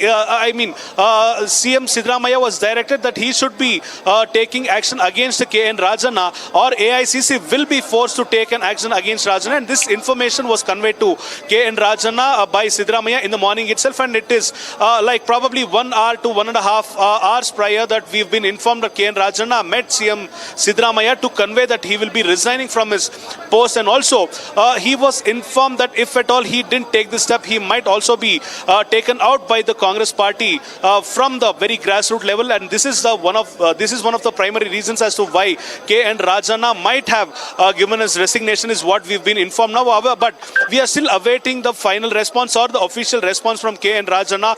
When we tried to confront him unofficially, even without the camera, he told that he will be having a conversation with CM Siddaramaiah, and then he will have to decide how this may go ahead. On the other hand, we've been informed by the Chief Minister's sources that CM Siddaramaiah will try harder to make sure that K.N. Rajana will not be removed from the cabinet because of his experience and the knowledge he has in various other sectors. So we will have to wait for at least 1 to 1.5 hours to see what the official statement of CM Siddaramaiah or K.N. Rajana might be. Deepak.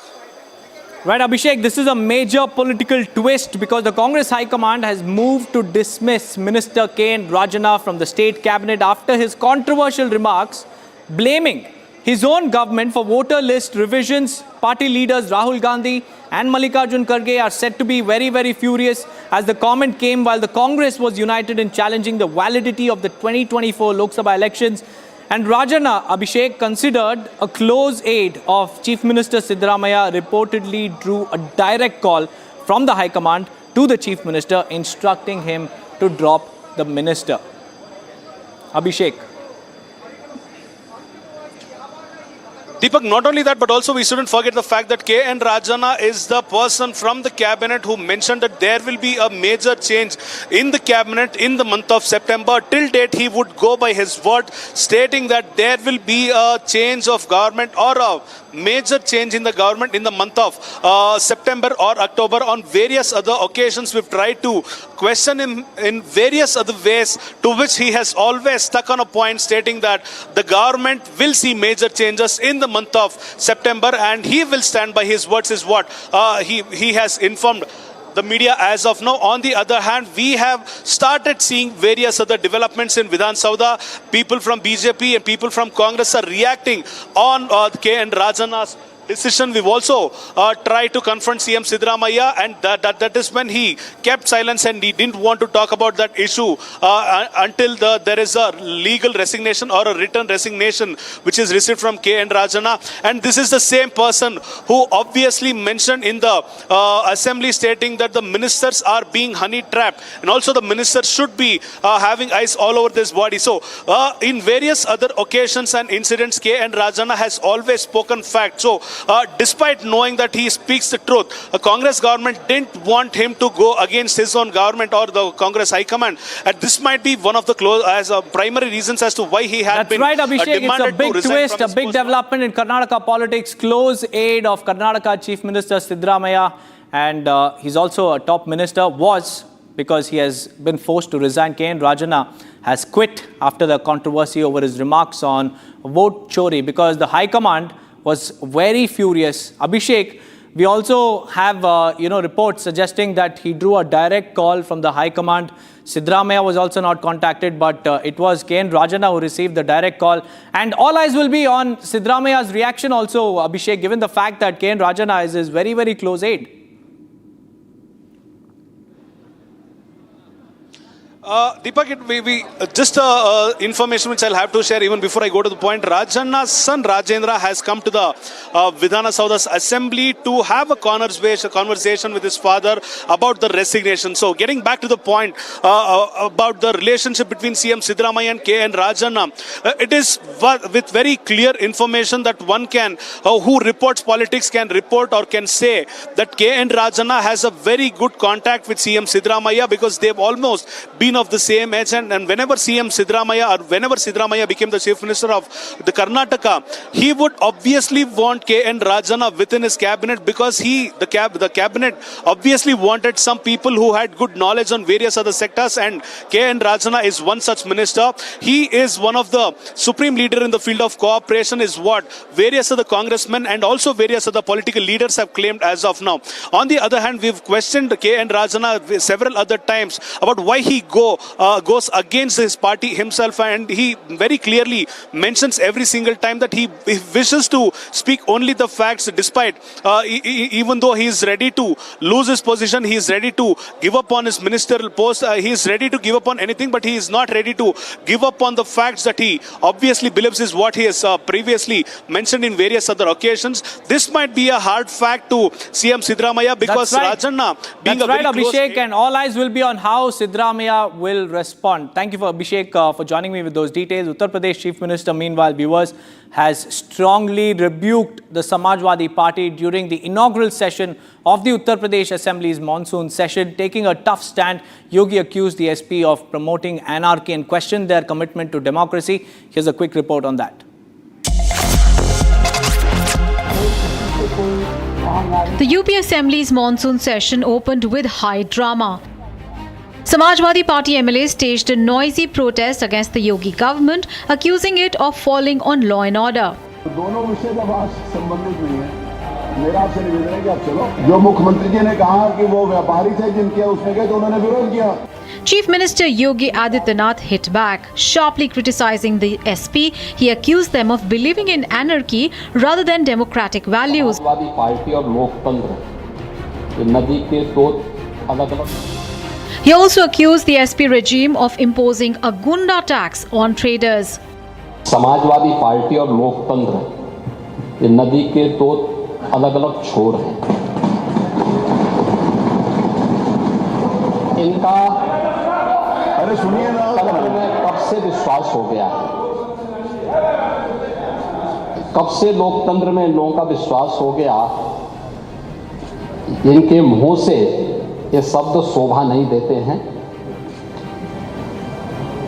स्वाभाविक रूप से संभल में जो नंद तांडव इन्होंने Samajwadi party सरकार के समय किया था, आज जब वहां पर उसका शुद्धिकरण का अभियान चल रहा है, तो अगर आपको हवन डालना है तब तो ठीक बात है, लेकिन अनावश्यक रूप से हर एक जगह न्यूसेंस क्रिएट करना, अपनी नकारात्मकता से उस क्षेत्र के विकास को अवरुद्ध करना, संभल हो, बहराइच हो या गोरखपुर, ये समाजवादी पार्टी हर जगह यही करती है। The monsoon session is also set to debate the state's vision document, a roadmap for development incorporating inputs from all parties. इसकी क्या आवश्यकता है? नहीं, मेरी बात। With that, viewers, it's time for a quick break. On the other side, we'll tell you about the huge face-off between India and Pakistan over separate naval drills in the Arabian Sea. And along with that, we'll tell you about India's strong response to Muni's nuke threats, hollow threats. MES says Pakistan's saber rattling is their stock in trade. Stay tuned.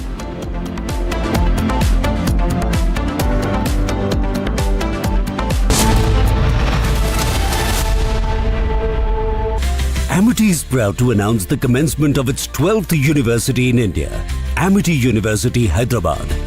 At the prime location of AeroCity Hyderabad Airport, has a strong focus on high-end research with brilliant students and distinguished faculty who share our mission to change the world together. To apply for this year's session, visit amity.edu/Hyderabad.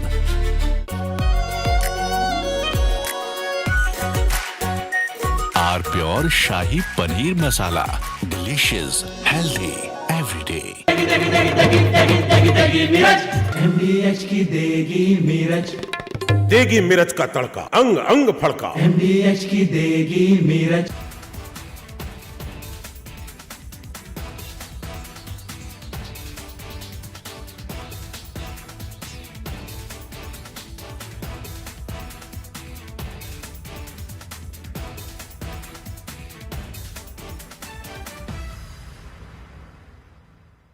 Well, we'll determine that later, but right now they're paying a 50% tariff.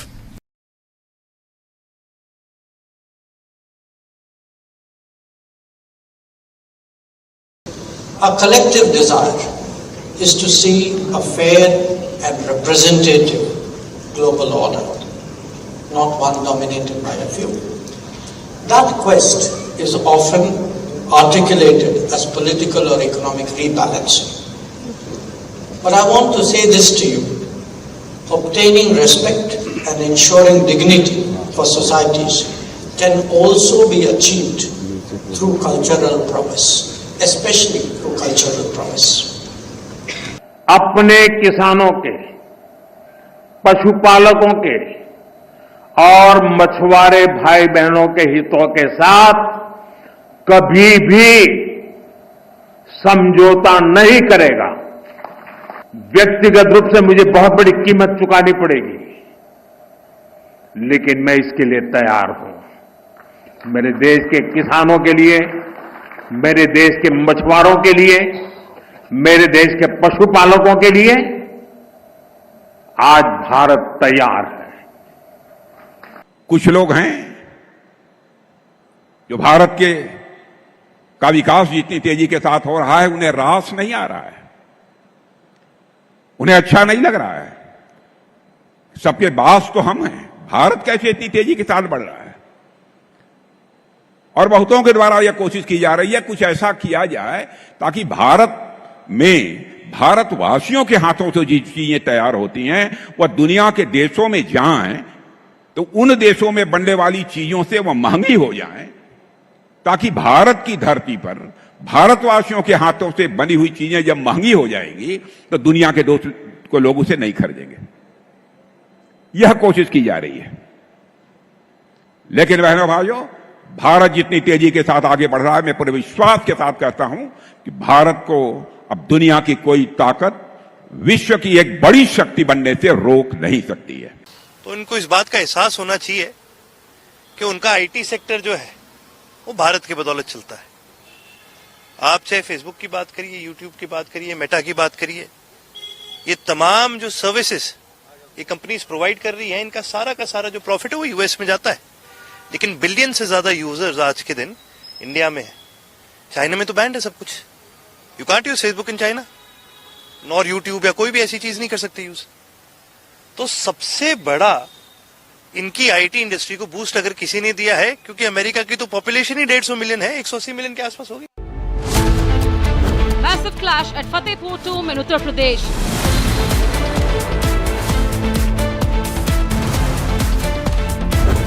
Hindu groups allege tomb is built on a temple. Hindu groups demand prayer rights. Tension remains high, debating tonight at 8 p.m.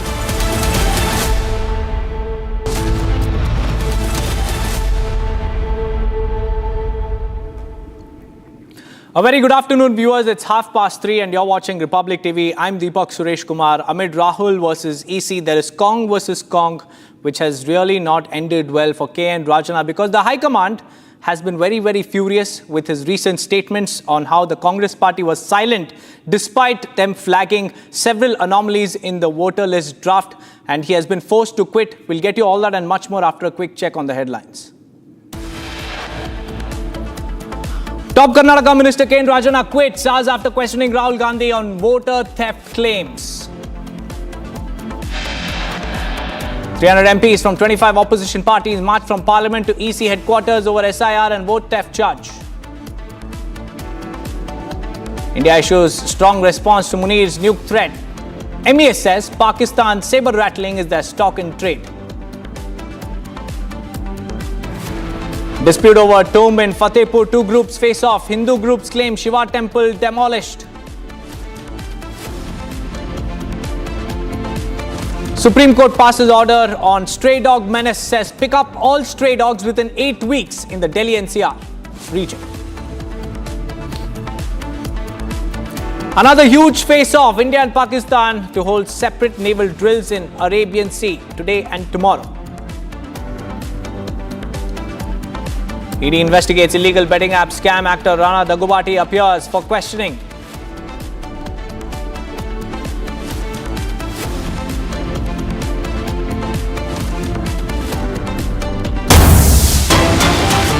Big breaking news, viewers, from Karnataka, and a major political twist. The Congress High Command has moved to dismiss Minister K.N. Rajana from the state cabinet after his controversial remarks blaming the Congress government, his own government, for voter list revisions. Party leaders Rahul Gandhi and Mallikarjun Kharge are said to have been very furious at K.N. Rajana's statements. And this comment came while the Congress was united in challenging the validity of 2024 Lok Sabha elections. Rajana, who is considered a very close aide of Chief Minister Siddaramaiah, reportedly drew a direct call from the High Command to the CM instructing him to drop K.N. Rajana from the state cabinet. Let's now listen in to Deputy Chief Minister D.K. Shivkumar, who has confirmed that K.N. Rajana has quit as a minister. Minister K.N. Rajana is totally false. He doesn't know. My Chief Minister will reply to it, and my party high And command. your party leader has also written a letter to Ranjit Surjewala to take disciplinary action against him, sir. My party, see Delhi, and the Chief Minister will react to it.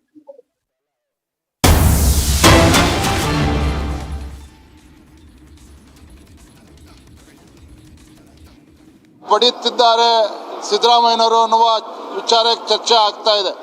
ನೋಡೋಣ, ನಾವು ಕೂಡ ಸದನದಲ್ಲಿ ಇದ್ರ ಬಗ್ಗೆ ಚರ್ಚೆನ ಮಾಡ್ತೇವೆ. Take up this issue in the Karnataka Assembly. That's P.Y. Vijayendra, who's speaking on K.N. Rajana's resignation as a minister. ಹೇಳಿದ್ನಲ್ಲ, ಕಾಂಗ್ರೆಸ್ ಪಕ್ಷಕ್ಕೆ ರಾಹುಲ್ ಗಾಂಧಿಗೆ ಸತ್ಯವನ್ನ ಕೇಳ್ತಕ್ಕಂತ ಒಂದು ಧೈರ್ಯ ಇಲ್ಲ ಅವರಿಗೆ. The Congress party and Rahul cannot accept the truth. ಇದ್ದಾಗಲೇ ಇವೆಲ್ಲವೂ ಕೂಡ ಮತ ಪರಿಷ್ಕರಣೆ ಆಗಿರ್ತಕ್ಕಂಥದ್ದು, ವೋಟರ್ ಲಿಸ್ಟ್ ಸೇರಿಸೋದು, ಡಿಲೀಷನ್ ಅಡಿಷನ್ ಎಲ್ಲವೂ ಕೂಡ ಅವ್ರ ಸರ್ಕಾರ ಅವಧಿಯಲ್ಲೇ ಆಗಿರುವಂತದ್ದು.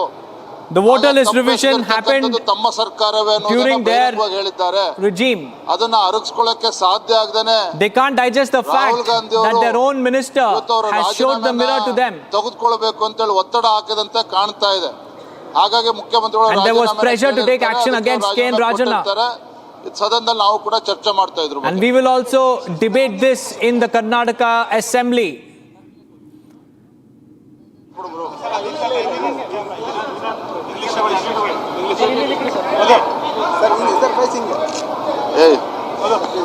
Sir, there are reports that High Command has asked K.N. Rajana to tender his resignation over his statement on saying that voter list was done during their government.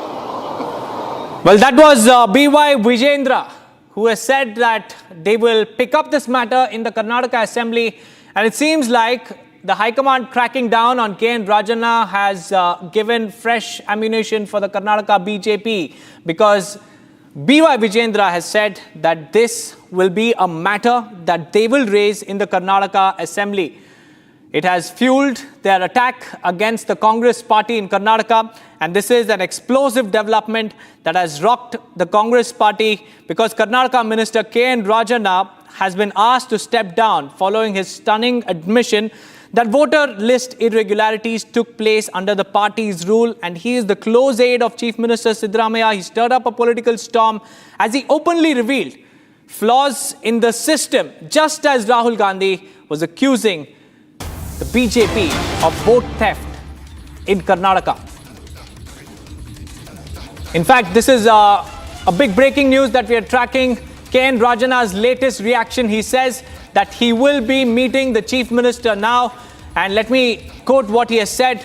I will go meet him, come back and give my reactions to the media and also comments. This is K.N. Rajana's first response before he speaks to the Chief Minister.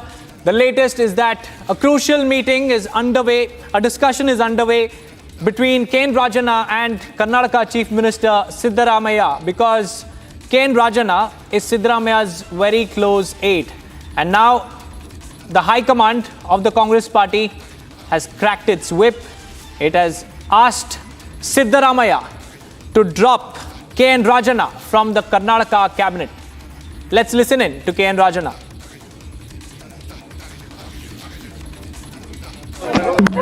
ಬಂದು ಆಮೇಲೆ ನಾನು reaction ಕೊಡ್ತೀನಿ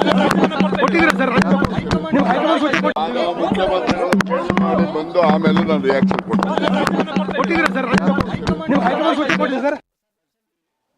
from K.N. Rajan. ಬಂದು ಆಮೇಲೆ ನಾನು reaction ಕೊಡ್ತೀನಿ ಬಂದು ಆಮೇಲೆ ನಾನು ರಿಯಾಕ್ಷನ್ ಕೊಡ್ತೀನಿ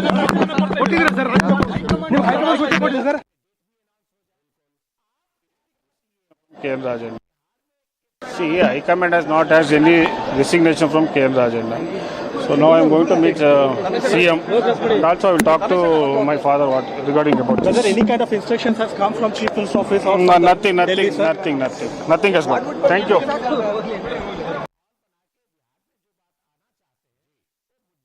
See, High Command has not had any resignation from K.N. Rajan. So now I am going to meet CM and also I will talk to my father regarding about this. whether any kind of instructions has come from Chief Minister's office or no, nothing has gone. Thank you. Well, that was K.N. Rajana's son, who was also stating that he will meet the Chief Minister. Father and son duo are holding talks with the Chief Minister as we speak. And on the other hand, the BJP is strategizing to take this matter up in the Karnataka Assembly, because K.N. Rajana just a few hours back showed the mirror to Congress, saying that voter list irregularities took place during Congress rule as well. But the Congress party, including Rahul Gandhi, didn't do anything about it. It was the silence that prompted K.N. Rajana to come out and openly admit that there were voter list irregularities during the Congress rule as well. And this has enraged Rahul Gandhi and Mallikarjun Kharge, who are furious, and they called Siddaramaiah, asked him to immediately drop K.N. Rajana from the Karnataka state cabinet. And this amid viewers, Rahul Gandhi questioning the election commission and the BJP over vote theft. Complete setback for Rahul Gandhi's narrative. Let's listen in to BJP. Face the real facts. Discrepancy has taken place during Congress tenure only. During this tenure only, when Siddaramaiah, under his leadership only, all this malpractices has taken place. Voter list has been added and deleted. So now it's the responsibility of Rahul Gandhi as well as Siddaramaiah and D.K. Shivakumar to give the response.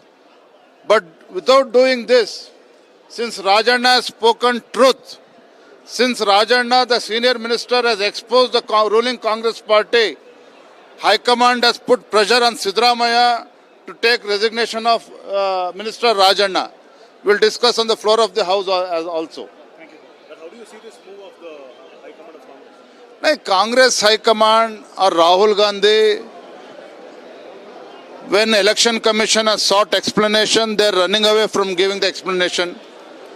When Election Commission has sought explanation through affidavit, even though Rahul Gandhi was in Bangalore, was supposed to meet Election Commission, instead of meeting Election Commission, it was only hit and run case. He escaped and left to Delhi.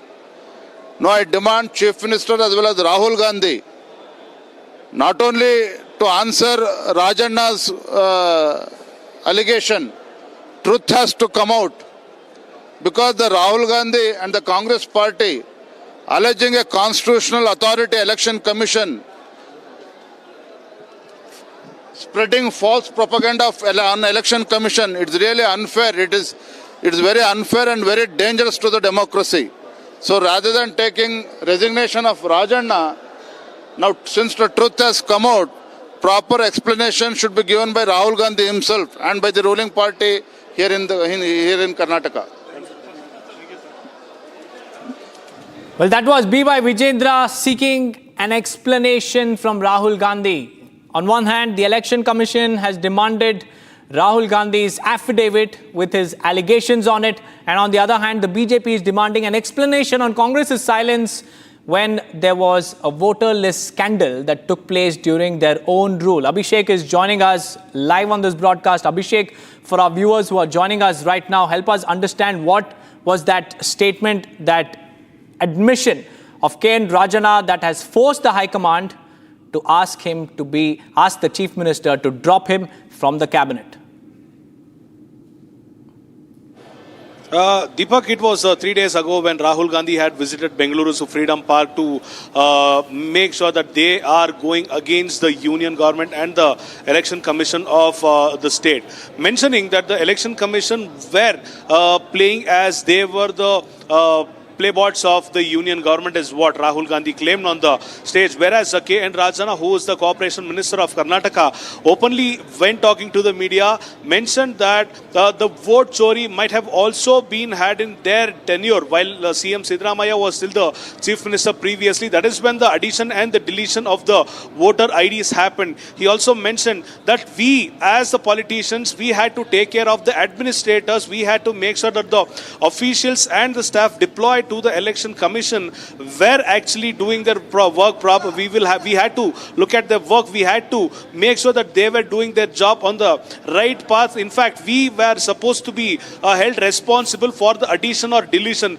It is not only the Union government, it is not only the BJP, it is not only the JDS, whereas even Congress party have a hold in this issue where the voters were illegally added or deleted is what K.N. Rajana very briefly spoke to the media even before entering the Freedom Park, where Rahul Gandhi addressed thousands of people who were against the Election Commission. So this is one such statement as to why the High Command of Congress party are unhappy on K.N. Rajana. This comes as an addition because K.N. Rajana in the last couple of years, even before, even in the previous government, he is known for speaking the fact. He is known for speaking whatever it is upfront. He is known for going against the party if it is going right. Abhishek, I'm sorry to interrupt you. We have Ashok Gowda, BJP spokesperson from Karnataka, joining us on the phone line. Ashok Gowda, this is a major fallout, a Congress free fall after K.N. Rajana admitted to voter list scandal during their rule. The Congress High Command has asked him to quit, has asked Siddaramaiah to drop him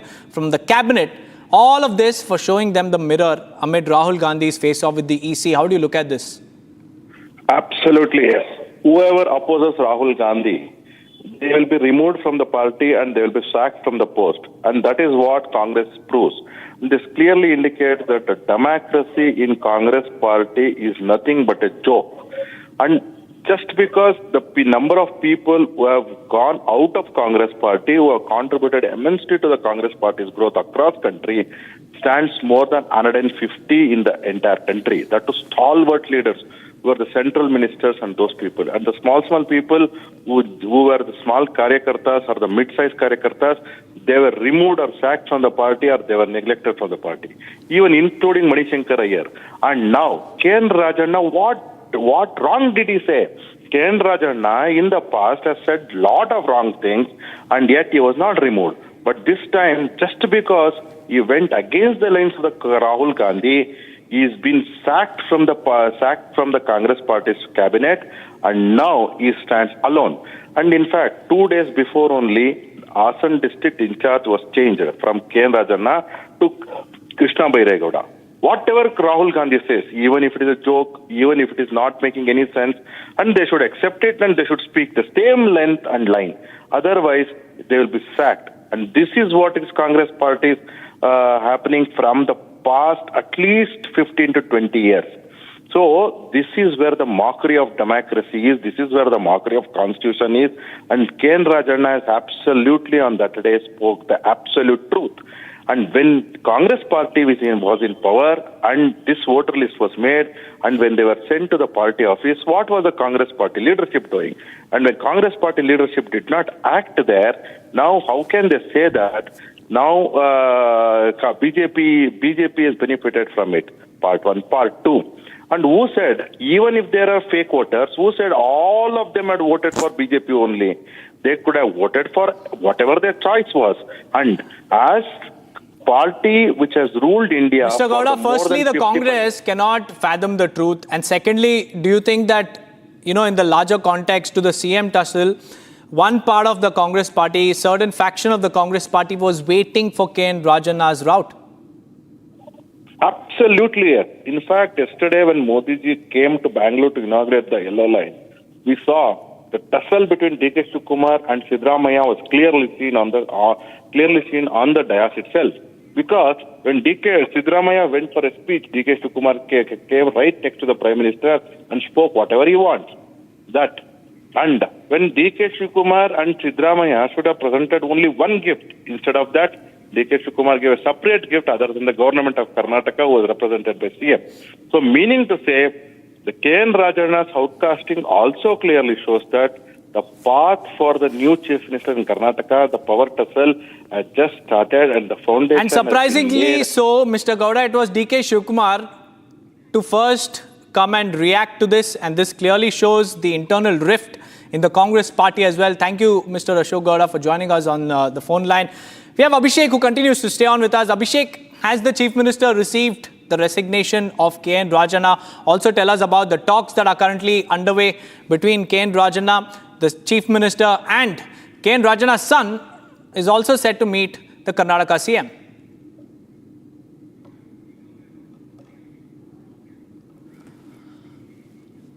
All right, before I go across to Abhishek, let's play that reaction out of Karnataka Deputy Chief Minister D.K. Shivakumar, because he was the first Congress leader to react to the Election Commission's notice to him. And also Rahul Gandhi, he said they were not schoolboys to respond to every query and insisted that Election Commission should first provide the requested information and records. He asserted that Rahul Gandhi had already addressed the matter publicly and would not take any oath or respond further. D.K. Shivakumar has asked who is ECI to question Rahul Gandhi.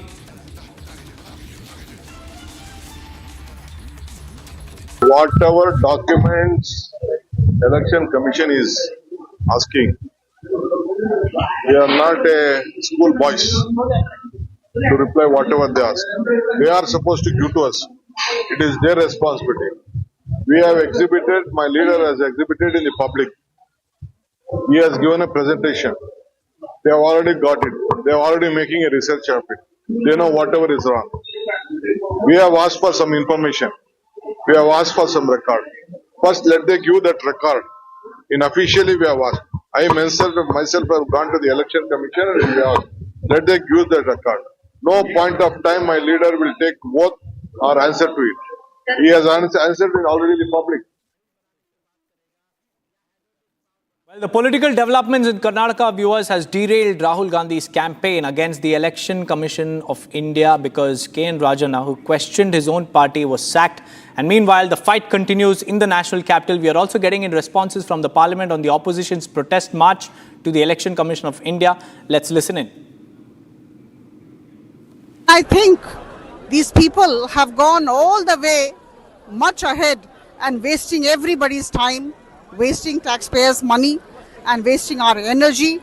But at the same time, I would definitely like to say with all emphasis that today's protest march towards the Election Commission is meaningless, keeping in view the fact that the Election Commission has already given them time. Election Commission is a constitutional body. Still, it has come out and it has offered to discuss with them. I mean, this is quite interesting. And they will be meeting at 12 o'clock. So what's the meaning of this march? It's absolutely baseless. They want to remain relevant in the system, and that's why all this creation of a ruckus. आप देश के सबसे बड़े पंचायत के विपक्ष लोकसभा के opposition leader पे तोहमत लगा रहे हैं। पहले आप मांगते हैं सबूत, जब सबूत दिया जाता है तो उल्टा उनको बोलते हैं शपथ पत्र देने के लिए। ये तानाशाही है और ये निश्चित तौर से ये चुनाव आयोग नहीं कह रहा है, ये भाजपा की रणनीति है जो पूरा देश नहीं सहेगा। और निश्चित तौर से ये प्रोटेस्ट तब तक चलेगा जब हमारा जो वोटिंग राइट है, जिसका आपने घोटाला कर करके सीटें जीती हैं, आज पूरा देश दे चुका है, इसको पूरा देश सहने वाला नहीं है।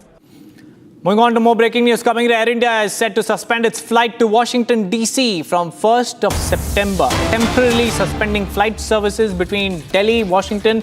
The flight suspension is due to a combination of operational factors, and we'll get more details on these so-called operational factors that Air India has cited while announcing that no Air India flight will arrive in Washington, D.C. from New Delhi. Suspension due to operational factors. We're yet to get details about these operational factors as claimed by Air India, but this is the big breaking news that we are tracking at the moment. From 1st of September, no flights will take off from New Delhi to Washington, D.C. No Air India flights. We'll also get our aviation team on our screens in just a few seconds from now, but let's stick to this breaking news that we're tracking at the moment. Viewers, Air India is set to suspend all its flights from Delhi to Washington, D.C. from 1st of September. Operational issues is what Air India has cited so far for the reason for the suspension of flight operations from Delhi to Washington, D.C. This is a major announcement that has come in from Air India. And Air India has made this announcement just now. It has announced to suspend its flight to Washington, D.C. from 1st of September, temporarily suspending its flight services between Delhi and Washington, D.C. And when questioned and when asked about the reason, Air India said it is due to a combination of operational factors. What are these operational factors? Well, Harsha will be joining us in just a few seconds to help us understand and also throw light on these operational factors that Air India is talking about. But right now, what we know is that no Air India flight will fly from Delhi to Washington, D.C. It is temporarily suspended. The flight services between New Delhi and Washington, D.C. starting from September 1st, citing a combination of operational factors as the reason behind this decision. We have Harsha joining us live. Harsha, what is the combination of operational factors that Air India has cited when it has announced the suspension of all Air India flights from Delhi to Washington, D.C.?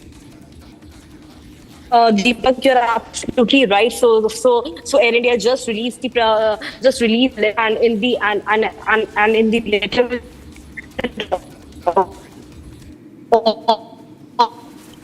the Air India flight from Delhi to Washington has been suspended from September 4, and it is some sort of biggest technical flag. And also multiple airlines of Air India, which were earlier flying to Washington, have already been grounded, and they now have a minimum flights to Washington, and that's the reason the ones which are operating, they have faced multiple flags and the issue in their aircraft, and that.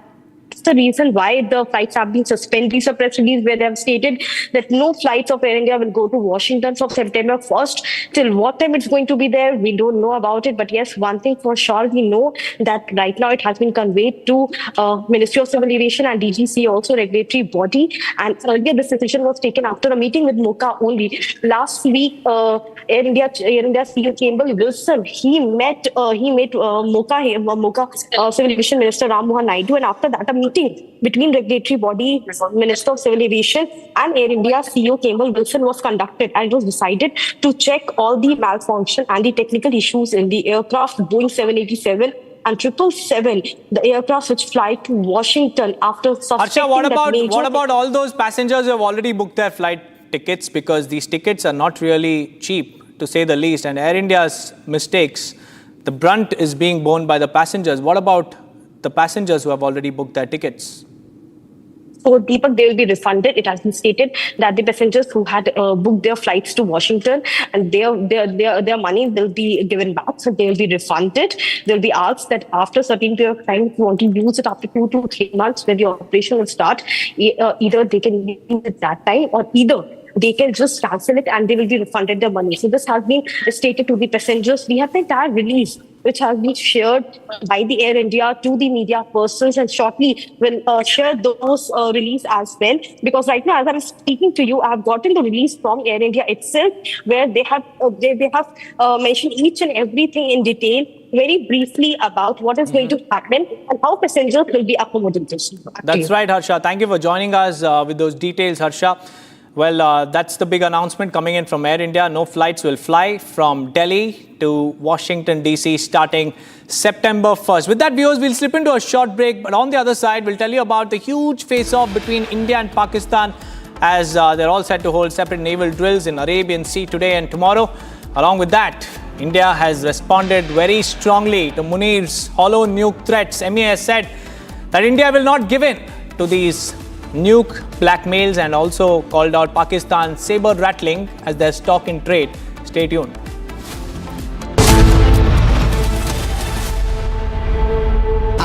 Pure सूजी pasta उबालो मिलाओ और खाओ 8 minute में तैयार। क्या taste है सबका राजा आर प्योर मसाला।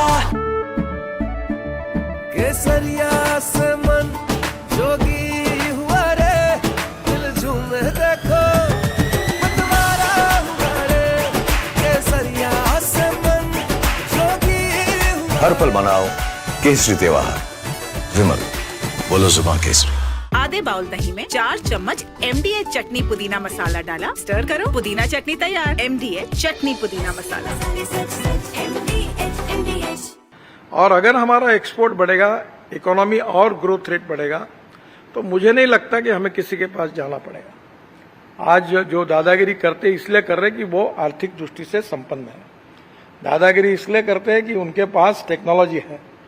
अगर उनसे अच्छी टेक्नोलॉजी और रिसोर्सेज हमारे पास आएंगे तो हमें दादागिरी नहीं करनी है। हमारी संस्कृति ये कहती है कि विश्व का कल्याण हो। कुछ लोग हैं जो भारत का विकास जितनी तेजी के साथ हो रहा है उन्हें रास नहीं आ रहा है, उन्हें अच्छा नहीं लग रहा है। सबके बास तो हम हैं।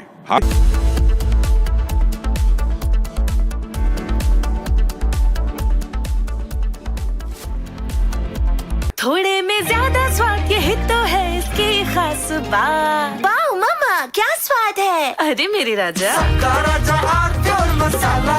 ये है सीक्रेट रेसिपी MDH का जीरा sip jal jeera masala. Sip sip जीरा सिप जीरा सिप MDH का जल जीरा सिप MDH का jal jeera sip. Our pure shahi paneer masala, delicious, healthy every day.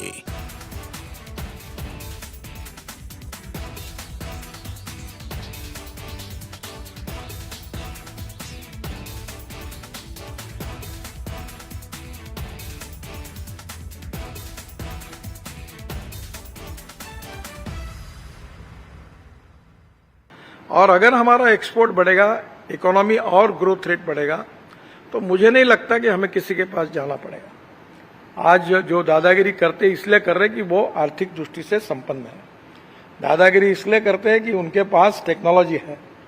अगर उनसे अच्छी टेक्नोलॉजी और रिसोर्सेज हमारे पास आएंगे तो हमें दादागिरी नहीं करनी है। हमारी संस्कृति ये कहती है कि विश्व का कल्याण हो। कुछ लोग हैं जो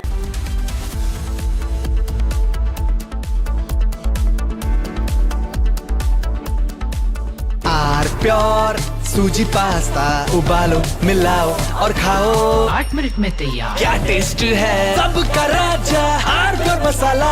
MDH की हल्दी मिर्ची धनिया करे कमाल। ये रंग दे, ये खुशबू दे, ये तीखा, ये कम पड़े। क्या निराला MDH मसाला। और अगर हमारा एक्सपोर्ट बढ़ेगा, इकोनॉमी और ग्रोथ रेट बढ़ेगा, तो मुझे नहीं लगता कि हमें किसी के पास जाना पड़ेगा। आज जो दादागिरी करते इसलिए कर रहे कि वो आर्थिक दृष्टि से संपन्न है।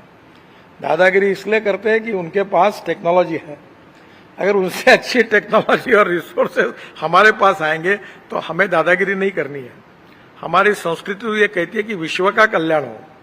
कुछ लोग हैं जो भारत का विकास जितनी तेजी के साथ हो रहा है उन्हें रास नहीं आ रहा है,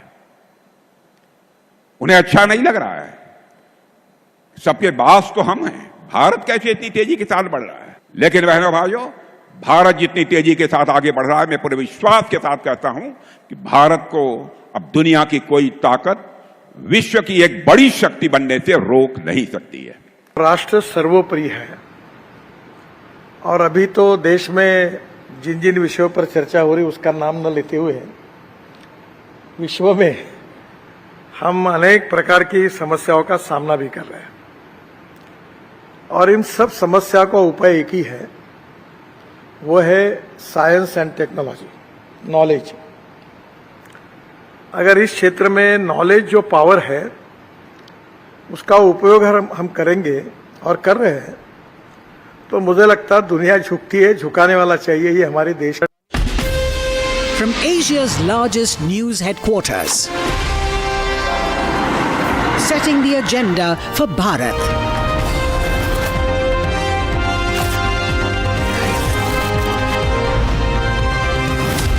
You're watching Republic.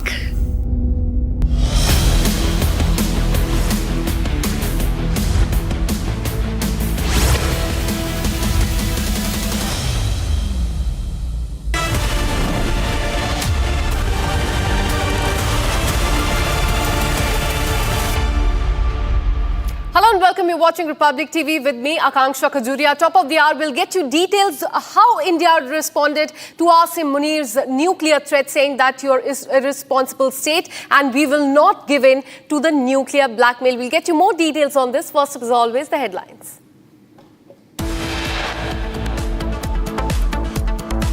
Top Karnataka minister quits hours after questioning Rahul Gandhi on voter theft claims. Congress party, they don't have guts to face the reality. Since Rajanna, the senior minister, has exposed the ruling Congress party, High Command has put pressure on Siddaramaiah to take resignation of Minister Rajanna. After Karnataka Chief Minister's close aide questions Rahul Gandhi on vote theft claims, Bharatiya Janata Party has bagged K.N. Rajanna. India has issued a strong response to Asim Munir's nuclear threat. MEA has said that Pakistan's saber rattling is their stock in trade.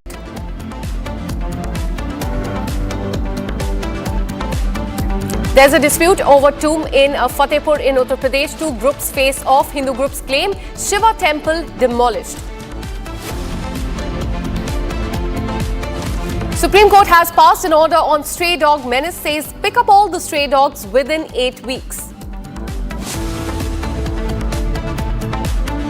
Another huge face-off. India and Pakistan will be holding separate naval drills in the Arabian Sea on August 11, that is today and tomorrow.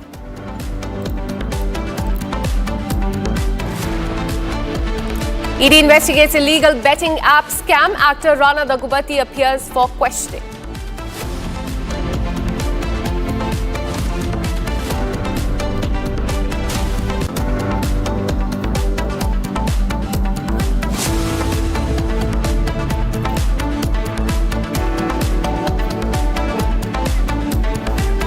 Now remember how Asim Munir from Pakistan had given a nuclear threat. He had said that he will take down not just India but half of the world as well. Now Ministry of External Affairs has issued a statement on Munir's highly irresponsible comments. MEA has said that Pakistan is a living proof of nuclear proliferation through AQ Khan network. Nuclear saber rattling is not new. Is Munir planning a coup? In fact, this is a big rebuttal that has come in from India. As far as that inflammatory statement of Asim Munir is concerned, calling Pakistan an irresponsible state with nuclear weapons, also saying that nuclear saber rattling is Pakistan's stock in trade. This is a fresh statement that has come in from India, and not just about nuclear blackmail.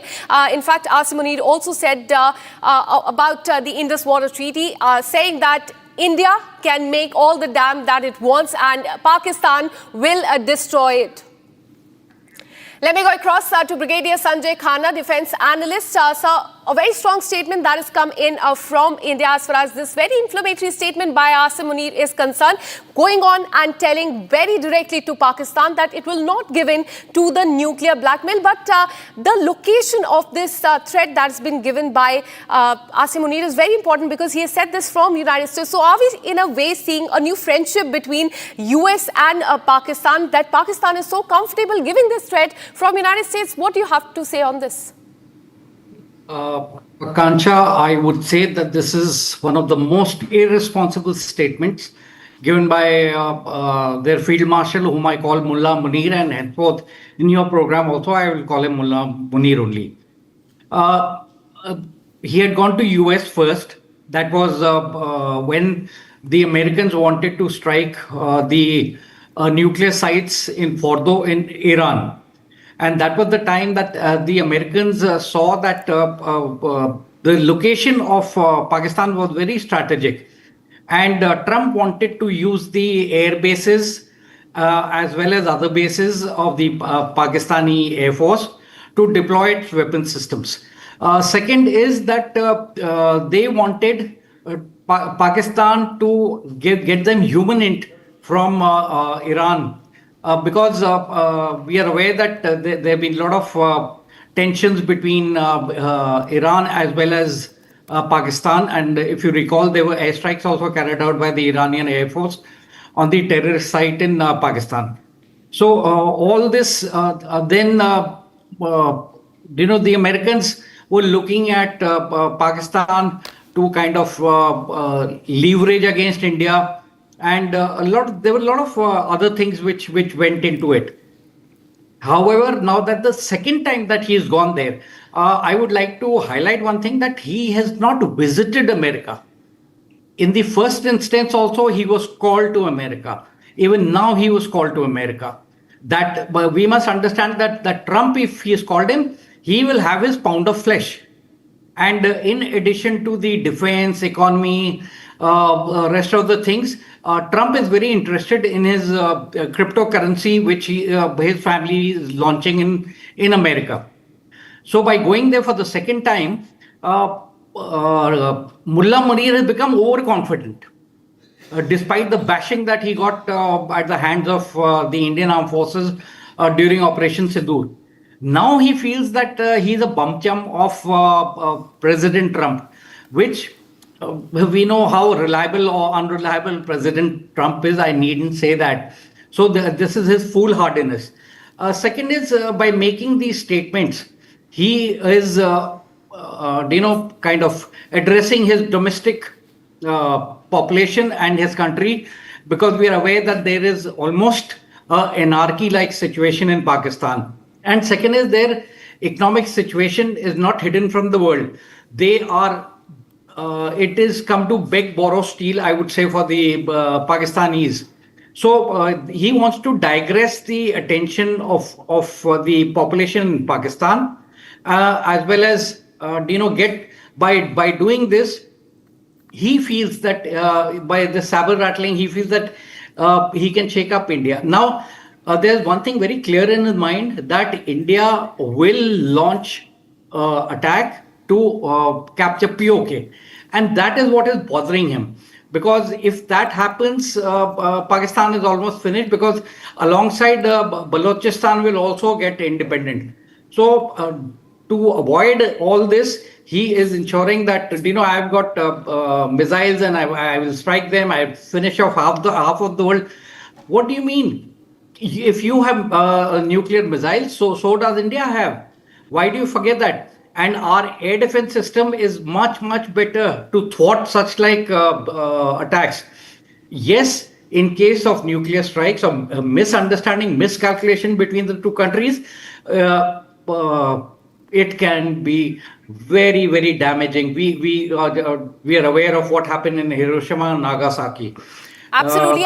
In fact, India has maintained that these are the hollow threats given by Pakistan after their defeat in Operation Sindoor, saying that we will not give in to such nuclear blackmailing that Pakistan has been doing again and again. Thanks so much, sir, for speaking to Republic TV and giving your perspective on this. Now, shifting our focus, and this is a big breaking news coming in from Karnataka. We're learning that Chief Minister has accepted Minister K.N. Rajanna's resignation letter, and it has been sent to Chief Secretary and will reach the Governor next. Now remember, Karnataka Corporation Minister K.N. Rajanna had tendered his resignation after Congress High Command had sought action against him for criticizing Rahul Gandhi's vote theft charge. Remember, Rahul Gandhi has in the last 1 week been raising this issue of the vote theft in Karnataka, Maharashtra and also Uttar Pradesh, and Karnataka Corporation Minister K.N. Rajanna had raised this issue. In fact, speaking to reporters earlier today, he had said, and I quote, "One should remember that voter lists were revised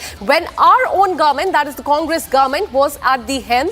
And he said, "Why did our party turn a blind eye then? It is true that there are irregularities, but it is insulting for us that it happened right under our nose." A big statement that he had given to the reporters. After that, the Congress High Command was really irked with this statement of K.N. Rajanna. They had sought clarification from him, action against him for criticizing Rahul Gandhi's voter theft charge, in a way diluting this campaign that has been launched by the Congress party. And now what we are learning is that the Chief Minister has accepted his resignation, and it has been sent to the Chief Secretary and will then reach the Governor as far as this entire saga in Karnataka is concerned. But one thing remains very clear, that the fresh cracks have now emerged within the governing Congress party in Karnataka, as the senior functionaries have openly expressed dissent over former, as far as Rahul Gandhi's recent comments on vote theft is concerned,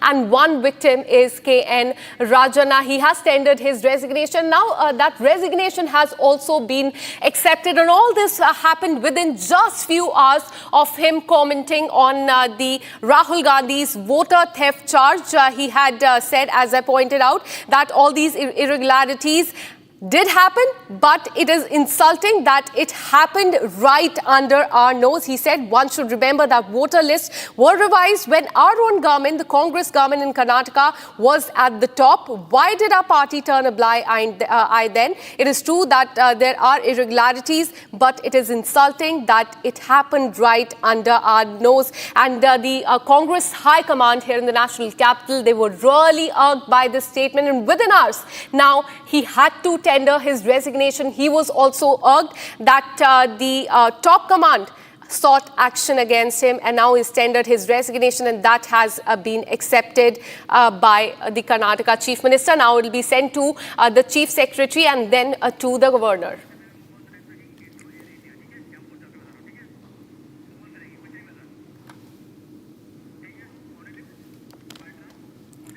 We'll continue to get you more details on that. For now, we're shifting our focus to Air India and its entire saga. Air India will be suspending its flight to Washington, D.C. from 1st of September. Is a big breaking news that we're getting for you. And the suspension will be between Delhi to Washington. This is because of combination of operational factors is something that has come to the fore as far as the suspension is concerned. Air India has said that it will stop flying to Washington, D.C. from September 1st, that is in another 20 days, due to a shortfall in aircraft as it commences. In fact, Boeing 787s, 4 other flights to the US will also continue, and a big statement has been given by Air India as well. They have said that the suspension is driven by the planned shortfall in Air India's fleet, as the airline commenced 26 of its Boeing 787-8 aircraft last month, and this is in fact a big decision that has been taken by Air India. Now, the reason that has been given by Air India for the suspension of the flight on this route is the combination of operational factors is what they have stated, but in the last 4 to 5 months, we know that there are several lapses that have come to the fore as far as Air India is concerned. Several factors have come to the fore, but for the specific one, they have said that it is because of a combination of the operational factors is what Air India has said now.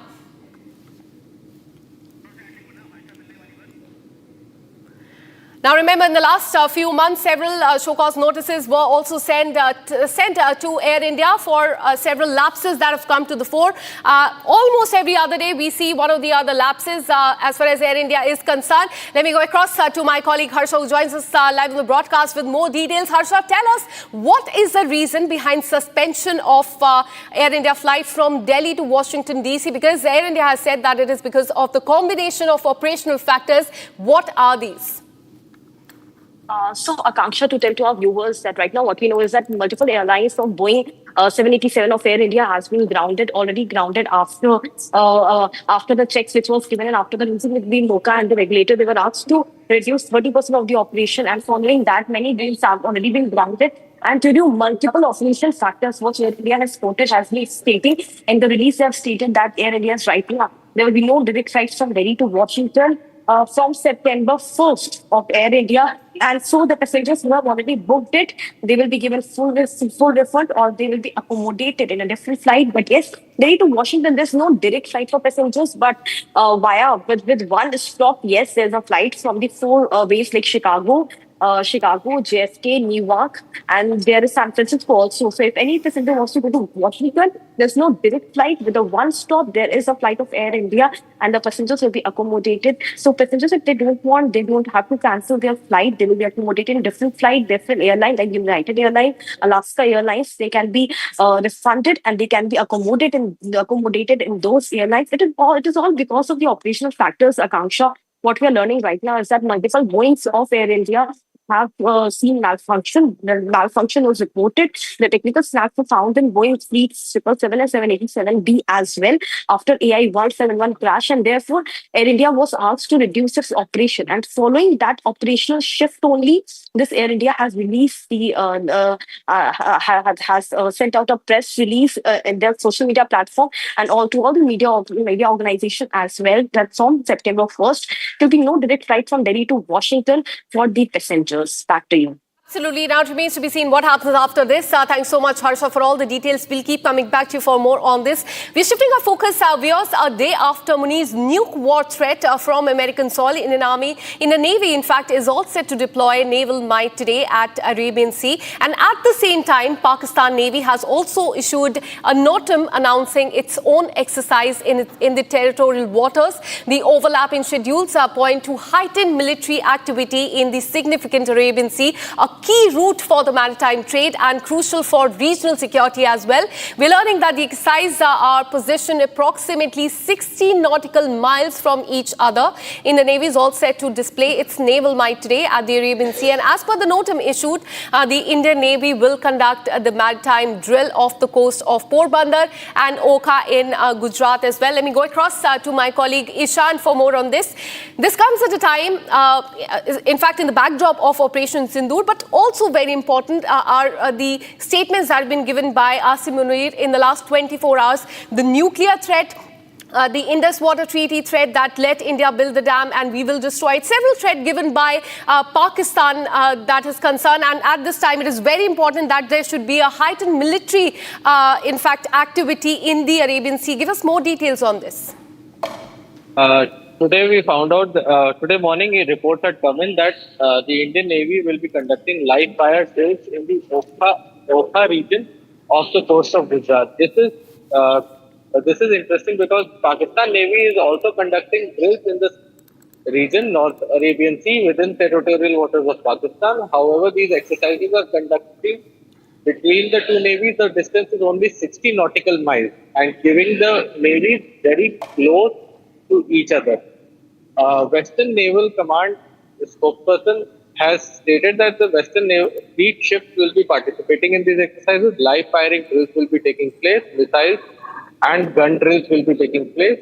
Similarly, Pakistani official sources have stated that they will also be conducting live fire tests of missiles as well as gunnery drills. Thanks. Back to you. Absolutely. So all eyes will be on this naval drill conducted simultaneously by India and Pakistan. Thanks so much, Sushant, for all the updates. We'll keep coming back to you for more on this. Now we're shifting our focus to UP, where the Chief Minister Yogi Adityanath strongly rebuked the Samajwadi Party during the inaugural session of the UP Assembly's monsoon session. Taking a tough stand, Yogi Adityanath accused the Samajwadi Party of promoting anarchy and questioned their commitment to democracy. Here's a 1-minute report on that.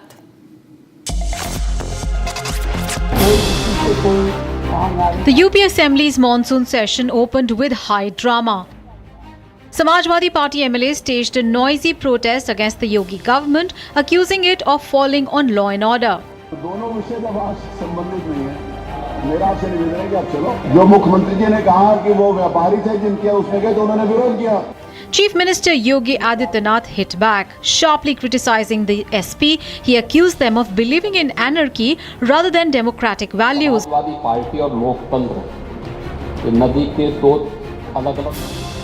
He also accused the SP regime of imposing a gunda tax on traders. Samajwadi party और लोकतंत्र ये नदी के दो अलग-अलग छोर हैं। इनका अरे सुनिए ना, कब से विश्वास हो गया है, कब से लोकतंत्र में लोगों का विश्वास हो गया, इनके मुंह से ये शब्द शोभा नहीं देते हैं। Now shifting our focus, tensions are rising in Fatehpur town of UP, where a dispute has erupted over the identity of a historic site.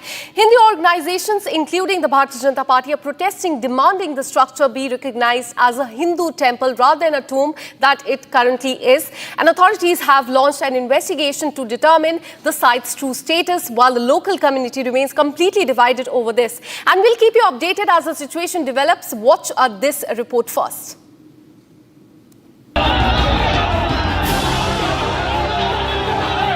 A large crowd gathered outside a disputed site in Fatehpur of Uttar Pradesh.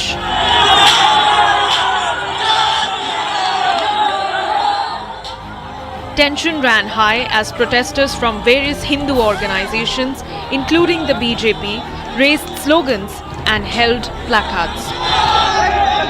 In Fatehpur, a heated controversy has erupted over a structure believed by some to be a tomb, while others claimed it as a Hindu temple.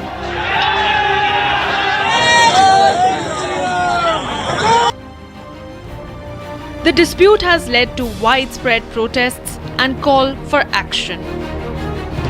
Protesters, including members of the BJP and local Hindu organizations, gathered at the site, demanding that the structure be recognized as a Hindu temple.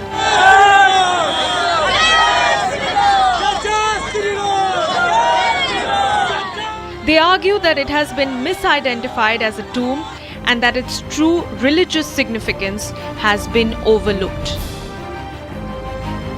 Local BJP leaders have voiced strong support for the protesters, emphasizing the need to restore the site to its rightful status as a Hindu temple. हमारा आने का कारण ये है कि प्रशासन हम लोगों को सुने और हमारे हिसाब से करे। ये इनका तोड़वाया जाए, हमारा मंदिर बने। आपको कब पता लगा कि ये मंदिर है? आप कितने टाइम पहले?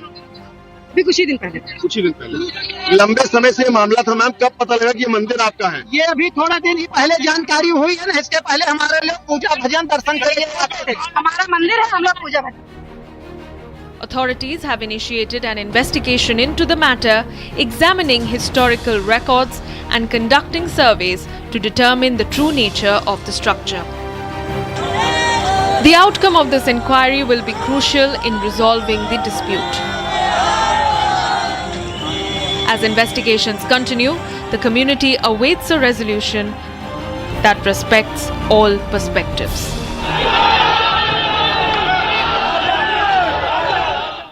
And tensions remain high in this particular town of UP. What we're learning is that police has barricaded that entire area, and in the center of the controversy is one tomb.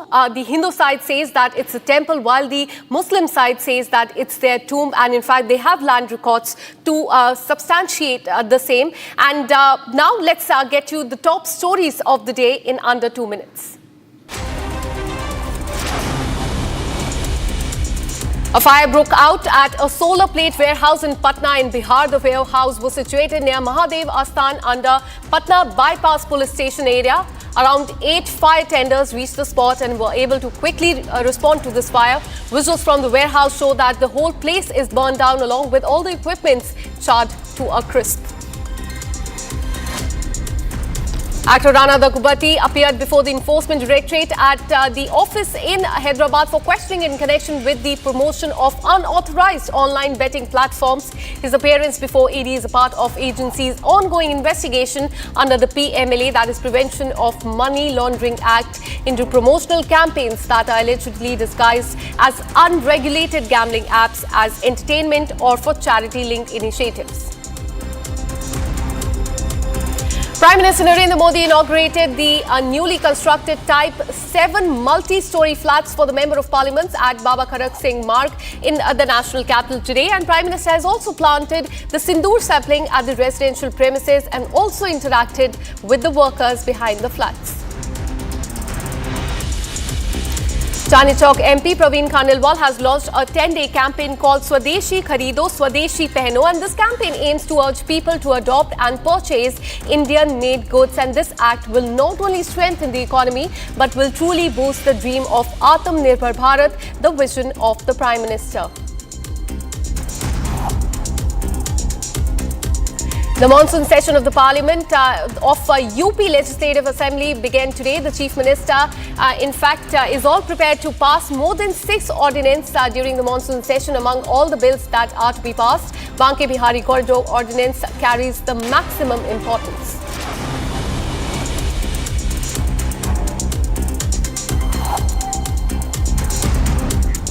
And with this, we're taking a very short break. Coming up on the other side, we'll tell you about the big order by the Supreme Court as far as the street dog menace is concerned. The Supreme Court has said pick up all the stray dogs within 8 weeks. And in UP, there's a dispute over temple versus tomb. There's a face-off that took place between the Hindu group and the other community. And the Hindu group claimed that it is, in fact, the Shiva temple that was demolished. We'll get you more updates on this and other stories on the other side. Stay with us.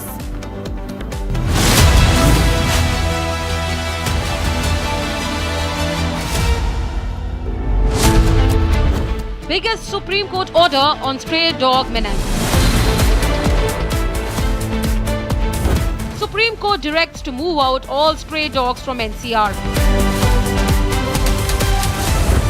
No more activist bullying. Supreme Court drops the hammer. Debating tonight at 8:30 p.m.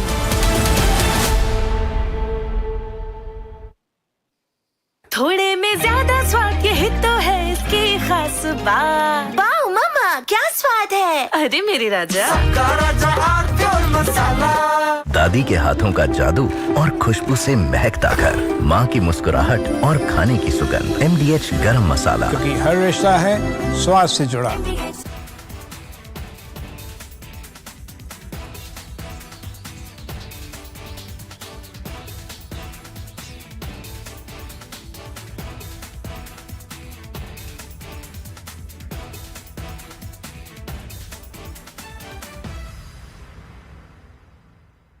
और अगर हमारा export बढ़ेगा, economy और growth rate बढ़ेगा, तो मुझे नहीं लगता कि हमें किसी के पास जाना पड़ेगा। आज जो दादागिरी करते इसलिए कर रहे कि वो आर्थिक दृष्टि से संपन्न है।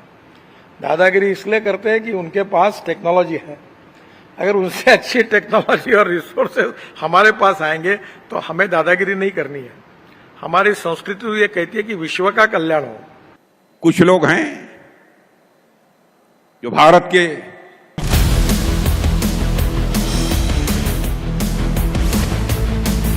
This is Republic Jack Pollywall Studio. Stay tuned for all the breaking news and updates. I'm Akanksha Khajuria. Let's get started.